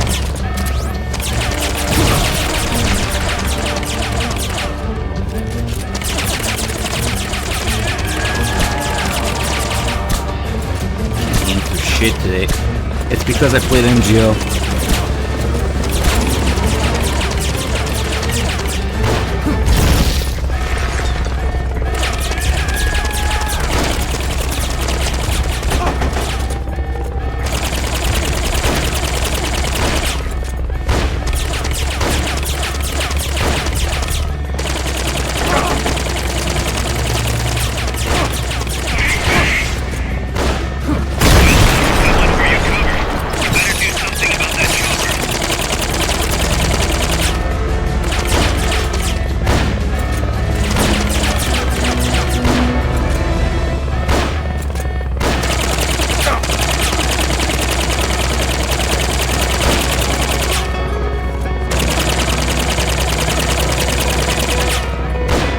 He just gives up on the machine gun if you hit the helmet.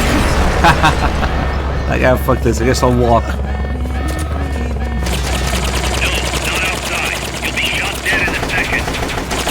Let's go. 45 ACP against Hind.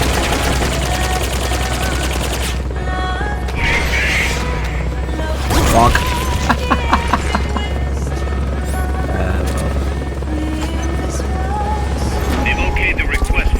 What do you mean it doesn't have endgame? Of course it has endgame.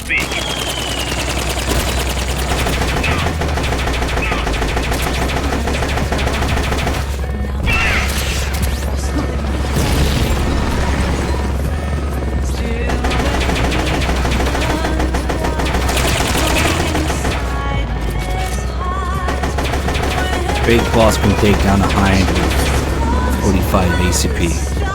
Solid Snake needs to stay in. Use the chat here, huh?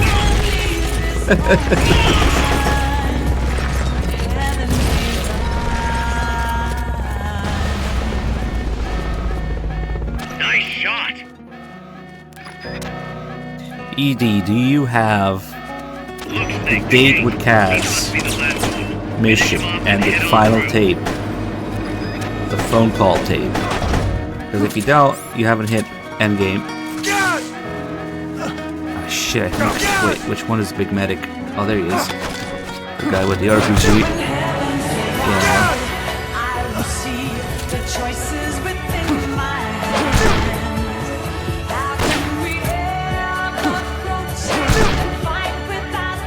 Holy shit, come on. Oh.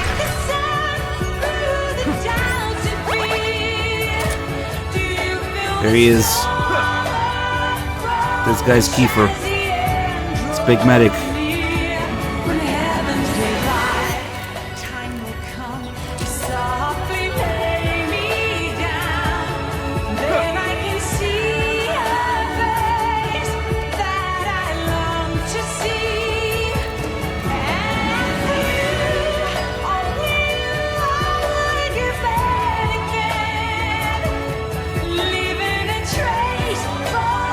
Damn it, Kiefer's drunk again.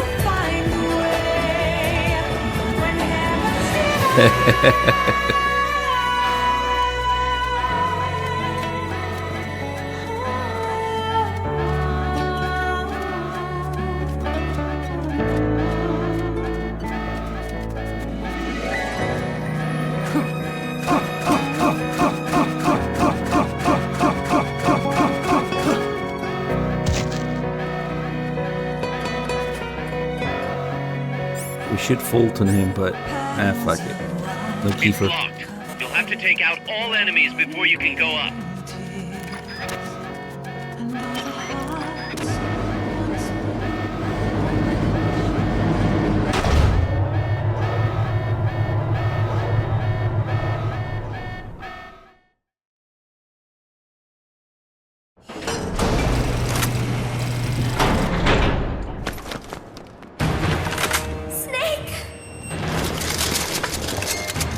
Big Boss, you made it. Too late, though. The false data's already in place. False data? That's right. Peace Walker is designed for deterrence, nothing more. She is incapable of initiating a nuclear attack on her own. She will only awaken and attack when it's time to retaliate. Peace Walker is a weapon of peace, after all. First, we'll enter data for an imaginary Soviet nuclear strike on the U.S. homeland. After assessing the data as a threat, Peace Walker will automatically enter retaliation mode, selecting the optimal target from a predefined list. For this scenario, we have reverse engineered the false data so that she'll inevitably end up choosing the Caribbean Sea as her target. You're really gonna do it, aren't you? Know this. Peace Walker's retaliation will be the first and last of the Cold War. It is the only way we will ever come close to achieving true peace. All that is left is to enter the code. No! Stand down, Big Boss. You're late. Professor. Professor? Yes, well, taking over the base took longer than expected. But I brought the technology. What? You provided the money and land. Center alone could never have accomplished so much in so little time. Zadornov, you backstabbing son of a... Backstabbing? Correct me if I'm wrong, but were we not enemies all along? Do you really think my comrades were working for the company? Do you truly think we'd faithfully serve a pack of depraved capitalist dogs? What are you going to do? Launch a nuke. Target Cuba. Have you lost your mind? What would you possibly gain? We won't be the ones launching it. You, the Americans, will attack our ally, Cuba. What? Think, Coldman. We're on an American base, eagerly endorsed and supplied by a pro-American regime. What's the international community to think? The world will burn with anti-American sentiment. Communism will spread across Latin America unchecked. Let the age of deterrence be undone by the deterrent itself. Such is the Kremlin's plan. You son of a bitch! Us, come here. Shoot him. Professor Galvez. I am Vladimir Zadornov. And Vladimir means ruler of peace. Now, do as you're told, boss. Don't do it! Remember what they did to you at their base on the coast. For what Coldman's done, he deserves nothing less than death.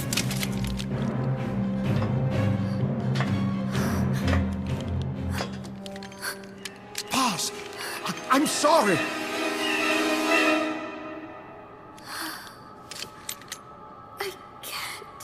Truly a child of peace. No! Wait!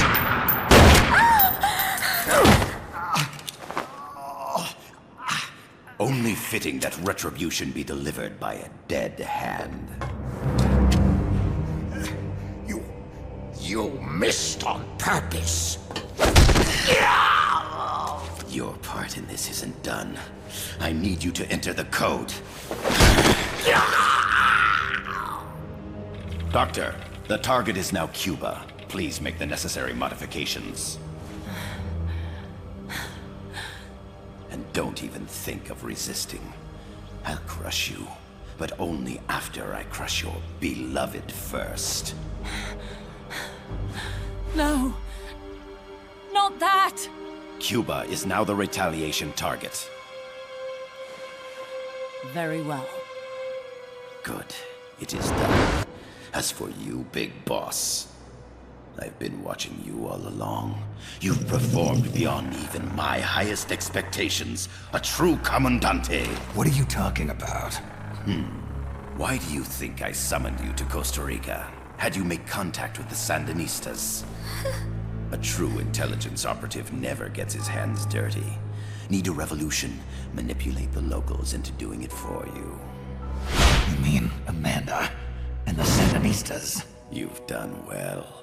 You took a ragtag band of guerrillas, children, and shaped them into a full-fledged, formidable army.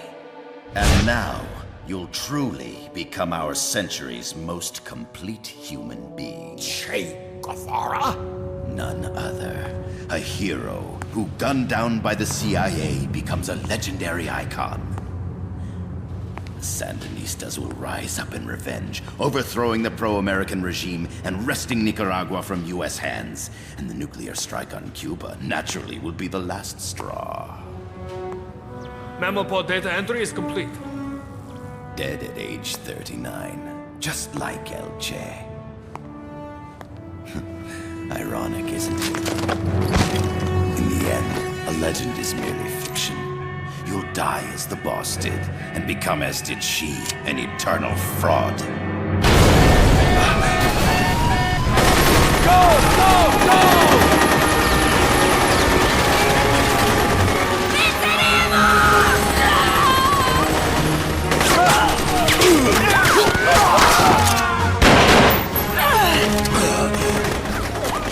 Freeze! You dare point your gun at a comrade? We will not be pawns of the KGB. We will win our own victory! Hasta la victoria siempre! Amanda! We're home! Look! We're back in Nika! We did it, Amanda! I mean... Comandante! Boss, you hurt? I'm fine. Big boss. Big boss! Big boss! Big boss! Big Big boss! boss! Big boss! Big Big boss! Big boss! Big boss! Big boss! Big boss! Big boss! Big boss! Big boss! You're a regular Joan of Arc. Nonsense. You're the hero here. You saved my life. You're the heroes here. I never figured you for a softie, Snake. Thanks. It's good to see you.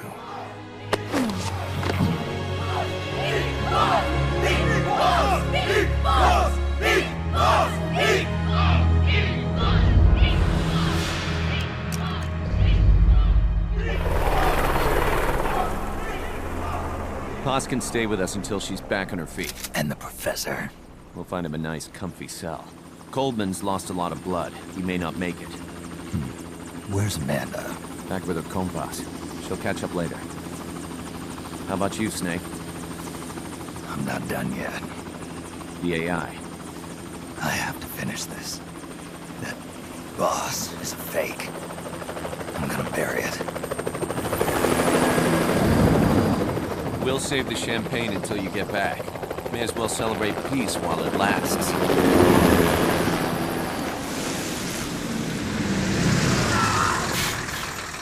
I didn't bring her back to life because I was forced to.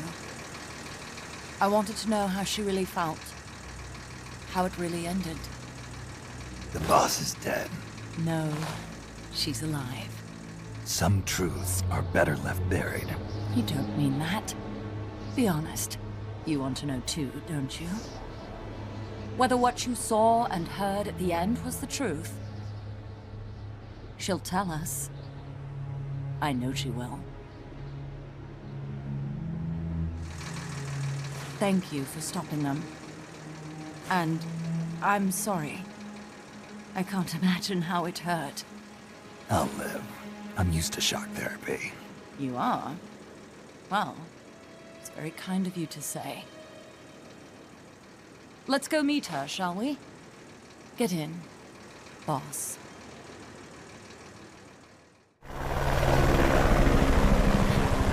Don't pick up a gun unless you know how to use it. Aiming a weapon alone doesn't make it a deterrent.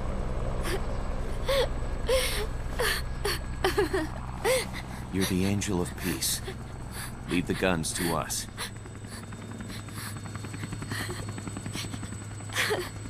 That was our agreement, remember? The Army's leaving Costa Rica now. The mission is complete. Paz? Thank you.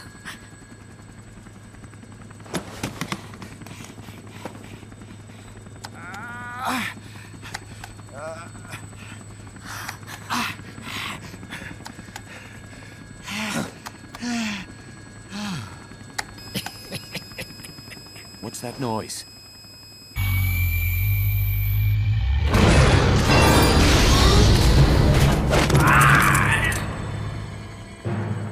What'd he do? I should have killed you when I had the chance. NORAD's nightmare is about to begin. What? Peace Walker determines retaliation targets based on enemy nuclear strike data. That data can be sent to third parties as well. We got big problems, Snake. Coldman's activated the nuclear launch switch. What? And the target's Cuba. Yeah, but that's not it. The son of a bitch has screwed us all over. When Peace Walker was activated, it started transmitting the false data set to NORAD. It's using a spread spectrum MLF signal. It can't be blacked out, even by EMP. There's no way to tell the difference between false data and the real thing on a radar screen. NORAD will have no idea it's all a ruse generated by Peace Walker. They'll think it's a real Soviet attack. They'll pass on the data to the National Military Command Center. And Washington will have to choose whether or not to retaliate. This could get ugly. Unless we stop it, we're looking at a retaliatory chain reaction. No. No need to panic. The nightmare will end soon enough. What do you mean?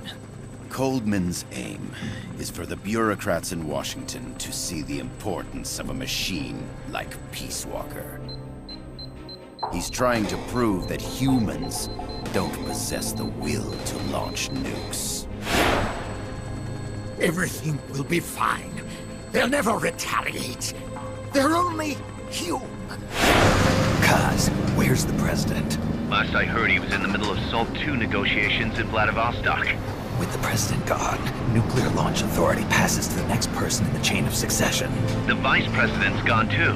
So after him comes the speaker. President, vice president. Not one among them has the courage to push the button. No one willing to enter history as the great destroyer. In the end, it's not their lives that people value most. It's their reputations. The bureaucrats in Washington may not be able to retaliate. Peace Walker, on the other hand. She's loyal to the mission above all.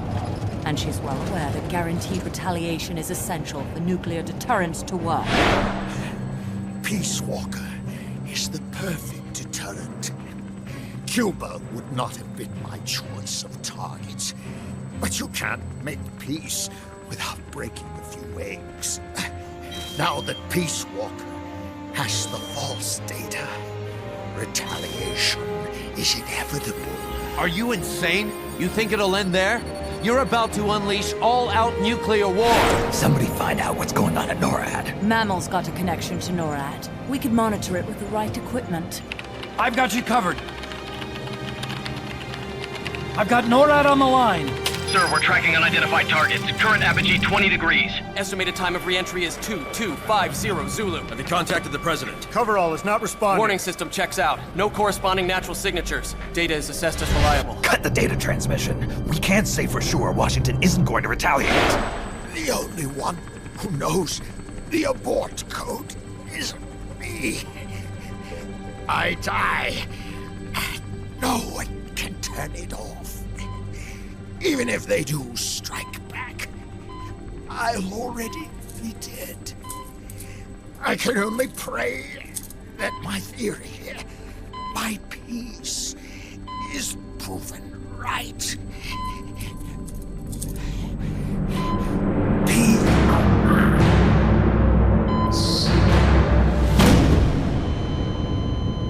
Go to DEFCON 3. Get Zach on the phone. This is Crystal Palace. Stand by for an emergency meeting. They're at DEFCON 3. The false data and the nukes are both coming from the same source. We have to stop Peace Walker. The only way is to destroy her. She's entered launch mode. Peace Walker's rendered her judgment. The target is Cuba. Snake, don't let it launch the nuke.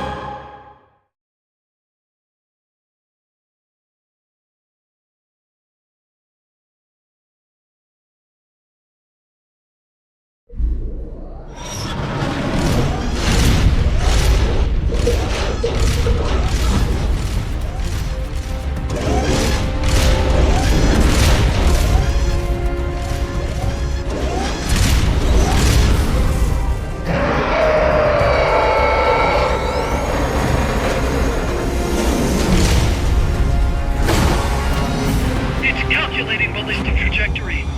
Once that's finished, it's all over. Snake, you've got to destroy the platform.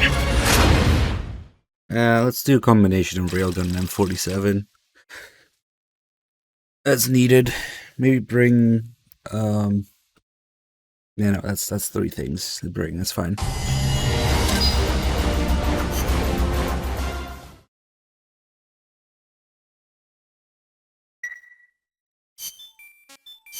The C rank, wow.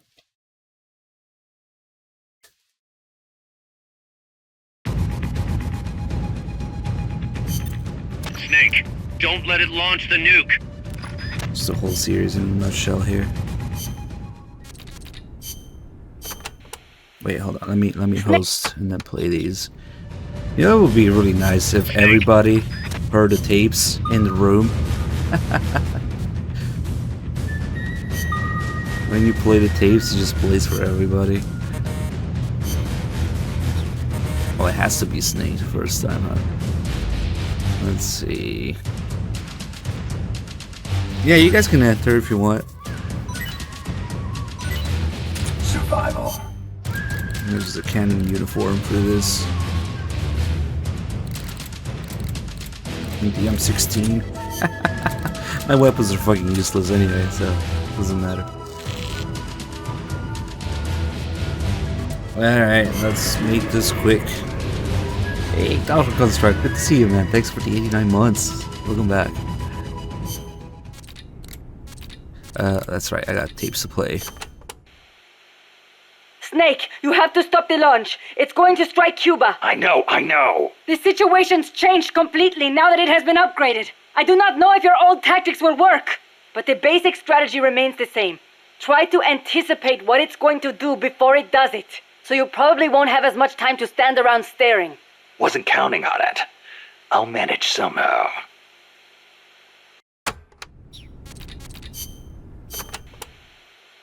Snake! You have to stop Peace Walker from launching that nuke. Calm down.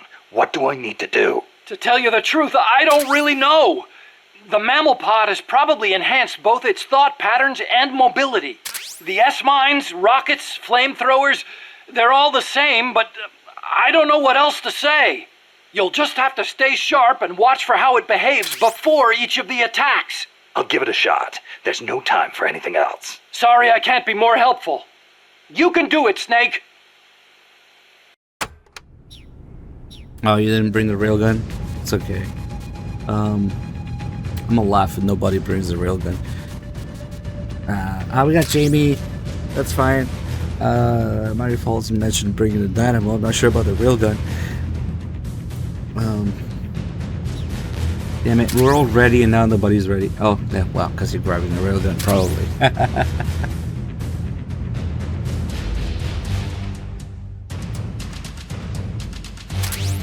Alright.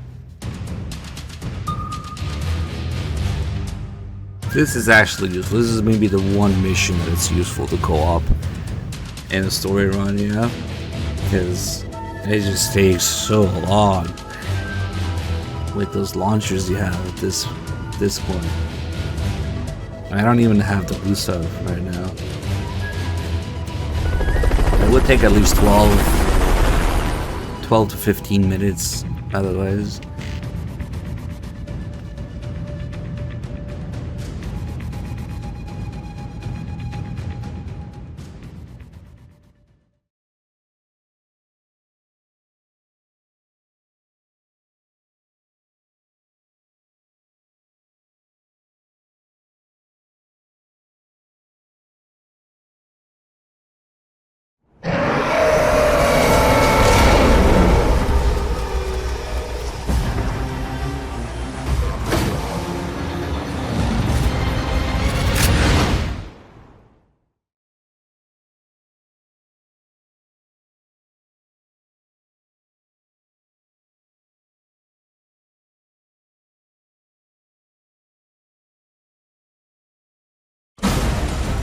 Alright, let me steal people's shit. Peace Walker before she can launch her nuke.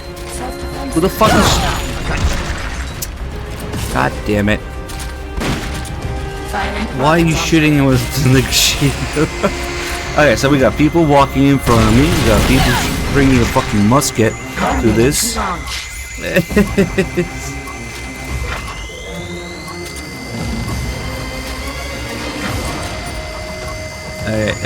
You got 3 fucking things charging the railgun.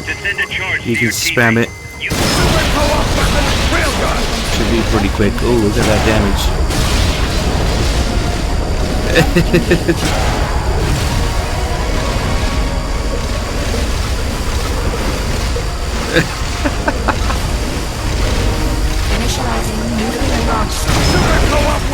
Okay, now it has to do the walk, so there's no point. Oh, it doesn't do the walk when it's in that spot? Oh, okay. I guess I thought it had to do the walk. That's weird. So the aerial mine thing... Okay, well, we just wrecked it. It's alright.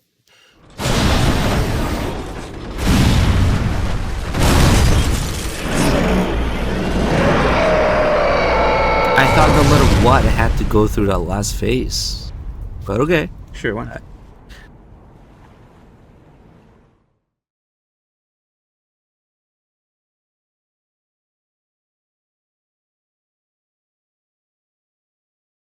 Ah, I see what it is, okay. It stopped moving. Snake, you did it! You stopped the launch! Huey, how's NORAD?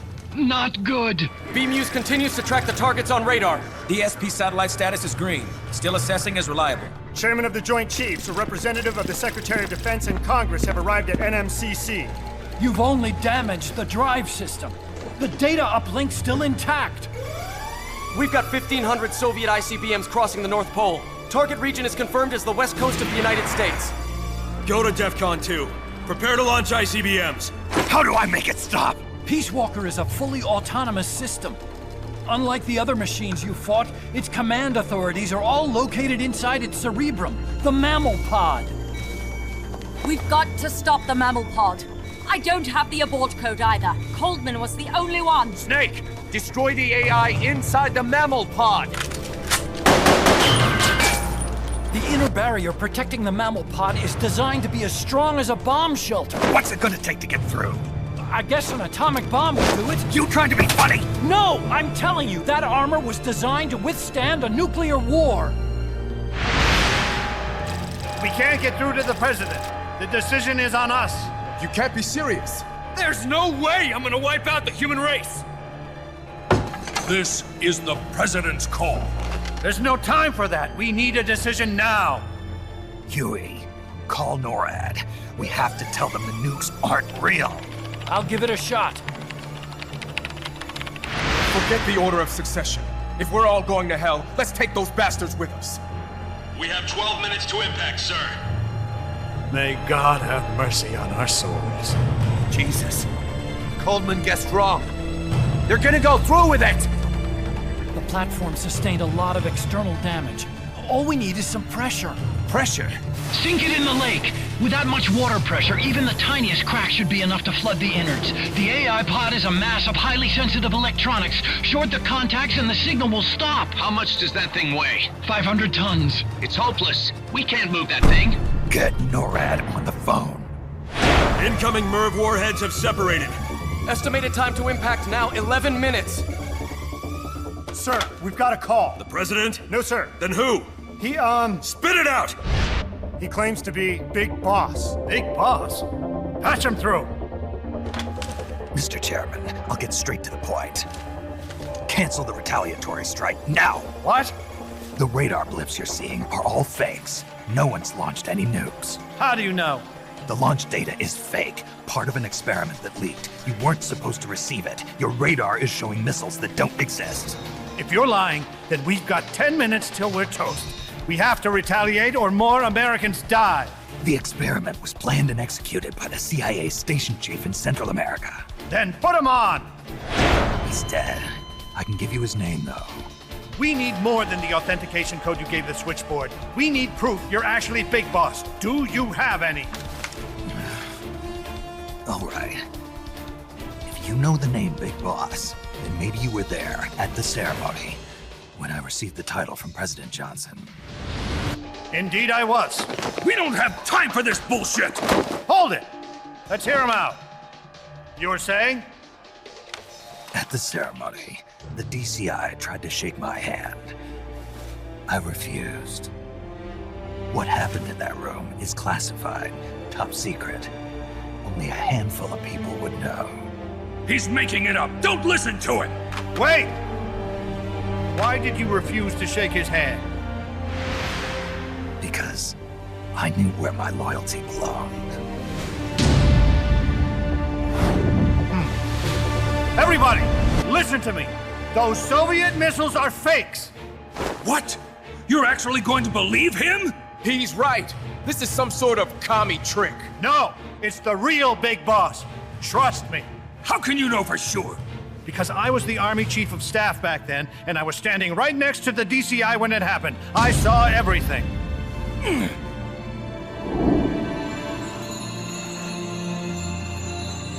You saved us all, Big Boss. We'll stand down the alert. Thank you.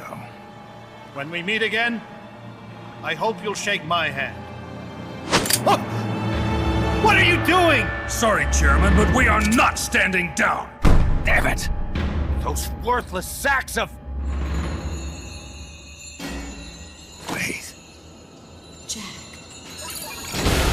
Jack. Oh, it's opening. She's calling to you. Destroy the mammal pod and the data will stop flowing. Please, stop her.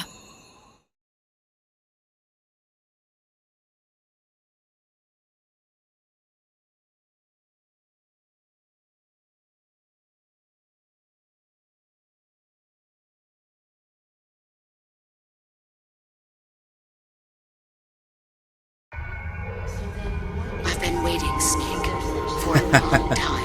Fat Man's advising to use a cooling spray. And the finality of today. He just butthurt and stopped the C4. I didn't raise you and shape you into the man you are today. And with how OP the coolant is in MGS2, you could probably point it at this guy and it will stop the nukes, yes. So then, what is an enemy? Is there such thing as an absolute timeless enemy? There is no such thing, and never has been. And the reason is that our enemies are human beings like us. They can only be our enemies in relative terms. The world must be made whole again. The philosophers must be reunited. I will devote my skills to that purpose. And with the Colonel's money, I will achieve that. Stealing the ram, Just as I once oh the created the ram, premise. I'm putting They in are my ass. I may no longer be able to bear children, but I still have a family. Latest 10 minutes of our Fox jumps over crazy dog. Is my life and my child. Kill me now. Do it. There is nothing left inside me now. Shall we walk through the rainy plain of Spain? I may no longer be able to bear children, but I still is equal to 3.25 from 63736988888888888. There's only room for one boss and one son. For a long time, there is nothing left inside. The lonely fox chases the winner. I may no longer be able to bear children. Shall we walk through the lonely plain of Spain? Commence the operation. This the latest 10 minutes of our lives. It is. You're about 3. All that's left About 350. is my life. And my child. For our listeners of which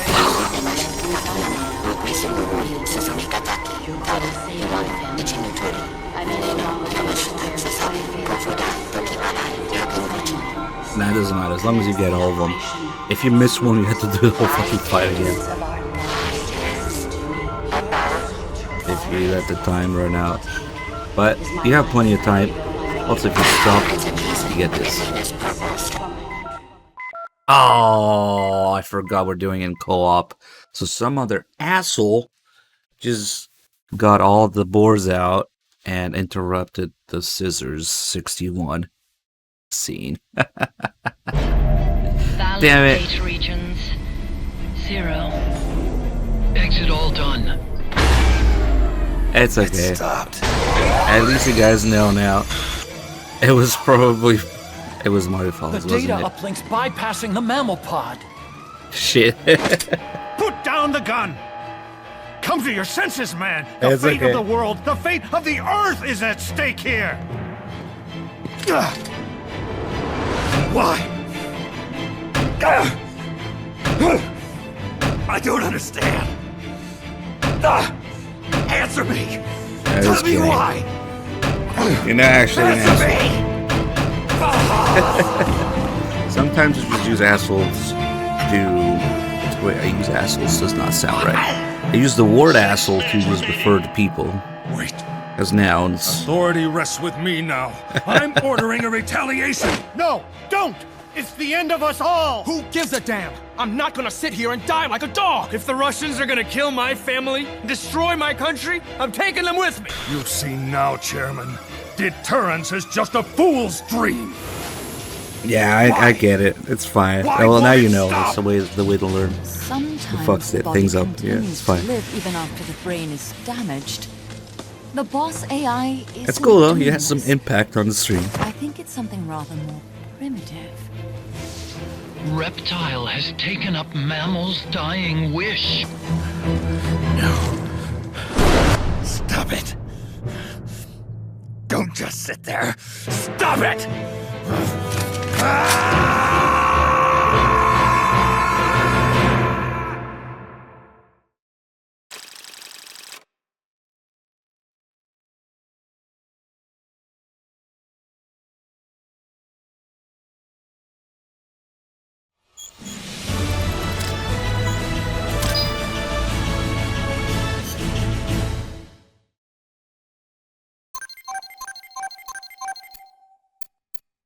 Honestly, I should have remembered about that if I wanted to show that line.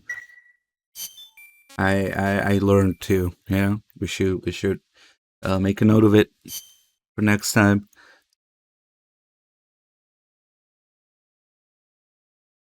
All right, now. Snake, you have to stop that data from being sent.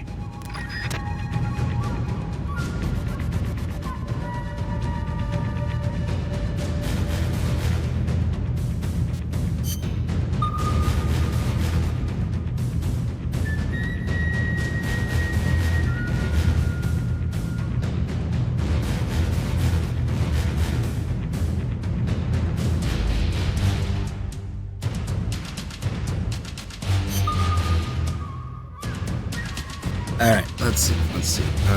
Doesn't matter. I guess this is... Okay, no tapes. This is the perfect mission for the slingshot, exactly.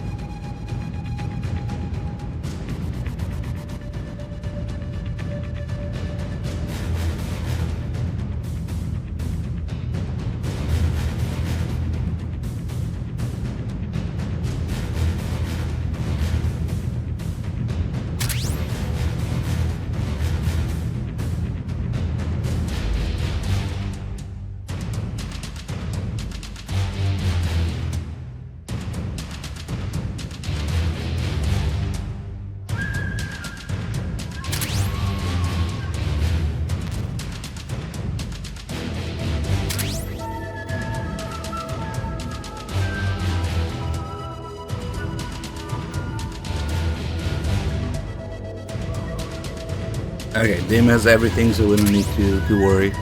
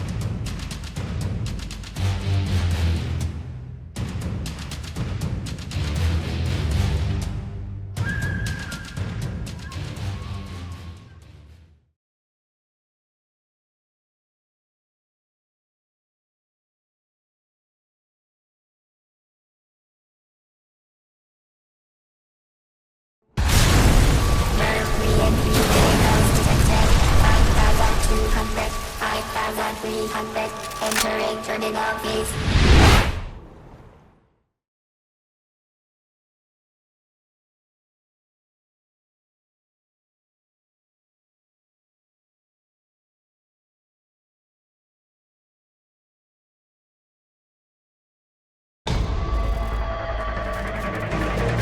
Okay. Snake, you have to stop that data from being sent. I will be the bullet, I guess.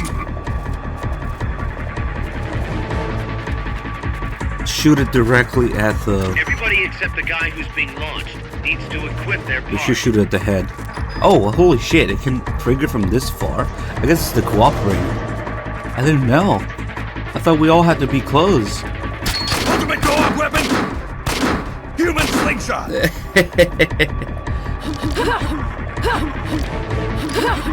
You guys You are the human turning. bullet. Use the camera button to adjust your launch. You guys need to make up your mind where to turn. Come on. Fuck it. Damn, missed it! Fear not, brave warrior. You will not have died in vain. Miller's line if you miss is Do you good. see the formation icon? Ultimate co-op weapon! Human slingshot!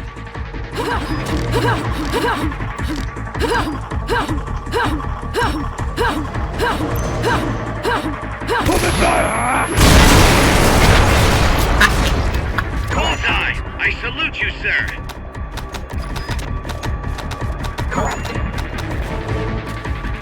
Oh, do you have a guy that wigs faster? Ultimate co-op weapon! Human slingshot!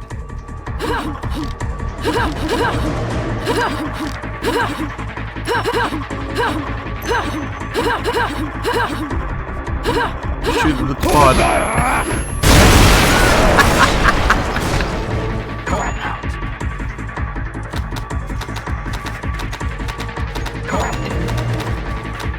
Good to have you. Let me do...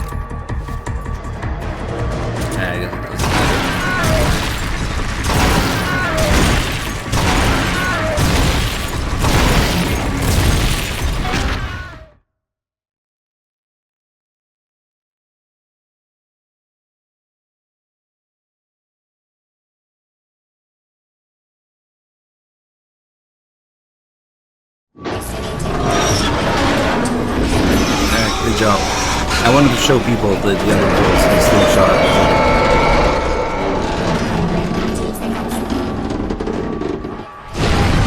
185 seconds. 180 seconds. 175 seconds. 170 seconds. 165 seconds. Yeah, you see the charge level and you get to aim up and down. Those are the two things you do. 55 seconds. And fire, of course. 50 seconds. 100.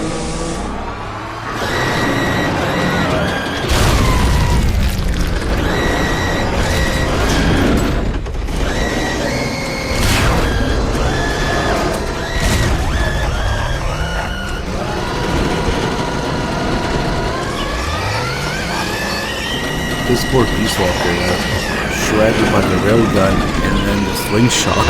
It's like the two most powerful weapons in the game. She's like, fuck this, I'm out of here.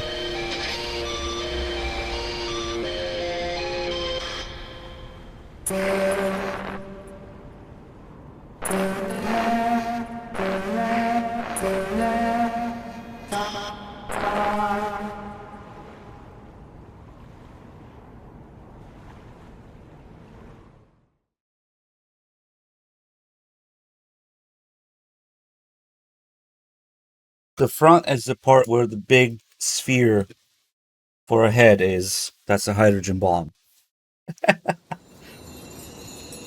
Yeah, you can store a few of those in your base. No big deal.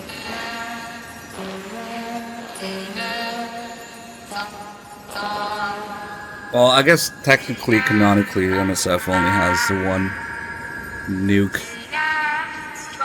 from the missile, the warhead.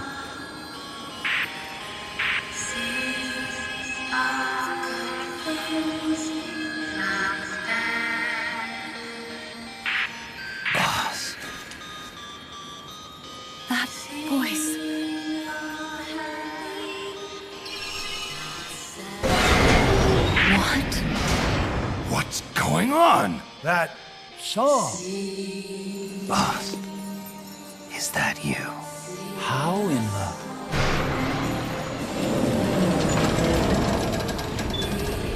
A ghost in machine?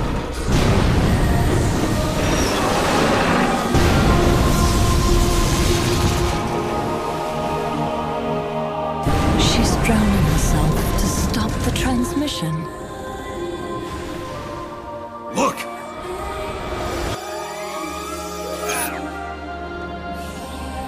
It's functional compensation. When the human brain is damaged, sometimes it recovers over time. Other parts of the brain take over the functions of the damaged parts. Mammal and reptile were patterned after different parts of the human brain. When those parts were assembled together into one, they must have become capable of functional compensation.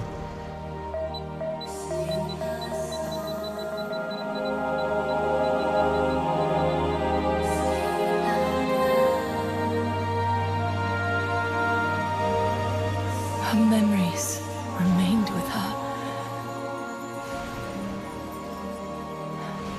Is this her answer? The song. It's clearly not thinking rationally. It's not using its head. It's using its heart. This is the fate she chose for herself.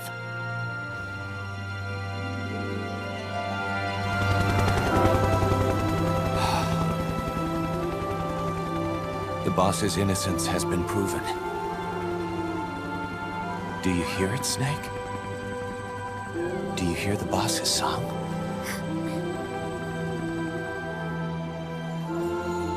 You saw it, didn't you?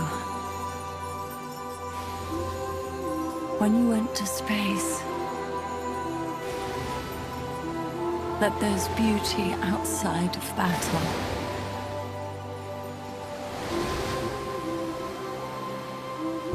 At last, I understand. In the end, it was you who put down your gun and chose instead to sing. They can all hear you. I know they can.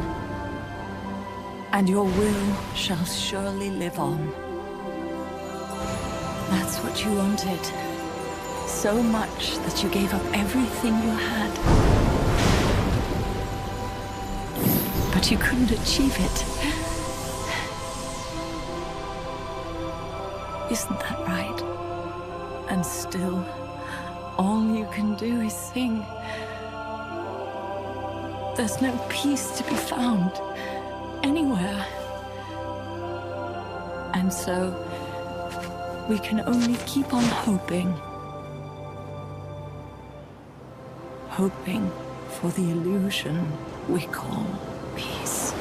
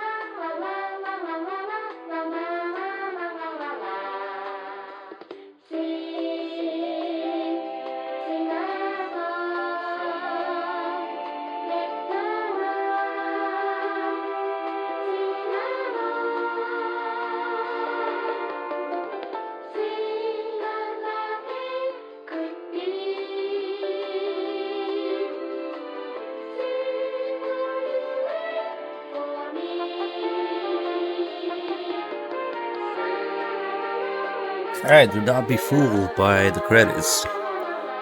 There's more.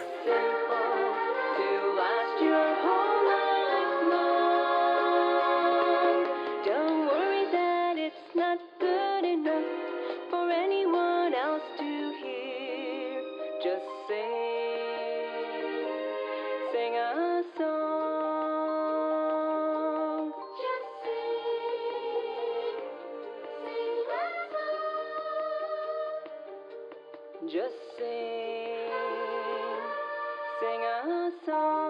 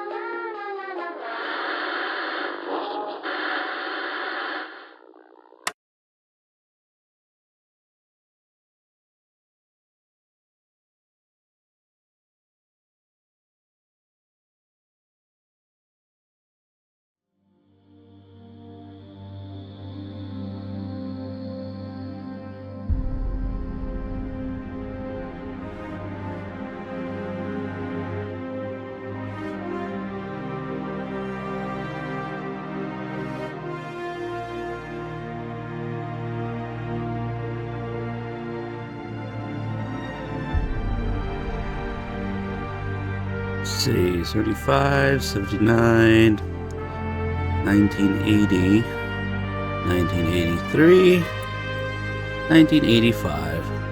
As you can see, nothing happens in 1984, of course.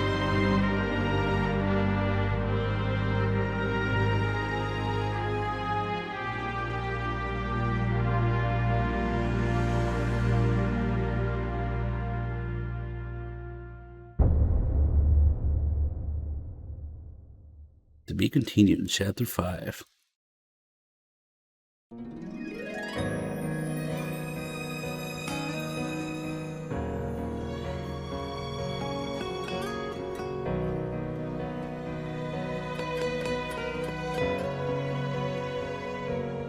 Petals of white cover fields flowing in grieving tears, and all the hearts once new, owned and shattered now.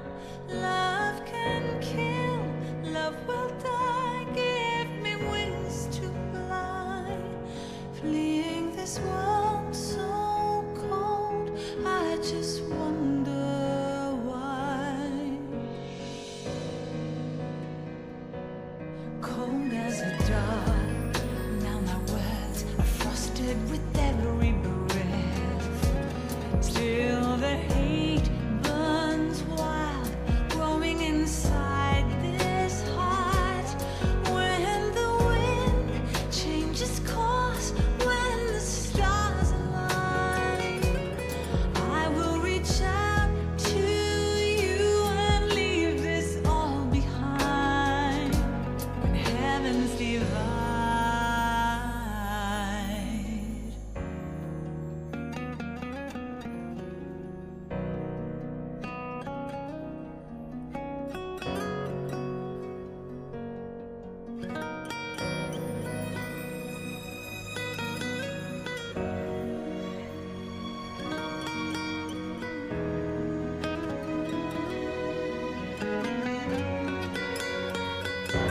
When heavens divide, I will see the choices within my hands. How can we ever protect and fight with our tiny souls? Let me shine like the sun through the doubts and fear. Do you feel the storm approach as the end draws near? When heavens divide, time will come to stop the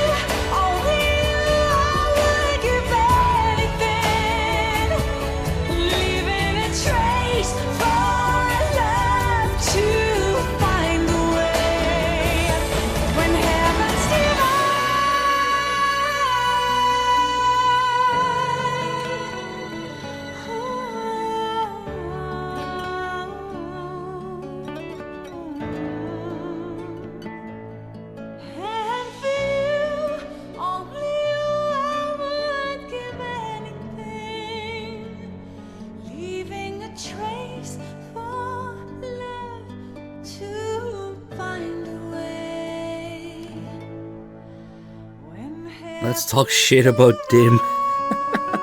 Let's talk about how I've never seen Dim misspell the word amazing. Viewer.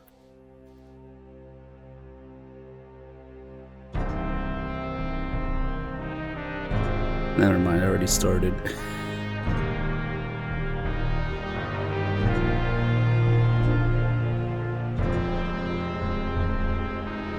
Yeah, I guess we could do that.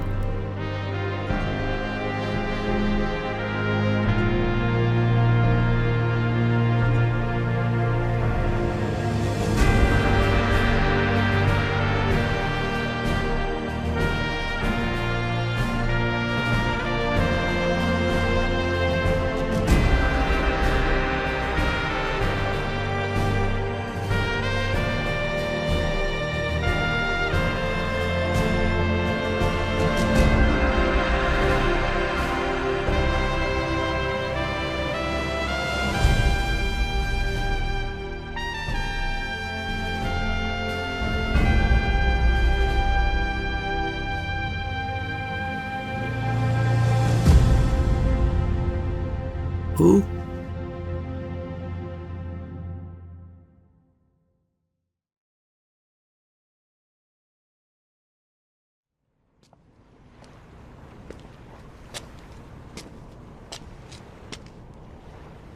Snake, you still here?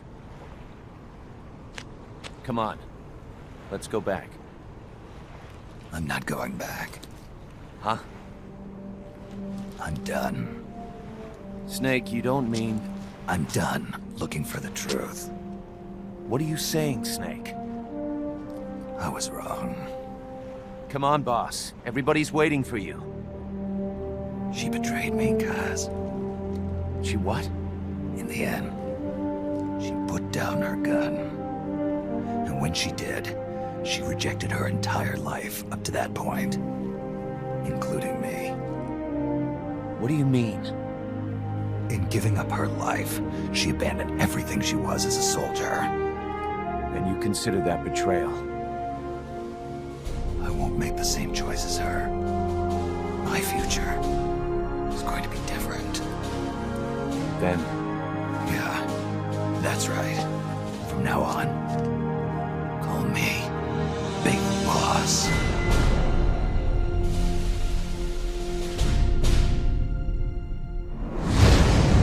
Big slosh.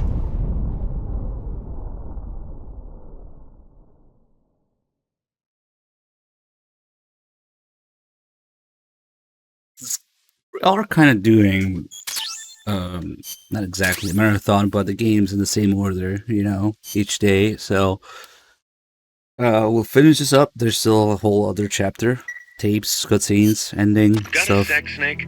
What's up? And then It's we'll do about Grim Boss. Zeroes tomorrow. You know she doesn't have any family. She got a scholarship thanks to Zadornov and was living at the dorms, but he was KGB. All signs are her scholarship came from the KGB too. Even if they let him go, she's not going to be seeing any more money. It wouldn't have been much anyway. So, I was wondering, what about letting her stay here for a while? What does she think? She says she wants to help out. It would only be temporary. She's still in shock. Right now, no one understands her better than we do. Okay, but Kaz, don't take your eyes off her. What do you mean? It won't be easy getting used to this kind of life. I know, Snake. I'm not trying to turn her into one of us. You should talk to her yourself later. Okay. And, Dr. Strangelove wants to come too. Strangelove? Well, she's out of a job now, and she'd have a problem returning to England. You can talk to her about it. Anyway, you don't need me to tell you how good she'd be for R&D. Zadornov. So now that we are waiting for chapter 5, there's a few things going on. The first thing we're going to do is complete Zeke. Because that's kind of important. So important that it gets left at the bottom of the ocean forever. Kaz and Strangelove.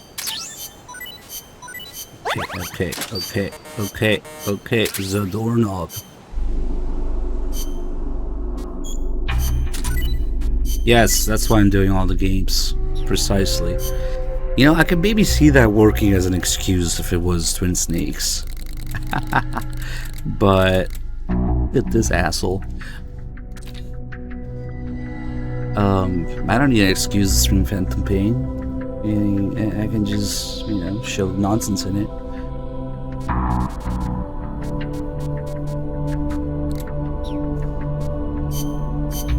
Okay, let's see what's going on with Zeke here.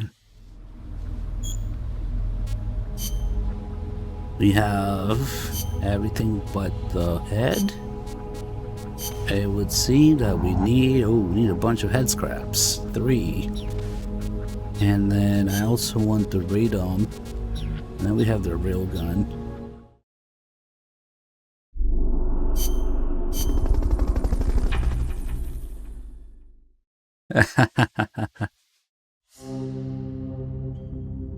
Alright, so in order to complete Zeke, we'll do a few AI weapon battles.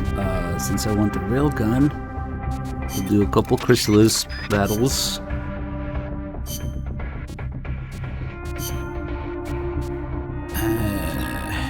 Okay. Don't really like the battle survival uniform, but I can carry 3 of these. So I guess I should put this in the first slot.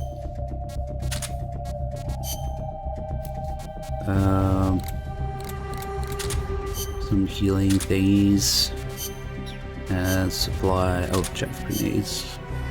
Supply. Okay, we'll do a couple of these. Get the head scraps. Get the Strangelove tapes. Speaking of which, we gotta do all the Strangelove tapes. But you can get 3 more about her background with the boss and how she ended up here.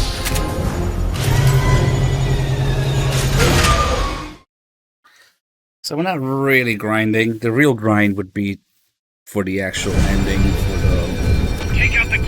for the Mother Base platform where the ending happens, and the 6 or 7s of Door Not Escape missions. We don't need to do that. Oh, and of course the biggest grind would be 10 Paz Diary tapes, but we don't need to do that.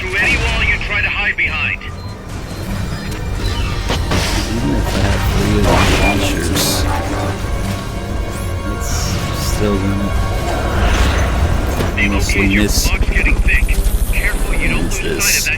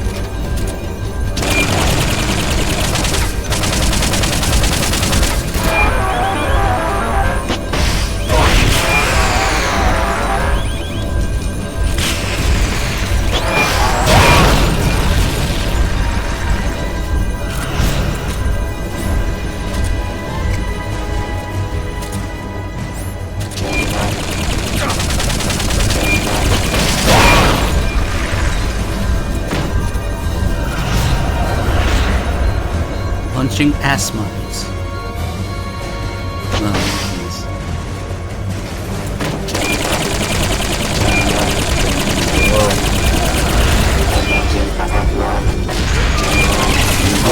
Nuts.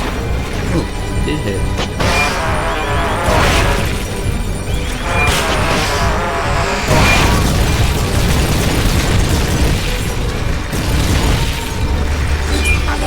And trying to get the radome, which I think I fucked up, so I might not get it. A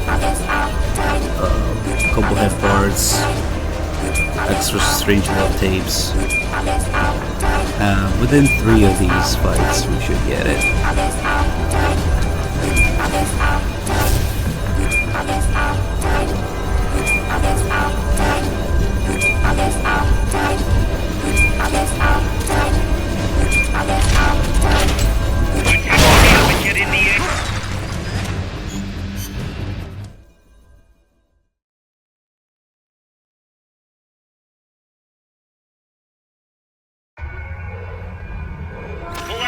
unlocked memory boards. Pull out the memory boards. All the unlocked boards will have icons over them.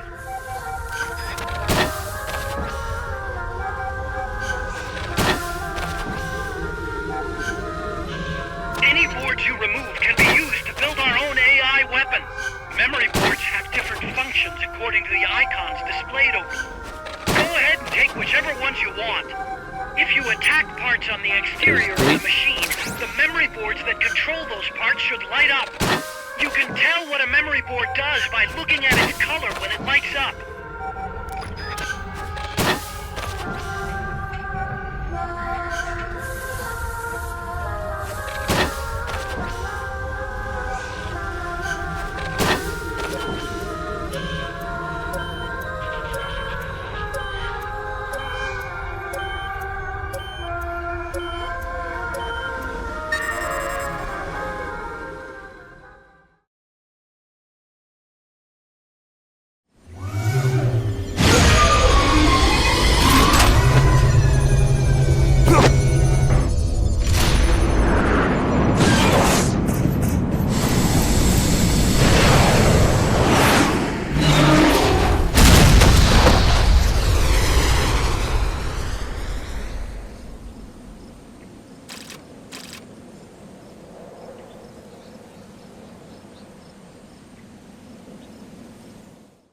You don't want to damage whatever it is that you want to get. Unless you're talking about AI boards. Strangelove State 1. Let's see what we got. Nice. Got another railgun. And we got no head parts. Fuck. Well, at least I got the radome. We fitted Zeke with its own AI pod. We were having trouble adjusting the AI, but Dr. Strangelove was able to get it up and running. Strangelove? Why the surprise, Snake? Whoa, we're an army without borders. We need a deterrent against foreign intervention. That's what Zeke is for. It may even prove necessary to... I'm not against deterrence itself. The problem is when a nation comes to rely on it. All that does is force a burden on its people. The same people that constitute the nation itself. The existence of nations is detrimental to man. That's why I, one without a nation, see potential in MSF. But power is required for you to distance yourself from nations. I will do whatever I can to assist with that. Glad to hear it. And I merely lent Huey a helping hand. I will not give Zeke an AI like hers. I wouldn't expect you to. Oh man, let's hope I get lucky with... I guess we'll do some poopa now. And hopefully within a couple battles we'll get 3 head scraps.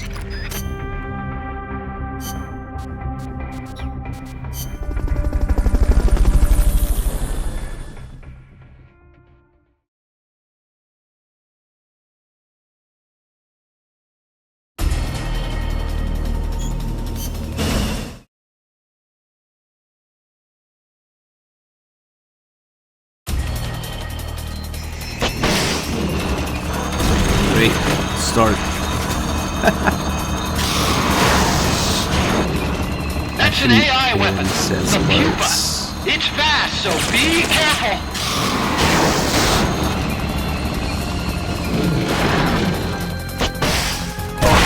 Engaging shock units.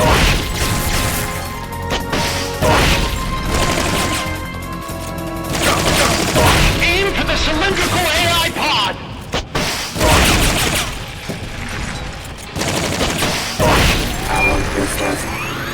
Bitch.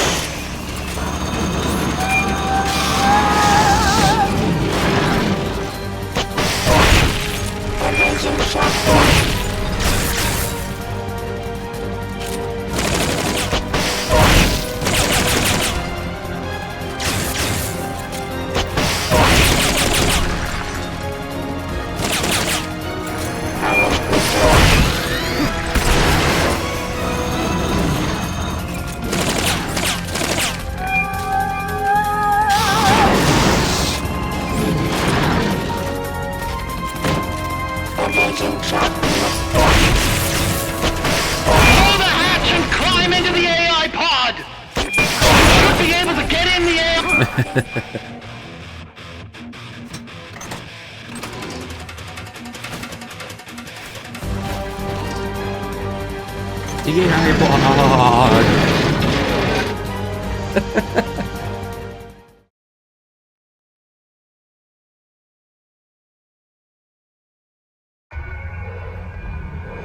out all the AI's memory boards before the pod's ejected. The black memory boards are locked.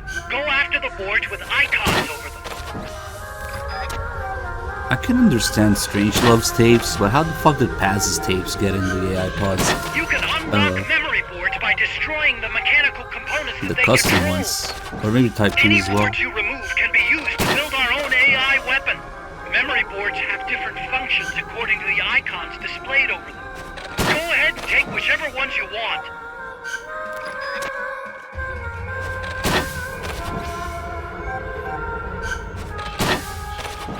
Okay, hopefully we got some head parts from this.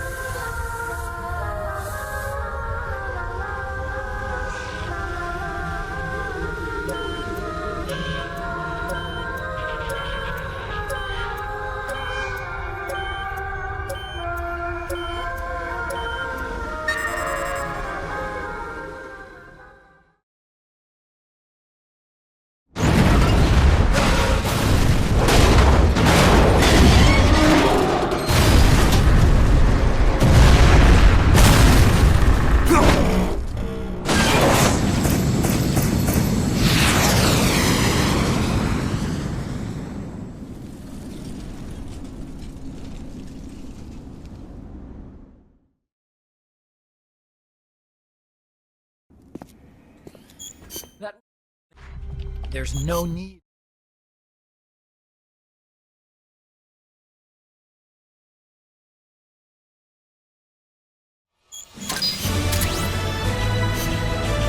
Two. Snake. One head part and a jetpack. Shit. With some luck, we get 2 head parts next time. Snake, we've got a problem. Zadornov's not in his cell. What? He must have used his prosthetic as a blowtorch to cut through the bars, but we've managed to narrow down his location using a transmitter we planted on him. I'm adding a new mission. Find the KGB agent Zadornov. Zadornov escaped. Okay. I'm getting a little sidetracked here. I still want to do the Strangelove tapes first. But, okay. Another poopa first.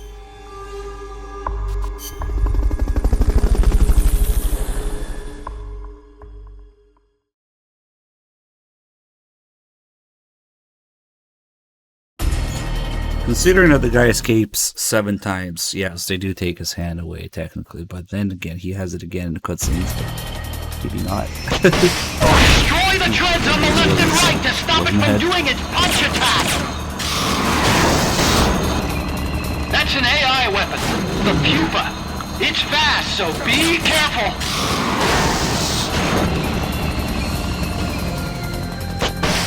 Agent Shock.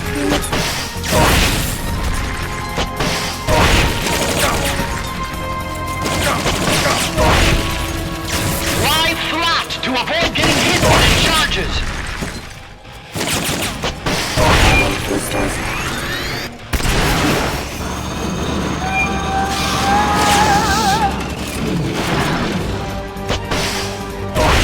Engaging shock unit.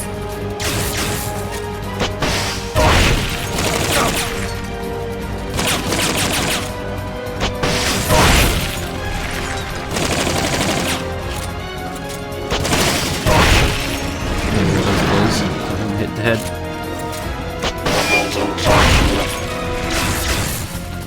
All head smooth with the raid. Welcome in. Thank you.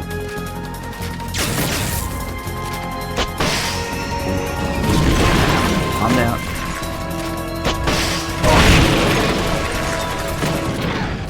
Take those lightning rods out! Pull the hatch and climb into the AI pod! You should be able to get in! The way he says that, man.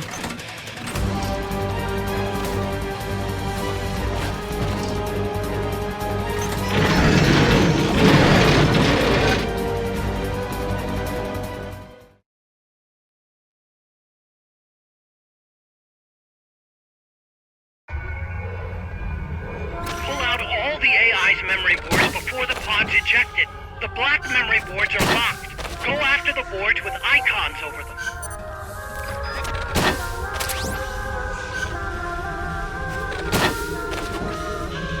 You can unlock memory boards by destroying the mechanical components that they control.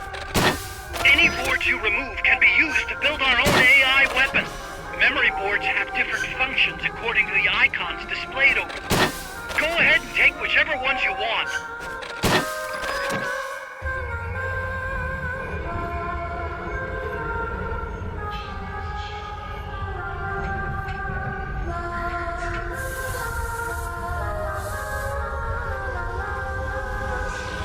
Yeah, that's it. We're just waiting. No good! That one's broken! Must be a Phantom Pain copy in there.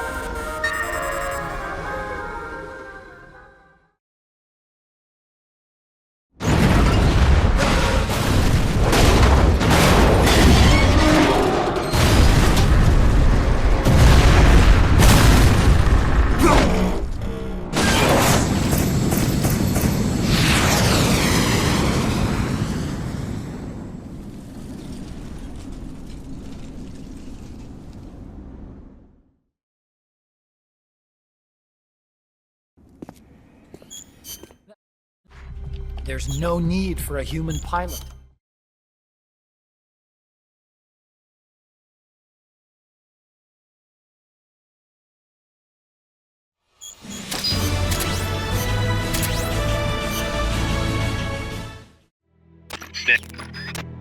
Give me 2 head scraps. Yes! Cool. That means Zeke is complete now.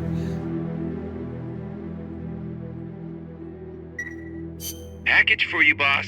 Oh no. Yeah, looks like a cassette tape. Don't worry, it's clean. No trace of explosives or These anything. tapes. Return address just says Eva. Eva? Someone you know? An old acquaintance. Oh, the plot thickens. Tidings from an old flame? Don't start, Kaz. Anyway, I'll check it out later. Okay, just don't go running off after this chick. We can't afford for you to be distracted right now. Snake, I'm proud to announce that preparations for Metal Gear Zeke are complete. We can activate it any time. Got it. Thanks, Huey. No need to thank me. At least now I can finally say I helped you with something. You can use it in Outer Ops, too. Just select Zeke when you're forming your unit. Be sure to take it out for a field test. Okay. You can change weapons and check memory boards just like before. Use your observations from a field test to make any adjustments. A work in progress, huh? The Eva tapes are all about how great the boss is, and how she invented sliced bread and space travel, and why she had to kill the boss. It's a bit of a slog, honestly. They're not really well paced, but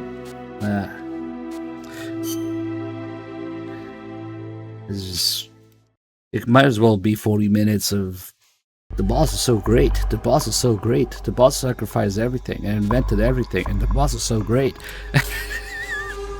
Anyway, okay. We don't need to do any more poopas for now. And we will actually do Strangelove's actual tapes now about the ending. These are really good tapes. AI stands for Artificial Intelligence. It refers to a man-made machine possessing an intellect on par with that of a human being. Is that even possible? Possible. You've seen it with your own eyes. What the AI weapons are capable of. How Peace Walker carried out the boss's will in the end. No mere machine could ever choose to sacrifice itself like that. I just can't see how a bunch of circuits and switches could have a will of its own. It's called the ghost in the machine, Snake. And it exists. Hey, Music Box with the 10 mods, thank you. How you feeling? You getting any better? Kind of wish you were here for MGO or some Peace Walker co-op. Have you got MGO set up on your PS3? I can help you with that if you want. What did you mean by the ghost in the machine? Oh, that. It's a term coined by the philosopher Gilbert Ryle. You've heard of Descartes, yes? I think, therefore I am. That is the one. Descartes espoused the dualistic theory of mind and body. He believed that our thinking minds exist in a separate dimension from our bodies, which are governed by the laws of physics.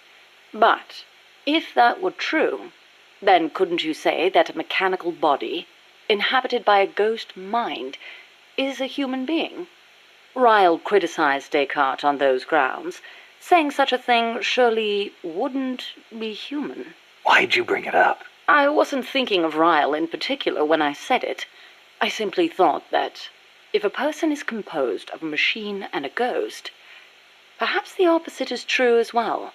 Perhaps, by placing a ghost inside a machine, we could, in effect, give birth to a new person. And that was your idea for the boss AI? The moment you ripped the memory board out, the mammal pod ceased to function. It should have been dead. And yet, Peace Walker righted itself, singing a song of peace. I couldn't help but feel that her soul had come to inhabit Peace Walker.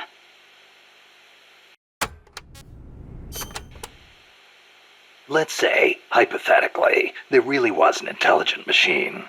How would you prove it? What's the difference between a high-level computer and an AI? It depends on what you choose to define as intelligence.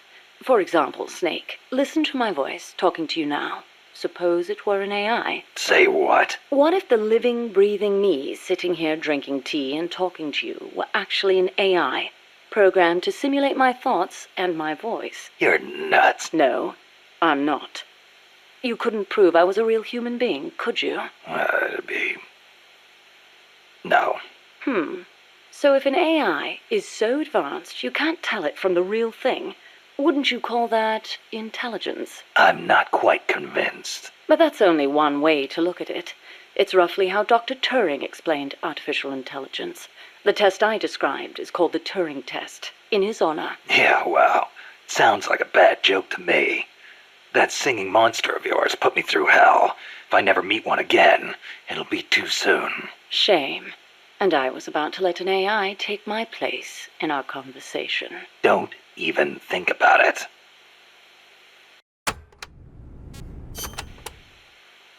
Dr. Alan Turing is known as the father of computer science. It was he who formulated the basic theory of AI. During the war, he worked for GC and CS. The government's cryptology school. The one that broke Enigma. The very same. Without him, they might never have been able to decipher the Germans' code. But then, they arrested him. Why? Weren't his some of the greatest contributions to winning the war? Homosexuality was a crime in Britain back then, and he was gay. I know exactly how crushed he was. I feel it's my duty to further his AI research. Like the Imitation Game, huh? Huh. You know it then. The clue that inspired the Turing test came from a trifling little party game. You exchange written notes with another person behind a screen and try to guess their gender, whether they're a woman or a man, pretending to be a woman. It's surprisingly difficult to tell the difference. Man or woman, human or machine. What do the differences even mean? Dr. Turing was fascinated by the differences between men and women. Perhaps that's what led him to formulate his test.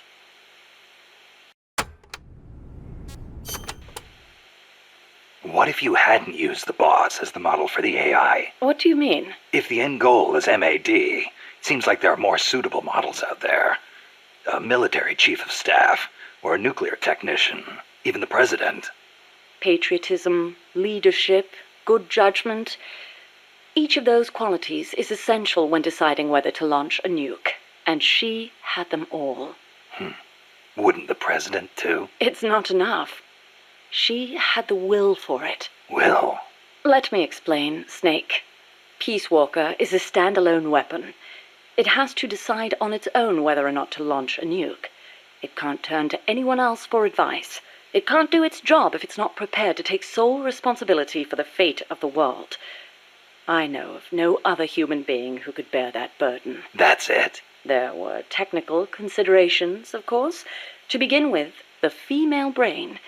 is a more appropriate model for an AI. Oh, wait, the female brain?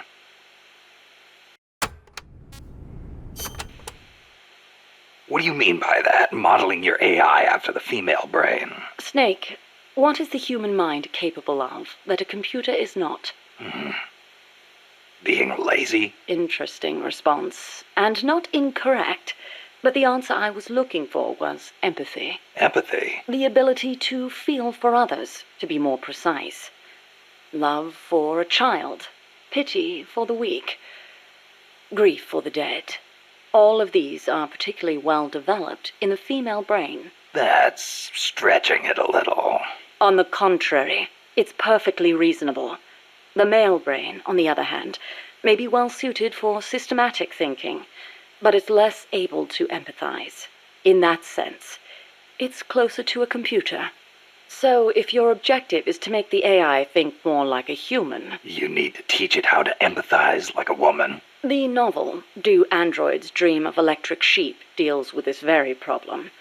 In the book, an empathy test is used to distinguish between machines and human beings.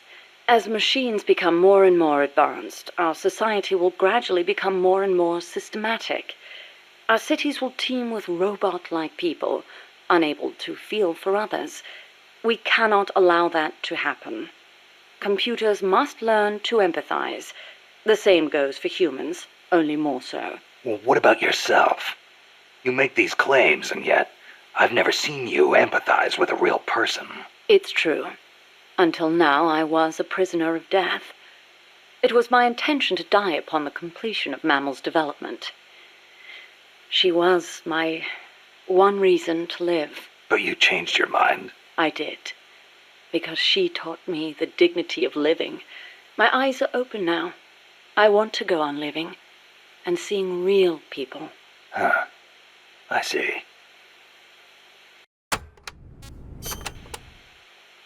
Is it really necessary to make machines think like humans? I think empathy would get in the way of making the decision to retaliate. I admit, human thought may not be fully compatible with level-headed decision-making. Then again, is there such a thing as non-human thought? The moment computers became so advanced that they could calculate faster than human beings, a new dream was born. Dream? If we can create a machine that can do advanced mathematics, why can't we create one that can think like a human? The 19th century author, Auguste Villiers-L'Isle-Adam, wrote a book called Tomorrow's Eve, in which the protagonist fashions an artificial woman to serve as his ideal lover. I believe the idea of creating an intelligent being with our own hands is one of mankind's oldest dreams. So AI is a product of people's dreams, then? Not only AI, civilization itself is the process by which mankind gives form to its dreams. But not all dreams are pleasant. Some have expressed fears about non-human intelligence. Yeah, they want the benefits with none of the risks. Some fear that intelligent robots might rise up and rebel against their human masters, as portrayed by the Czech writer Karel Čapek in his Rossum's Universal Robots, or in the 1970 film Colossus, the Forbin Project, where intelligent supercomputers in the US and the Soviet Union join forces and plot to subjugate humanity. Isaac Asimov offered a specific solution to these fears with his 3 laws of robotics, which demonstrated that while robot intelligence is different from that of humans, the two can coexist. In order to endow computers with intelligence, we must first have a thorough understanding of what intelligence is, and that is where the need for a practical and feasible expert system arises.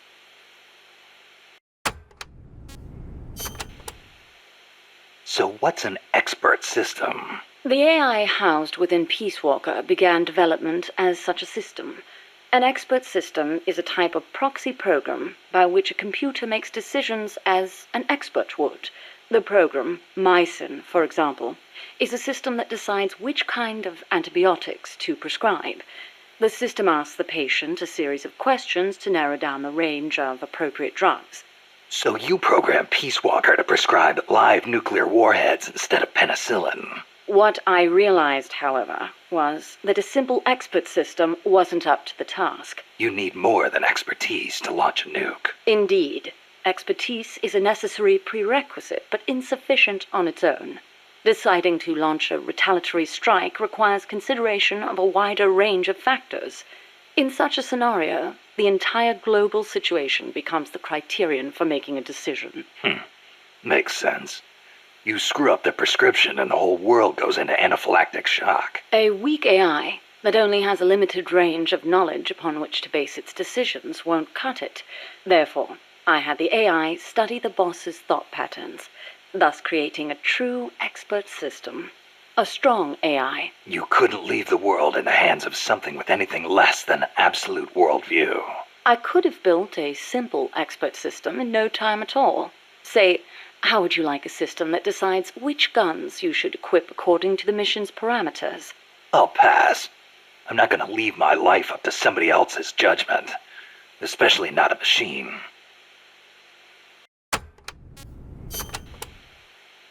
With current technology, AI are inevitably enormous in size. But as circuit integration continues to advance, they will become even smaller. As small as human brains, and perhaps smaller than that. And in the meantime, robotics will continue to advance as well, to the point where we can create androids, robots that resemble humans. And then... And then what? Well, I don't need to spell it out for you, do I? Don't tell me you're thinking of making an android imitation of the boss. Surely the thought has crossed your mind as well. Of one day being reunited with her? Enough! I don't want any part of it. I see. I didn't mean to offend you. In reality, AI is more likely to evolve in the opposite direction anyway.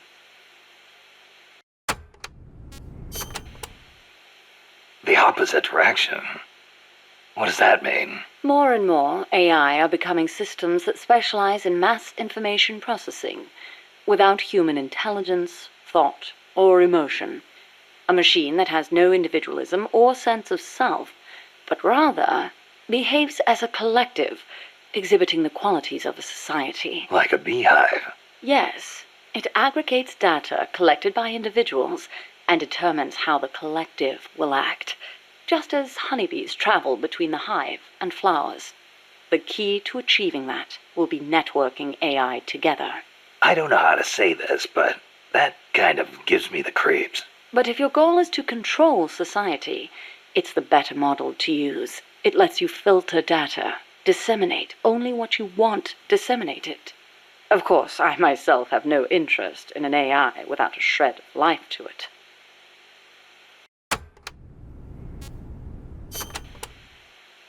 Earlier, you called the mammal pod a butterfly. Not a pupa or a cocoon, but an imago. Yes, the AI that came before the mammal pod were works in progress. Works in progress? They were enough to keep the frame running, but not enough to make decisions about nuclear retaliation.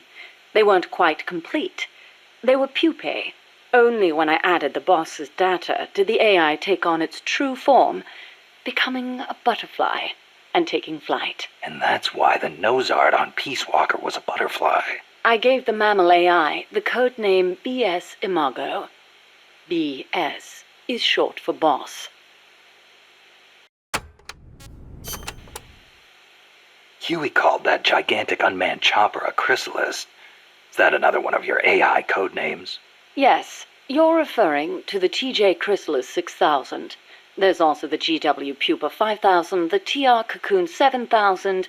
I get it. A hovercraft type and a treaded type. And those letters on the front. TJ, GW, or whatever. Those are initials? Correct. The initials of the American presidents whose faces are carved into Mount Rushmore. Then you're missing one. I assigned that one to the reptile pod. AL Aurelia 8000. Aurelia.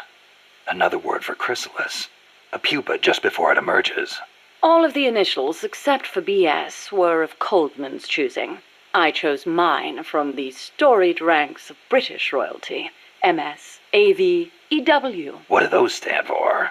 You can't guess.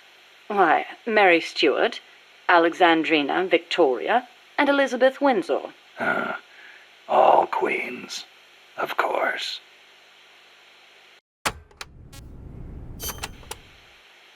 Are you familiar with the film 2001: A Space Odyssey? I've heard of it, but... Of course not. I didn't expect you to be cultured enough to appreciate such things. Yeah, thanks. Anyway...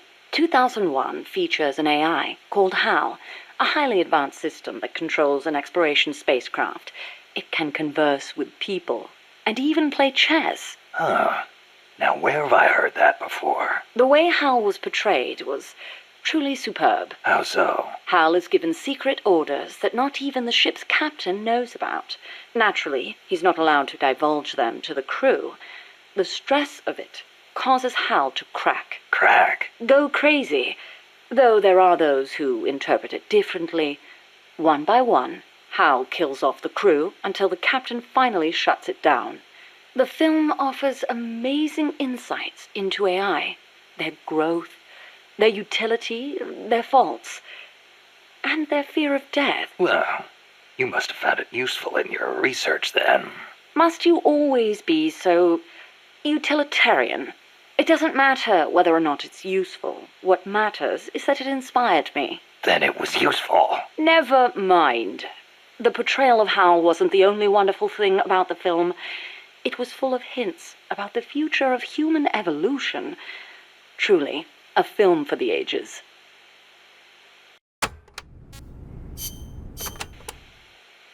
Strangelove, when did you and the boss first meet? Did she ever tell you about what she saw in space? Yeah. I saw the same thing along with her. The Soviets beat America into space with Sputnik, and so America rushed to be first in manned spaceflight. NASA used her as their top secret guinea pig, launching her deep into the cold blackness of space. I took part in the project as a scientist. You were there with her? Yes. For a brief time. We were one and the same, she and I. We sought each other out, completed each other. Did you know that inside every woman there's a universe? And that we are able to sense this in each other? We connected because of our empathetic female brains. As time went on, I began to have doubts about offering such a noble soul as sacrifice. Why did she have to... The flight test was a narrow success, and she miraculously made it back alive. But her mind and body were horribly mangled, and there was nothing I could do for her. We were no longer one and the same. She went away, and I, having nothing else to live for, immersed myself in AI research, hoping that no one would ever have to make her sacrifice again. I never knew. It's not really knowing. We were ships passing in the night, that's all. Perhaps someday I'll tell you the long version, if you're interested. Let's go long version right now.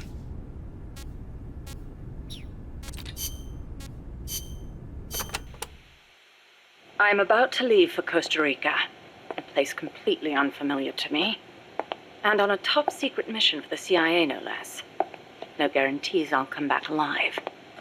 Might even get rubbed out by the CIA itself. So I'm leaving behind this record, for her sake. For the boss's honor. Ever since I was a child, I've loved to look up at the night sky. I'd go outside after sunset and drink in the cold air, the moon,